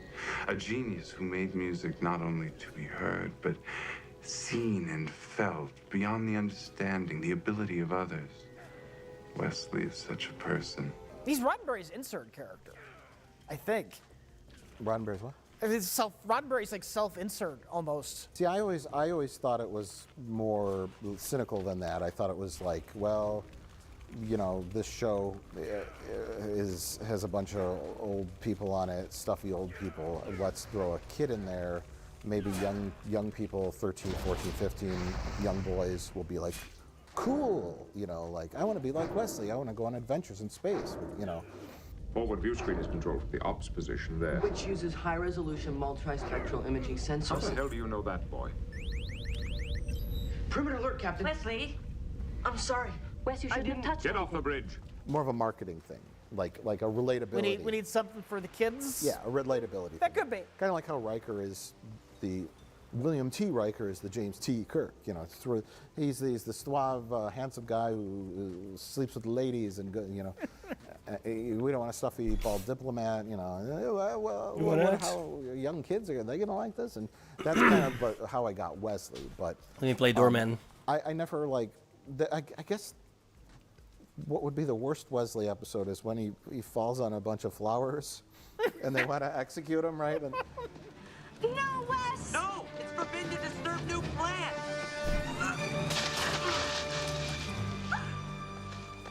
That's the planet where literally every crime carries the death penalty. Yeah. And so they have this perfect society, and it's like a good legal episode, you know. He didn't know, but we got to respect their laws. The game is like a Invasion of the Body Snatchers kind of episode. I'm trying to decide if it's a Wesley episode. It's more the female crew member who never shows up again. Episode. Ashley Judd. Ashley Judd, She does show up again. Does she show? When does she show up again? She does come back again. Leffler, what's the resonance frequency? 0.34 over standard. And I don't know if it's just one time or a couple times, but she just has a couple lines here and there. Jordy's like, Leffler, you know, what are you reading on your screen over there? And she's doing something in the background. It's in one of the episodes that I watched. I can't remember which one exactly. I guess it's similar to Barkley. Once you have them on for that season's guest star episode, you film a couple other little bits that you can throw in here and there during the season just to remind people that character exists. Ashley Judd was the famous daughter of a country singer. She wants to act, everybody. You put her in the show, and you know, she can get 2 or 3 episodes, and that sort of thing. So she does come back, but Wesley comes back from Starfleet Academy. He's taking a break from being at the Academy, and he has a little adventure aboard the Enterprise. Thank goodness he comes back, or else the flagship would have fallen into the hands of the Buttheads, an alien race with butts on their foreheads. But really, the whole thing is Riker's fault. Riker is a sex pervert. He goes to Risa to sleep with a butt-headed. He gets no retribution or punishment for what he did. almost, you know, he should be in jail. He was told it was a game. Yeah, okay. I guess. He should at least be demoted in rank to ensign. You wear the game on your head, and scoring points in the game is like getting hit with a straight shot of heroin. Yeah, it messes with the endorphins. Yeah. It's a pleasure. We get to see Riker's O face, which is unfortunate. We get to see a lot of people's O face. Yeah, we see Dr. Crusher's O face. We see Wesley faking an O face. I don't know, incredibly uncomfortable scene with a girl he's interested in. Let's lay in the bed in my quarters and pretend we're fucking our own brains. But anyway, the premise of the episode. My favorite bit though Yeah. with this game is that who's Wesley? I think is in the turbo lift with Nurse Ogawa, and she's like wearing it. She's clearly just tripping out. The secret is just not to play the game. It plays itself. That's great. There's some peer pressure, there's some drug use themes, but it is a brainwashing device. It is a invasion of the body snatchers kind of premise where everybody is bad, and but it starts off with Riker on Risa, and Riker hooks up with a floozy. Right off the bat, they're playing around, right? They're goofing around. And they're running around. And these are the little touches that I'm talking about when I watch this show, right? They're not just like, she's not just like, ooh, come and get me. Come get me. And he chases her around. What does she do? I know they're just playing around in the bedroom. She steals his comm badge. She has taken his comm badge. And throws it out the window. And he's like, I need that. That's important. Oh. And then she throws it out the window. Right there, Riker. You know, she's up to no good. And it's a nice little way to set the stage. She's up to no good and she usurps his authority. She takes away the one thing that's ties him to the Enterprise. There's something wrong. Also something he could use to call for help if it goes bad and he's onto her. So it's while subtle and it looks like just general horseplay, it's a nice little like, because you look at the episode from a writer's perspective and you're like, what do you have them do? You have them just smooching, right? They're just smooching, and she goes, hey, why don't you try this game? No, she steals his comm badge. That's some subtle, clever shit. It's very telling of her character and her future motivations, because I think she's the one at the very end. Yeah. Her hair's in a bun and Yeah. she's all in military uniform, and Riker should have blasted her. I knew I shouldn't have ever trusted you. But yeah, so it's like little things like that. So you think it's a Riker episode, and this is what I'm talking about, where you have that opening scene, and at the end, Riker and Troy should have been sitting in 10 forward, and he's like, you know, Troy, I should vet these I sleep with. You know, like, I've learned my lesson. I shouldn't go to Risa and sleep with any butt-headed female alien who just walks up to the bar next to me, right? I've learned my lesson, but instead it's a Wesley episode, which is fine. Wesley comes home, he gets the cold shoulder. The senior staff is in a meeting. You're supposed to go to your men's quarters. Oh. The fake cold shoulder, which is great, because he's like, Chief O'Brien's like, everybody's in the conference room. He's like, do you mind if I stop in? He calls Worf. I suppose that would be okay. Worf's all mad. Wesley Crusher has arrived and wants to know if he can stop by the observation lounge to say hi. I suppose that is acceptable. That's his setup. He's feeling like alone. He's not with the Enterprise anymore. He's an outsider, technically. And there's a new brainiac, wunderkind who has taken his place, Robin Leffler. She's the young girl who's on the upstart. And Riker's like, keep it up, Leffler. Keep it up, Leffler. You're gonna go places. Remember, she's Geordi's singing her praises. She's the new, and her and Wesley kind of spat a little. Why aren't these registered? You might try calibrating them manually. Excuse me? The detectors, they tend to get temperamental. You can try calibrating them by hand. You know, she's like, I heard you did this, and I do this here. And he's like, well, we changed this around. And Wesley's out of his element. He's an outsider, and that plays into the theme of the plot, which is everybody starts fucking turning on him, and something really bad is going on. Tarbokian pound cake. Tarbokian pound cake. Another thing I'd like to talk about, which we really didn't bring up in our first episode or two of this, whatever it is we're doing, talking about... I was actually supposed to kill that one. Shit. TNG Love Fest. Whatever. TNG Love Fest. It's kind of looking at these episodes more from a structure perspective. Like we're talking about openings, setting the stage, what character is the show going to focus on, what's the overall theme? Because you have a little plot, right? But you always have an overall theme. And then also acts, because I kind of like, I was like documenting, why do I like this episode, right? What makes it work? And a lot of times it's, you have your introduction. These shows are done in 5 acts, right? You have your first act or your intro before the credits start. Yeah. And that tells you what the story is. And then you have 4 more acts, basically commercial breaks. At the end of each act, there's something changes and either intensifies the drama or you learn something new and the story changes directions, things get worse and worse. And a lot of times I'd be like, why did they end this act that way? Which I'll talk about Timescape. But I think the structure of this one, solid. Introduction, Riker on Risa. Hooks up with a lady who shows him a game. Discs and cones. And I like the fact that when they remastered the Blu-rays, they didn't update any of the special effects. They recreated them to look as terrible as they did back in the day. But intro is Riker on Risa with the lady, and she shows him the game. He discovers that it's a very pleasurable game. Cut to credits. First act, Riker comes back from Risa. He initially tries to get Geordi interested in the game, right?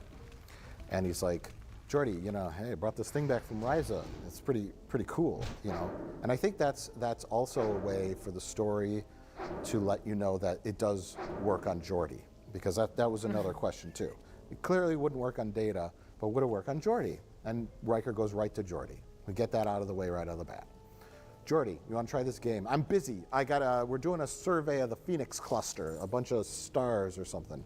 I gotta work on all this stuff. Okay, fine. He leaves, some other things happen. Wesley comes back. He chit-chats with Picard about his days at the academy, yada, yada. Who does he go to next? It's Crusher, wasn't it? Who was next? Counselor Troy. Ah, yeah. And a wonderful little touch in the writing. What's Troy doing? Oh, God, I've watched this recently and I don't remember. Is she sitting in her office with a patient? She just got done with a patient, counseling a patient. Eating ice cream, chocolate ice cream. Her guilty pleasure. She's sitting in 10 forward, all by herself, gorging on chocolate ice cream. Her addiction. She is a secret glutton for chocolate ice cream, and she's talking about the ritual of how she does her ice cream. Boom, perfect target, right? That's a wonderful thing to have the character doing. The cat's back already, Jesus. Wonderful action that lets Riker know she's a good target to be interested in something pleasurable because she's eating ice cream, right? Didn't think about this shit so when I was 11 years old. My God. Right? What a genius little thing that you don't, she's not just walking down the hallway and Riker says, "Hi, Troy, I brought this thing back from Risa. Would you like to try it?" "Oh, sure." No, it's subtlety. She's indulging herself in ice cream. But that's the end of Act 1 is Troy's like, "Ooh, tell me more about this game." Music swell, commercial break. What is it? Just a game.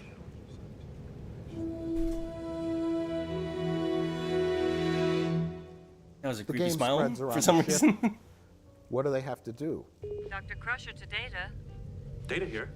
Do you have a minute to join me in sickbay?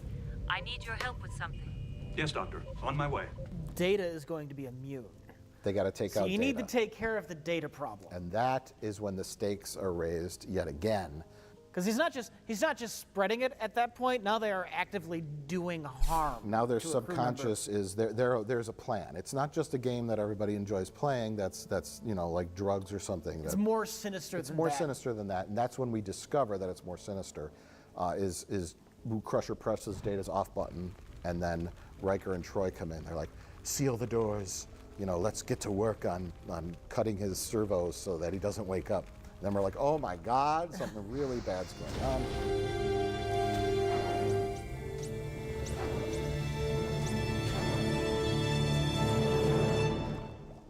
Meanwhile, Wesley and Robin Leffler are kind of flirting, and they're both kind of nerds, so they're not interested in the game. I think they go on a date.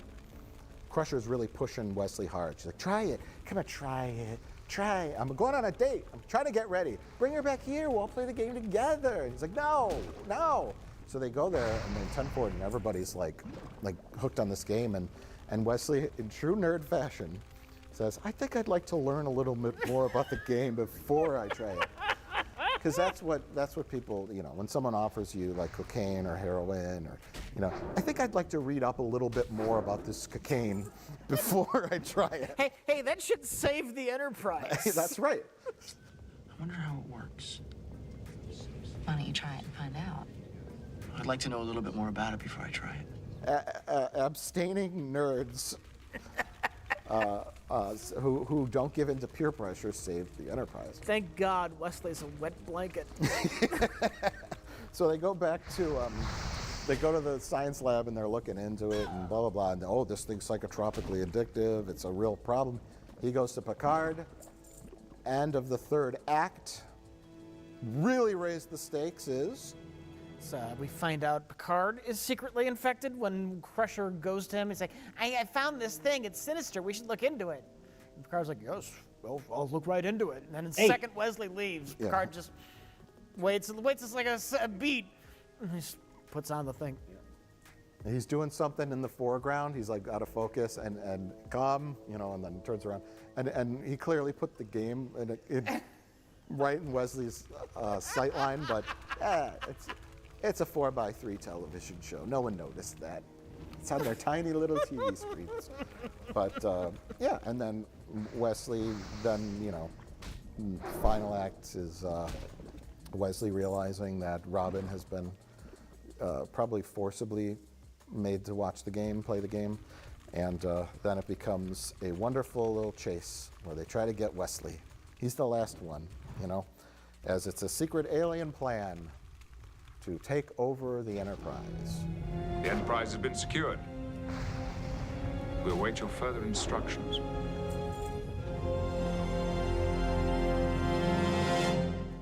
By evil aliens. And I have another episode that's virtually identical to it.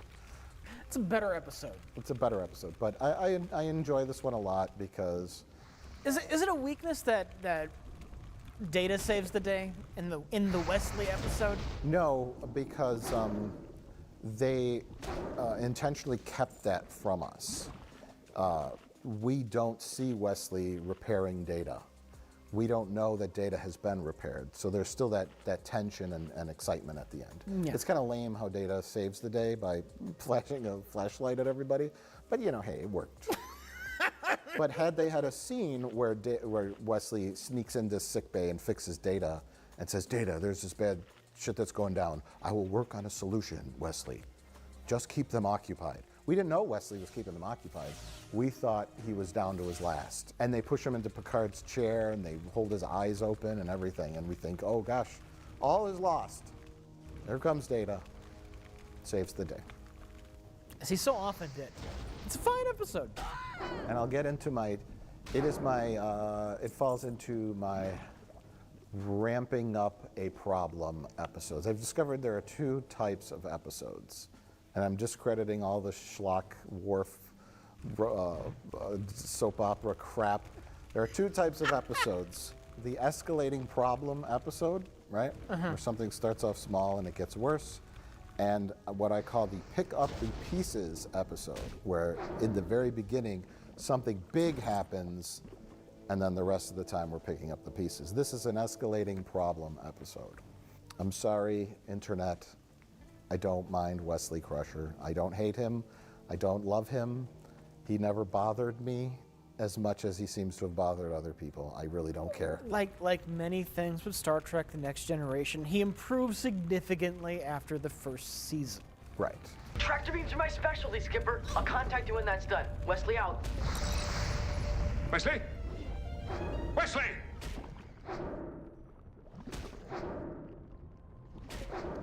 That's a decent pick. For my 9th ranked episode, I am going with First Contact. For me, the reason I like this, it's kind of similar to Who Watches the Watchers in that it's a First Contact Prime Directive-ish episode that's told from Today the I am but a alien's voice point in of a chorus. What are you?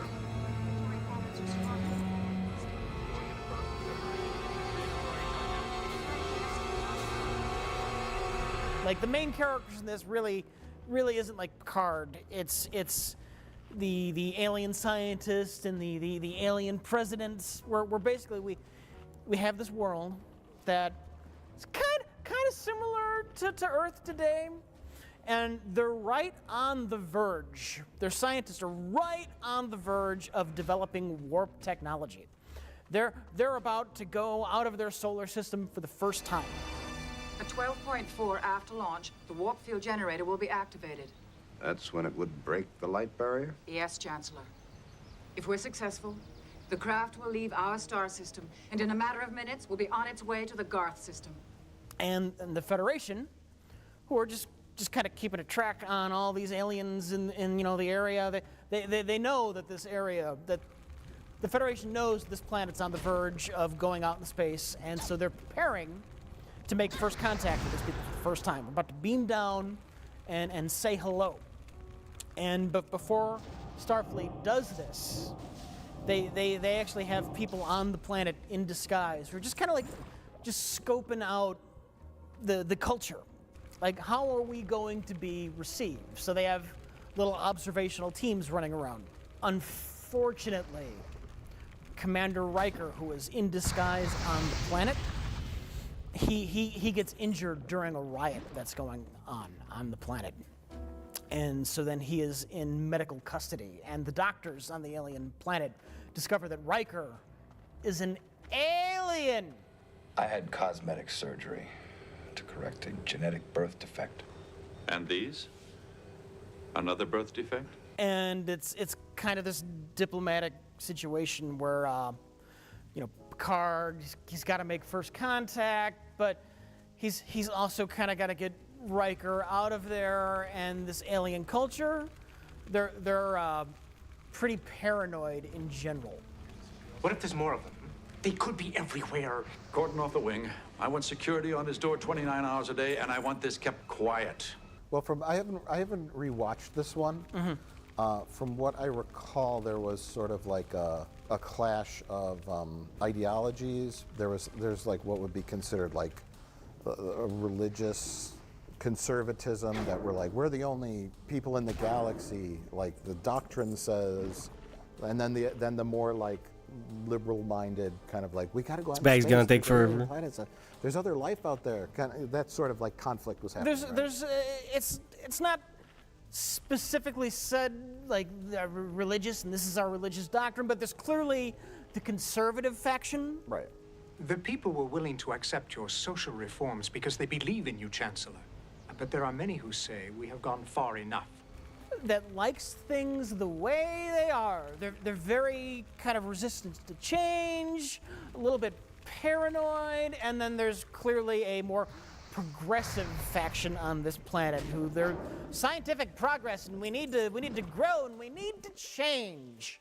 And then in the middle of all of this political right and left wing on that planet, there is the Chancellor, who is a character I really like because he's just like a very classical concept of what a president should be, what a leader should be. He's not dogmatic for one side or the other. He's constantly like weighing the options of what is best for his people.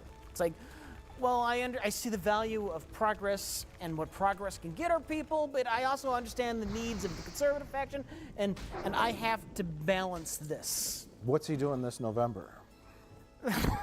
That's That's the thing. That watching this is very uncomfortable. I'm trying to imagine this chancellor getting into a debate with President Trump, and it's so fucking depressing.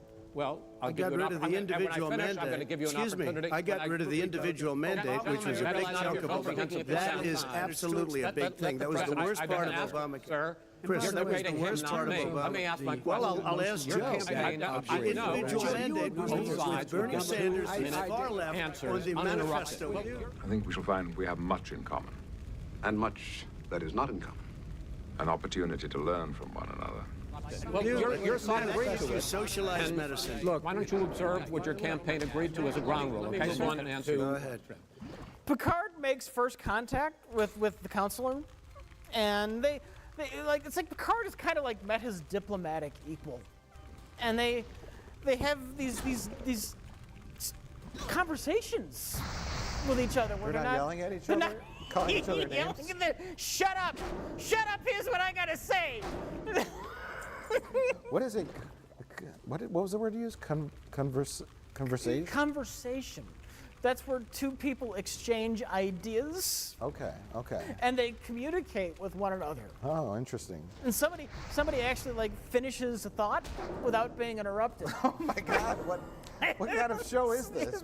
This truly is science fiction. It's this version of politics that's very just fictionalized. Okay. You know. It's like it's science fiction basically. Yeah. They pay just a tiny fraction. This is big stuff.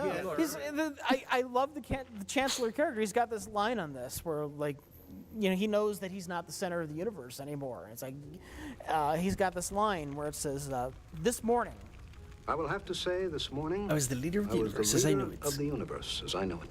I was the leader of the universe. This afternoon, I'm just a voice in a chorus. This afternoon. This afternoon, I am only a voice in a chorus. I am only a voice in a chorus. Powerful. But I think it was a good day. They don't fucking write shit like this no more, dude. It's depressing. I love this episode, but it's depressing to watch. Okay. In this day and age. I understand. Yeah, what ends up, Riker is just sort of like a catalyst for this like It's just debate. sort of the catalyst of everything breaking down. It's as opposed to this just being a pleasant episode about this alien race learning that alien life exists for the first time. You gotta have some drama in there. Does he like fall in love with an alien or? Well, that's why this is like my ninth favorite episode and not one of my top 3. Yeah. There's this needless kind of cringe moment in there where make love to me. Riker's trying to find a way to quietly escape so he can get back to the Enterprise, but he's in the hospital and there's like security all around because they know he's some kind of weird alien. One of the doctors, I don't know if she's a nurse or a doctor. I've always wanted a fucking alien, right? She offers to help get him off. She offers to help get him out of the hospital, but only if Riker will have sex with her. I believe you. Now, will you help me? If you make love to me. It's actually Lilith from Cheers. What? I've always wanted to make love with an alien. Yeah, kind of similar to your Kelsey Grammer cameo, because I guess they filmed Cheers like right next to the fucking Star Trek TNG set. So it's like Lilith's like, can you put me in an episode? And it's this cringe comedy moment in an episode that's otherwise just kind of a happy, nice go like a drama. Science fiction. Yeah. I really have to get going. All the other aliens are waiting for me. Oh, it's not so much to ask, and then I'll help you escape.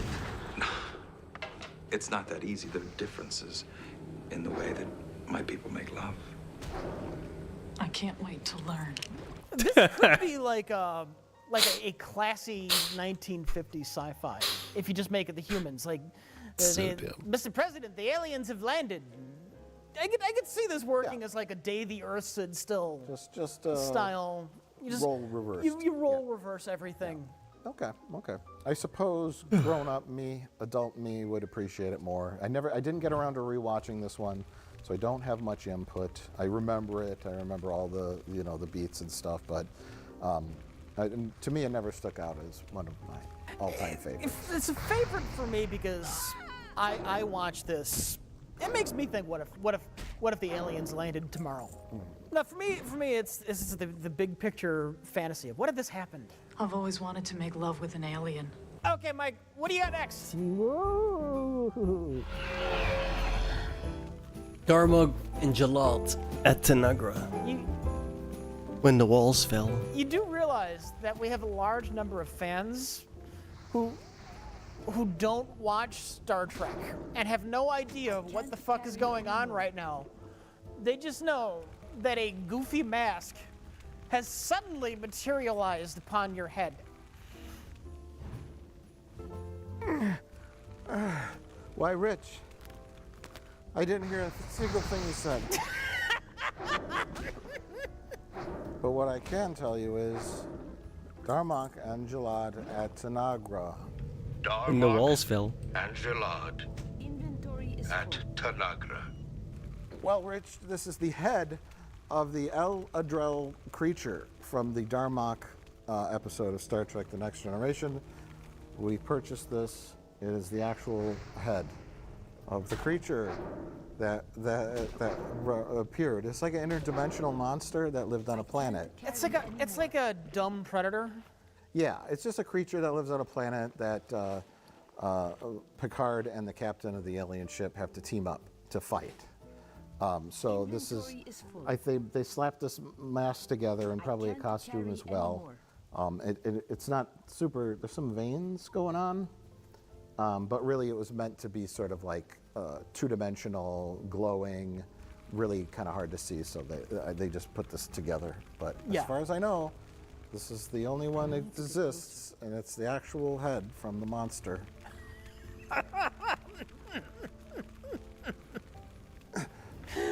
Oh my god! It's fine. It's fine. You fucking spent money on a unique prop and then just throw it away like garbage like that. Fuck it. It's fine. It's one of a kind. Fuck it. It's a piece of television It's history. from one of my favorite episodes, Star Trek The Next Generation. The episode is Darmok, and it's made famous by Darmok and Jalad at Tanagra, which is only famous because they say it 58 times in the episode.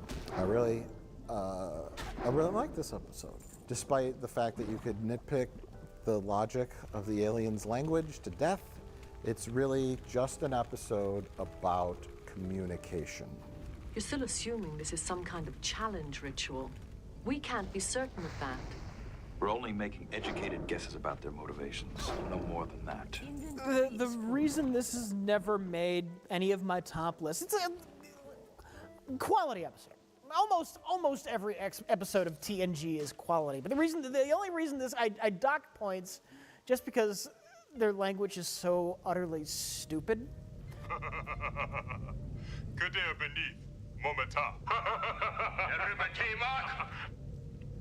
winter. It's similar to like an alien species that can only communicate in like internet memes. Well, see, I think there are ways. It's like you got the person at Tactical just suddenly says Neil deGrasse Tyson, hands in air, and then the captain says Jackie Chan makes the face. We do communicate. Crying woman screams at cat. Picard, hand in face. Picard. And then the guy next to him, Picard and Riker, hands in face. Rich Evans superimposed, sits on couch. So you have the universal translator. Rich Evans fucks Ewok? No, Borg? Is it a Borg? I don't remember what it was. It's the ultimate hand wave. Without...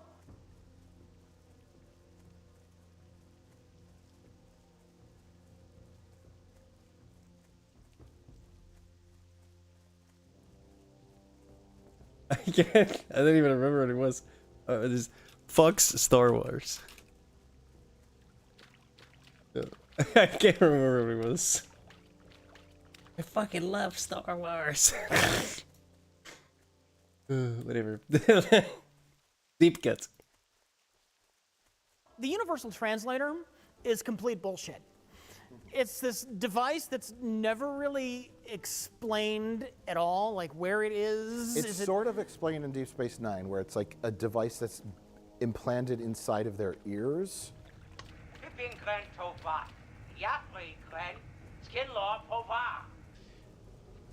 Welcome to Earth. Did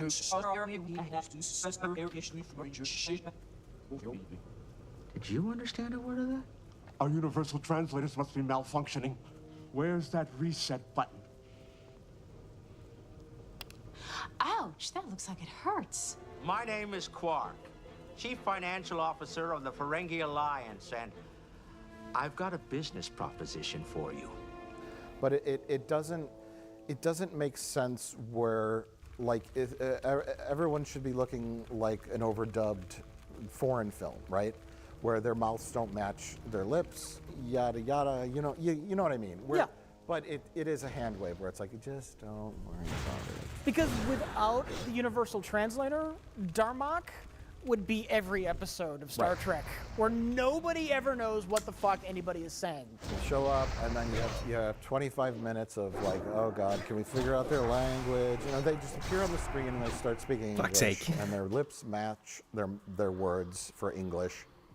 They don't. It would be too weird if they were going, you know, and English was coming out. Everyone would be like, what's going on? Like your TV audience, fine.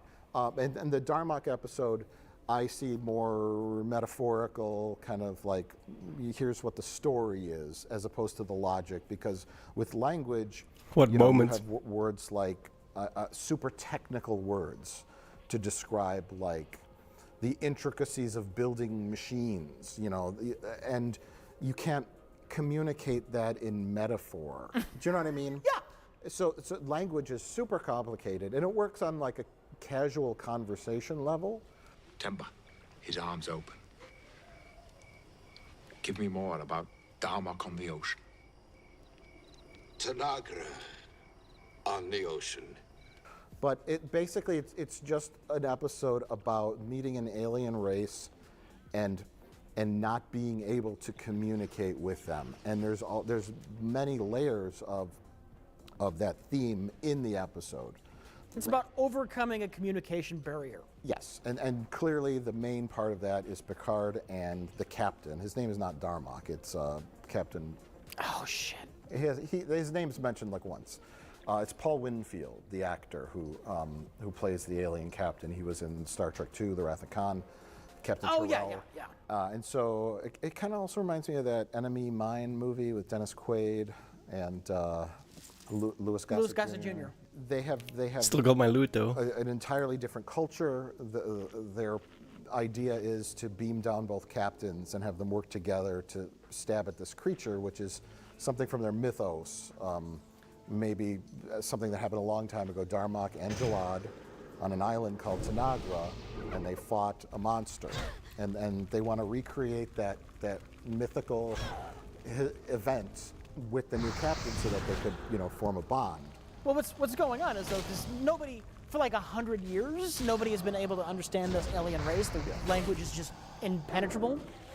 And now this alien race, I forget how they signal the Enterprise, but they want to try again to communicate.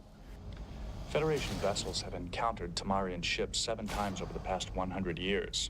Each meeting went without incident. However, formal relations were not established. So many crocodiles, Jesus. Fuck. And out of desperation, the I'm just going to call them the Darmoks, they kidnap Picard and take him down to this dangerous planet. And the Enterprise, because they can't communicate, doesn't know what the fuck is going on. They don't know if this is a hostile act. Right. So there's a lot of tension where Riker doesn't know if this is a act of war. Mm-hmm. Yeah, Riker does what he thinks is best. He's trying to get Captain Picard off the planet. You're holding our captain. I want him released. Darmok and Tanagra. Your action could be interpreted as an act of war. Detail. His eyes closed. And so they try sending a shuttle down, and the aliens just nick the shuttle and the engine so it doesn't kill them, but it makes them come back.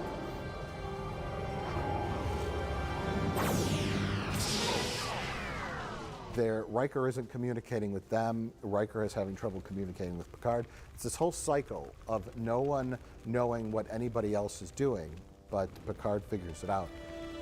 That's how you communicate, isn't it? By citing example, by metaphor.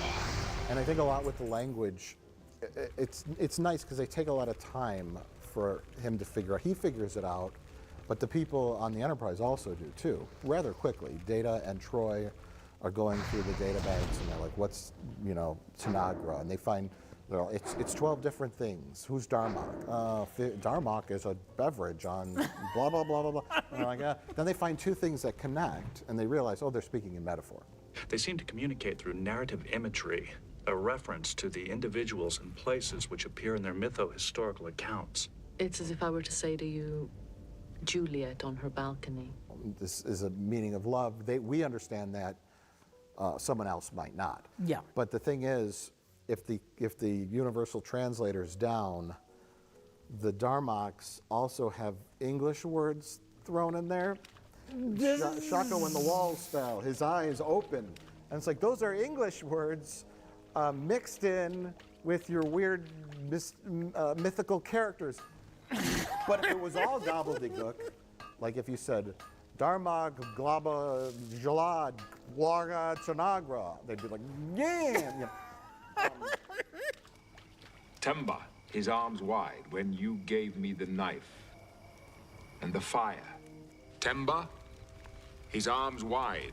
So the point is that this alien race that we on. don't understand. 5 fucking second gas they do sucks. things very differently, and Picard takes the time to try to understand, as the diplomat as he is. If it were Kirk, it'd be a whole different story. If it were Kirk, Spock would have done all the work. Kirk would have said, "Look, Mister, I don't understand you. I'm going this way, and I'll see you in hell." I have had enough of you! Spock would just be exasperated. Obviously, they're talking in metaphors. The Spock. Kirk would be like, what? I'm going to read them the Constitution. Maybe that will work. I'll teach them our values. Yeah. Timber, his arms wide. Temba is a person. His arms wide because he's... Oh, I need to He's fucking holding swap them my apart goddamn wand, in- dude. There's like no damage. It's so fucking in- annoying. generosity, in giving, in taking. But I like the way they kind of take you through their language and they make the audience realize how they communicate bit by bit. The thing I loved rewatching this, it actually brought this episode up a lot, in my opinion. The episode opens up and they're saying their gibberish. Darmok and Jalad at Tanagra. And you, the Enterprise crew and you, the audience watching it, are like, what the fuck? This is gibberish. I don't understand it. And then you get to the very end of the episode where Picard gets onto the bridge just in time to stop a battle from breaking out. And they're saying the exact same gibberish. But me, the audience, I follow along with what they're saying perfectly because the entire episode taught us bit by bit what this means. And this metaphor means giving, and this metaphor means failure. And oh, yeah. Accepting, his arms closed, Picard is telling them that their captain died when he said, chakra when the walls fell. I understand what they're saying. Shakma when the walls fell. That's and you know what's kind of fun too? Like I was thinking about Star Trek Discovery, that giant dumpster fire. And all your Hate that badass show. characters Garbage. and everything exploding and torpedoes hitting the Enterprise, blowing up, and if people flying. You can have a sword fight. Right. And Picard, they finally get Picard up, and he just waltzes onto the bridge with this attitude of like, I get the fuck out of my way, I know what I'm doing. On screen, he doesn't even say hi to anybody. And he just starts talking to him, right? And they're like, yeah, fists, his arms closed, Shakama when the walls fell, blah, blah, blah. And they're like, okay, bloop. And then all the bridge lights go back on, and he's just like, That's the ultimate badass moment. Like, he comes back from the planet, and he learned the goddamn language himself, and he comes back and he just talks to them on screen and quells the whole situation as the expert diplomat that he is, and he's just like, I'm a fucking badass, and I did it with language and communication by learning, not by punching. That was one of the greatest Picard moments, when he just tells the aliens in their own language what happened and saves the day. Heroically told them what happened. Heroically told them what happened. He learned their language, and yeah. So, yes, you could argue about the alien language and does it really make sense? But really, in short, it's another First Contact-ish kind of episode that I enjoy. I like that. I like this episode a lot more rewatching it now when I'm older. Picard and Dathan at Eladriel. Than when I did watching it when I was younger. Unless exciting things were happening when you're 12, you don't really care about the subtleties and the I care less that their language is silly now than I do about the story they told about learning to communicate with somebody. Well said. That's exactly my point. Is yes, the language is silly. It doesn't quite make sense in reality. There's so many things in Star Trek that don't make sense. I can't. I do like no damage with this garbage, man. I really need to fucking change the wand. Such shit. Warp core breach, and they need to transfer at this point power from an auxiliary system to stop it efficiently. I can't imagine how they do that, but that's another thing, though. It's really hampering my kill time. Into our own lives, where you can look at other human cultures on the planet and go, how can they communicate like that? How do these people do that? It's things that are foreign to us, that are completely normal. Maybe they can really effectively communicate a situation or an emergency by using metaphor. Because they just know every metaphor in their entire culture in their brains. And it's a concept that would be totally bizarre and foreign to us and impractical, but to them, that's their entire culture and existence, and they're really good at it, right? Yeah. And so, and that's I think was the point, is that you can look at a different culture and go, how the fuck do you people communicate with each other like that? Or how do you do that? And until you learn it and understand it. It's classic Star Trek. Classic.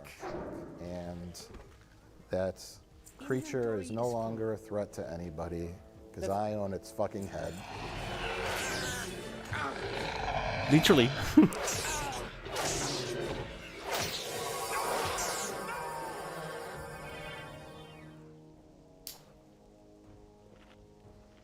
My next episode.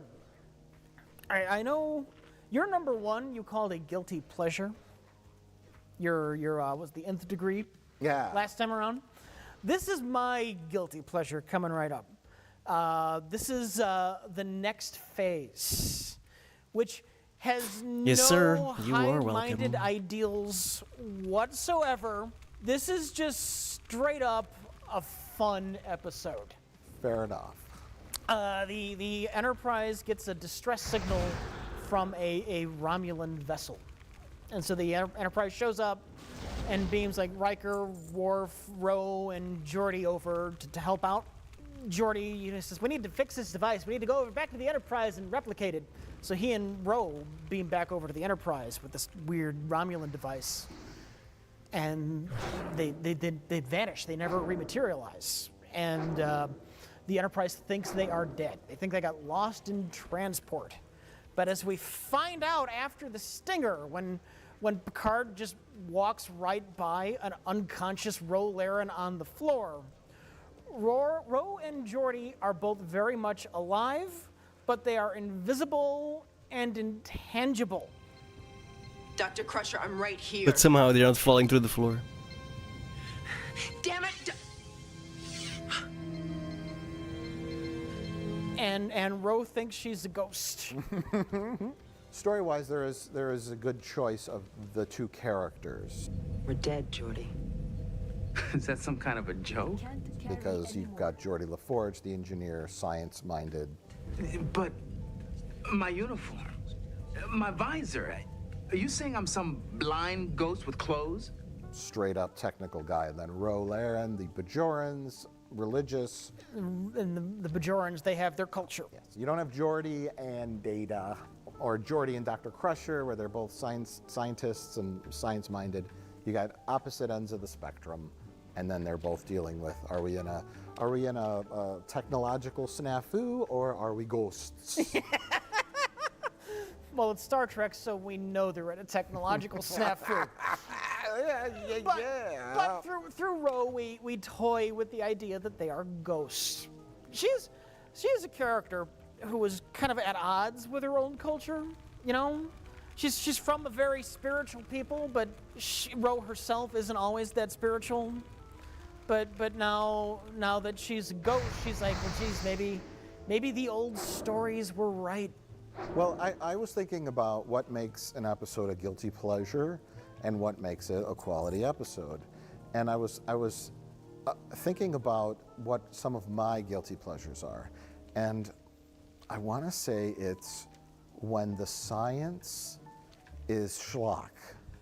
Because one of my guilty pleasures and or favorite episodes, which I didn't even include on this list because this is super guilty pleasure, is called Remember. Your mother should have aborted you. Dr. Crusher. When Wesley Crusher is fucking around in engineering and creates some kind of warp bubble that Dr. Crusher ends up inside. And that episode starts off with her, and there's like an old man doctor that she's friends with, and I'm so old, I'm gonna, and then he's the first one who disappears. And then people start disappearing. Oh, that's two mistakes. Program onboard sensors to monitor all personnel. If we can catch the moment. Sir, whom did you say? Worf, Chief of Security. The big guy who never smiles. And then I don't know what And suppose this is real? happens, No, it's not. what universe she's in. It's not a delusion. It is not a dream. There is a physical, measurable phenomenon at work here. Picard, remember at the end, everyone's gone and it's just Picard. And he's like, we never needed a crew. We just needed me. There are 114 people on the Enterprise. That is the exact number there should be. There are now over 900 missing. She's like, how do you explain all the fucking rooms on this ship? And who are these people? Where are they in her head? Are they ghosts? Is she in an alternate universe? Why are these people interacting with her, and why are they like covering this up? What is the primary mission of the Starship Enterprise? To explore the galaxy. Do I have the necessary skills to complete that mission alone? Negative. Then why am I the only crew member? Aha, gotcha there. Makes no fucking sense at all, but it's a fun episode. It's collapsing. Hull integrity now compromised on decks 3 through 15. Well, I think because everyone keeps disappearing and she thinks she's crazy. And then they keep trying to rescue her by this vortex that opens. They keep trying to suck her out of the bubble, and she's holding onto furniture and stuff. But scientifically, it makes no sense, and that's the next phase as well. It's a little better. You could nitpick the hell out of the next phase. There's no reason they should even be able to breathe. Let alone, how the fuck do they stand on the floor? Right. I mean, okay, say... Because they can walk through walls. We established they can walk straight through walls. What is keeping them from falling to the floor? How does artificial gravity work in Star Trek? That they should have had a throwaway line where Rose says, well, why don't we fall through the floors if we walk through the walls? Well, the gravity plating must be pushing up on our anti-gravity field. On our semi-transparent molecules, right? Yeah. It's fine because it's all in good fun. It's an episode about what would happen when you die and how do the people you work with and care about remember you. I guess guess there is a little bit to that because Data is tasked with planning their funeral. Right. And Data's going around, like, ask a few people, like, what would be an appropriate way to handle a funeral, and... I just wanted to say thank you for trusting in me when no one else would. The bigger part is Ro and her character because this takes place after one of my episodes, Conundrum, where her and Riker have sex.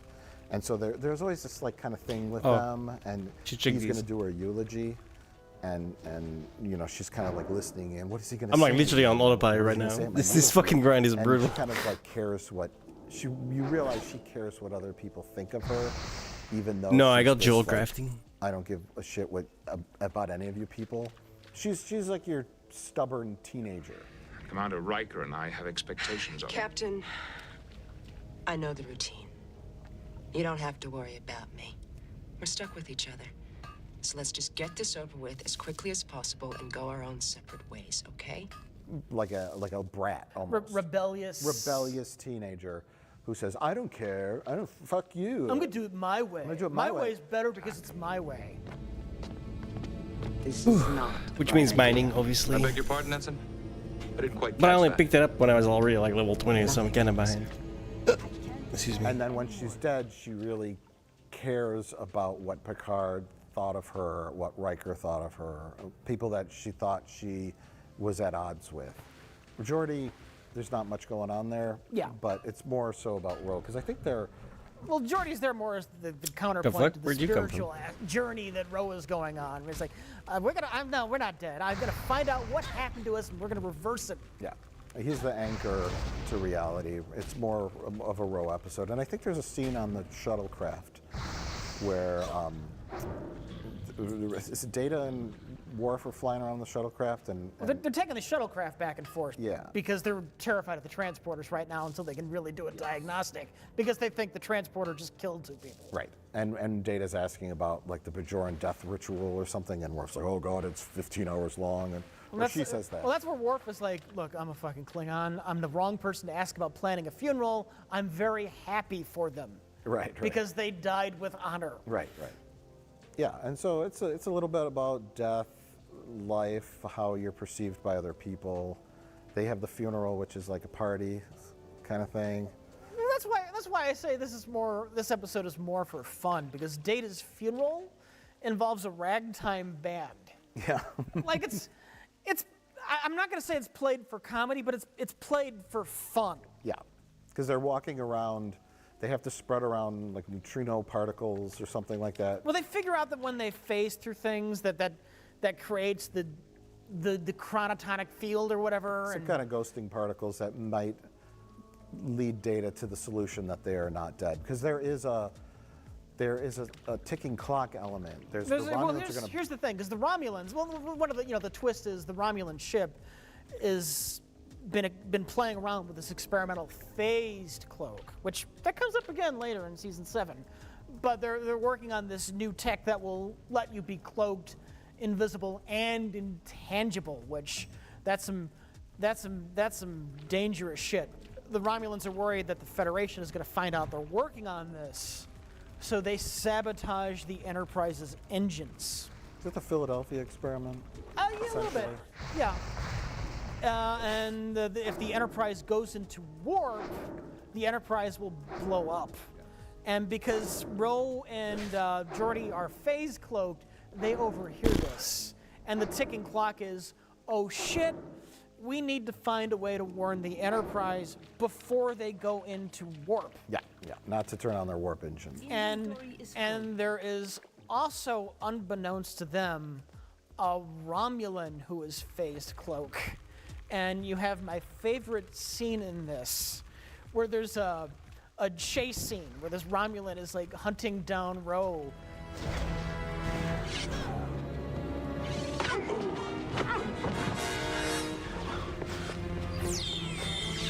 And they're just running through like crew members' quarters, and they're having this dramatic life or death struggle while like people are just like getting ready to go to bed. This dude's working out, and like Ro runs through him. Yeah. And they're having this crazy fight while Data's just like having a conversation with somebody. And have you seen any fields in here? Right. Yes. Polite, slow conversation while there's this struggle going on. Brand, excuse me, Lieutenant. Ro! I'm detecting a chronoton field in your room.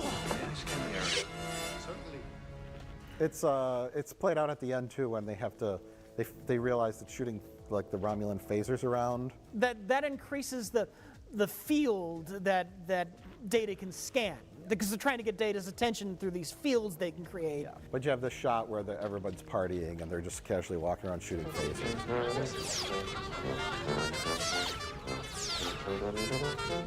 Well, this is unusual. Yeah. Well, Ro is frustrated because she knows now that she's never gonna hear what Riker has to say about her at her funeral. And so in just frustration, she shoots him in the head with the Romulan disruptor.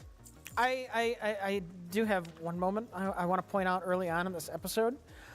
Somebody says yes to Worf for probably the first time ever. Worf is always used to make like negative suggestions. Like Worf is like mistrustful. Like, we have to shoot first. Then why do we wait? If we attack the ship now, they will not be able to maintain their scattering field. We run into these aliens. We don't know much about them. And Worf is always the one who suggests we should load up the photon torpedoes and blow them out of the sky. And he does that so that Captain Picard can say, no, I'm really diplomatic and look how good I am. He makes Captain Picard look better when Captain Picard always shoots down Worf's violence. Recommend we go to yellow alert, sir. Why? And in this episode, Worf makes a suggestion that, look, the Romulans need our computers. I don't think we should give them our computers. The Romulans want a computer. We cannot give them access to Federation technology. That is an unacceptable security risk. And Riker is like, oh yeah, that's a good idea. Yeah, now let's just give them something old. What about a computer core from 30 or 40 years ago? One the Romulans are already familiar with. That would be acceptable. That would be satisfactory. Close enough. And Worf is so used to people just shutting him down that he actually thanks Riker for listening to him. Aye, sir. Thank you. And that moment made me smile. It's interesting, this next phase episode is very similar to another episode, which is my next episode. It's called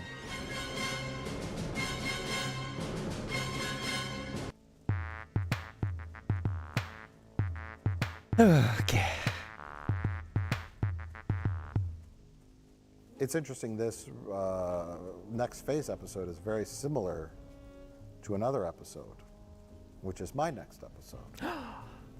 It's called Timescape. Oh my God. This is like a love-hate episode for me. I'm sure it's not a favorite of a lot of people. I think it's a fine episode. It's really, it aims high, but it misses the mark. But there's a lot of things I like about it, which is why I want to talk about it. So yeah, my next episode is Timescape, which also has a secret Romulan running around when our characters are taken out of their own. They go the wrong way? Well, that's the twist kind of in this one. It's complicated, okay? But it starts off with, we borrowed a shot from Star Trek Deep Space Nine. Go the wrong way. Look, it's a runabout. Hi, guys. First time and only time we ever see a runabout in Star Trek The Next Generation. Is it? Mysteriously, we see this giant back area of a runabout, which we have never seen in Star Trek Deep Space Nine. You always see the cockpit, and they go in the back, and they never built a set. And I was always just like, this is weird. And then I thought about it, and I'm like, I wonder why that is. And my guess was that a lot of the story takes place on the runabout. And they have to go to the computer station, they have to talk, they have to do all these things. And the standard issue Starfleet Enterprise D shuttlecraft was too small to do all those scenes on. You got 4 people. Yeah, and they probably could have gotten away with using the front of the runabout, but I'm going to guess they were shooting Deep Space Nine at the same time. they might not have had access to it for as many days as they needed. So they're just like, let's just build the back of it. We'll just go up into the front every now and then. So they're always going back and forth. They go up to the front, they talk real quick, and then they run to the back. And they have longer conversations in the back. And there also a scene where Picard discovers he has to discover something. He discovers something on his own, so maybe they needed to isolate him for that? When he finds the fruit bowl? Yeah. Yeah. Yeah, right. The opening takes place on the Enterprise.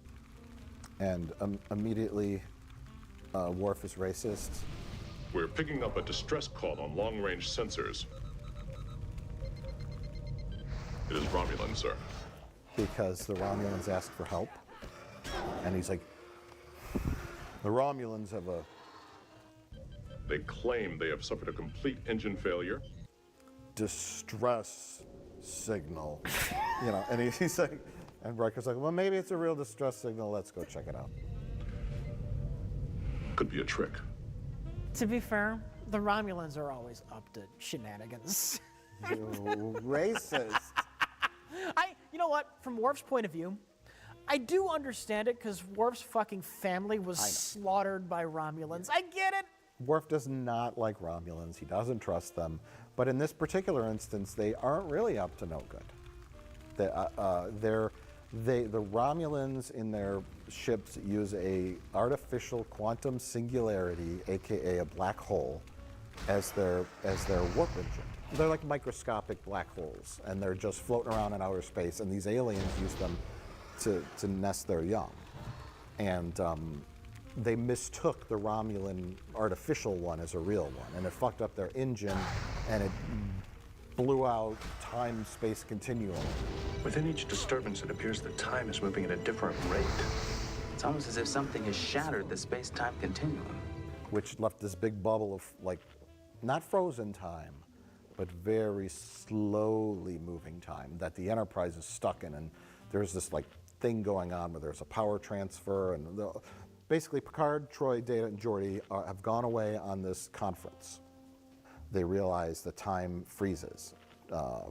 Troy recognizes that everybody is frozen, right? And then they all start talking again. This bubble of frozen time passed through them. And then it happens to her. That's the end of the opening, is when everyone freezes and Troy's like, what? And then you get your credits. This episode was directed by Adam Nimoy. Oh. He's the son of Leonard Nimoy. I don't know anything about Adam Nimoy at all. I've never heard of him before. And I should really research this, but I've always gotten this vibe that Patrick Stewart, Brent Spiner, that everyone was like fucking miserable while filming this. This one, it just looks like he's checked out, and it looks like Brent Spiner is checked out. There's no like, and I'm not blaming the director, I'm just saying like, that's just a note, is that... What season is this? This is like 6, I think. Okay. Maybe they're just getting ready to check out in general. I think so, and I think that's part of one of the downers on this. And I went through all the acts, and I'm like, what is the end of this act? What is the end of? Is this getting better? Are the stakes rising? Is the tension rising? Is the story getting better as it goes on? And other than the initial concept, it's just sort of like, just kind of neat what's going on, but everybody is just sort of like cardboard cutouts of their characters. If this works, we may not have much time to prevent the power transfer. We'll have to decide precisely where to be and what to do the very instant that time begins to move backwards. So is this one that like was one of your top ones? Now you're rewatching it and thinking it over again? Kind of. There are a lot of things that I think are neat about it. It's not as fun as the next phase. And I brought it into this conversation because there is some criticism of it. Yeah. Because it's a cool episode, because big, cool things happen, but the way it's put together, both in the structure of the story and how the actors are directed, and the joy in it, the fun, the adventure of it is just like a flat line. And it has it had potential for a good wraparound with Data, because it opens with, and this is where my brain is, right? It's an episode about time, right? So they go to this conference, and the only indicator of time is that they're all talking about how dull the conference was. Troy's like, it was so fucking boring. Troy tells a story about how she was sexually harassed, and everybody laughs. I'm doing a thesis on interspecies mating rituals. Would you care to join me in some empirical research? It was a different time. It was a different time. This guy who does interspecies mating rituals, like the scientist, like, how about you and me have a little mating ritual of our own? And Data's like, did you partake? Did you help him with his research, counselor? Is this guy serious? I thought it was a topic you were interested in. And she's like, of course not. She's doing an Trash impression. ass fucking Hello, human, bro. Diane. And then Picard does an impression too of the Useless scare. I hope they fucking kill you, dude. Slowly. He just kept talking in one long, incredibly unbroken Garbage human. sentence, moving from topic to topic so that no one had a chance to interrupt. Appropriately, it's focusing on Data. Data, when Picard does that impression of like the boring lecturer, Data's like, he goes, like, what the fuck was that? Kind of thing. And Geordi has the only positive experience at the conference, but everyone's complaining about how dull it is. And then, the premise of the show is they come upon the Enterprise finally. It's not where it was supposed to be, and it's in this weird like shooting. Frozen and apparently mid-battle. Mid-battle, but it's also transferring energy, and the Romulan warbird shooting, and they're like, oh my god, frozen in time, what the fuck's going on? And then at the end of the episode, the wrap-up is Data is watching to see if a tea kettle will boil.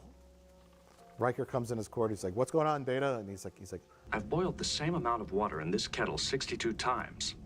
In some cases, I have ignored the kettle. In others, I have watched it intently. In every instance, the water reaches its boiling point in precisely 51.7 seconds. I'm testing a theory. A watched pot never boils, you know? And he's like staring at it, and I'm like, this is so first season, Data. You know what I mean? Data would be like, nope, that's just a saying. I know, it's like looking for a needle in a haystack. Why should anyone wish to expend his time in such a search? Correction, Data. I should have said proverbial needle in a haystack. A human proverb. I've been around a while. I've had 6 seasons to learn this shit. I have 6 seasons to learn, like, human sayings. I think early on, O'Brien says, we're going to have to burn the midnight oil. We have to realign the entire power grid.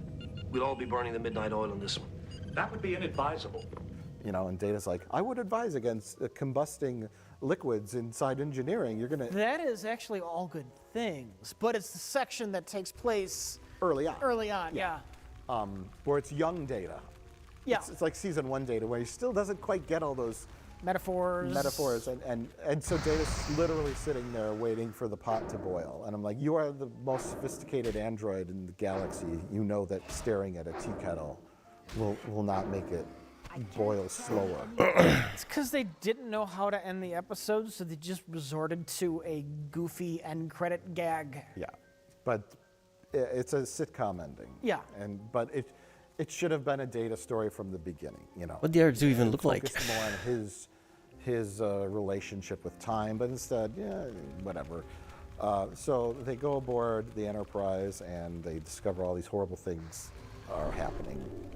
They have armbands that protect them from the Romulans time. look like they're taking over the bridge. Yes. There's a whole bunch of crazy shit. Riker looks like he's being attacked.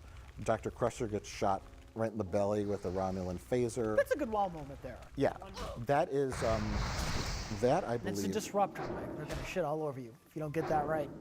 What's the episode about? The passage of time. Perception of time. Perception of time, yes. They talk about their experience at the conference and about how it was boring. Could have framed it better.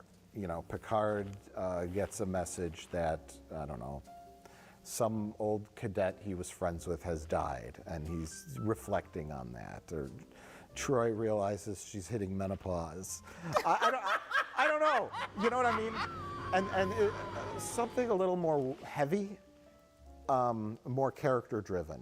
Not Data in the teapot at the end. Sucks. But they go aboard the Enterprise, and they have to figure out this mystery. And I broke down my 5 acts. Uh-huh. Intro, right? Troy realizes everybody's suddenly fucking frozen when she's talking. And they cue the Something's Wrong music in TNG. Here it comes.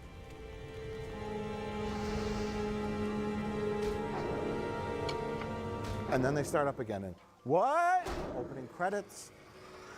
Counselor? Is there something wrong? I'm not sure. End of Act 1, they find the Enterprise frozen in battle. That's pretty cool. He got my interest. End of Act 2, Picard melts down. I thought that should have been the end. Remember, they discover the warp core mid In the middle of a fucking explosion, and he's just drawing a smiley face in the explosion. Yes, he cracks. He has basically like, what do they call it when you come up from diving? The bends. The bends, yeah. He goes crazy, and he melts down, and I thought that would have been a good break for the commercial, but... Charge to the fort! Get us out of here now!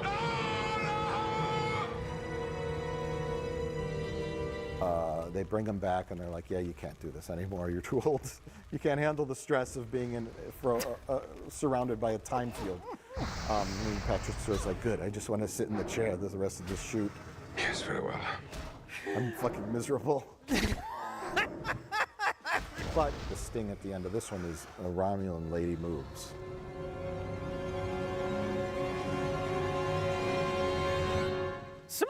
Similar to the next phase. I know. Where the Romulan in the foreground, we discover, oh, he's phase 2 at the end of that, yeah.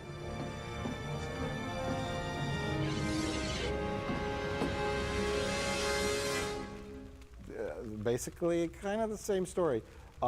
Then the end of Act 3, the big thing is the Enterprise blows up.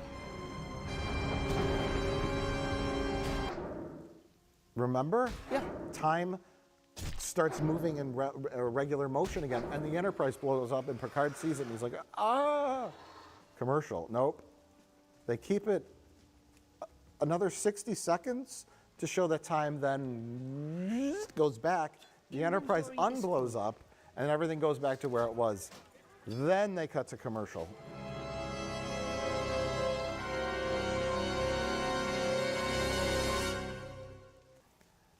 And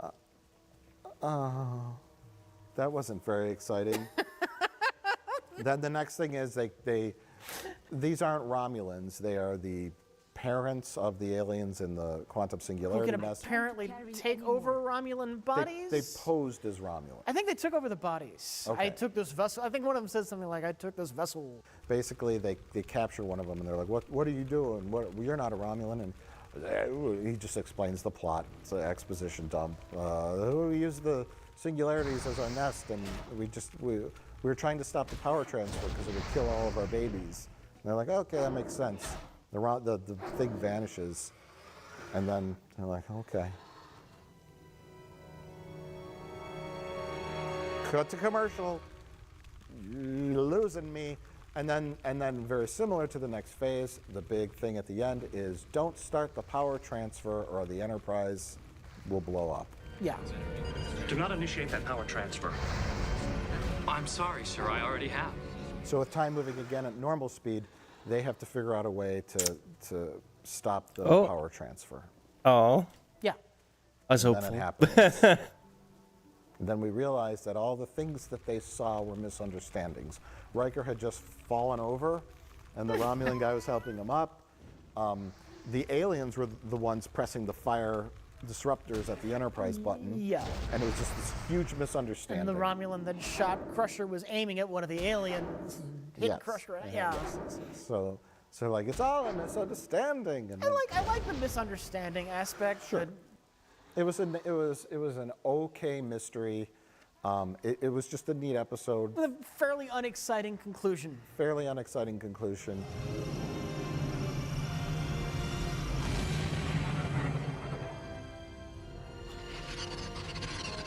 Fairly unexciting acts.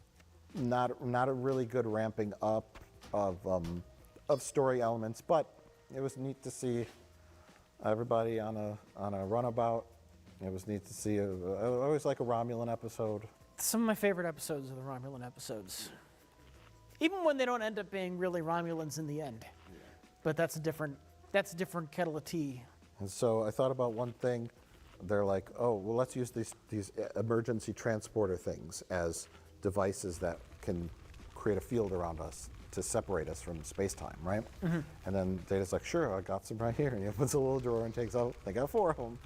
And you could see, like, the inside of the armband has, like, schmutz all over it. Like, I think it's Brent Spiner's, like, paint from his fingers. And I was, like, looking at it, and I'm like, does Brent Spiner's, like, makeup, like, come off on shit? Sure. I can't imagine, because he's pressing buttons everywhere. He's touching stuff. I can't imagine his makeup comes off on stuff. Is it a curse to have trouble suspending your disbelief like that? No. No? Okay. No. I never notice the shit. Yeah, I never do. I only notice it now in HD on Blu-ray, because I think when they made this show, like you said, they shot it fast. The actors, you get one take. If you get it good enough in your one take, we're moving on. And we've got 2 weeks to film a full fucking episode. That's a quick turnaround. Yeah. In another one of my episodes, it's like half of a movie. Yeah. If the lighting isn't great, there's so many screws in the black plexiglass, like, and if the light hits those screws just right, you could see all of them. And then there's a lot of times too where they have like the low angle shot of whoever at the con or the navigational consoles in the front of the bridge, and they're kind of like wobbling just a little bit. And I'm like, those should be rock solid. You have finger touch buttons that do very complicated things. You can't have that. Yeah. It's like Larry David at Mocha Joe's with the wobbly table. You know what I mean? It's like you can't be touching a very sensitive instrument panel and have it be wobbling. And I just noticed stuff like that. And you know when they made this show, they're shooting 26 episodes this season that are an hour long. They're just like, move on. Apparently I made that guy realize he had Crank it out. No one's gonna notice that on their tiny little TV in their living room. No one's gonna notice those screws.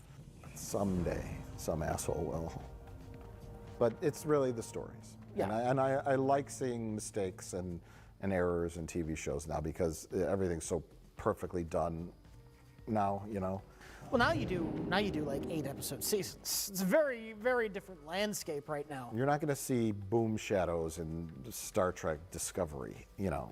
You're not going to see quality entertainment either. No, but they can paint that shit out in posts. They can remove this or that. They can, you know, fix everything. Like this was a, but love it. You've got like 2 months to film a fucking episode though for Discovery. Anyway, so that's Timescape. It's a neat episode. Okay. I put it as a neat episode. There are better ones, but I just wanted to talk about it because it's one of those episodes that I really want to love, but the story isn't very compelling. Correct, sir. And they didn't do enough character stuff in it. It is a fun concept, though. It's a fun concept. There's some neat visuals.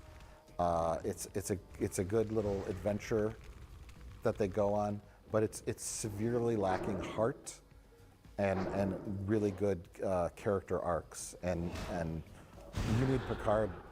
Picard is just a blank slate in it. Basically, it's inferior to my pick, The Next Phase, in every single conceivable way. Next Phase is one of my favorites too, but I wanted to talk about that. That was one we had that overlapped. Yeah.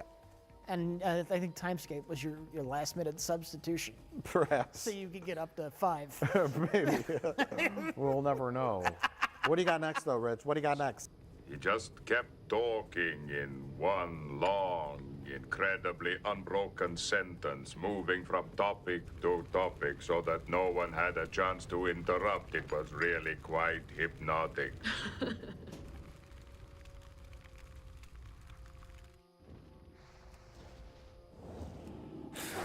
I have one of the easiest This is clearly one of the good episodes of Star Trek: The Next Generation. I have all good things, which I have on here.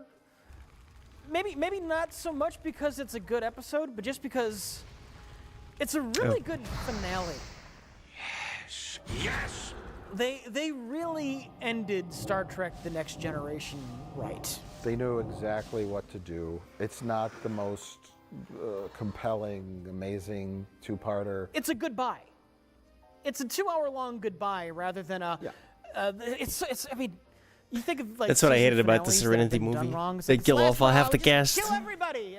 Heroic sacrifices Like that. left and right.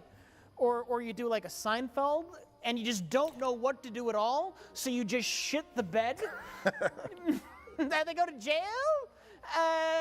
Well, it's not even really about the threat.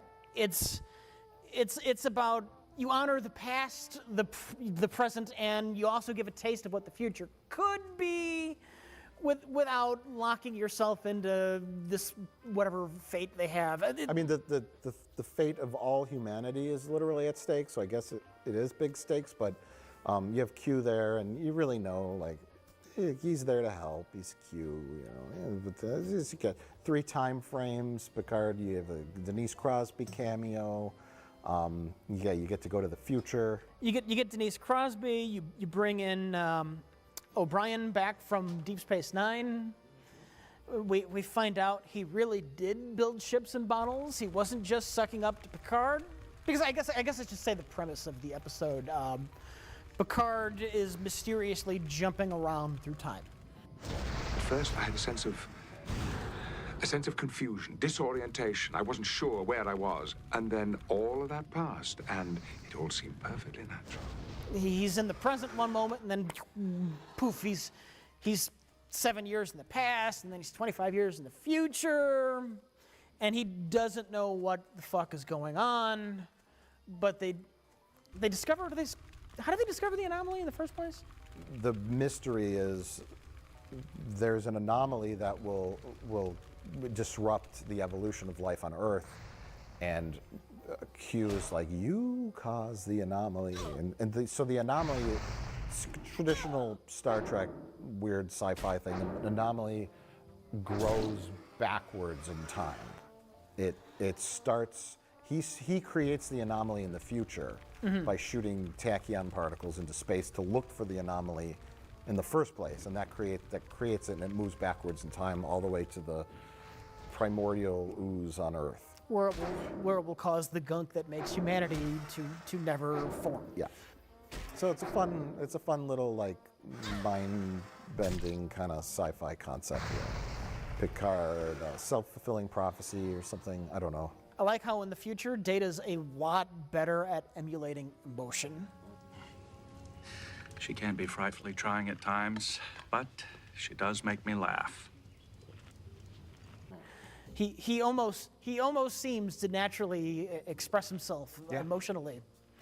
Because you see the way people react to Picard very, very differently in each time era. You have present-day Picard, who says he's having this weird time anomaly, and everyone believes him without question. Because it's like peak Picard's at his prime at that point. Nobody doubts a fucking word he says. Picard says there's a time anomaly. Let's figure this shit out. You go back in the past, and like young Picard, nobody knows who the fuck this old captain is, and he says there's a time anomaly. Well, he's not even saying there's a time anomaly. He's saying we got to do this weird shit. He's giving weird orders, and they don't know why. Yeah, and they're obeying him, but they don't have that confidence. Mr. Worf, initiate a level 2 security alert all decks until further notice. With all due respect, sir, I'm the security chief on the ship. And so they're following orders, but you get this sense that, like, there's going to be a mutiny at any moment, you know? And I think it's very telling that they left Crusher out. They didn't pick Crusher up at Farscape Station yet, because she is the only one at that point who would have trusted Picard. So you get young Picard, and people are less certain about him. And then you get old Picard, and people are just humoring him at that point. Can I just? Yeah, go ahead. Jump in as much as you want. I just want to jump in because I'm not going to make you re-say all that. I know you really love the show Farscape, but it's Far Point. You know what? What I'm going to do right now is say the word Far Point, and I'm just going to put it right over that. Are you going to go back and edit it in the past? Yeah. So say it. Go ahead. Far Point. One more time. Far Point. They left Crusher out. They didn't pick Crusher up at Farpoint Station yet because she is the only one at that point who would have trusted Picard. I thought you were going to say it. You're going to edit it you saying Farpoint over me. Farpoint. Oh. Farpoint Station. Oh God. And then they cut back to like Farpoint era Data.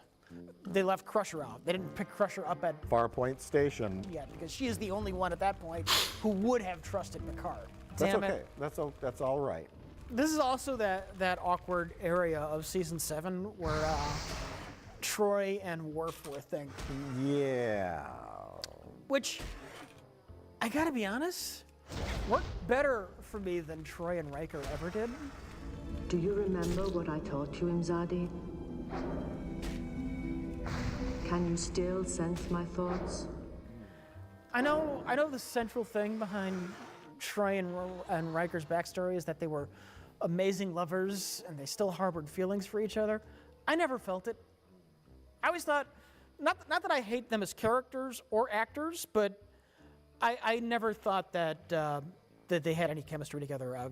Jonathan Frakes and Marina Sirtis. Yeah, I think I kind of agree with that. Yeah. I really don't see anything super romantic. Maybe Crusher and Picard. I'm a woman.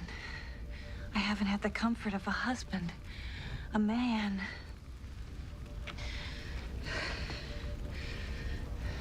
Not now, Doctor. But Worf and Troy, I got the Jadzia Dax and Worf stuff a little better. Worf and Troy never made sense to me. And that love affair sprung from the worst episode, in my opinion, of Star Trek, was the Parallels episode, where they were lovers in a different timeline. And Troy's like, "Oh, we were? Tell me all about that." I have not had dinner. Would you care to join me? I'd love to. You know what? I'll disagree with you. That Parallels is a fine episode. You know what? It takes all the juice out of yesterday's Enterprise. There's 7,000 multiple universes, right? So did fucking Unification. Who cares about that? Yesterday's Enterprise. They changed history, Rich. Let's make sure that history never forgets the name. Enterprise. They sacrificed the Enterprise C to change history. Oh, it doesn't matter. There's 10,000 other Enterprise Cs in different timelines. Who cares? Fuck that episode. Exactly. Why are any of these episodes important? Are any of our characters special? If one of them dies, who cares? There's 7 million other timelines that exist with them in it. Just pull one of them out. It's just a single episode of TNG by just. But it ruins everything. It's a fun parallel universe episode. It should have been Worf. What was Worf's dream? and it didn't really happen. It really happened. It's canon. I just want to point out that the only reason you hate that episode is not because it's a bad episode, but because you have philosophical issues with the implications of it. Right. Okay. Say you watched 7 seasons of your favorite show and you realized that your favorite character was like a robot or something, or didn't exist, or you know what I mean? Where it's like, we like all these characters. They're unique. Your characters could die. There's dramatic tension, but there's multiple timelines of them that exist, and they're all the same character. It deflates tension to me. It deflates importance. It's not so much philosophical, like as in like the soul and all that. It's just the fact that it deflates their importance. Okay. And their uniqueness to me. It should have been Worf's dream. All right. That's a different episode entirely, and it's not on my list. It So sucks. It sucks.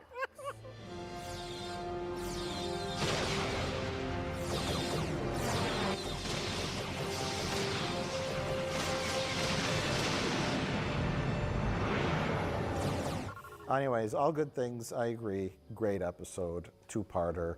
As opposed to like if it occurred as a two-parter like 3 seasons ago, Picard's traveling through time. Oh no, it works specifically as a series capper. Yes, it played to all the right cards. It's all the right audience needs, you know. And the actual ending is absolutely perfect. Because you have the whole bit in the episode is Q's trying to see if Picard can expand his mental horizons, because you know that is the future, Picard. It's not your exploration of space.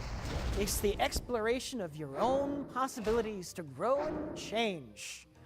And at the end of the episode, Picard, he does make that extra personal leap when he expands his own, you know, I'm going to keep to myself boundaries, and he joins Riker's poker game for the first time.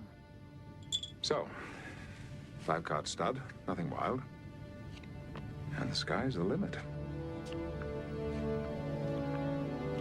Yep.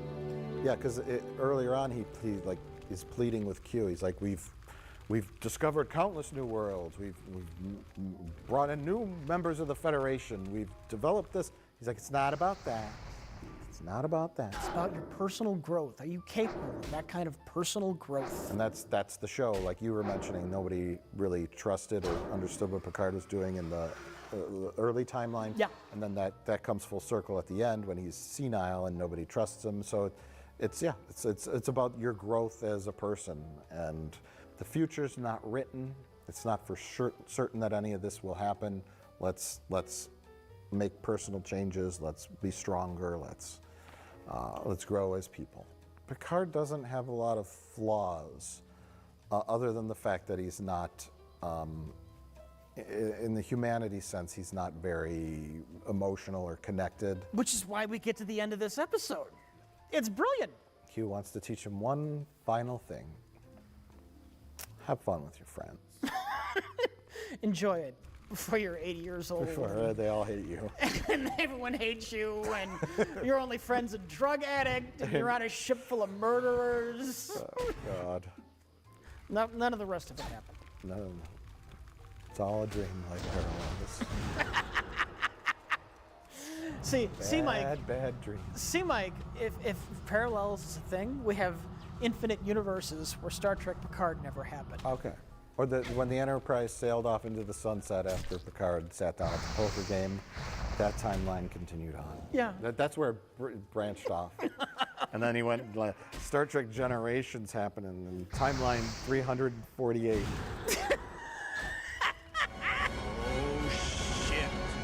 Now, all that shit happened to those movies, those crappy movies. So what's next, Rich? I don't know, Mike. It's your turn. Oh my God, it's my turn. Fire. I know it's difficult operating in the dark, but right now I don't think I have any other choice.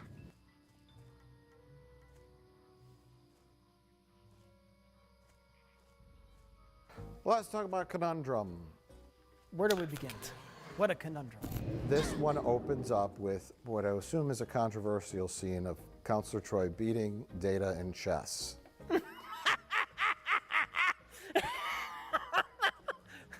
Because the real title for the episode should be Intuition, not Conundrum, because that is the stage setting scene. And Troy is moving chess pieces around, and Data's like, The characteristic response to the Kriskov gambit is to counter with the El-Mitra exchange, particularly since I've already taken both of your rooks. You know, the classic response to this move would be this move. Yeah. Stupid. You know, like that's the way that, you know, you're supposed to play this chess. And she's like, trust me. And he's like, she does something unexpected. And he's like, what? You're going to checkmate me in 5 moves. Intriguing. You have devised a completely unanticipated response to a classic attack. She's like, sometimes, it's not always by the book, Data. You got to kind of feel this.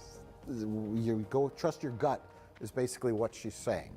Data, chess isn't just a game of ploys and gambits. It's a game of intuition.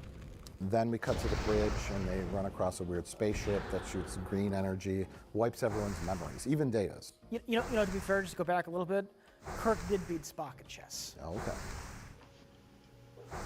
Checkmate. Your illogical approach to chess does have its advantages on occasion, Captain. I prefer to call it inspired. It's happened before. Highly unlikely, but it's happened before. Similar kind of situations, I would assume. Yeah. And therein is the premise is conveniently everyone's memories are wiped, and we kind of pan over, and this weird guy appears. Kieran McDuff is his name, and he has 3 rank pips. He's the first officer. Riker is the second officer. And we're like, who's this guy? There's our mystery. It's kind of a funny situation where it's a mystery for everyone on the ship, but the audience, watching it as an audience member, exactly. Yeah. yeah, this guy is no good. Yeah. But how did this happen? What did this to us? Like, he's not a member of the senior staff. He doesn't belong there. Wait a minute. Something's going on, and of course, obviously something's going on because an alien ship attacked them and wiped all their memories. And so there's some fun stuff where they're trying to all figure out. They know how to work all the instruments on the ship. I didn't even think. I just picked it up and knew how to use it. All the right parts of their brain that the aliens don't want them to know about are mysteriously suppressed. Like who they are, what the Federation is, its current timeline, because the ploy is to trick them into I'm starting to feel it. to fight for them in an alien war. That's the premise. 11 hours will do that. The aliens don't have the technology or the weaponry necessary to defeat their enemy, but the Federation does.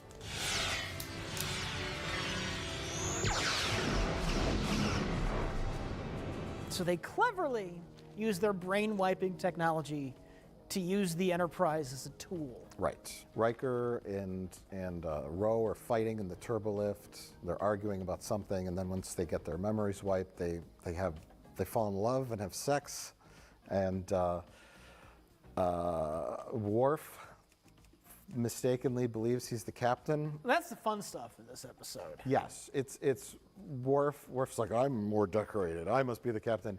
And he takes over, and it's like an irony because Picard is the one who's making like the command decisions. Look, it seems to me that determining leadership is not crucial right now. We need to find out who we are. As soon as the ship is operational, we must make it combat ready. Well, I would recommend that before we prepare for combat, we try to access the ship's logs, find out who we are, what our purpose here might be. I disagree. We should run a complete diagnostic on all command systems. And he's sitting in like the ensign's chair, and he's like, actually, I think our proper course of action should be this.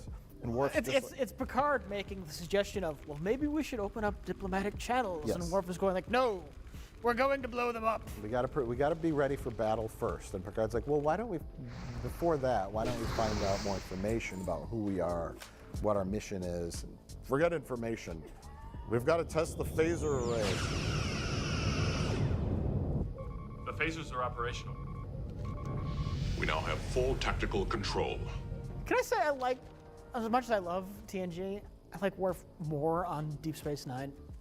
Okay, he's less of a joke. He's less of a joke. I want to make a particular note on Worf's character in this because in our last TNG talk, I talked about the drumhead and how when the drumhead started going, they go to Worf immediately. They recognize Worf as he can be a good SS officer for us, and he can knock down doors, and he wants justice, and he's not going to think about it.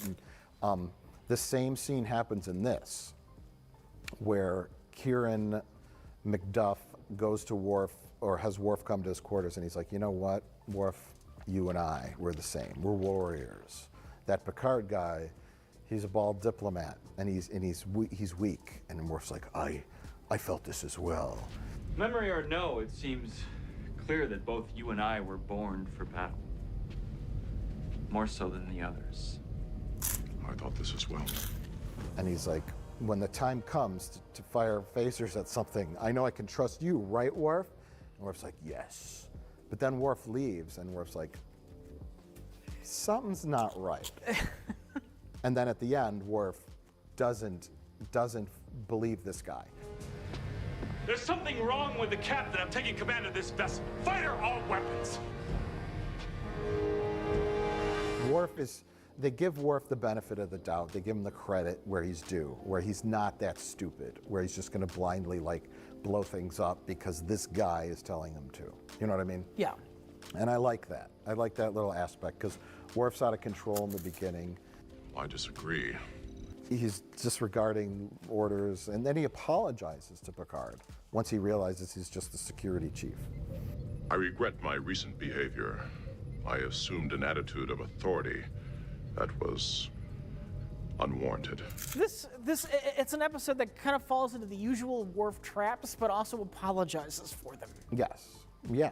They make up for it, and Worf does two things. He makes violent suggestions and gets shots down, and then he gets beat up by the monster of the week. Right. That's to show how strong the monster of the week is. Which paradoxically just makes Worf seem really weak. Right, but if the monster of the week beats up Worf, he's the strongest guy on the ship. If it beat up Wesley Crusher, we'd be like, well, so yeah, there's some unfortunate angles to Worf's character, but I like that Riker didn't have to point a phaser at Worf and go, Worf, don't hit that phaser array. Don't fire because this guy's no good. But the ship, blow up ship, you know. Worf was smart enough to realize that he was being hoodwinked by this clown, Macduff, and their obvious plan of blowing up this poorly defended alien base. Fucking 15,000 people on it. But I like that, you know, we know something's up. We know that this guy doesn't belong there, and we're discovering little bit by little bit. Geordi just lays it out. We're approximately here. We've been ordered to cross into Lycian territory and destroy their central command. All the information they could pull out of the computer is that they're at a war, in a war. They have to maintain radio silence. We're the linchpin to the operation. If we don't destroy the central command, the entire effort will fail. He's right, Captain. Our choice is clear. They're in this highly coordinated thing that if they don't blow up the bad guy's base, it's going to disrupt everything, and they're going to lose the war. That's all the information they have. And smartly, Picard's just like, you know, and Troy's kind of like a linchpin character because she's the empath. Mm-hmm. And she's just like, something's not right. And my gut is telling me something's not right. Nothing feels right. This room, this ship, most of all, this war we're fighting. And then you have a lot of like the Riker, Ro, Troy love triangle thing. It's a nice little secondary story. What I don't get is that at the end of that little Riker, Ro love triangle plot line, both Ro and Troy are mad. What can I do for you? And the man didn't really do anything wrong. They're not really mad. It's a wink, wink mad. It's a wink, They're wink just mad. toying with them. Yeah. They could poke fun at them. But yeah, this one kind of reminds me of Disaster, another one of my this is a pick up the pieces episode. Okay. Because I mean, you got very briefly, you have a situation where nobody knows what's going on and something has happened. Like everybody on the bridge is like, what? You've got Crusher and that girl who injured her shoulder in sickbay. 10-4, Data and Troy. Troy doesn't know what's going on. She's kind of taking charge, but Data's behind the bar. The bartender is an artificial life form. Can I get you something? A beverage? Because she had made a bet with him to make her Sumerian sunrise or whatever it was. One Sumerian sunset, made in the traditional style. But then over time, everybody kind of learns what's going on, and then the moral question comes up. There's that Picard gives a pretty good speech. I feel Yeah, of course. as though I've been handed a weapon, sent into a room, and told to shoot a stranger. Well, I need some moral It's in the context to tags as justify that well, action. so no problem. About like getting more information, and he's like, if it's like if someone handed me a weapon and told me to walk into a room and shoot someone I didn't know, and then the guy Kieran is just like, well, if you don't act, you're gonna kill a lot of people. And then it's like Picard's just like, Is it right to risk prolonging this war? To allow the needless deaths of thousands on both sides, solely on the basis of our moral discomfort? no, Picard's smarter than that.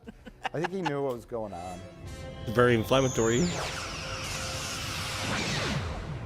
Pretty cool, exciting. I think the dude should probably action stuff. I like face when charges for his they meet fucking that first ship and they just blow it up. for the It's fraud interesting alone. that they did actually blow that ship up too. Yeah, that's on their conscience forever. 47 people or something on that ship. I'd love to have seen the diplomatic fallout from this incident. That's one thing that's lacking from this episode. I've conveyed our deepest regrets to the Lycians over the tragedy of their lost ship and crew. It's like, what the fuck does the Federation tell these people? Well, they mention it at the end. They say, you know, our deepest apologies to the Lycian I agree with you. government about the loss. You know, the Seems tragic very incident, treasonous. They call it. But they've been at war with this race forever, so they're like, okay, those guys did it to you. But we understand. They're a bunch of assholes.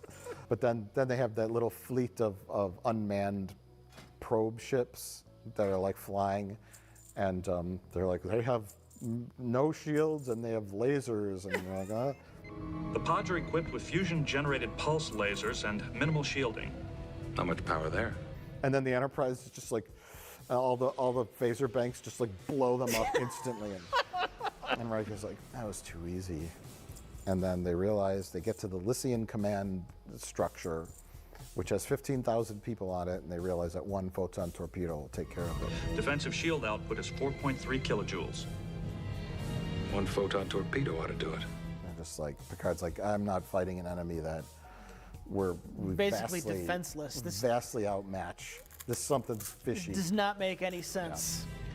Data, how many people on that station? I also agree because he lets it happen and he whips it Cool up. stuff going on, and some discovery happening. That's why I think he's a as traitor. Things unfold, they learn more information. They try to figure out why people's memories are blocked. And they do a little test on the guy. He's like, I'll volunteer so I could pretend to have a seizure. Something's wrong with the sequencing program. Not the Enterprise crew, not at their best. What makes you think you're gonna get any sleep? Under the circumstances, I get it. But one of my favorites.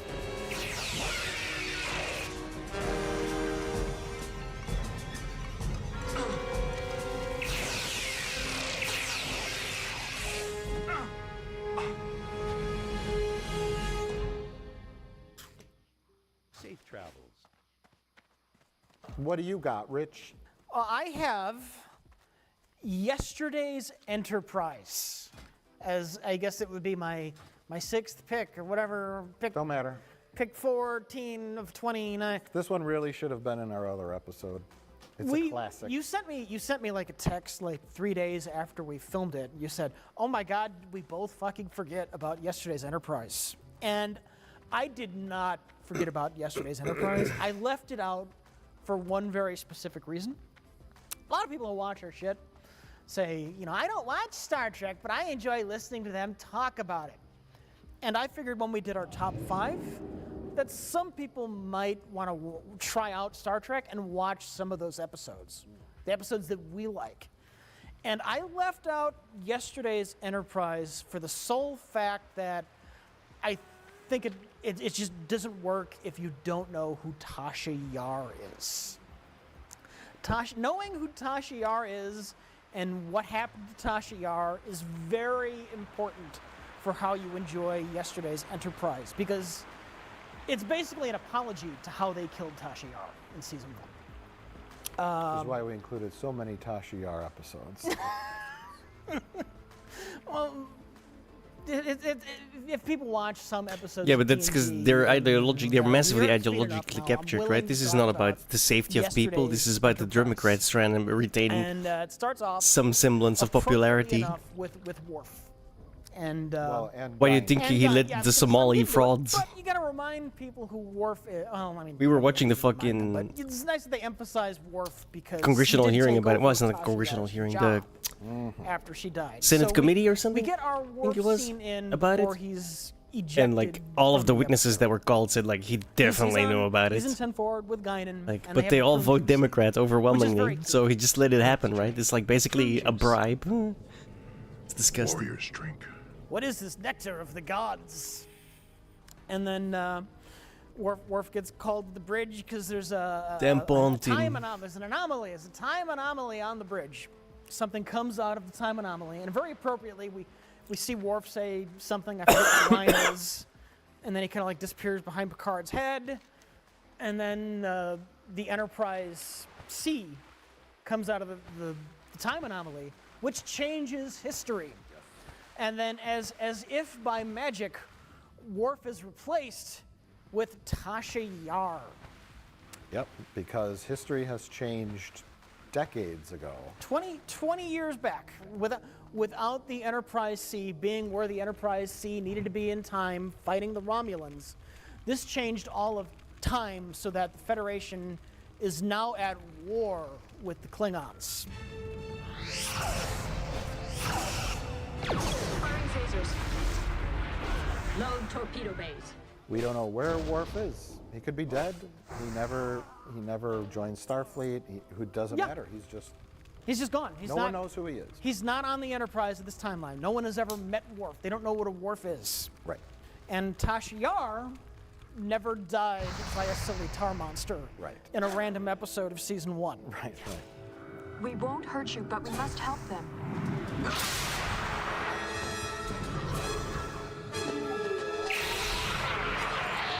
And we see all these little subtle differences that things are different now. The lighting changes magically on the bridge. It's literally predicting them. Not so Sanctuary subtle CD. Everyone is wearing their goofy war belts. Yes. Their war sashes. Guinan's dress changes. Yeah, it's how it would be after years of war. It's just a warship, and everyone's just doing their job. You don't see civilians on the Enterprise because now the Enterprise, by necessity, is dedicated to war. Picard even mentions that. Yeah. He's like, there've never been children on the Enterprise. What are you talking about? Families. There should be children on the ship. What? Children on the Enterprise? But Guinan, who is special, at this point in TNG, there were like hints that there was something mystical about Guinan. She had weird connections to the Q, and so there was something more. Politics, man. She wasn't nothing human more, to begin nothing with. less. Something supernatural almost about Guinan, and she is able to recognize that time has changed, even though she doesn't know exactly what. Captain Helen door? So she knows something's wrong. She has extrasensory perception. Yeah. Basically. How did Guinan end up on a warship? Did in this alternate Klingon war timeline, did Picard still have a Mark Twain adventure with Guinan in the past? How did that even happen when the Federation is about to lose this war with the Klingons? That's true. If you want to nitpick, this Picard should never even have met Guinan. This is time travel nonsense. Time travel nonsense. All right. So we have this Enterprise C, which has the beautiful Star Trek movie uniforms. They should spawn here apparently, but And they're badly wounded and damaged, and Guinan wants Picard to send this ship that is doomed if it goes back in time, and she wants Picard to send it back in time. That's the moral quandary. That's the moral quandary of the story. Right. Guinan she feels it. She knows it in her heart that this ship needs to be sent back in time so that the timeline can be fixed and the war will be over and everything will be hunky-dory. And it's a real dilemma for Picard to do this because it's basically a death sentence for the Enterprise C, which, by the way, the Enterprise C, one of my favorite Federation ships.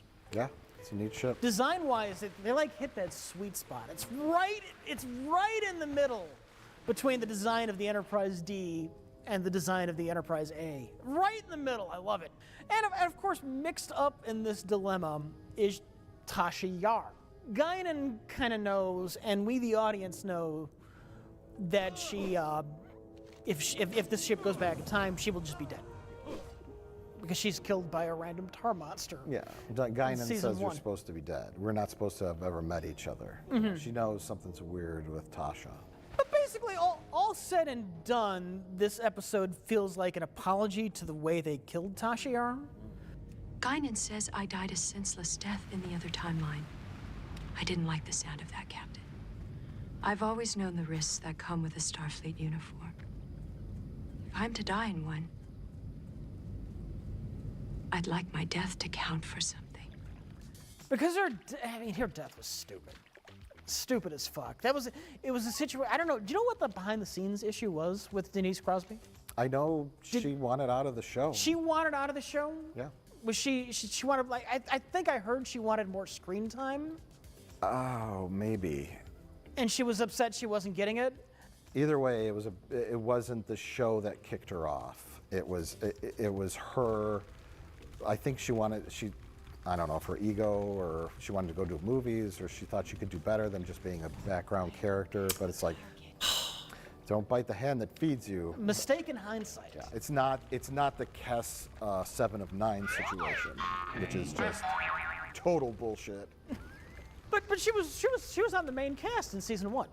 Tasha, Denise Crosby. Yeah, maybe it wasn't good enough for Denise Crosby. It wasn't good enough for Denise Crosby. She had bad agents who told her, this show's gonna stink. It's gonna flop after the first season, you know? People were telling that to Patrick Stewart. Don't go to sci-fi TV. That's a bad, you are an accomplished actor. You should be doing better shows. This is shit. It's gonna get canceled after season 1. They were telling Patrick Stewart that. They were probably telling her that around season 1. This is junk, you know? So it might not be her fault. I don't know the backstory. In any case, her actual death on the show was really just pathetic. Yeah. It was not a heroic death. It wasn't overly dramatic. It was realistic. Yeah. The red shirts get killed all the time, and it just happened to her. I actually don't mind Tasha Yar's death. I'm glad it wasn't some big act of heroism.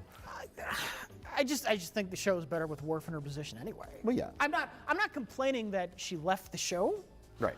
I'm just saying this is the writer's opportunity. Let's give her a kind of a more dramatic send-off because the captain of the Enterprise C gets killed once Klingons show up and start shooting at it. Yeah. And so, knowing that she's dead in the other timeline anyway, she decides to get her heroic death with the rest of the Enterprise C because she found a man she liked on the Enterprise C, and she gets to go off and die fighting the Romulans 20 years ago. She really trusts Guinan's intuition. Except she doesn't die 20 years ago fighting the Romulans. Gets so much worse. That doesn't happen in this episode. Doesn't happen in this It's a episode, solid but just that character, Tasha Yar, never got a fucking break. She grew up on the one fucking Federation planet that couldn't get its shit together. The one human colony in all of the galaxy. With rape gangs. With rape gangs. She grew up there, made it out of that mess. Then she gets killed unceremoniously by a tar monster. Then through time travel shenanigans, she is brought back to life, where she gets to go back in the past, where she ends up raped by a Romulan general. Yes. And then she is murdered after her own rape baby daughter turns her in when she tries to escape that hell. That's right. My father offered her life. He gave her a home. He gave her a child. And how did she repay him? By betrayal. They executed her. Yar could not catch a fucking break. No. Forever doomed. But it brought Denise Crosby back as the Romulan human daughter of Tasha Yar. So she could still act in the show, make a little money, but they could have brought Tasha Yar back, you know, and just said, you know, she survived and she's bitter and broken. She's and 20 years older. Give her a little bit of makeup. They can do that shit. I guess so. Yeah, it would be quite a stretch, but maybe she is. We only took the Romulans' word for it. That's true. Well, so theoretically, Tasha Yar might still be alive. Get ready for a string of internet comments. In this book, yeah, I read in the book, Revenge of Tasha Yar. She's going to show up in Star Trek Picard Season 2. Yeah, my daughter, Sela, was that her name? Sela, yeah. Pretty good. And it's Captain Rachel Garrett of the USS Thank you. Enterprise C. Rachel Garrett. How's my ship? I didn't even rewatch the episode. Anyways, Tasha Yar Denise Crosby will come back. I'm still alive. I'm running the Romulan resistance, bitch. Sela kind of replaced Admiral Tomalak as major Romulan figurehead villain. Yes. Yeah. It's funny you mentioned Tomalak. Because it's coming up. She has a heroic death. Time is fixed. Warp is back. It's the next thing we see after the Enterprise C goes back, and we know everything's okay. It's about sacrifice. One ship will make no difference in the here and now. But 20 years ago. 20 years ago, one ship could have stopped this war before it started. So it's a cool episode, and it feels like a feature film or a two-parter done in one episode. Amazingly, it feels epic. And it's really great. And yeah, we don't want to talk about it too much. Similar to the mirror universe, like alternate timeline stuff. That's always fun for whatever reason. Oh God, I'm starting to get really fucking checked out. Tasha.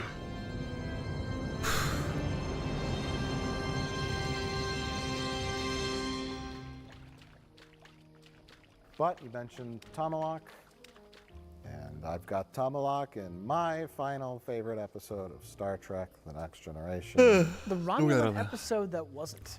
The Romulan episode that wasn't, yes. Future Imperfect. A Commander Riker episode, and a decent. Yeah, I'm not far off of that either. Let's do it in the morning for crying out loud. Future Imperfect starts off perfectly with Riker celebrating his birthday. 3 more a fins. passage of time, a momentous day. Data asks Picard, why do humans celebrate a day they don't remember? Picard's like, shut up. I like Picard comes out of the ready room and he's like, Mr. Data, are you ready to go to Commander Riker's party? Mr. Data, we must hurry or we must Commander Riker's party. He sounds so awkward. like they're 7-year-olds. Yeah. Captain Picard should never say birthday party. I don't know, but Picard should never say birthday party, and Darth Vader should never say Padme. Where is Padme?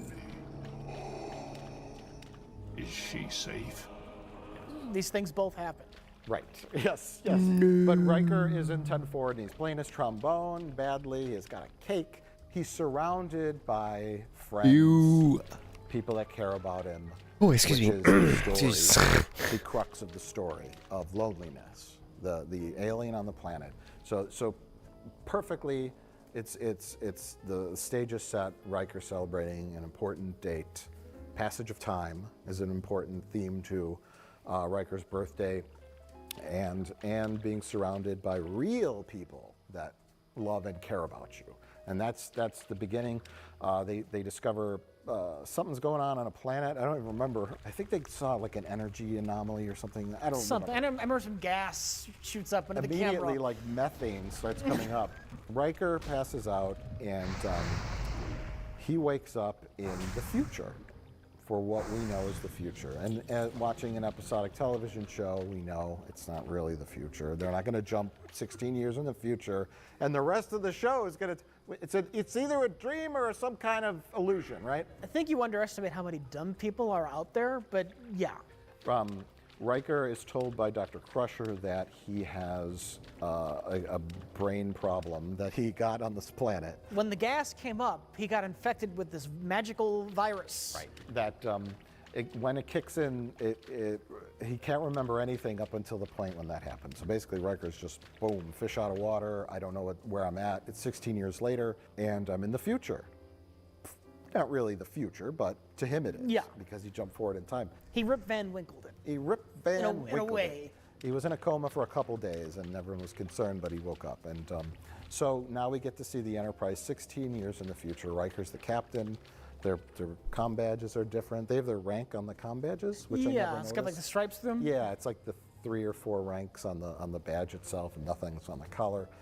And so a lot of it's Riker going around kind of discovering what has changed. And there's telltale signs that something's amiss, mainly the computer lag. When Riker asks it a question, you know, who's ever running this show behind the scenes can't think of an answer fast enough, so like burp, burp, burp, the computer's making noises. But yeah, it's really like just a slow build of Riker. Specifically when Riker wanted to go to a different deck than anticipated. Deck 8. Belay that order. We should begin the associational therapy in your quarters. Main bridge. Repeat command. I said main bridge.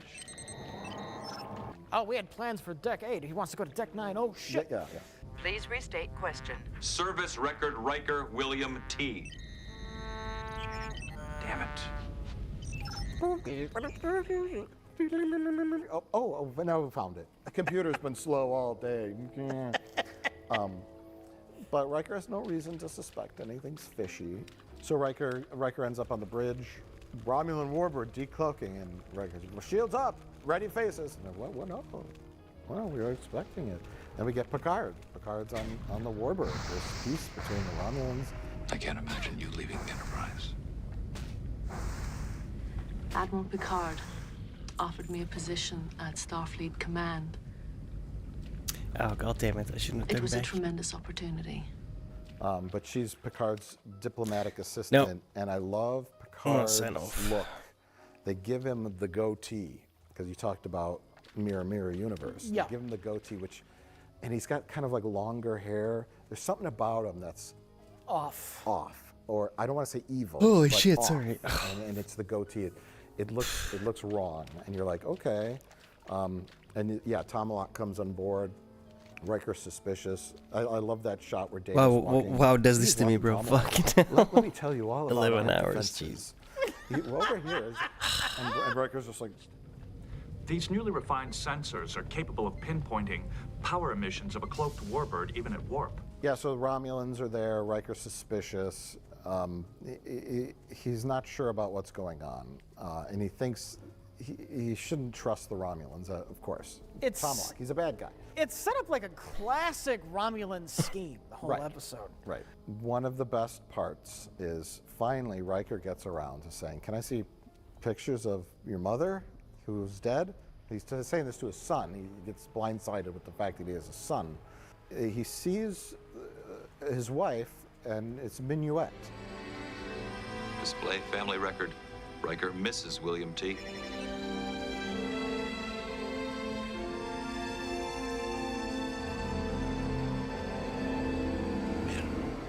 Which is a super old callback to, I think, season 2? Season 1, Season 1? No, wait, did he have the beard? I think he had a...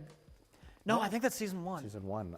It's the one where the Binars take over the Enterprise. And they distract Riker. 001010001. To flirt with. Yeah, super realistic. It's just a hologram. binary. They just distract them. Picard's there awkwardly. What am I doing here? And Riker The episode falls numbers madly in love bite, with Minuet. basically. And he's like, wait a minute. And it just completely shatters the whole reality. They fucked up. Minuet. Mom was beautiful, wasn't she? Yes. I do love the scene on the bridge when he just starts calling it out. Yeah. Oh, he goes up Close and your he's mouth and bad stop as talking. hell. Worf? Where did you get that scar? In combat. What battle? When? Worf, where did you get that scar? Battle. You need to. No, Worf, I would know exactly where he got that scar and when in. Then, he yells at his Data. He starts questioning Data's ability to process information. Then Picard comes on and he goes, shut up. It's an epic scene. It's a famous scene. Captain, perhaps it will be best if we discuss this. Shut up! I beg your pardon. I said shut up! As in close your mouth and stop talking. Because Riker, he doesn't play it like coy, like, okay, I'm being tricked. So Yeah. he just gets mad, mad, and I don't blame him. You know, they fucked with his whole life. They fucked with his head. Yeah. You a real person going through some of the shit that people do in Star Trek: The Next Generation with like fake realities and holodecks, and you would have like PTSD. You'd be like paranoid that am I in a holodeck? And you'd end up in a straitjacket, right? So imagine how pissed he is, and he's just yelling at everybody. Then you have your first twist. You're on a Romulan holodeck. We're just trying to get some information from you, and then he meets the same young man, little boy, kid, who is his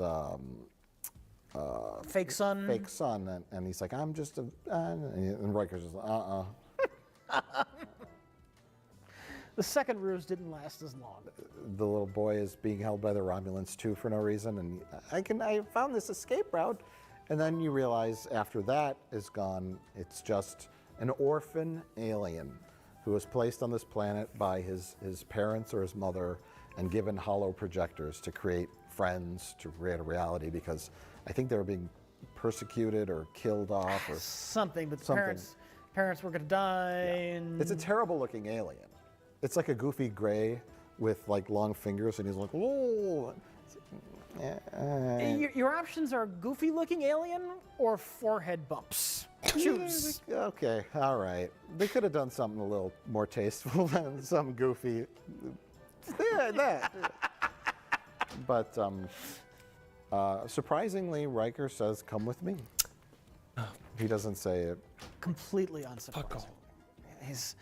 Riker is Starfleet through and through, man. Even though he can act like an asshole sometimes. I was just surprised, like the little alien didn't even ask for like asylum, or he's just like, I don't know what to do. I just wanted a friend. And he's like, come with me. Well, you don't have to live in this dump with these hollow projectors, you little freak. He was never seen again. And he was never seen again. Riker never checked in with him. How you doing, pal?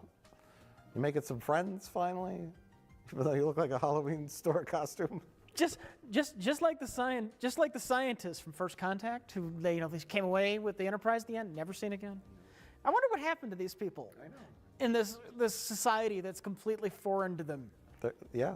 Is there an adopt a random alien program? They went to a star base and they got re-educated. I don't know. Like what happened to Kirk's love interest in Star Trek IV: The Voyage Home? She's like, I've got to learn a whole bunch about marine biology. That's gonna take way too long. 10 more minutes. Fuck that. All right, boys. Thanks so much for hanging out. I'll be back tomorrow with more grinding. 31 levels to go. We'll see you then.